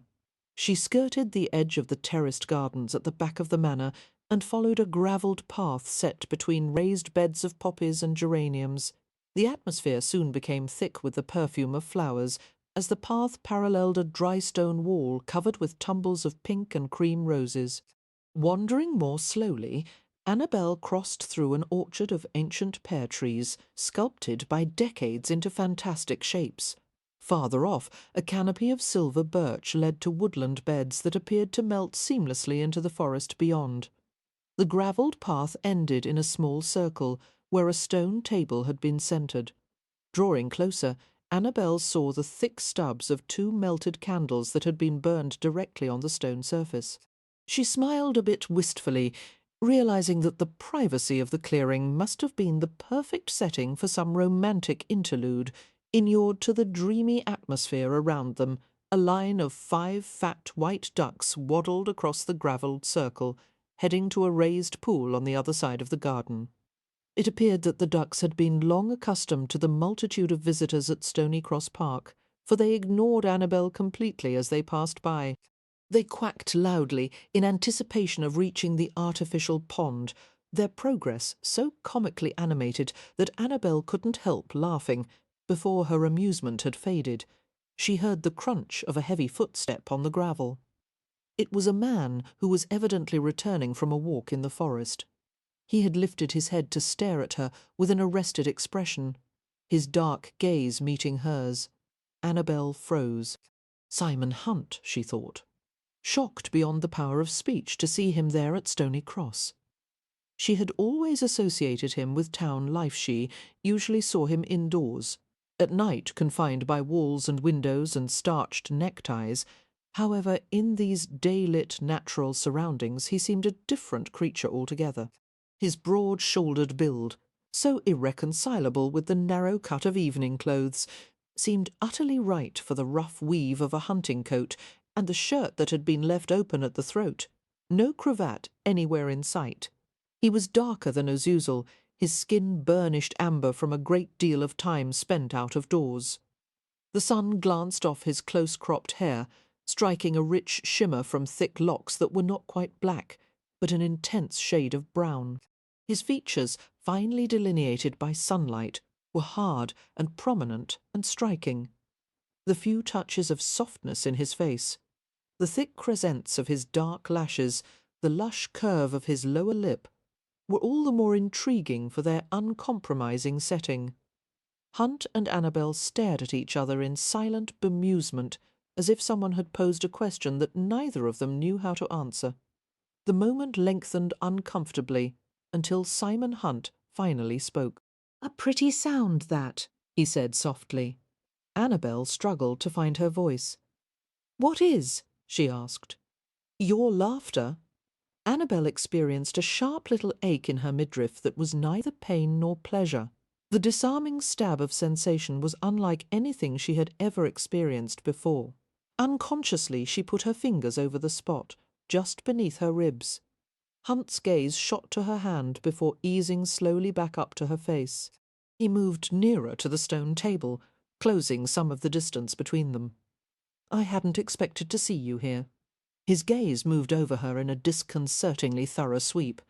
"But of course it's the logical place for a woman in your situation." Annabelle narrowed her eyes. "In my situation, trying to catch a husband," he clarified. She responded with a haughty glance. "I'm not trying to catch anyone, Mr. Hunt. Casting the lure," he continued, "setting the hook, reeling in your unwary prey until he lies gasping on the deck." Her mouth clamped into a taut line. "You may set your mind at ease, Mr. Hunt, as I have no intention of separating you from your precious freedom. You're the very last on the list." "What list?" Hunt contemplated her in the tense silence that followed, working it out for himself. "Ah, you've actually made a list of potential husbands?" Amusement danced in his eyes. "It's a relief to hear that I'm not in the running, as I have resolved to avoid being padlocked into marriage at all cost. But I can't seem to stop myself from asking, who is at the top of the list?" Annabelle refused to answer. Even as she cursed her own tendency to fidget, she could not keep from reaching over to the lumpen stub of a candle and picking at it with the edges of her fingernails. Westcliff probably, Hunt guessed. Annabelle made a scornful sound, half sitting on the table. The aged stone surface was sun-warmed and glossy smooth. "Certainly not. I wouldn't marry the Earl if he fell to his knees and begged me." Hunt laughed richly at the blatant lie. "A pedigreed lord with his fortune, you'd stop at nothing to get him." Casually, he sat on the opposite side of the table, and Annabelle steeled herself not to shrink from his proximity. Usually a conversation between a gentleman and a lady was underwritten by the understanding that there were certain things a gentleman would never do. He would not embarrass or insult her, or take advantage in any way. However, with Simon Hunt, there were no such guarantees. "Why are you here?" she asked. "I'm a friend of Westcliffe's," he said easily. Annabelle was unable to imagine the Earl claiming someone like Hunt as a friend. Why would he associate with you? And don't try to claim that you have anything in common with him. The two of you are as different as chalk from cheese. As it happens, the Earl and I do have some common interests. We both like to hunt, and we share a remarkable number of political beliefs. Unlike most peers, Westcliff does not allow himself to be chained by the restrictions of aristocratic life." Good Lord, Annabelle mocked. "You seem to view nobility as a condition of imprisonment." "I do, as a matter of fact. Then I can hardly wait to incarcerate myself and dispose of the keys." That made Hunt laugh. "You would probably do quite well as a peer's wife." Recognizing that his tone was far from complimentary, Annabelle frowned at him. "If you dislike the peerage so much, I wonder that you spend so much time among them." His eyes glinted wickedly. "They have their uses, and I don't dislike them, it's just that I have no desire to be one of them. In case you haven't noticed, the peerage, or at least the way of life they've known till Noah's dying." Annabelle reacted with a wide-eyed glance, genuinely shocked by the statement. "What do you mean? Most landholding peers are losing their fortunes, seeing them divided and shrunken by ever-increasing numbers of relatives who require support. And then there is the transformation of the economy to contend with. The rule of the great landowner is fast coming to an end. Only men like Westcliff, who is open to new ways of doing things, will weather the change." "With your invaluable assistance, of course," Annabelle said.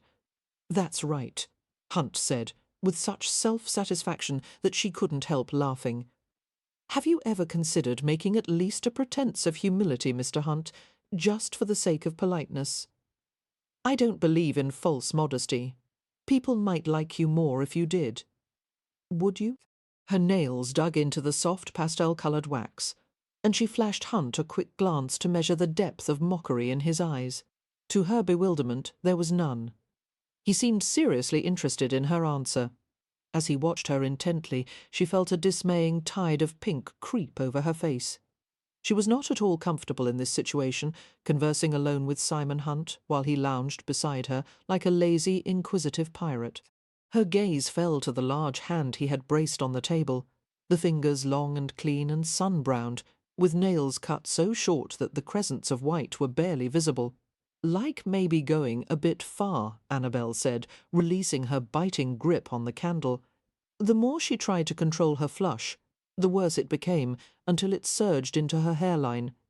"I suppose I could tolerate your company more easily if you would try to behave like a gentleman, for example. To begin with the way you like to correct people. Isn't honesty a virtue?" "Yes, but it hardly makes for the best conversation." Ignoring his low laugh, she continued. "And the way you talk so openly about money is vulgar, especially to those in higher circles. Nice people pretend that they don't care about money, or how to earn it or invest it, or any of the other things you like to discuss. I've never understood why the enthusiastic pursuit of wealth should be held in such disdain. Perhaps because such pursuit is accompanied by so many vices: greed, selfishness, duplicity. Those aren't my faults." Annabelle raised her brows. "Oh," smiling. Hunt shook his head slowly, the sunlight glittering on his sable locks. "If I were greedy and selfish, I would keep most of the profits from my businesses. However, my partners will tell you that they have been handsomely rewarded for their investments, and my employees are well paid by anyone's standards. As for being duplicitous, I think it's fairly obvious that I have the opposite problem. I'm truthful, which is very nearly unpardonable in civilized society. For some reason, Annabelle could not help grinning back at the ill-bred scoundrel. She pushed away from the table and dusted her skirts. "I'm not going to waste any more of my time telling you how to be polite when it's perfectly obvious that you don't wish to be." "Your time wasn't wasted," he said, coming around to her. "I'm going to lend some deep consideration to changing my ways." "Don't bother," she said, the smile lingering on her lips. "You're a hopeless cause, I'm afraid. Now, if you'll excuse me, I'm going to continue my walk through the garden. Have a pleasant afternoon, Mr. Hunt. Let me come with you," he said softly. "You can lecture me some more. I'll even listen." She wrinkled her nose at him impudently. "No, you won't." She started off on the gravel path, aware of his gaze on her back until she disappeared into the pear orchard. Chapter 6. Just before supper on the first evening of the party, Annabelle, Lillian and Daisy met in the downstairs receiving room, a spacious area set with clusters of chairs and tables where many of the guests had chosen to congregate. "I should have known that dress would look 100 times better on you than me," Lillian Bowman said gleefully, hugging Annabelle and holding her at arm's length to gaze at her. "Oh, it's torture. Being friends with someone so ravishing." Annabelle was wearing another of her new gowns, a yellow silk with fluttering tulle skirts caught up at narrow intervals with tiny bunches of silk violets. Her hair was pinned at the back of her head in an intricately braided plait. "I have many flaws," Annabelle informed Lillian with a smile. "Really? What are they?" Annabelle grinned. "I'm hardly going to admit them if you haven't already noticed. Lillian tells everyone about her flaws," Daisy said, her brown eyes twinkling. "She's proud of them. I do have a terrible temper," Lillian acknowledged smugly. "And I can curse like a sailor." "Who taught you to do that?" Annabelle asked. "My grandmother. She was a washerwoman. And my grandfather was the soap maker from whom she bought her supplies. Since she worked near the docks, most of her customers were sailors and dockers, who taught her words so vulgar that it would curl your hair ribbons to hear them." Laughter rustled in Annabelle's chest. She was thoroughly charmed by the mischievous spirit of two girls who were unlike anyone she had ever known before. Unfortunately, it was difficult to imagine either Lillian or Daisy being happy as the wife of a peer. Most gentlemen of the aristocracy wanted to marry a girl who was serene, regal, self-effacing, the kind of wife whose sole purpose was to make her husband the focus of admiring attention. However, enjoying the Bowmans' company as Annabelle did, she thought it would be a pity for either of them to have to repress the innocent audacity that made them so beguiling. Suddenly, she caught sight of Evie, who had entered the room with the reluctance of a mouse who had been thrown into a sack of cats. Evie's face relaxed as she saw Annabelle and the Bowmans, murmuring something to her dour-looking aunt. She headed toward them with a smile. "Evie!" Daisy squealed in delight, beginning to rush toward the girl. Annabelle caught her gloved arm and whispered to her. "Wait, if you draw attention to Evie, she'll probably faint from embarrassment." Daisy stopped obediently and flashed her an unabashed grin. "You're right, I'm an absolute savage." "I wouldn't say that, dear Lillian," soothed. "Thank you," Daisy said in pleased surprise. "You're merely a quasi-savage," her older sister finished, biting back a laugh. Annabelle slipped her arm behind Evie's slender waist. "How lovely you look tonight," she said. Evie's hair had been piled at the crown of her head in a mass of gleaming red curls and fastened with pearl-tipped pins. The scattering of amber freckles across her nose only increased her appeal, as if nature had given in to a moment of whimsy and sprinkled a few flecks of extra sunlight over her. Evie leaned into her partial hug, as if she was seeking comfort. "Aunt, F. Florence says I look like a flaming torch with my hair pinned up like this," she said. Daisy scowled at the comment. "Your Aunt Florence should hardly make such statements when she looks like a hobgoblin." "Daisy, hush," Lillian said sternly. Annabelle kept her gloved arm around Evie's waist, reflecting that from what little the girl had related to her, Aunt Florence appeared to take heartless delight in shredding what little confidence Evie possessed.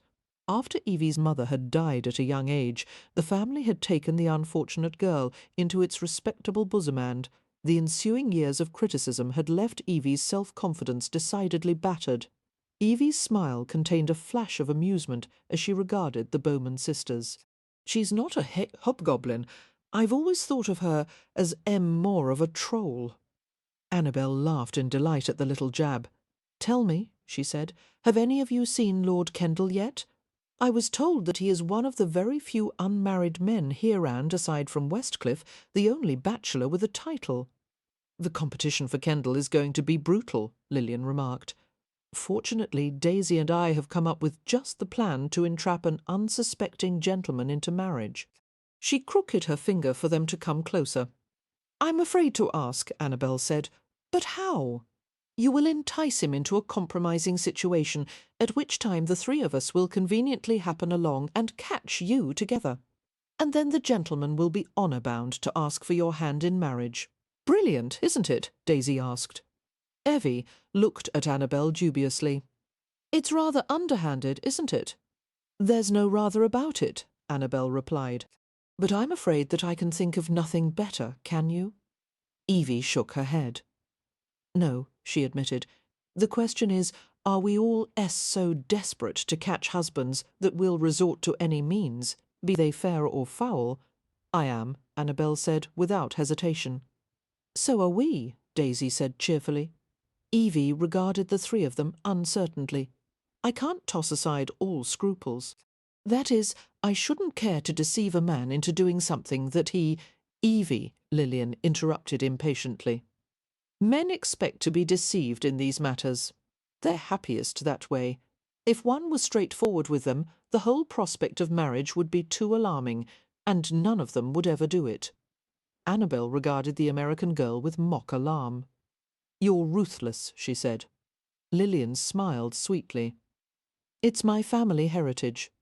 Bowmans are ruthless by nature. We can even be fiendish if the occasion calls for it." Laughing, Annabelle returned her attention to Evie, who wore a nonplussed frown.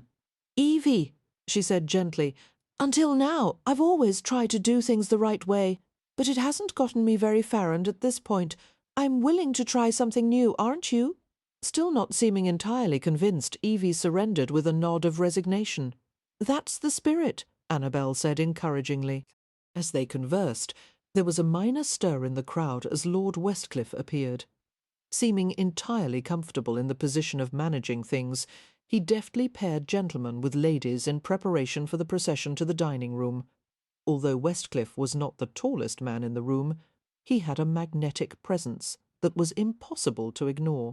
Annabelle wondered why some people possessed such a quality, something unnameable that lent significance to every gesture they made and every word they spoke.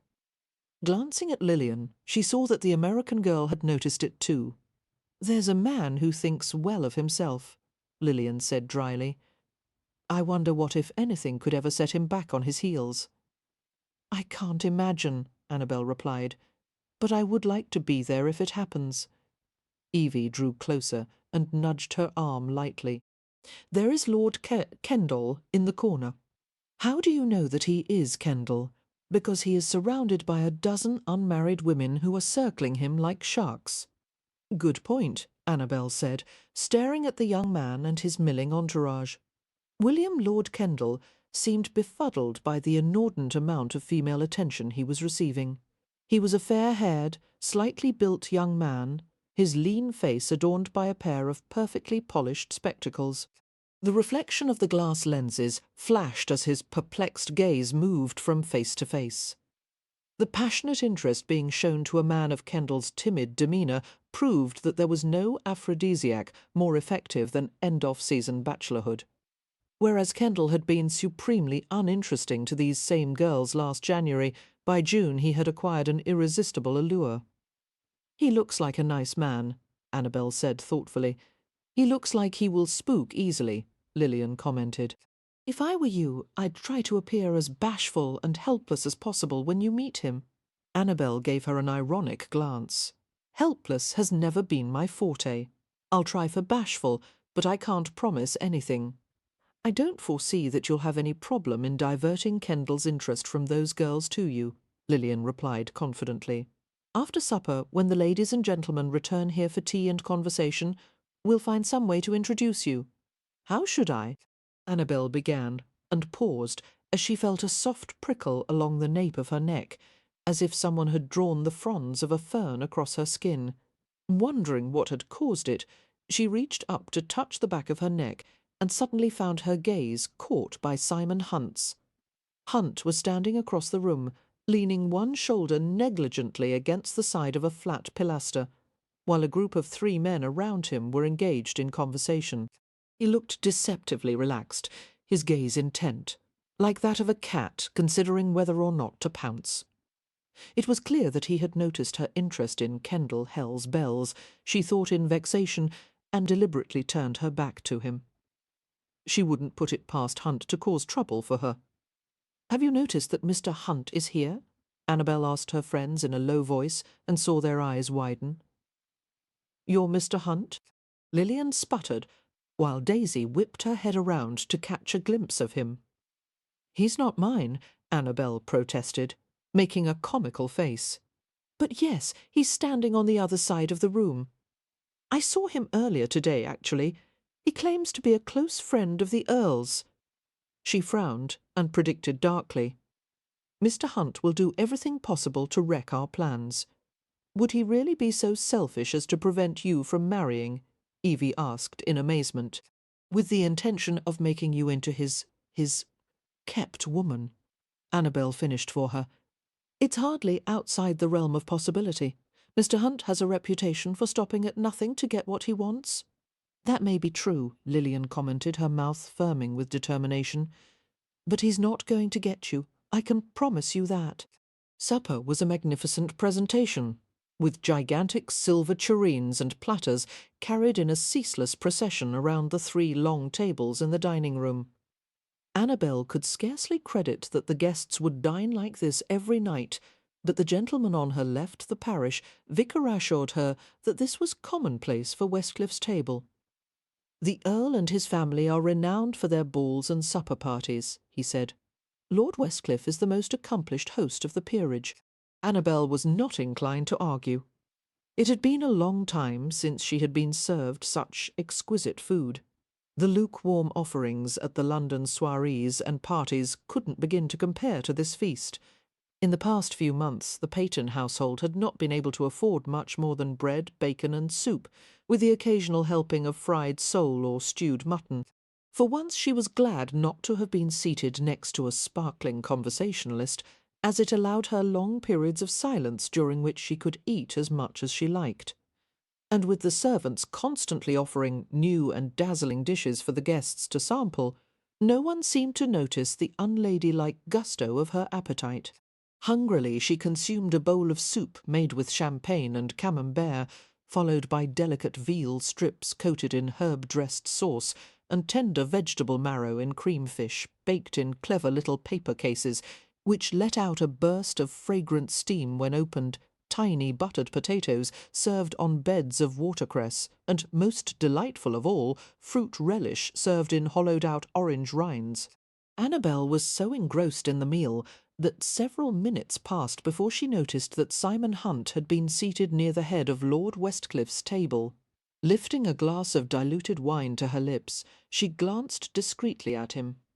Hunt was exquisitely dressed as usual, in a formal black coat and a rich pewter-shaded waistcoat, its silk weave gleaming with a quiet lustre. His sun-darkened skin contrasted sharply with the starched white linen at his throat, the knot of his cravat as precise as a knife-blade. The heavy sable locks of his hair needed an application of pomade. Already a thick forelock had fallen over his forehead. It bothered Annabelle for some reason, that unruly lock. She wanted to push it back from his face. It was not lost on her that the women seated on either side of Simon Hunt were competing for his attention. Annabelle had noticed on other occasions that women seemed to find Hunt quite appealing. She knew exactly why. It was his combination of sinful charm, cool intelligence, and arrant worldliness. Hunt looked like a man who had visited many women's beds and knew exactly what to do in them. Such a quality should make him less attractive, not more so. But Annabelle was discovering that there was sometimes a vast difference between what you knew was good for you and what you actually wanted. And though she would have liked to deny it, Simon Hunt was the only man who had ever attracted her physically to this degree. Although Annabelle had always been somewhat sheltered, she was acquainted with the basic facts of life.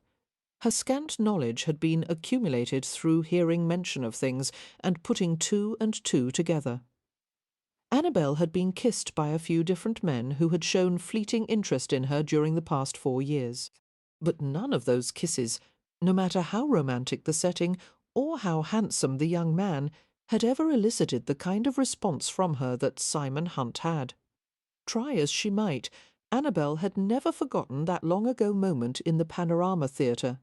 The gentle, erotic pressure of his mouth on hers, the compelling pleasure of his kiss. She wished she knew why it had been so different with Hunt, but there was no one to ask.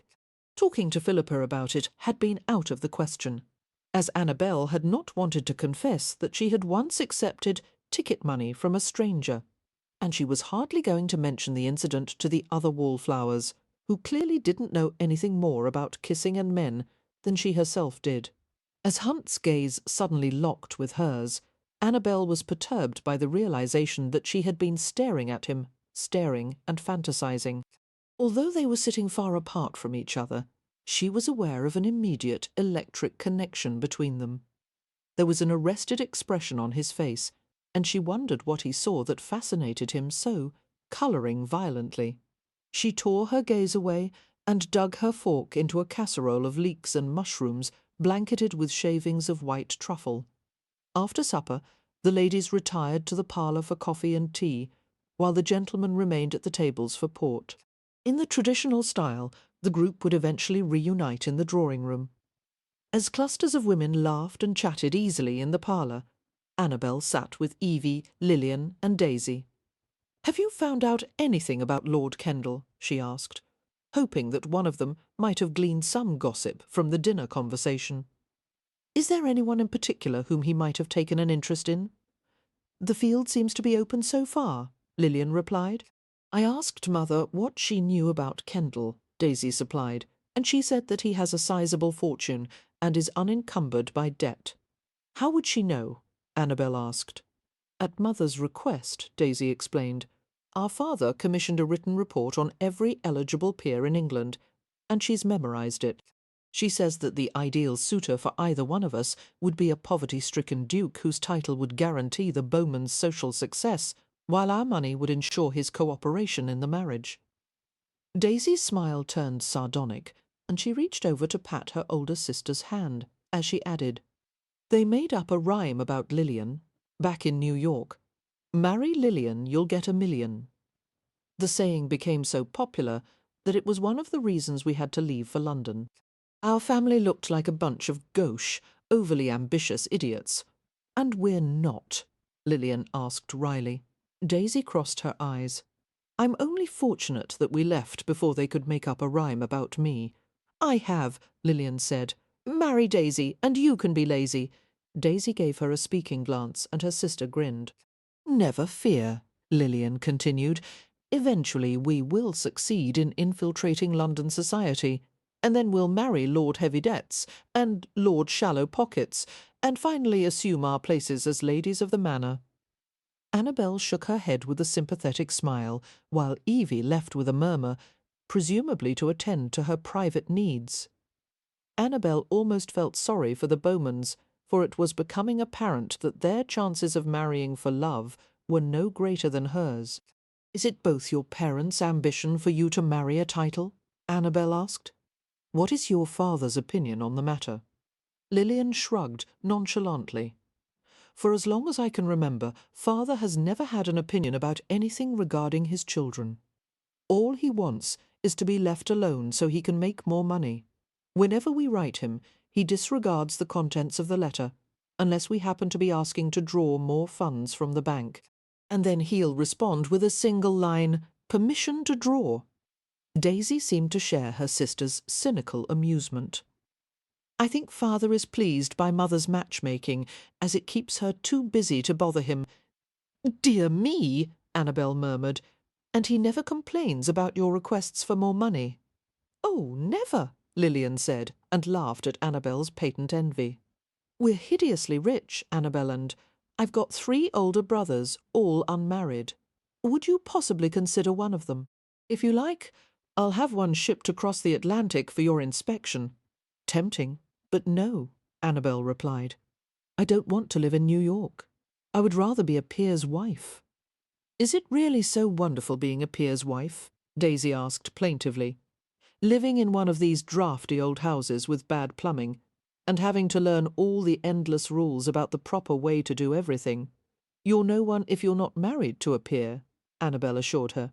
"In England, nobility is everything. It determines how others treat you, the schools your children attend, the places you're invited, every facet of your life. I don't know." Daisy began and was interrupted by Evie's precipitate return. Although Evie displayed no obvious signs of being in a hurry, her blue eyes were lit with urgency, and excited colour had gathered at the crests of her cheeks. Taking the chair she had previously occupied, she perched on the edge of the seat and leaned toward Annabelle, stammering and whispering. "I had to turn round and hurry back to tell you he's alone." "Who?" Annabelle whispered back. "Who is alone?"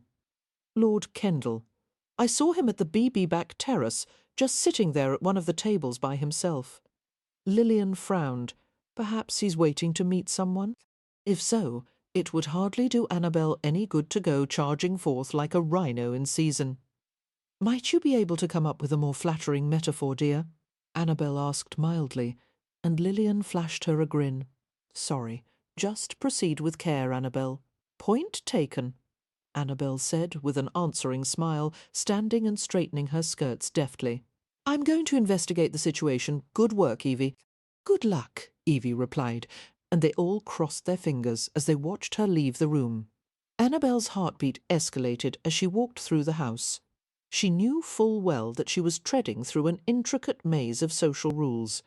A lady should never deliberately seek out a gentleman's company, but if they crossed paths accidentally, or happened to find themselves on the same settee or conversation chair, they could exchange a few pleasantries.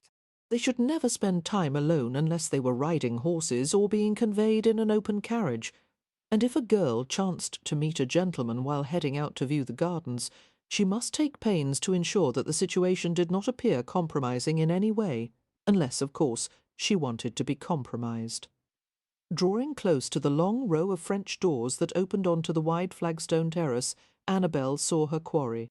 As Evie had described, Lord Kendall was sitting alone at a round table, leaning back in his chair with one leg stretched carelessly before him.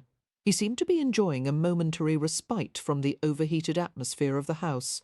Quietly, Annabelle strode to the nearest door and slipped through it. The air was lightly scented with heather and bog myrtle, while the sounds of the river beyond the gardens provided a soothing undercurrent. Keeping her head down, Annabelle rubbed her temples with her fingers, as if she were afflicted with a nagging headache. When she was 10 feet away from Kendall's table, she looked up and made herself jump a little, as if she was startled to see him there. "Oh," she said, "it was not at all difficult to sound breathless." She was nervous, knowing how important it was to make the right impression on him. "I didn't realize that someone was out here." Kendall stood, his spectacles twinkling in the light of the terrace torch. His form was slim to the point of being insubstantial, his coat hanging from his padded shoulders. Despite the fact that he was approximately 3 inches taller than Annabelle, she would not have been surprised to learn that they were the same weight. His posture was at once diffident and oddly tense, like that of a deer poised for a sudden, bounding retreat. As she stared at him, Annabelle had to admit silently that Kendall was not the kind of man whom she would have had any natural attraction to. On the other hand, she didn't like pickled herring either. But if she was starving and someone handed her a jar of pickled herring, she was hardly going to turn her nose up at it. "Hello," Kendall said, his voice cultured and soft, though a bit high-pitched. "There's no need to be alarmed, really. I'm harmless." "I shall reserve judgment on that," Annabelle said, smiling, then wincing as if the effort had pained her. "Forgive me for disturbing your privacy, sir. I wanted a breath of fresh air." She inhaled until her breasts pressed becomingly at the seams of her bodice. The atmosphere inside the house was rather oppressive, wasn't it? Kendall approached with his hands half raised, as if he feared she might collapse to the terrace. "May I fetch you something? A glass of water?" "No, thank you. A few moments outside will restore me to rights." Annabelle sank gracefully into the nearest chair. Although she paused and tried to look self-conscious, "It wouldn't do for us to be seen out here unchaperoned, especially as we haven't even been introduced." He made a slight bow. "Lord Kendall, at your service. Miss Annabelle Peyton." She glanced at the empty chair nearby. "Do have a seat, please. I promise I shall hurry away as soon as my head clears." Kendall obeyed cautiously. "No need for that," he said. "Stay as long as you wish." That was encouraging. Mindful of Lillian's advice, Annabelle pondered her next remark with great care. Since Kendall was being exhaustively pursued by a score of women, she would have to distinguish herself by pretending that she was the only one who was not interested in him. "I can guess why you came out here alone," she said with a smile. "You must be desperate to avoid being mobbed by eager women." Kendall threw her a glance of surprise. "As a matter of fact, yes, I must say, I have never attended a party with such excessively friendly guests. Wait until the end of the month," she advised. "They'll be so friendly by then that you'll need a whip and a chair to hold them off. You seem to be suggesting that I'm some sort of matrimonial target," he commented dryly, giving voice to the obvious. "The only way you could be more of a target is if you drew white circles on the back of your coat," Annabelle said, making him chuckle. "May I ask what your other reasons for escaping to the terrace are, my lord?" Kendall continued to smile, looking far more comfortable than he had at first. "I'm afraid I can't hold my liquor. There is only so much port that I'm willing to drink for the sake of being social." Annabelle had never met a man who was willing to admit such a thing. Most gentlemen equated manliness with the ability to drink a sufficient quantity of liquor to inebriate an elephant. "Does it make you ill, then?" she asked sympathetically. "Sick as a dog. I've been told that tolerance improves with practice, but it seems a rather pointless objective. I can think of better ways to pass the time, such as—" Kendall contemplated the question with great care. "A walk through the countryside, a book that improves the mind." His eyes contained a sudden friendly twinkle. "A conversation with a new friend. I like those things too. Do you?" Kendall hesitated, while the sounds of the river and the sway of the trees seemed to whisper through the air. "Perhaps you might join me on a walk tomorrow morning. I know of several excellent ones around Stony Cross." Annabelle's sudden eagerness was difficult to contain. "I would enjoy that," she replied, "but dare I ask what about your entourage?" Kendall smiled, revealing a row of small, neat teeth. "I don't expect that anyone will bother us if we depart early enough. I happen to be an early riser," she lied, "and I love to walk." "6 o'clock, then?" "6 o'clock," she repeated, standing from her chair. "I must go back inside of me absence will soon be remarked on. I am feeling much better, however. Thank you for your invitation, my lord." She allowed herself to send him a little flirting grin. "And for sharing the terrace." As she went back inside, she closed her eyes briefly and let out a sigh of relief. It had been a good introduction, and far easier than she had anticipated to attract Kendall's interest. With a bit of luck and some help from her friends, she might be able to catch a peer, and then everything would be all right. Chapter 7. When the after-supper visiting was concluded, most of the guests began to retire for the evening. As Annabelle walked through one of the arched entrances of the drawing-room, she saw that the other Wallflowers were waiting for her. Smiling at their expectant faces, she went with them to a niche where they could exchange a few private words. "Well?" Lillian demanded. "Mamma and I are going on a walk with Lord Kendall tomorrow morning," Annabelle said. "Alone?" "Alone," Annabelle confirmed. "In fact, we're meeting at daybreak to avoid being accompanied by a herd of husband hunters." Were they in a more private setting? They might have all squealed with glee. Instead, they settled for exchanging triumphant grins, while Daisy stamped her feet in an exuberant little victory dance. What is he like?" Evie asked. "Shy but pleasant," Annabelle replied, "and he seems to have a sense of humour which I hadn't dared to hope for." "All that. And teeth, too," Lillian exclaimed. "You were right about him being spooked easily," Annabelle said. "I am certain that Kendall would not be attracted to a strong-willed woman. He's cautious and soft-spoken. I'm trying to be demure, although I should probably feel guilty for the deception. All women do that during courtship, and men too, for that matter," Lillian said prosaically. "We try to conceal our defects and say the things we think the other one wants to hear. We pretend that we're always lovely and sweet-tempered, and that we don't mind the other's nasty little habits. And then, after the wedding, we lower the boom. I don't think that men have to pretend quite as much as women do, however," Annabelle replied. "If a man is portly, or has brown teeth, or is somewhat dull-witted, he's still a catch, as long as he is a gentleman and has some money. But women are held to far more exacting standards, which is why we're all wallflowers," Evie said. "We won't be for long," Annabelle promised with a smile. Evie's Aunt Florence came from the ballroom, looking witch-like in a black dress that did not flatter her sallow complexion. There was little family resemblance between Evie, with her round face and red hair and freckled complexion, and her ill-tempered aunt, who was a dry little wisp of a woman. "Evangeline," she said sharply, throwing the group a disapproving glance as she gestured to the girl.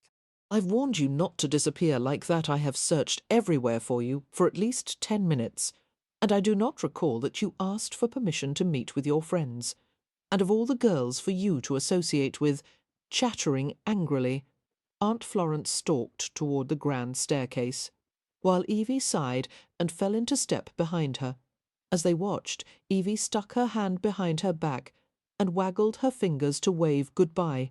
"Evie says her family is very wealthy," Daisy remarked, "but she says that they're all unhappy, every last one of them."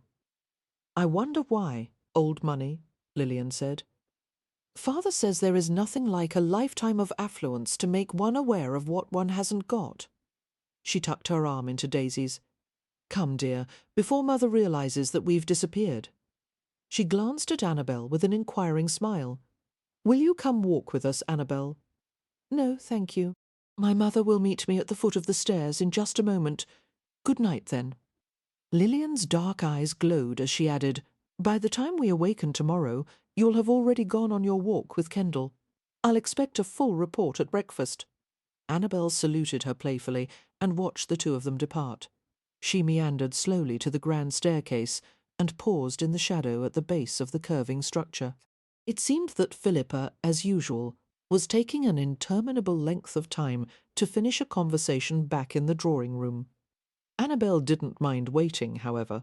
Her head was filled with thoughts, including conversational gambits, that might amuse Kendall during their walk tomorrow, and ideas of how to secure his attention to herself, in spite of the many other girls who would be pursuing him during the next few weeks. If she was clever enough to make Lord Kendall like her, and if the Wallflowers succeeded in their plan of entrapment, what would it be like to be the wife of such a man? She was instinctively certain that she could never fall in love with someone like Kendall, but she vowed that she would do everything possible to be a good wife to him. And surely in time she could come to care for him. Marriage to Kendall could be very pleasant. Life would be comfortable and secure, and she would never again have to worry about whether or not there was enough food for the table. And most importantly, Jeremy's future would be assured, and her mother would never again have to endure the foul attentions of Lord Hodgham. Heavy footsteps approached as someone descended the staircase. Standing at the banister, Annabelle glanced upward with a slight smile, and suddenly she froze. Incredibly, she found herself being confronted by a fleshy face surmounted by a dangling crest of iron-grey hair. Hodgham? But it couldn't be. He reached the nadir of the stairs and stood before her with a nominal bow, looking unbearably smug. As Annabelle stared into Hodgham's cold blue eyes, the food she had eaten earlier seemed to gather into a spiky ball that rolled around her stomach. How could he be there? Why had she not seen him earlier in the day? As she thought of her mother, who was soon to meet her at this very spot, fury boiled swiftly. This grossly insolent man, who styled himself their benefactor and subjected her mother to his disgusting attentions in return for his stingy handfuls of coins, had now come to persecute them at the worst possible time. There was no firmer guarantee of torment for Philippa at this party than Hodgem's presence. At any moment he might betray his relationship with her, he could ruin them so easily, and they had no means of keeping him silent. "Why, Miss Peyton?" Hodgem murmured, his chubby face turning pink with malevolent pleasure. "What a pleasant coincidence that you should be the first guest I encounter at Stony Cross Park." Queasy chills coursed over Annabelle as she forced herself to hold his gaze. She tried to banish all emotion from her expression, but Hodgem smiled nastily, seeming aware of the hostile fear that engulfed her. "After the rigours of the journey from London," he continued, "I elected to have supper in my room. So sorry to have missed you earlier. However, there will be many opportunities for us to visit in the coming weeks. Your charming mother is here with you, I presume?" Annabelle would have given anything to be able to answer no. Her heart was beating so hard that it seemed to drive the breath from her lungs. She fought to think and speak above the insistent hammering. "Don't go near her," she said, amazed that her voice was steady. "Don't speak to her. Ah, Miss Peyton, you wound me. I, who have been your family's only friend in those difficult times when others have deserted you." She stared at him without blinking, without moving, as if she was face to face with a venomous snake that was poised to strike. A happy coincidence, is it not, that we find ourselves attending the same party? Hodgem asked. He laughed quietly, the movement causing his combed-over hair to slip in an oily banner across his low forehead. He smoothed it back with his plump palm. "Fortune has indeed smiled on me, to provide for such proximity between myself and a woman whom I esteem so highly." "There will be no proximity between you and my mother," Annabelle said, clenching her fist hard to keep from driving it into his gloating face. "I warn you, my lord, if you bother her in any way—" "Dear girl, did you think that I was referring to Philippa? You are too modest. I meant you, Annabelle. I have long admired you, yearned, in fact, to demonstrate the nature of my feelings for you. Now it seems that fate has presented us with the perfect opportunity to become more familiar with each other." "I would rather sleep in a pit of snakes," Annabelle replied coldly, but there was a catch in her voice, and he smiled at the sound. "At first you will protest, of course. Girls of your sort always do. But then you'll do the sensible thing, the wise thing, and you'll see the advantages of becoming my friend. I can be a valuable friend, my dear. And if you please me, I will reward you handsomely." Annabelle tried desperately to think of a way to destroy any hope he might have of making her his mistress. The fear that he might trespass on another man's province was likely the only thing that would keep Hodgem away from her. Annabelle forced her lips into a scornful smile. "Does it appear that I am in need of your so-called friendship?" she asked, fingering the folds of her fine new gown. "You're mistaken. I already have a protector, a far more generous one than you, so you had better leave me and my mother completely alone, or you will answer to him."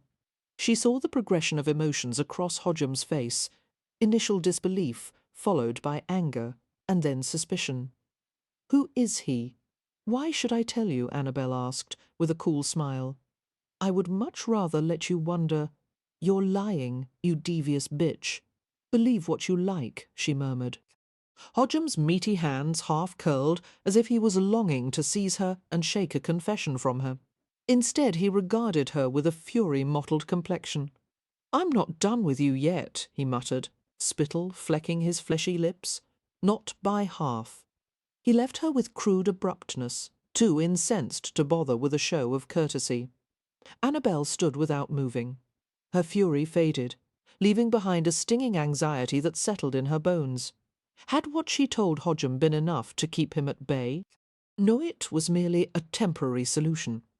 In the coming days he would be watching her closely, scrutinizing every word and action to ascertain whether or not she had been lying about having a protector.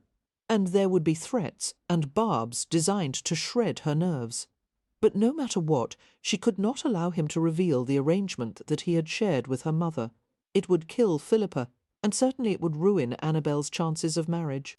Her mind swam with feverish thoughts, and she stood motionless and taut-framed, until a quiet voice nearly startled her out of her slippers.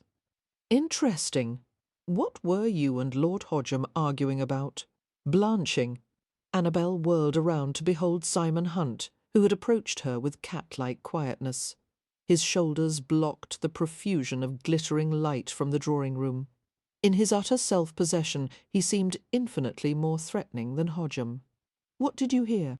Annabelle blurted out, cursing inwardly as she heard the defensiveness in her own voice. "Nothing," he said smoothly.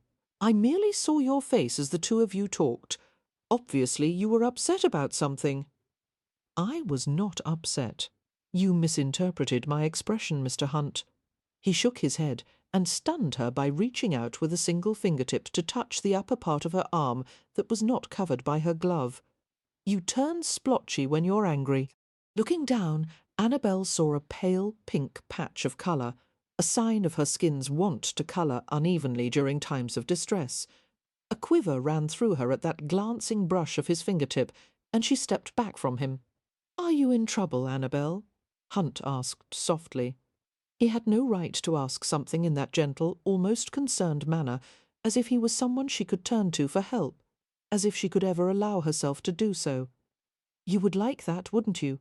she retorted. "Any predicament of mine would delight you to no end then. You could step in with an offer of help and take advantage of the situation." His eyes were narrow and intent. "What kind of help do you need?" "Nothing from you," she assured him curtly. "And don't use my first name. I'll thank you to address me properly from now on, or better yet, don't speak to me at all." Unable to bear his speculative gaze for another moment, she swept past him. "Now, if you'll excuse me, I must go find my mother." Lowering herself to the chair beside the vanity table, Philippa stared at Annabelle with an ashen face.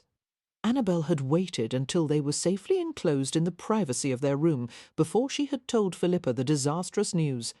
It seemed to take her mother a full minute to assimilate the information that the man whom she detested and feared most was a guest at Stony Cross Park. Annabelle had half expected her mother to dissolve into tears, but Philippa surprised her by tilting her head to the side and staring into the shadowy corner of the room with an odd, weary smile. It was a smile that Annabelle had never seen on her face before, a whimsical bitterness that indicated there was never any use in trying to improve one's situation, as fate would invariably have its way. "Shall we leave Stony Cross Park?" Annabelle murmured. "We can go back to London immediately." The question hovered in the air for what seemed to be minutes. When Philippa responded, she sounded dazed and contemplative. "If we did that, there would be no hope at all of your marrying. No, our only choice is to see this through. We are going to walk with Lord Kendall tomorrow morning. I won't allow Hodgem to ruin your chances with him. He will be a constant source of trouble," Annabelle said quietly. "If we don't go back to town, it will turn into a nightmare here." Philippa turned toward her then, still smiling in that discomforting way. "My dear, if you don't find someone to marry, then when we return to London, the real nightmare will begin." Chapter 8. Bedeviled by worry. Annabelle slept for a total of 2, perhaps 3 hours. When she awoke in the morning, her eyes were shadowed, and her face was pale and weary. "Hell's bells," she muttered, soaking a cloth in cold water and pressing it to her face. "This will not do. I look 100 years old this morning." "What did you say, dear?" came her mother's sleepy query. Philippa was standing behind her, dressed in a worn robe and threadbare slippers. "Nothing, Mamma. I was talking to myself." Annabelle scrubbed her face roughly to bring some colour to her cheeks. "I didn't sleep well last night." Coming beside Annabelle, Philippa regarded her closely. "You do look a bit tired. I'll send for some tea." "Send for a large pot," Annabelle said. Peering closely at her red-veined eyes in the looking-glass, she added, 2 pots. Philippa smiled sympathetically. What shall we wear for our walk with Lord Kendall? Annabelle wrung out the cloth before draping it on the washstand. Our older gowns, I think, as it may be rather muddy on some of the forest paths, but we can cover them with the new silk shawls from Lillian and Daisy. After downing a cup of steaming tea and taking a few hasty bites of cold toast that a maid had brought from downstairs, Annabelle finished dressing. She studied herself critically in the looking-glass. The blue silk shawl knotted over her bodice did much to conceal the worn bodice of the biscuit-coloured gown beneath, and her new bonnet, also from the Bowmans, was wonderfully flattering, its periwinkle-shaded lining bringing out the blue of her eyes. Yawning widely, Annabelle went with Philippa to the back terrace of the manor. The hour was early enough that most of the guests at Stony Cross Park were still abed. Only a few gentlemen who were bent on trout fishing had troubled themselves to arise. A small group of men ate breakfast at the outside tables, while servants awaited nearby with rods and creel baskets. The peaceful scene was undercut with an annoying clamour that was most unexpected for this hour. "Dear heaven!" she heard her mother exclaim.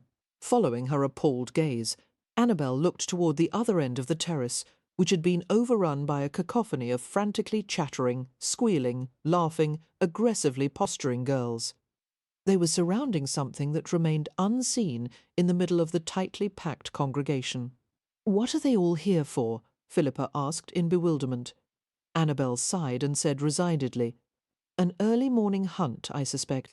Philippa's jaw sagged as she stared at the clamorous group. "You don't mean to say, do you think that poor Lord Kendall is caught up in the midst of that?" Annabelle nodded. "And from the looks of things there won't be much left of him when they're finished." But he arranged to go walking with you," Philippa protested. "Only you with me as the chaperone." As a few of the girls noticed Annabelle standing on the other side of the terrace, they crowded more tightly around their prey, as if to shield him from their view. Annabelle shook her head slightly. Either Kendall had foolishly told someone of their plans, or else the marriage frenzy had reached such a pitch that he could not venture out of his room without attracting a mob of women, no matter what the hour. "Well, don't just stand there," Philippa urged. "Go and join the group, and try to attract his attention." Annabelle gave her a doubtful glance. "Some of those girls look feral. I should hate to get bitten." Distracted by a muffled laugh from nearby, she turned toward the sound. As she might have expected, Simon Hunt was lounging at the terrace balcony, a china cup nearly engulfed in his broad hand as he leisurely drank coffee. He was dressed in rugged garments similar to those of the other fishermen, made of tweed and rough twill, with a worn linen shirt left open at the throat. The mocking gleam in his eyes made no secret of his interest in the situation. Without making a conscious decision to do so, Annabelle found herself drifting nearer to him. Coming to stand a few feet away from him, she leaned both her elbows on the balcony, gazing out at the mist-shrouded morning. Hunt rested his back against it, facing the manor wall, feeling the need to jab at his irritating self-confidence. Annabelle murmured, "Lord Kendall and Lord Westcliff aren't the only bachelors at Stony Cross. Mr. Hunt, one wonders why you are not pursued to the degree that they are." "That's obvious," he said pleasantly, lifting the cup to his lips and draining its contents. "I'm not a peer, and I would make a devil of a husband." He gave her a shrewd sideways glance. "As for you, despite my sympathy for your cause, I wouldn't advise making a play for Kendall." "My cause," Annabelle repeated, taking immediate offence to the word. "What do you define as my cause, Mr. Hunt?" "Why, yourself, of course," he said softly. "You want what is best for Annabelle Peyton, but Kendall doesn't fall in that category. A match between you and him would be a disaster." She turned her head to stare at him with slitted eyes. "Why, because he's much too nice for you." Hunt grinned at her expression. "That wasn't meant as an insult. I wouldn't like you half so much if you were a nice woman. All the same, you're no good for Kendall, nor would he be of much use to you, ultimately. You'd run roughshod over him until his gentlemanly soul was left in a battered pile at your feet." Annabelle itched to knock the superior smile from his face as she, who had never before contemplated inflicting physical harm to anyone. Her anger was hardly mitigated by the fact that he was right. She knew quite well that she was far too spirited for a man as docile and civilized as Kendall. But that was none of Simon Hunt's business, and it wasn't as if Hunt or any other man was going to offer her a better alternative. "Mr. Hunt," she said sweetly, her gaze poisonous, "why don't you go and Miss Peyton?" A faint exclamation came from several yards away, and Annabelle saw Lord Kendall's slight form emerging from the mass of females. He looked dishevelled and vaguely harassed as he pushed his way over to her. "Good morning, Miss Peyton." He paused to straighten the knot of his cravat and adjust his skewed spectacles. "It seems that we were not the only ones who had taken it in our heads to walk this morning." Giving Annabelle a sheepish glance, he asked, "Shall we make an attempt nonetheless?" Annabelle hesitated, inwardly groaning. There was little she could accomplish on a walk with Kendall when they would be accompanied by at least 24 women. One might as well try to have a quiet conversation in the midst of a flock of screaming magpies. On the other hand, she could not very well refuse Kendall's invitation. Even a minor rejection could be off-putting to him, and as a result he might never ask again. She gave him a bright smile. "I would be delighted, my lord." "Excellent." "There are some fascinating species of flora and fauna that I would like to show you. Being an amateur horticulturist, I have made a careful study of the vegetation that is native to Hampshire." His following words were drowned out as enthusiastic girls surrounded him. "How I love plants," one of them gushed. "There isn't a single plant that I don't find absolutely charming, and the outdoors would be so unattractive without them," another girl enthused. "Oh, Lord Kendall," yet another beseeched, "you simply must explain what the difference is between a flora and a fauna." The crowd of girls carried Kendall away as if he was being swept out to sea by an irresistible current. Philippa went with them gamely, determined to look out for Annabelle's interests. "My daughter was probably too modest to tell you about her keen affinity for nature," she was saying to Kendall. Kendall threw a helpless glance over his shoulder as he was nudged strongly toward the terrace steps. Miss Peyton, I'm coming, Annabelle called back, cupping her fingers on either side of her mouth to make herself heard. His reply, if he made one, was impossible to hear. Lazily, Simon Hunt set his empty cup on the nearest table and murmured something to a servant who was holding his fishing gear. The servant nodded and retreated, while Hunt fell into step beside Annabelle. She stiffened as she noticed him walking side by side with her. "What are you doing?" Hunt shoved his hands comfortably into the pockets of his tweed fishing coat. "I'm going with you. Whatever happens at the trout stream won't be half so interesting as watching you compete for Kendall's attention. Besides, my horticultural knowledge is sadly lacking. I may learn something." Suppressing an ill-tempered reply, Annabelle resolutely followed Kendall and his entourage. They all walked down the terrace steps and took a path that led into the forest, where towering beeches and oaks presided over thick quilts of moss, fern, and lichen. At first Annabelle ignored Simon Hunt's presence beside her, trudging stonily behind Kendall's admiring throng. Kendall was being put to great exertion, obliged to help one girl after another to step over what seemed to be minor obstacles. A fallen tree, its circumference no bigger than Annabelle's arm, became such an overwhelming impediment that they all required Kendall's assistance to step over it. Each girl became progressively more helpless until the poor fellow was practically obliged to carry the last one over the log while she squealed in pretend dismay and locked her arms around his neck. Walking far behind, Annabelle refused to take Simon Hunt's arm when he offered it and stepped over the log by herself. He smiled slightly as he glanced at her set profile. "I would have expected you to have made your way up to the front by now," he remarked. She made a scornful sound. "I'm not going to waste my efforts battling with that group of featherwits. I'll wait for a more opportune moment to make Kendall notice me." "He's already noticed you. He'd have been blind not to." "The question is why you think that you'll have any luck getting a proposal out of Kendall, when you haven't managed to bring anyone up to scratch in the 2 years that I've known you." "Because I have a plan," she said crisply. "Which is—" she gave him a derisive glance. "As if I would tell you?" I hope it's something conniving and underhanded, Hunt said gravely. You don't seem to have much success with the ladylike approach. Only because I have no dowry, Annabelle retorted. If I had money, I'd have been married years ago. I have money, he said helpfully. How much do you want? Annabelle gave him a sardonic glance. Having a fair idea of what you'd require in return, Mr. Hunt, I can safely say that I don't want a shilling from you. It's nice to hear that you're so discriminating about the company you keep. Hunt reached out to hold back a branch for her. Having heard a rumour to the contrary, I'm glad it's not true. Rumour? Annabelle stopped in the middle of the path and whirled to face him. About me? What could anyone possibly say about me? Hunt remained silent, watching her perturbed face as she worked it out for herself. Discriminating, she murmured. About the company I keep, is that supposed to imply that I've had some inappropriate? She stopped abruptly as the nasty, florid image of Hodgem sprang into her brain. Hunt had to notice the swift departure of colour from her cheeks and the tiny indentations that dug between her brows.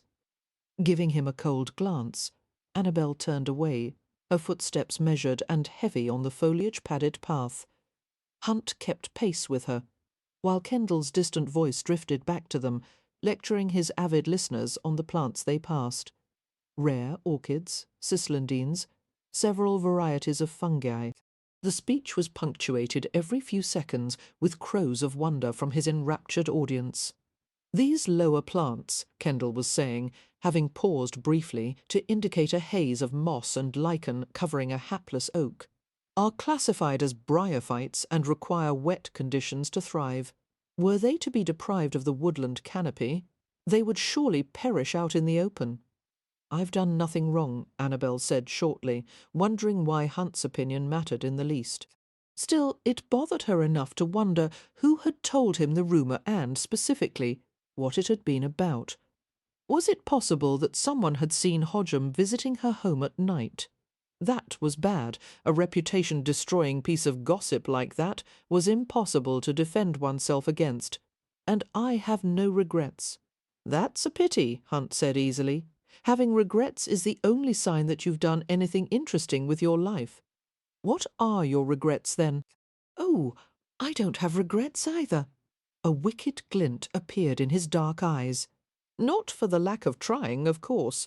I keep doing unspeakable things in the hopes that I'll be sorry for them later, but so far, nothing.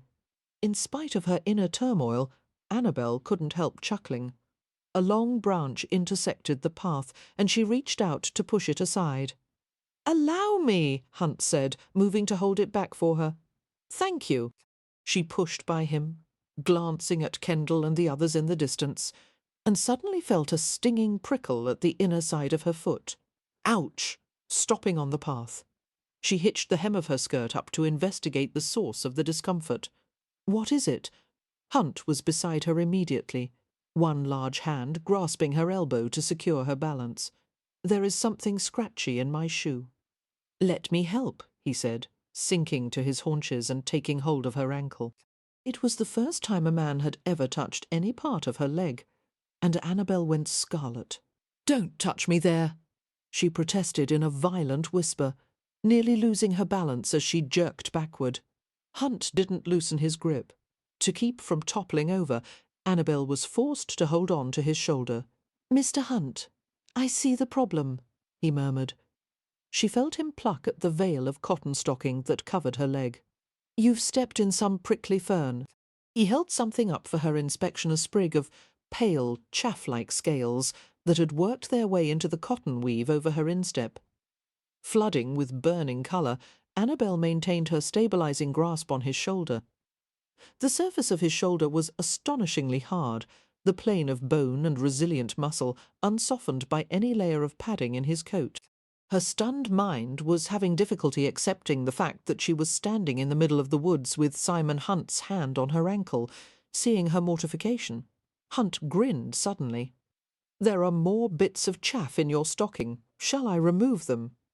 "Be quick about it," she said in an aggrieved tone, "before Kendall turns around and sees you with your hand up my skirts." With a muffled laugh, Hunt bent to his task, deftly picking the last of the prickly scales from her stocking. While he worked, Annabelle stared at the place on the back of his neck, where the obsidian locks of hair curled slightly against firm, tanned skin. Reaching for the discarded slipper, Hunt placed it on her foot with a flourish. "My rustic Cinderella," he said, and rose to his feet. As his gaze passed over the blooming pink surface of her cheeks, friendly mockery flickered in his dark eyes. "Why did you wear such ridiculous shoes for a walk in the woods? I would have thought you'd have the good sense to put on a pair of ankle boots." "I don't have any ankle boots," Annabelle said, annoyed by the implication that she was some feather wit who couldn't select the appropriate footwear for a simple walk. "My old ones fell to pieces, and I couldn't afford a new pair." Surprisingly, Hunt did not take advantage of the opportunity to mock her further. His face became impassive as he studied her for a moment. "Let's join the others," he said eventually.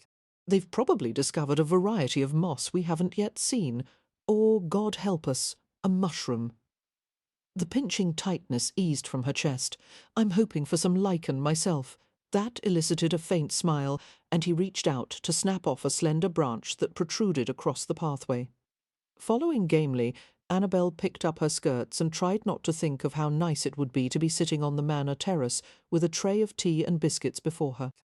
They reached the summit of a shallow incline and were greeted with a surprising vista of bluebells that blanketed the forest floor.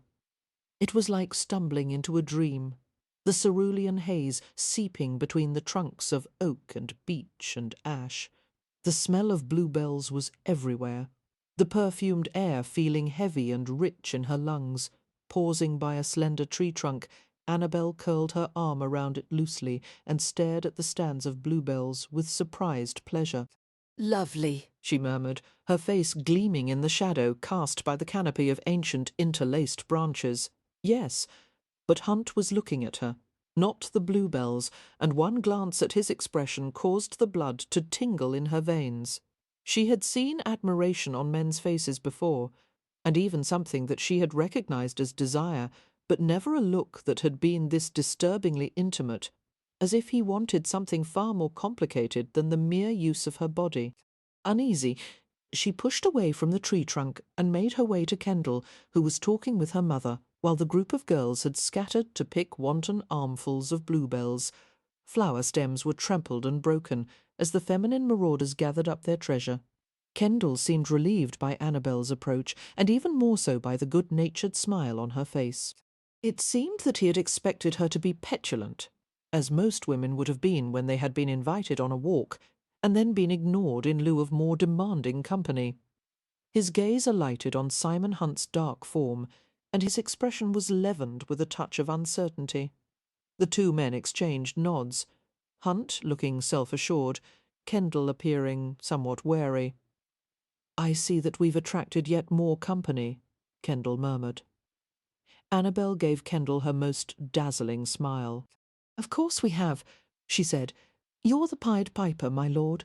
Wherever you go, people follow." He blushed, pleased by the bit of nonsense, and murmured, "I hope that you have enjoyed the walk so far, Miss Peyton." "Oh, I have," she assured him, "although I will admit to having blundered into a patch of prickly fern." Philippa gave a soft exclamation of concern. "My goodness! Were you injured, dearest?" "No, no, it was a trifle," Annabelle said instantly. "Just a little scratch or two. And the fault was entirely mine. I'm afraid I wore the wrong kind of shoes."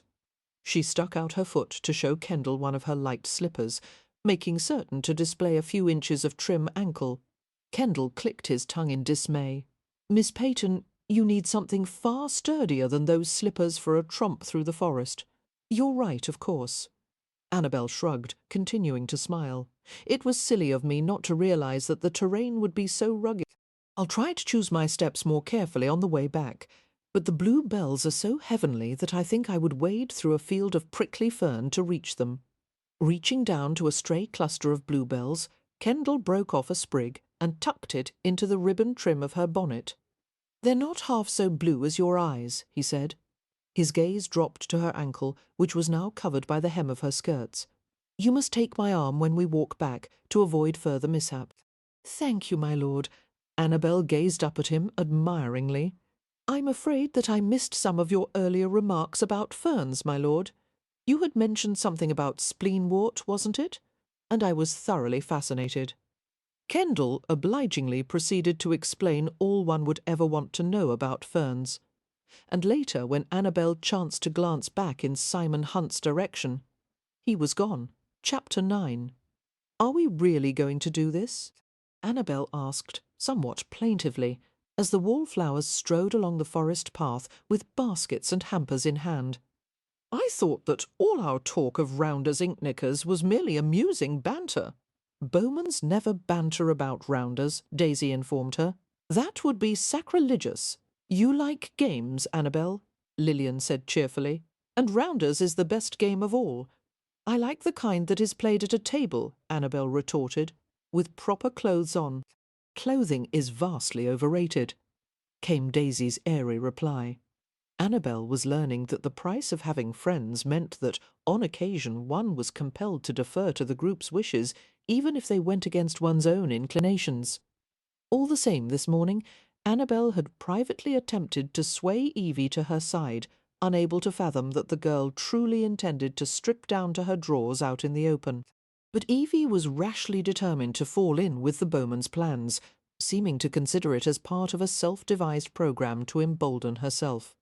"I want to be more like them," she had confided to Annabelle. "They're so free and daring. They fear nothing." Staring at the girl's eager face, Annabelle had given in with a huge sigh. "Oh, all right.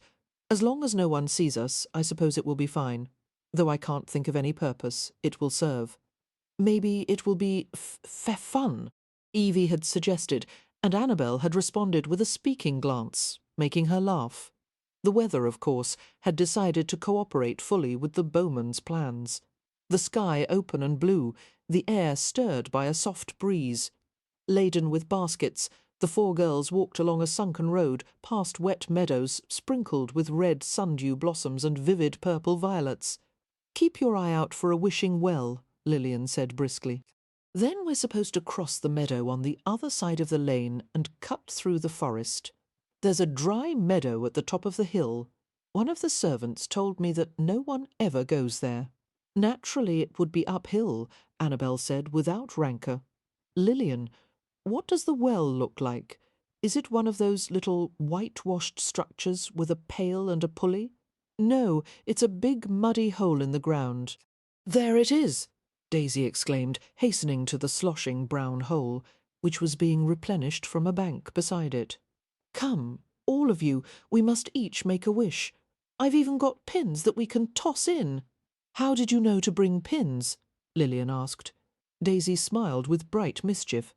"Well, as I sat with Mama and all the dowagers while they were sewing yesterday afternoon, I made our rounder's ball. She unearthed a leather ball from her basket and held it up proudly. I sacrificed a new pair of kid gloves to make it, and it was no easy task, I tell you. Anyway, the old ladies were watching me stuff it with wool snippets, and when one of them could bear it no longer, she came out and asked me what in heaven's name I was making. Of course, I couldn't tell them it was a rounder's ball. I'm sure Mama guessed, but she was too embarrassed to say a word, so I told the dowager that I was making a pincushion. All the girls snickered. "She must have thought it was the ugliest pincushion in existence," Lillian remarked. "Oh, there's no doubt of that," Daisy replied. "I think she felt quite sorry for me. She gave me some pins for it, and said something under her breath about poor bumbling American girls who have no practical skills whatsoever." Using the edge of her nail, she pried the pins out of the leather ball and gave them over. Setting down her own basket, Annabelle held a pin between her thumb and forefinger and closed her eyes. Whenever the opportunity presented itself, she always made the same wish to marry a peer. Strangely, however, a new thought entered her head just as she cast the pin into the well. I wish I could fall in love. Surprised by the wilful, wayward notion, Annabelle wondered how it was that she could have wasted a wish on something that was obviously so ill-advised. Opening her eyes, Annabelle saw that the other Wallflowers were staring into the well with great solemnity. "I made the wrong wish," she said fretfully. "Can I have another? No? Lillian said in a matter-of-fact tone. Once you've thrown in your pin, it's done. But I didn't mean to make that particular wish, Annabelle protested. Something just popped into my head, and it wasn't at all what I had planned. Don't argue, Annabelle, Evie advised. You don't want to annoy the well spirit. The what? Evie smiled at her perplexed expression. The resident spirit of the well. He's the one to whom you make a petition. But if you annoy him, he may decide to demand a terrible price for granting your wish, or he may drag you into the well with him to live there forever as his ski consort. Annabelle stared into the brown water. She cupped her hands around the sides of her mouth to help direct her voice. You don't have to grant my rotten wish, she told the unseen spirit loudly. I take it back. Don't taunt him, Annabelle, Daisy exclaimed. And for heaven's sake, step back from the edge of that well. Are you superstitious? Annabelle asked with a grin. Daisy glowered at her. There's a reason for superstitions, you know. At some point in time, something bad happened to someone who was standing right next to a well, just as you are. Closing her eyes, she concentrated intently, then tossed her own pin into the water. There, I've made a wish for your benefit, so there's no need for you to complain about having wasted one. But how do you know what I wanted? The wish I made is for your own good, Daisy informed her. Annabelle groaned theatrically. I hate things that are for my own good. A good-natured squabble followed, in which each girl made suggestions as to what would be best for the other, until finally Lillian commanded them to stop, as they were interfering with her concentration. They fell silent, just long enough to allow Lillian and Evie to make their wishes. Then they made their way across the meadow and through the forest. Soon they reached a lovely dry meadow, grassy and sun-drenched, with shade extending from a grove of oak at one side. The air was balmy and rarefied, and so fresh that Annabelle sighed blissfully. This air has no substance to it, she said in mock complaint. No coal smoke or street dust whatsoever. Much too thin for a Londoner. I can't even feel it in my lungs. It's not that thin, Lillian replied. Every now and then the breeze carries a distinct hint of eau de sheep. Really? Annabelle sniffed experimentally. I can't smell a thing. That's because you don't have a nose, Lillian replied. I beg your pardon, Annabelle asked with a quizzical grin. Oh, you have a regular sort of nose, Lillian explained. But I have a nose. I'm unusually sensitive to smell. Give me any perfume, and I can separate it into all its parts. Rather like listening to a musical chord and divining all its notes. Before we left New York, I even helped to develop a formula for scented soap for my father's factory. Could you create a perfume, do you think? Annabelle asked in fascination. I dare say I could create an excellent perfume, Lillian said confidently. However, anyone in the industry would disdain it, as the phrase American perfume is considered to be an oxymoron and... I'm a woman, besides, which throws the calibre of my nose very much into question. You mean men have better noses than women? They certainly think so, Lillian said darkly, and whipped a picnic blanket out of her basket with a flourish. Enough about men and their protuberances. Shall we sit in the sun for a little while? We'll get brown, Daisy predicted, flopping onto a corner of the blanket with a pleasured sigh. And then Mamma will have conniptions. What are conniptions? Annabelle asked, entertained by the American word. She dropped to the space beside Daisy. Do send for me if she has them. I'm curious to see what they look like. Mamma has them all the time, Daisy assured her. Never fear, you'll be well acquainted with conniptions before we all leave Hampshire. We shouldn't eat before we play, Lillian said, watching as Annabelle lifted the lid of a picnic basket. I'm hungry, Annabelle said wistfully, peering inside the basket, which was filled with fruit, cheese, pate, thick cuts of bread, and several varieties of salad. You're always hungry, Daisy observed with a laugh. For such a small person you have a remarkable appetite. I small, Annabelle countered. If you are 1 fraction of an inch above 5 feet tall, I'll eat that picnic basket. You'd better start chewing then, Daisy said. I'm 5 feet and 1 inch, thank you. Annabelle, I wouldn't gnaw on that wicker handle quite yet.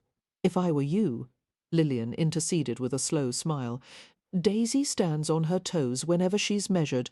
The poor dressmaker has had to recut the hems of nearly a dozen dresses, thanks to my sister's unreasonable denial of the fact that she is short. I'm not short, Daisy muttered.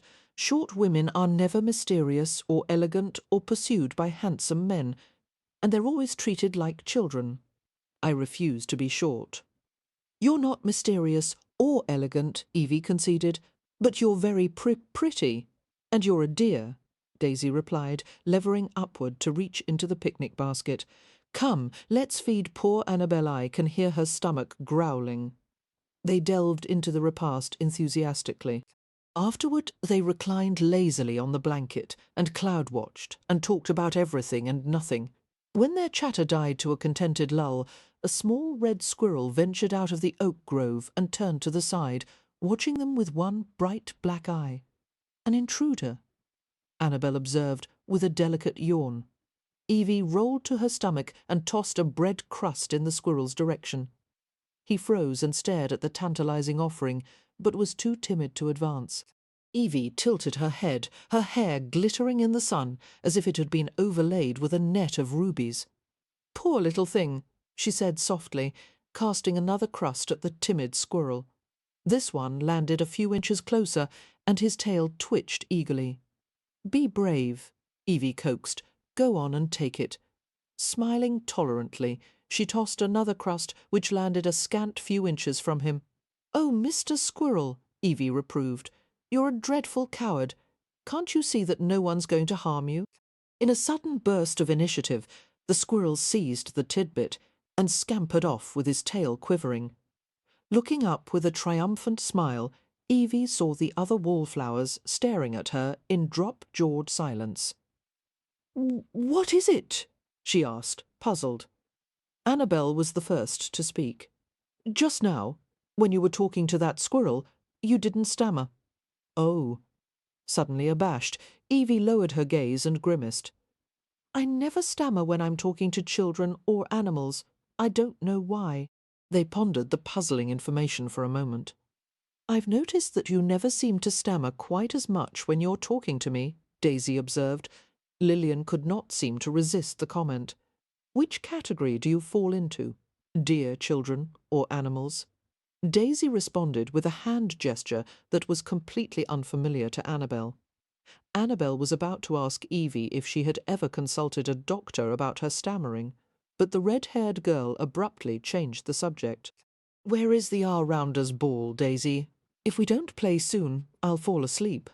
Realizing that Evie didn't want to discuss her stammering any longer, Annabelle seconded the request. "I suppose if we're really going to do it, now is as good a time as any." While Daisy dug in the basket for the ball, Lillian unearthed an item from her own basket. "Look what I've brought," she said smugly. Daisy looked up with a delighted laugh. "A real bat?" she exclaimed, regarding the flat-sided object admiringly. "And I thought we'd have to use a plain old stick. Where did you get it, Lillian?" "I borrowed it from one of the stable boys. It seems they sneak away for rounders whenever possible. They're quite passionate about the game." "Who wouldn't be?" Daisy asked rhetorically, beginning on the buttons of her bodice. "Gracious, the day is warm. It will be lovely to shed all these layers." As the Bowman sisters unfastened their gowns with the casual manner of girls not unaccustomed to disrobing out in the open, Annabelle and Evie regarded each other in a moment of uncertainty. "I dare you," Evie murmured. "Oh, God!" Annabelle said in an aggrieved tone, and began to unbutton her own dress. She had discovered an unexpected streak of modesty that brought a rush of colour to her face. However, she was not going to turn coward when even timid Evie Jenner was willing to join in the rebellion against propriety. Pulling her arms from the sleeves of her dress, she stood and let the heavy overlay fall in a crumpled mound at her feet, left in her chemise drawers and corset, her feet covered only by stockings and thin slippers. She felt a breeze waft over the perspiration-dampened places beneath her arms, and she shivered pleasantly. The other girls stood and shed their own gowns, which lay heaped on the ground like gigantic exotic flowers. "Catch," Daisy said, and tossed the ball to Annabelle, who caught it reflexively. They all walked to the centre of the meadow, pitching the ball back and forth. Evie was the worst at throwing and catching, though it was clear that her ineptitude was caused by inexperience rather than clumsiness. Annabelle, on the other hand, had a younger brother who had frequently turned to her as a playmate, and so the mechanics of lobbing a ball were familiar to her. It was the oddest, lightest feeling, walking outside with her legs unimpeded by the weight of skirts. "I suppose this is what men feel like," Annabelle mused aloud, being able to stroll here and there in trousers. One could almost envy them such freedom. "Almost?" Lillian questioned with a grin. "Without question, I do envy them. Wouldn't it be lovely if women could wear trousers?" "I wouldn't like it at all," Evie said. "I would die of embarrassment if a man were able to see the shape of my legs and my—" She hesitated, clearly searching for a word to describe unmentionable parts of the female anatomy. "Other things," she finished lamely. "Your chemise is in a sad state, Annabelle," came Lillian's sudden blunt observation. "I hadn't thought to give you new underwear, though I should have realised." Annabelle shrugged offhandedly. "It doesn't matter, since this is the only occasion on which anyone will see it." Daisy glanced at her older sister. "Lillian, we're abominably short-sighted. I think poor Annabelle drew the short straw when it came to fairy godmothers." "I haven't complained," Annabelle said, laughing, "and as far as I can tell, the four of us are all riding in the same pumpkin." After a few more minutes of practice, and a brief discussion of the rules of rounders, they set out empty picnic baskets in lieu of sanctuary posts, and the game began. Annabelle planted her feet squarely on a spot that had been designated as Castle Rock. "I'll feed the ball to her," Daisy said to her older sister. "And you catch. But I have a better arm than you," Lillian grumbled, taking a position behind Annabelle nevertheless. Holding the bat over her shoulder, Annabelle swung at the ball that Daisy threw. The bat failed to connect and whistled through the air in a neat arc. Behind her, Lillian expertly caught the ball. "That was a good swing," Daisy encouraged. "Keep watching the ball as it comes toward you." "I'm not accustomed to standing still while objects are being hurled at me," Annabelle said, brandishing the bat once again. "How many tries do I get?" "In rounders, the striker has an infinite number of swings," came Lillian's voice behind her. "Have another go, Annabelle, and this time try to imagine that the ball is Mr. Hunt's nose." Annabelle received the suggestion with relish. "I'd prefer to aim for a protuberance somewhat lower than that," she said, and swung as Daisy fed her the ball again. This time, the flat side of the bat met the ball with a solid thwack. Letting out a whoop of delight, Daisy went scampering after the ball, while Lillian, who had been screeching with laughter, cried out, "Run, Annabelle!"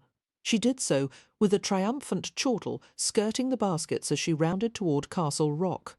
Daisy scooped up the ball and threw it to Lillian, who snatched it from the air. "Stay at the third post, Annabelle," Lillian called. "We'll see if Evie can bring you back to Castle Rock." Looking nervous but determined, Evie took the bat and assumed a stance at the striker's place. "Pretend the ball is your Aunt Florence," Annabelle advised, and a grin erupted on Evie's face. Daisy pitched a slow, easy ball, while Evie flailed with the bat. She missed, and the ball landed with a neat smack in Lillian's palms. Throwing the ball back to Daisy, Lillian repositioned Evie. "Widen your stance and bend your knees a bit," she murmured. "That's a girl. Now watch the ball as it comes, and you won't miss." Unfortunately, Evie did miss time and again, until her face was pink with frustration. "It's too hard," she said, her forehead puckered with worry.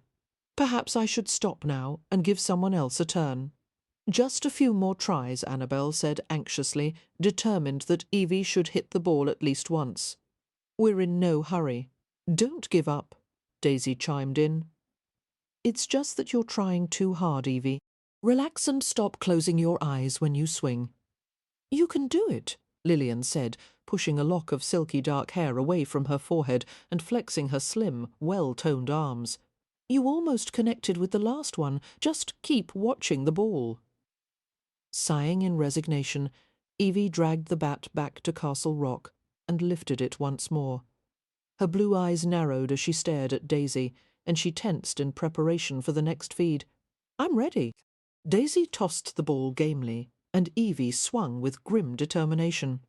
A thrill of satisfaction shot through Annabelle as she saw the bat strike the ball solidly. It soared into the air, far into the oak grove. They all whooped in jubilation at the splendid strike. Shocked at what she had done, Evie began to jump in the air, squealing, "I did it! I did it! Run around the baskets!" Annabelle cried and scampered back to Castle Rock.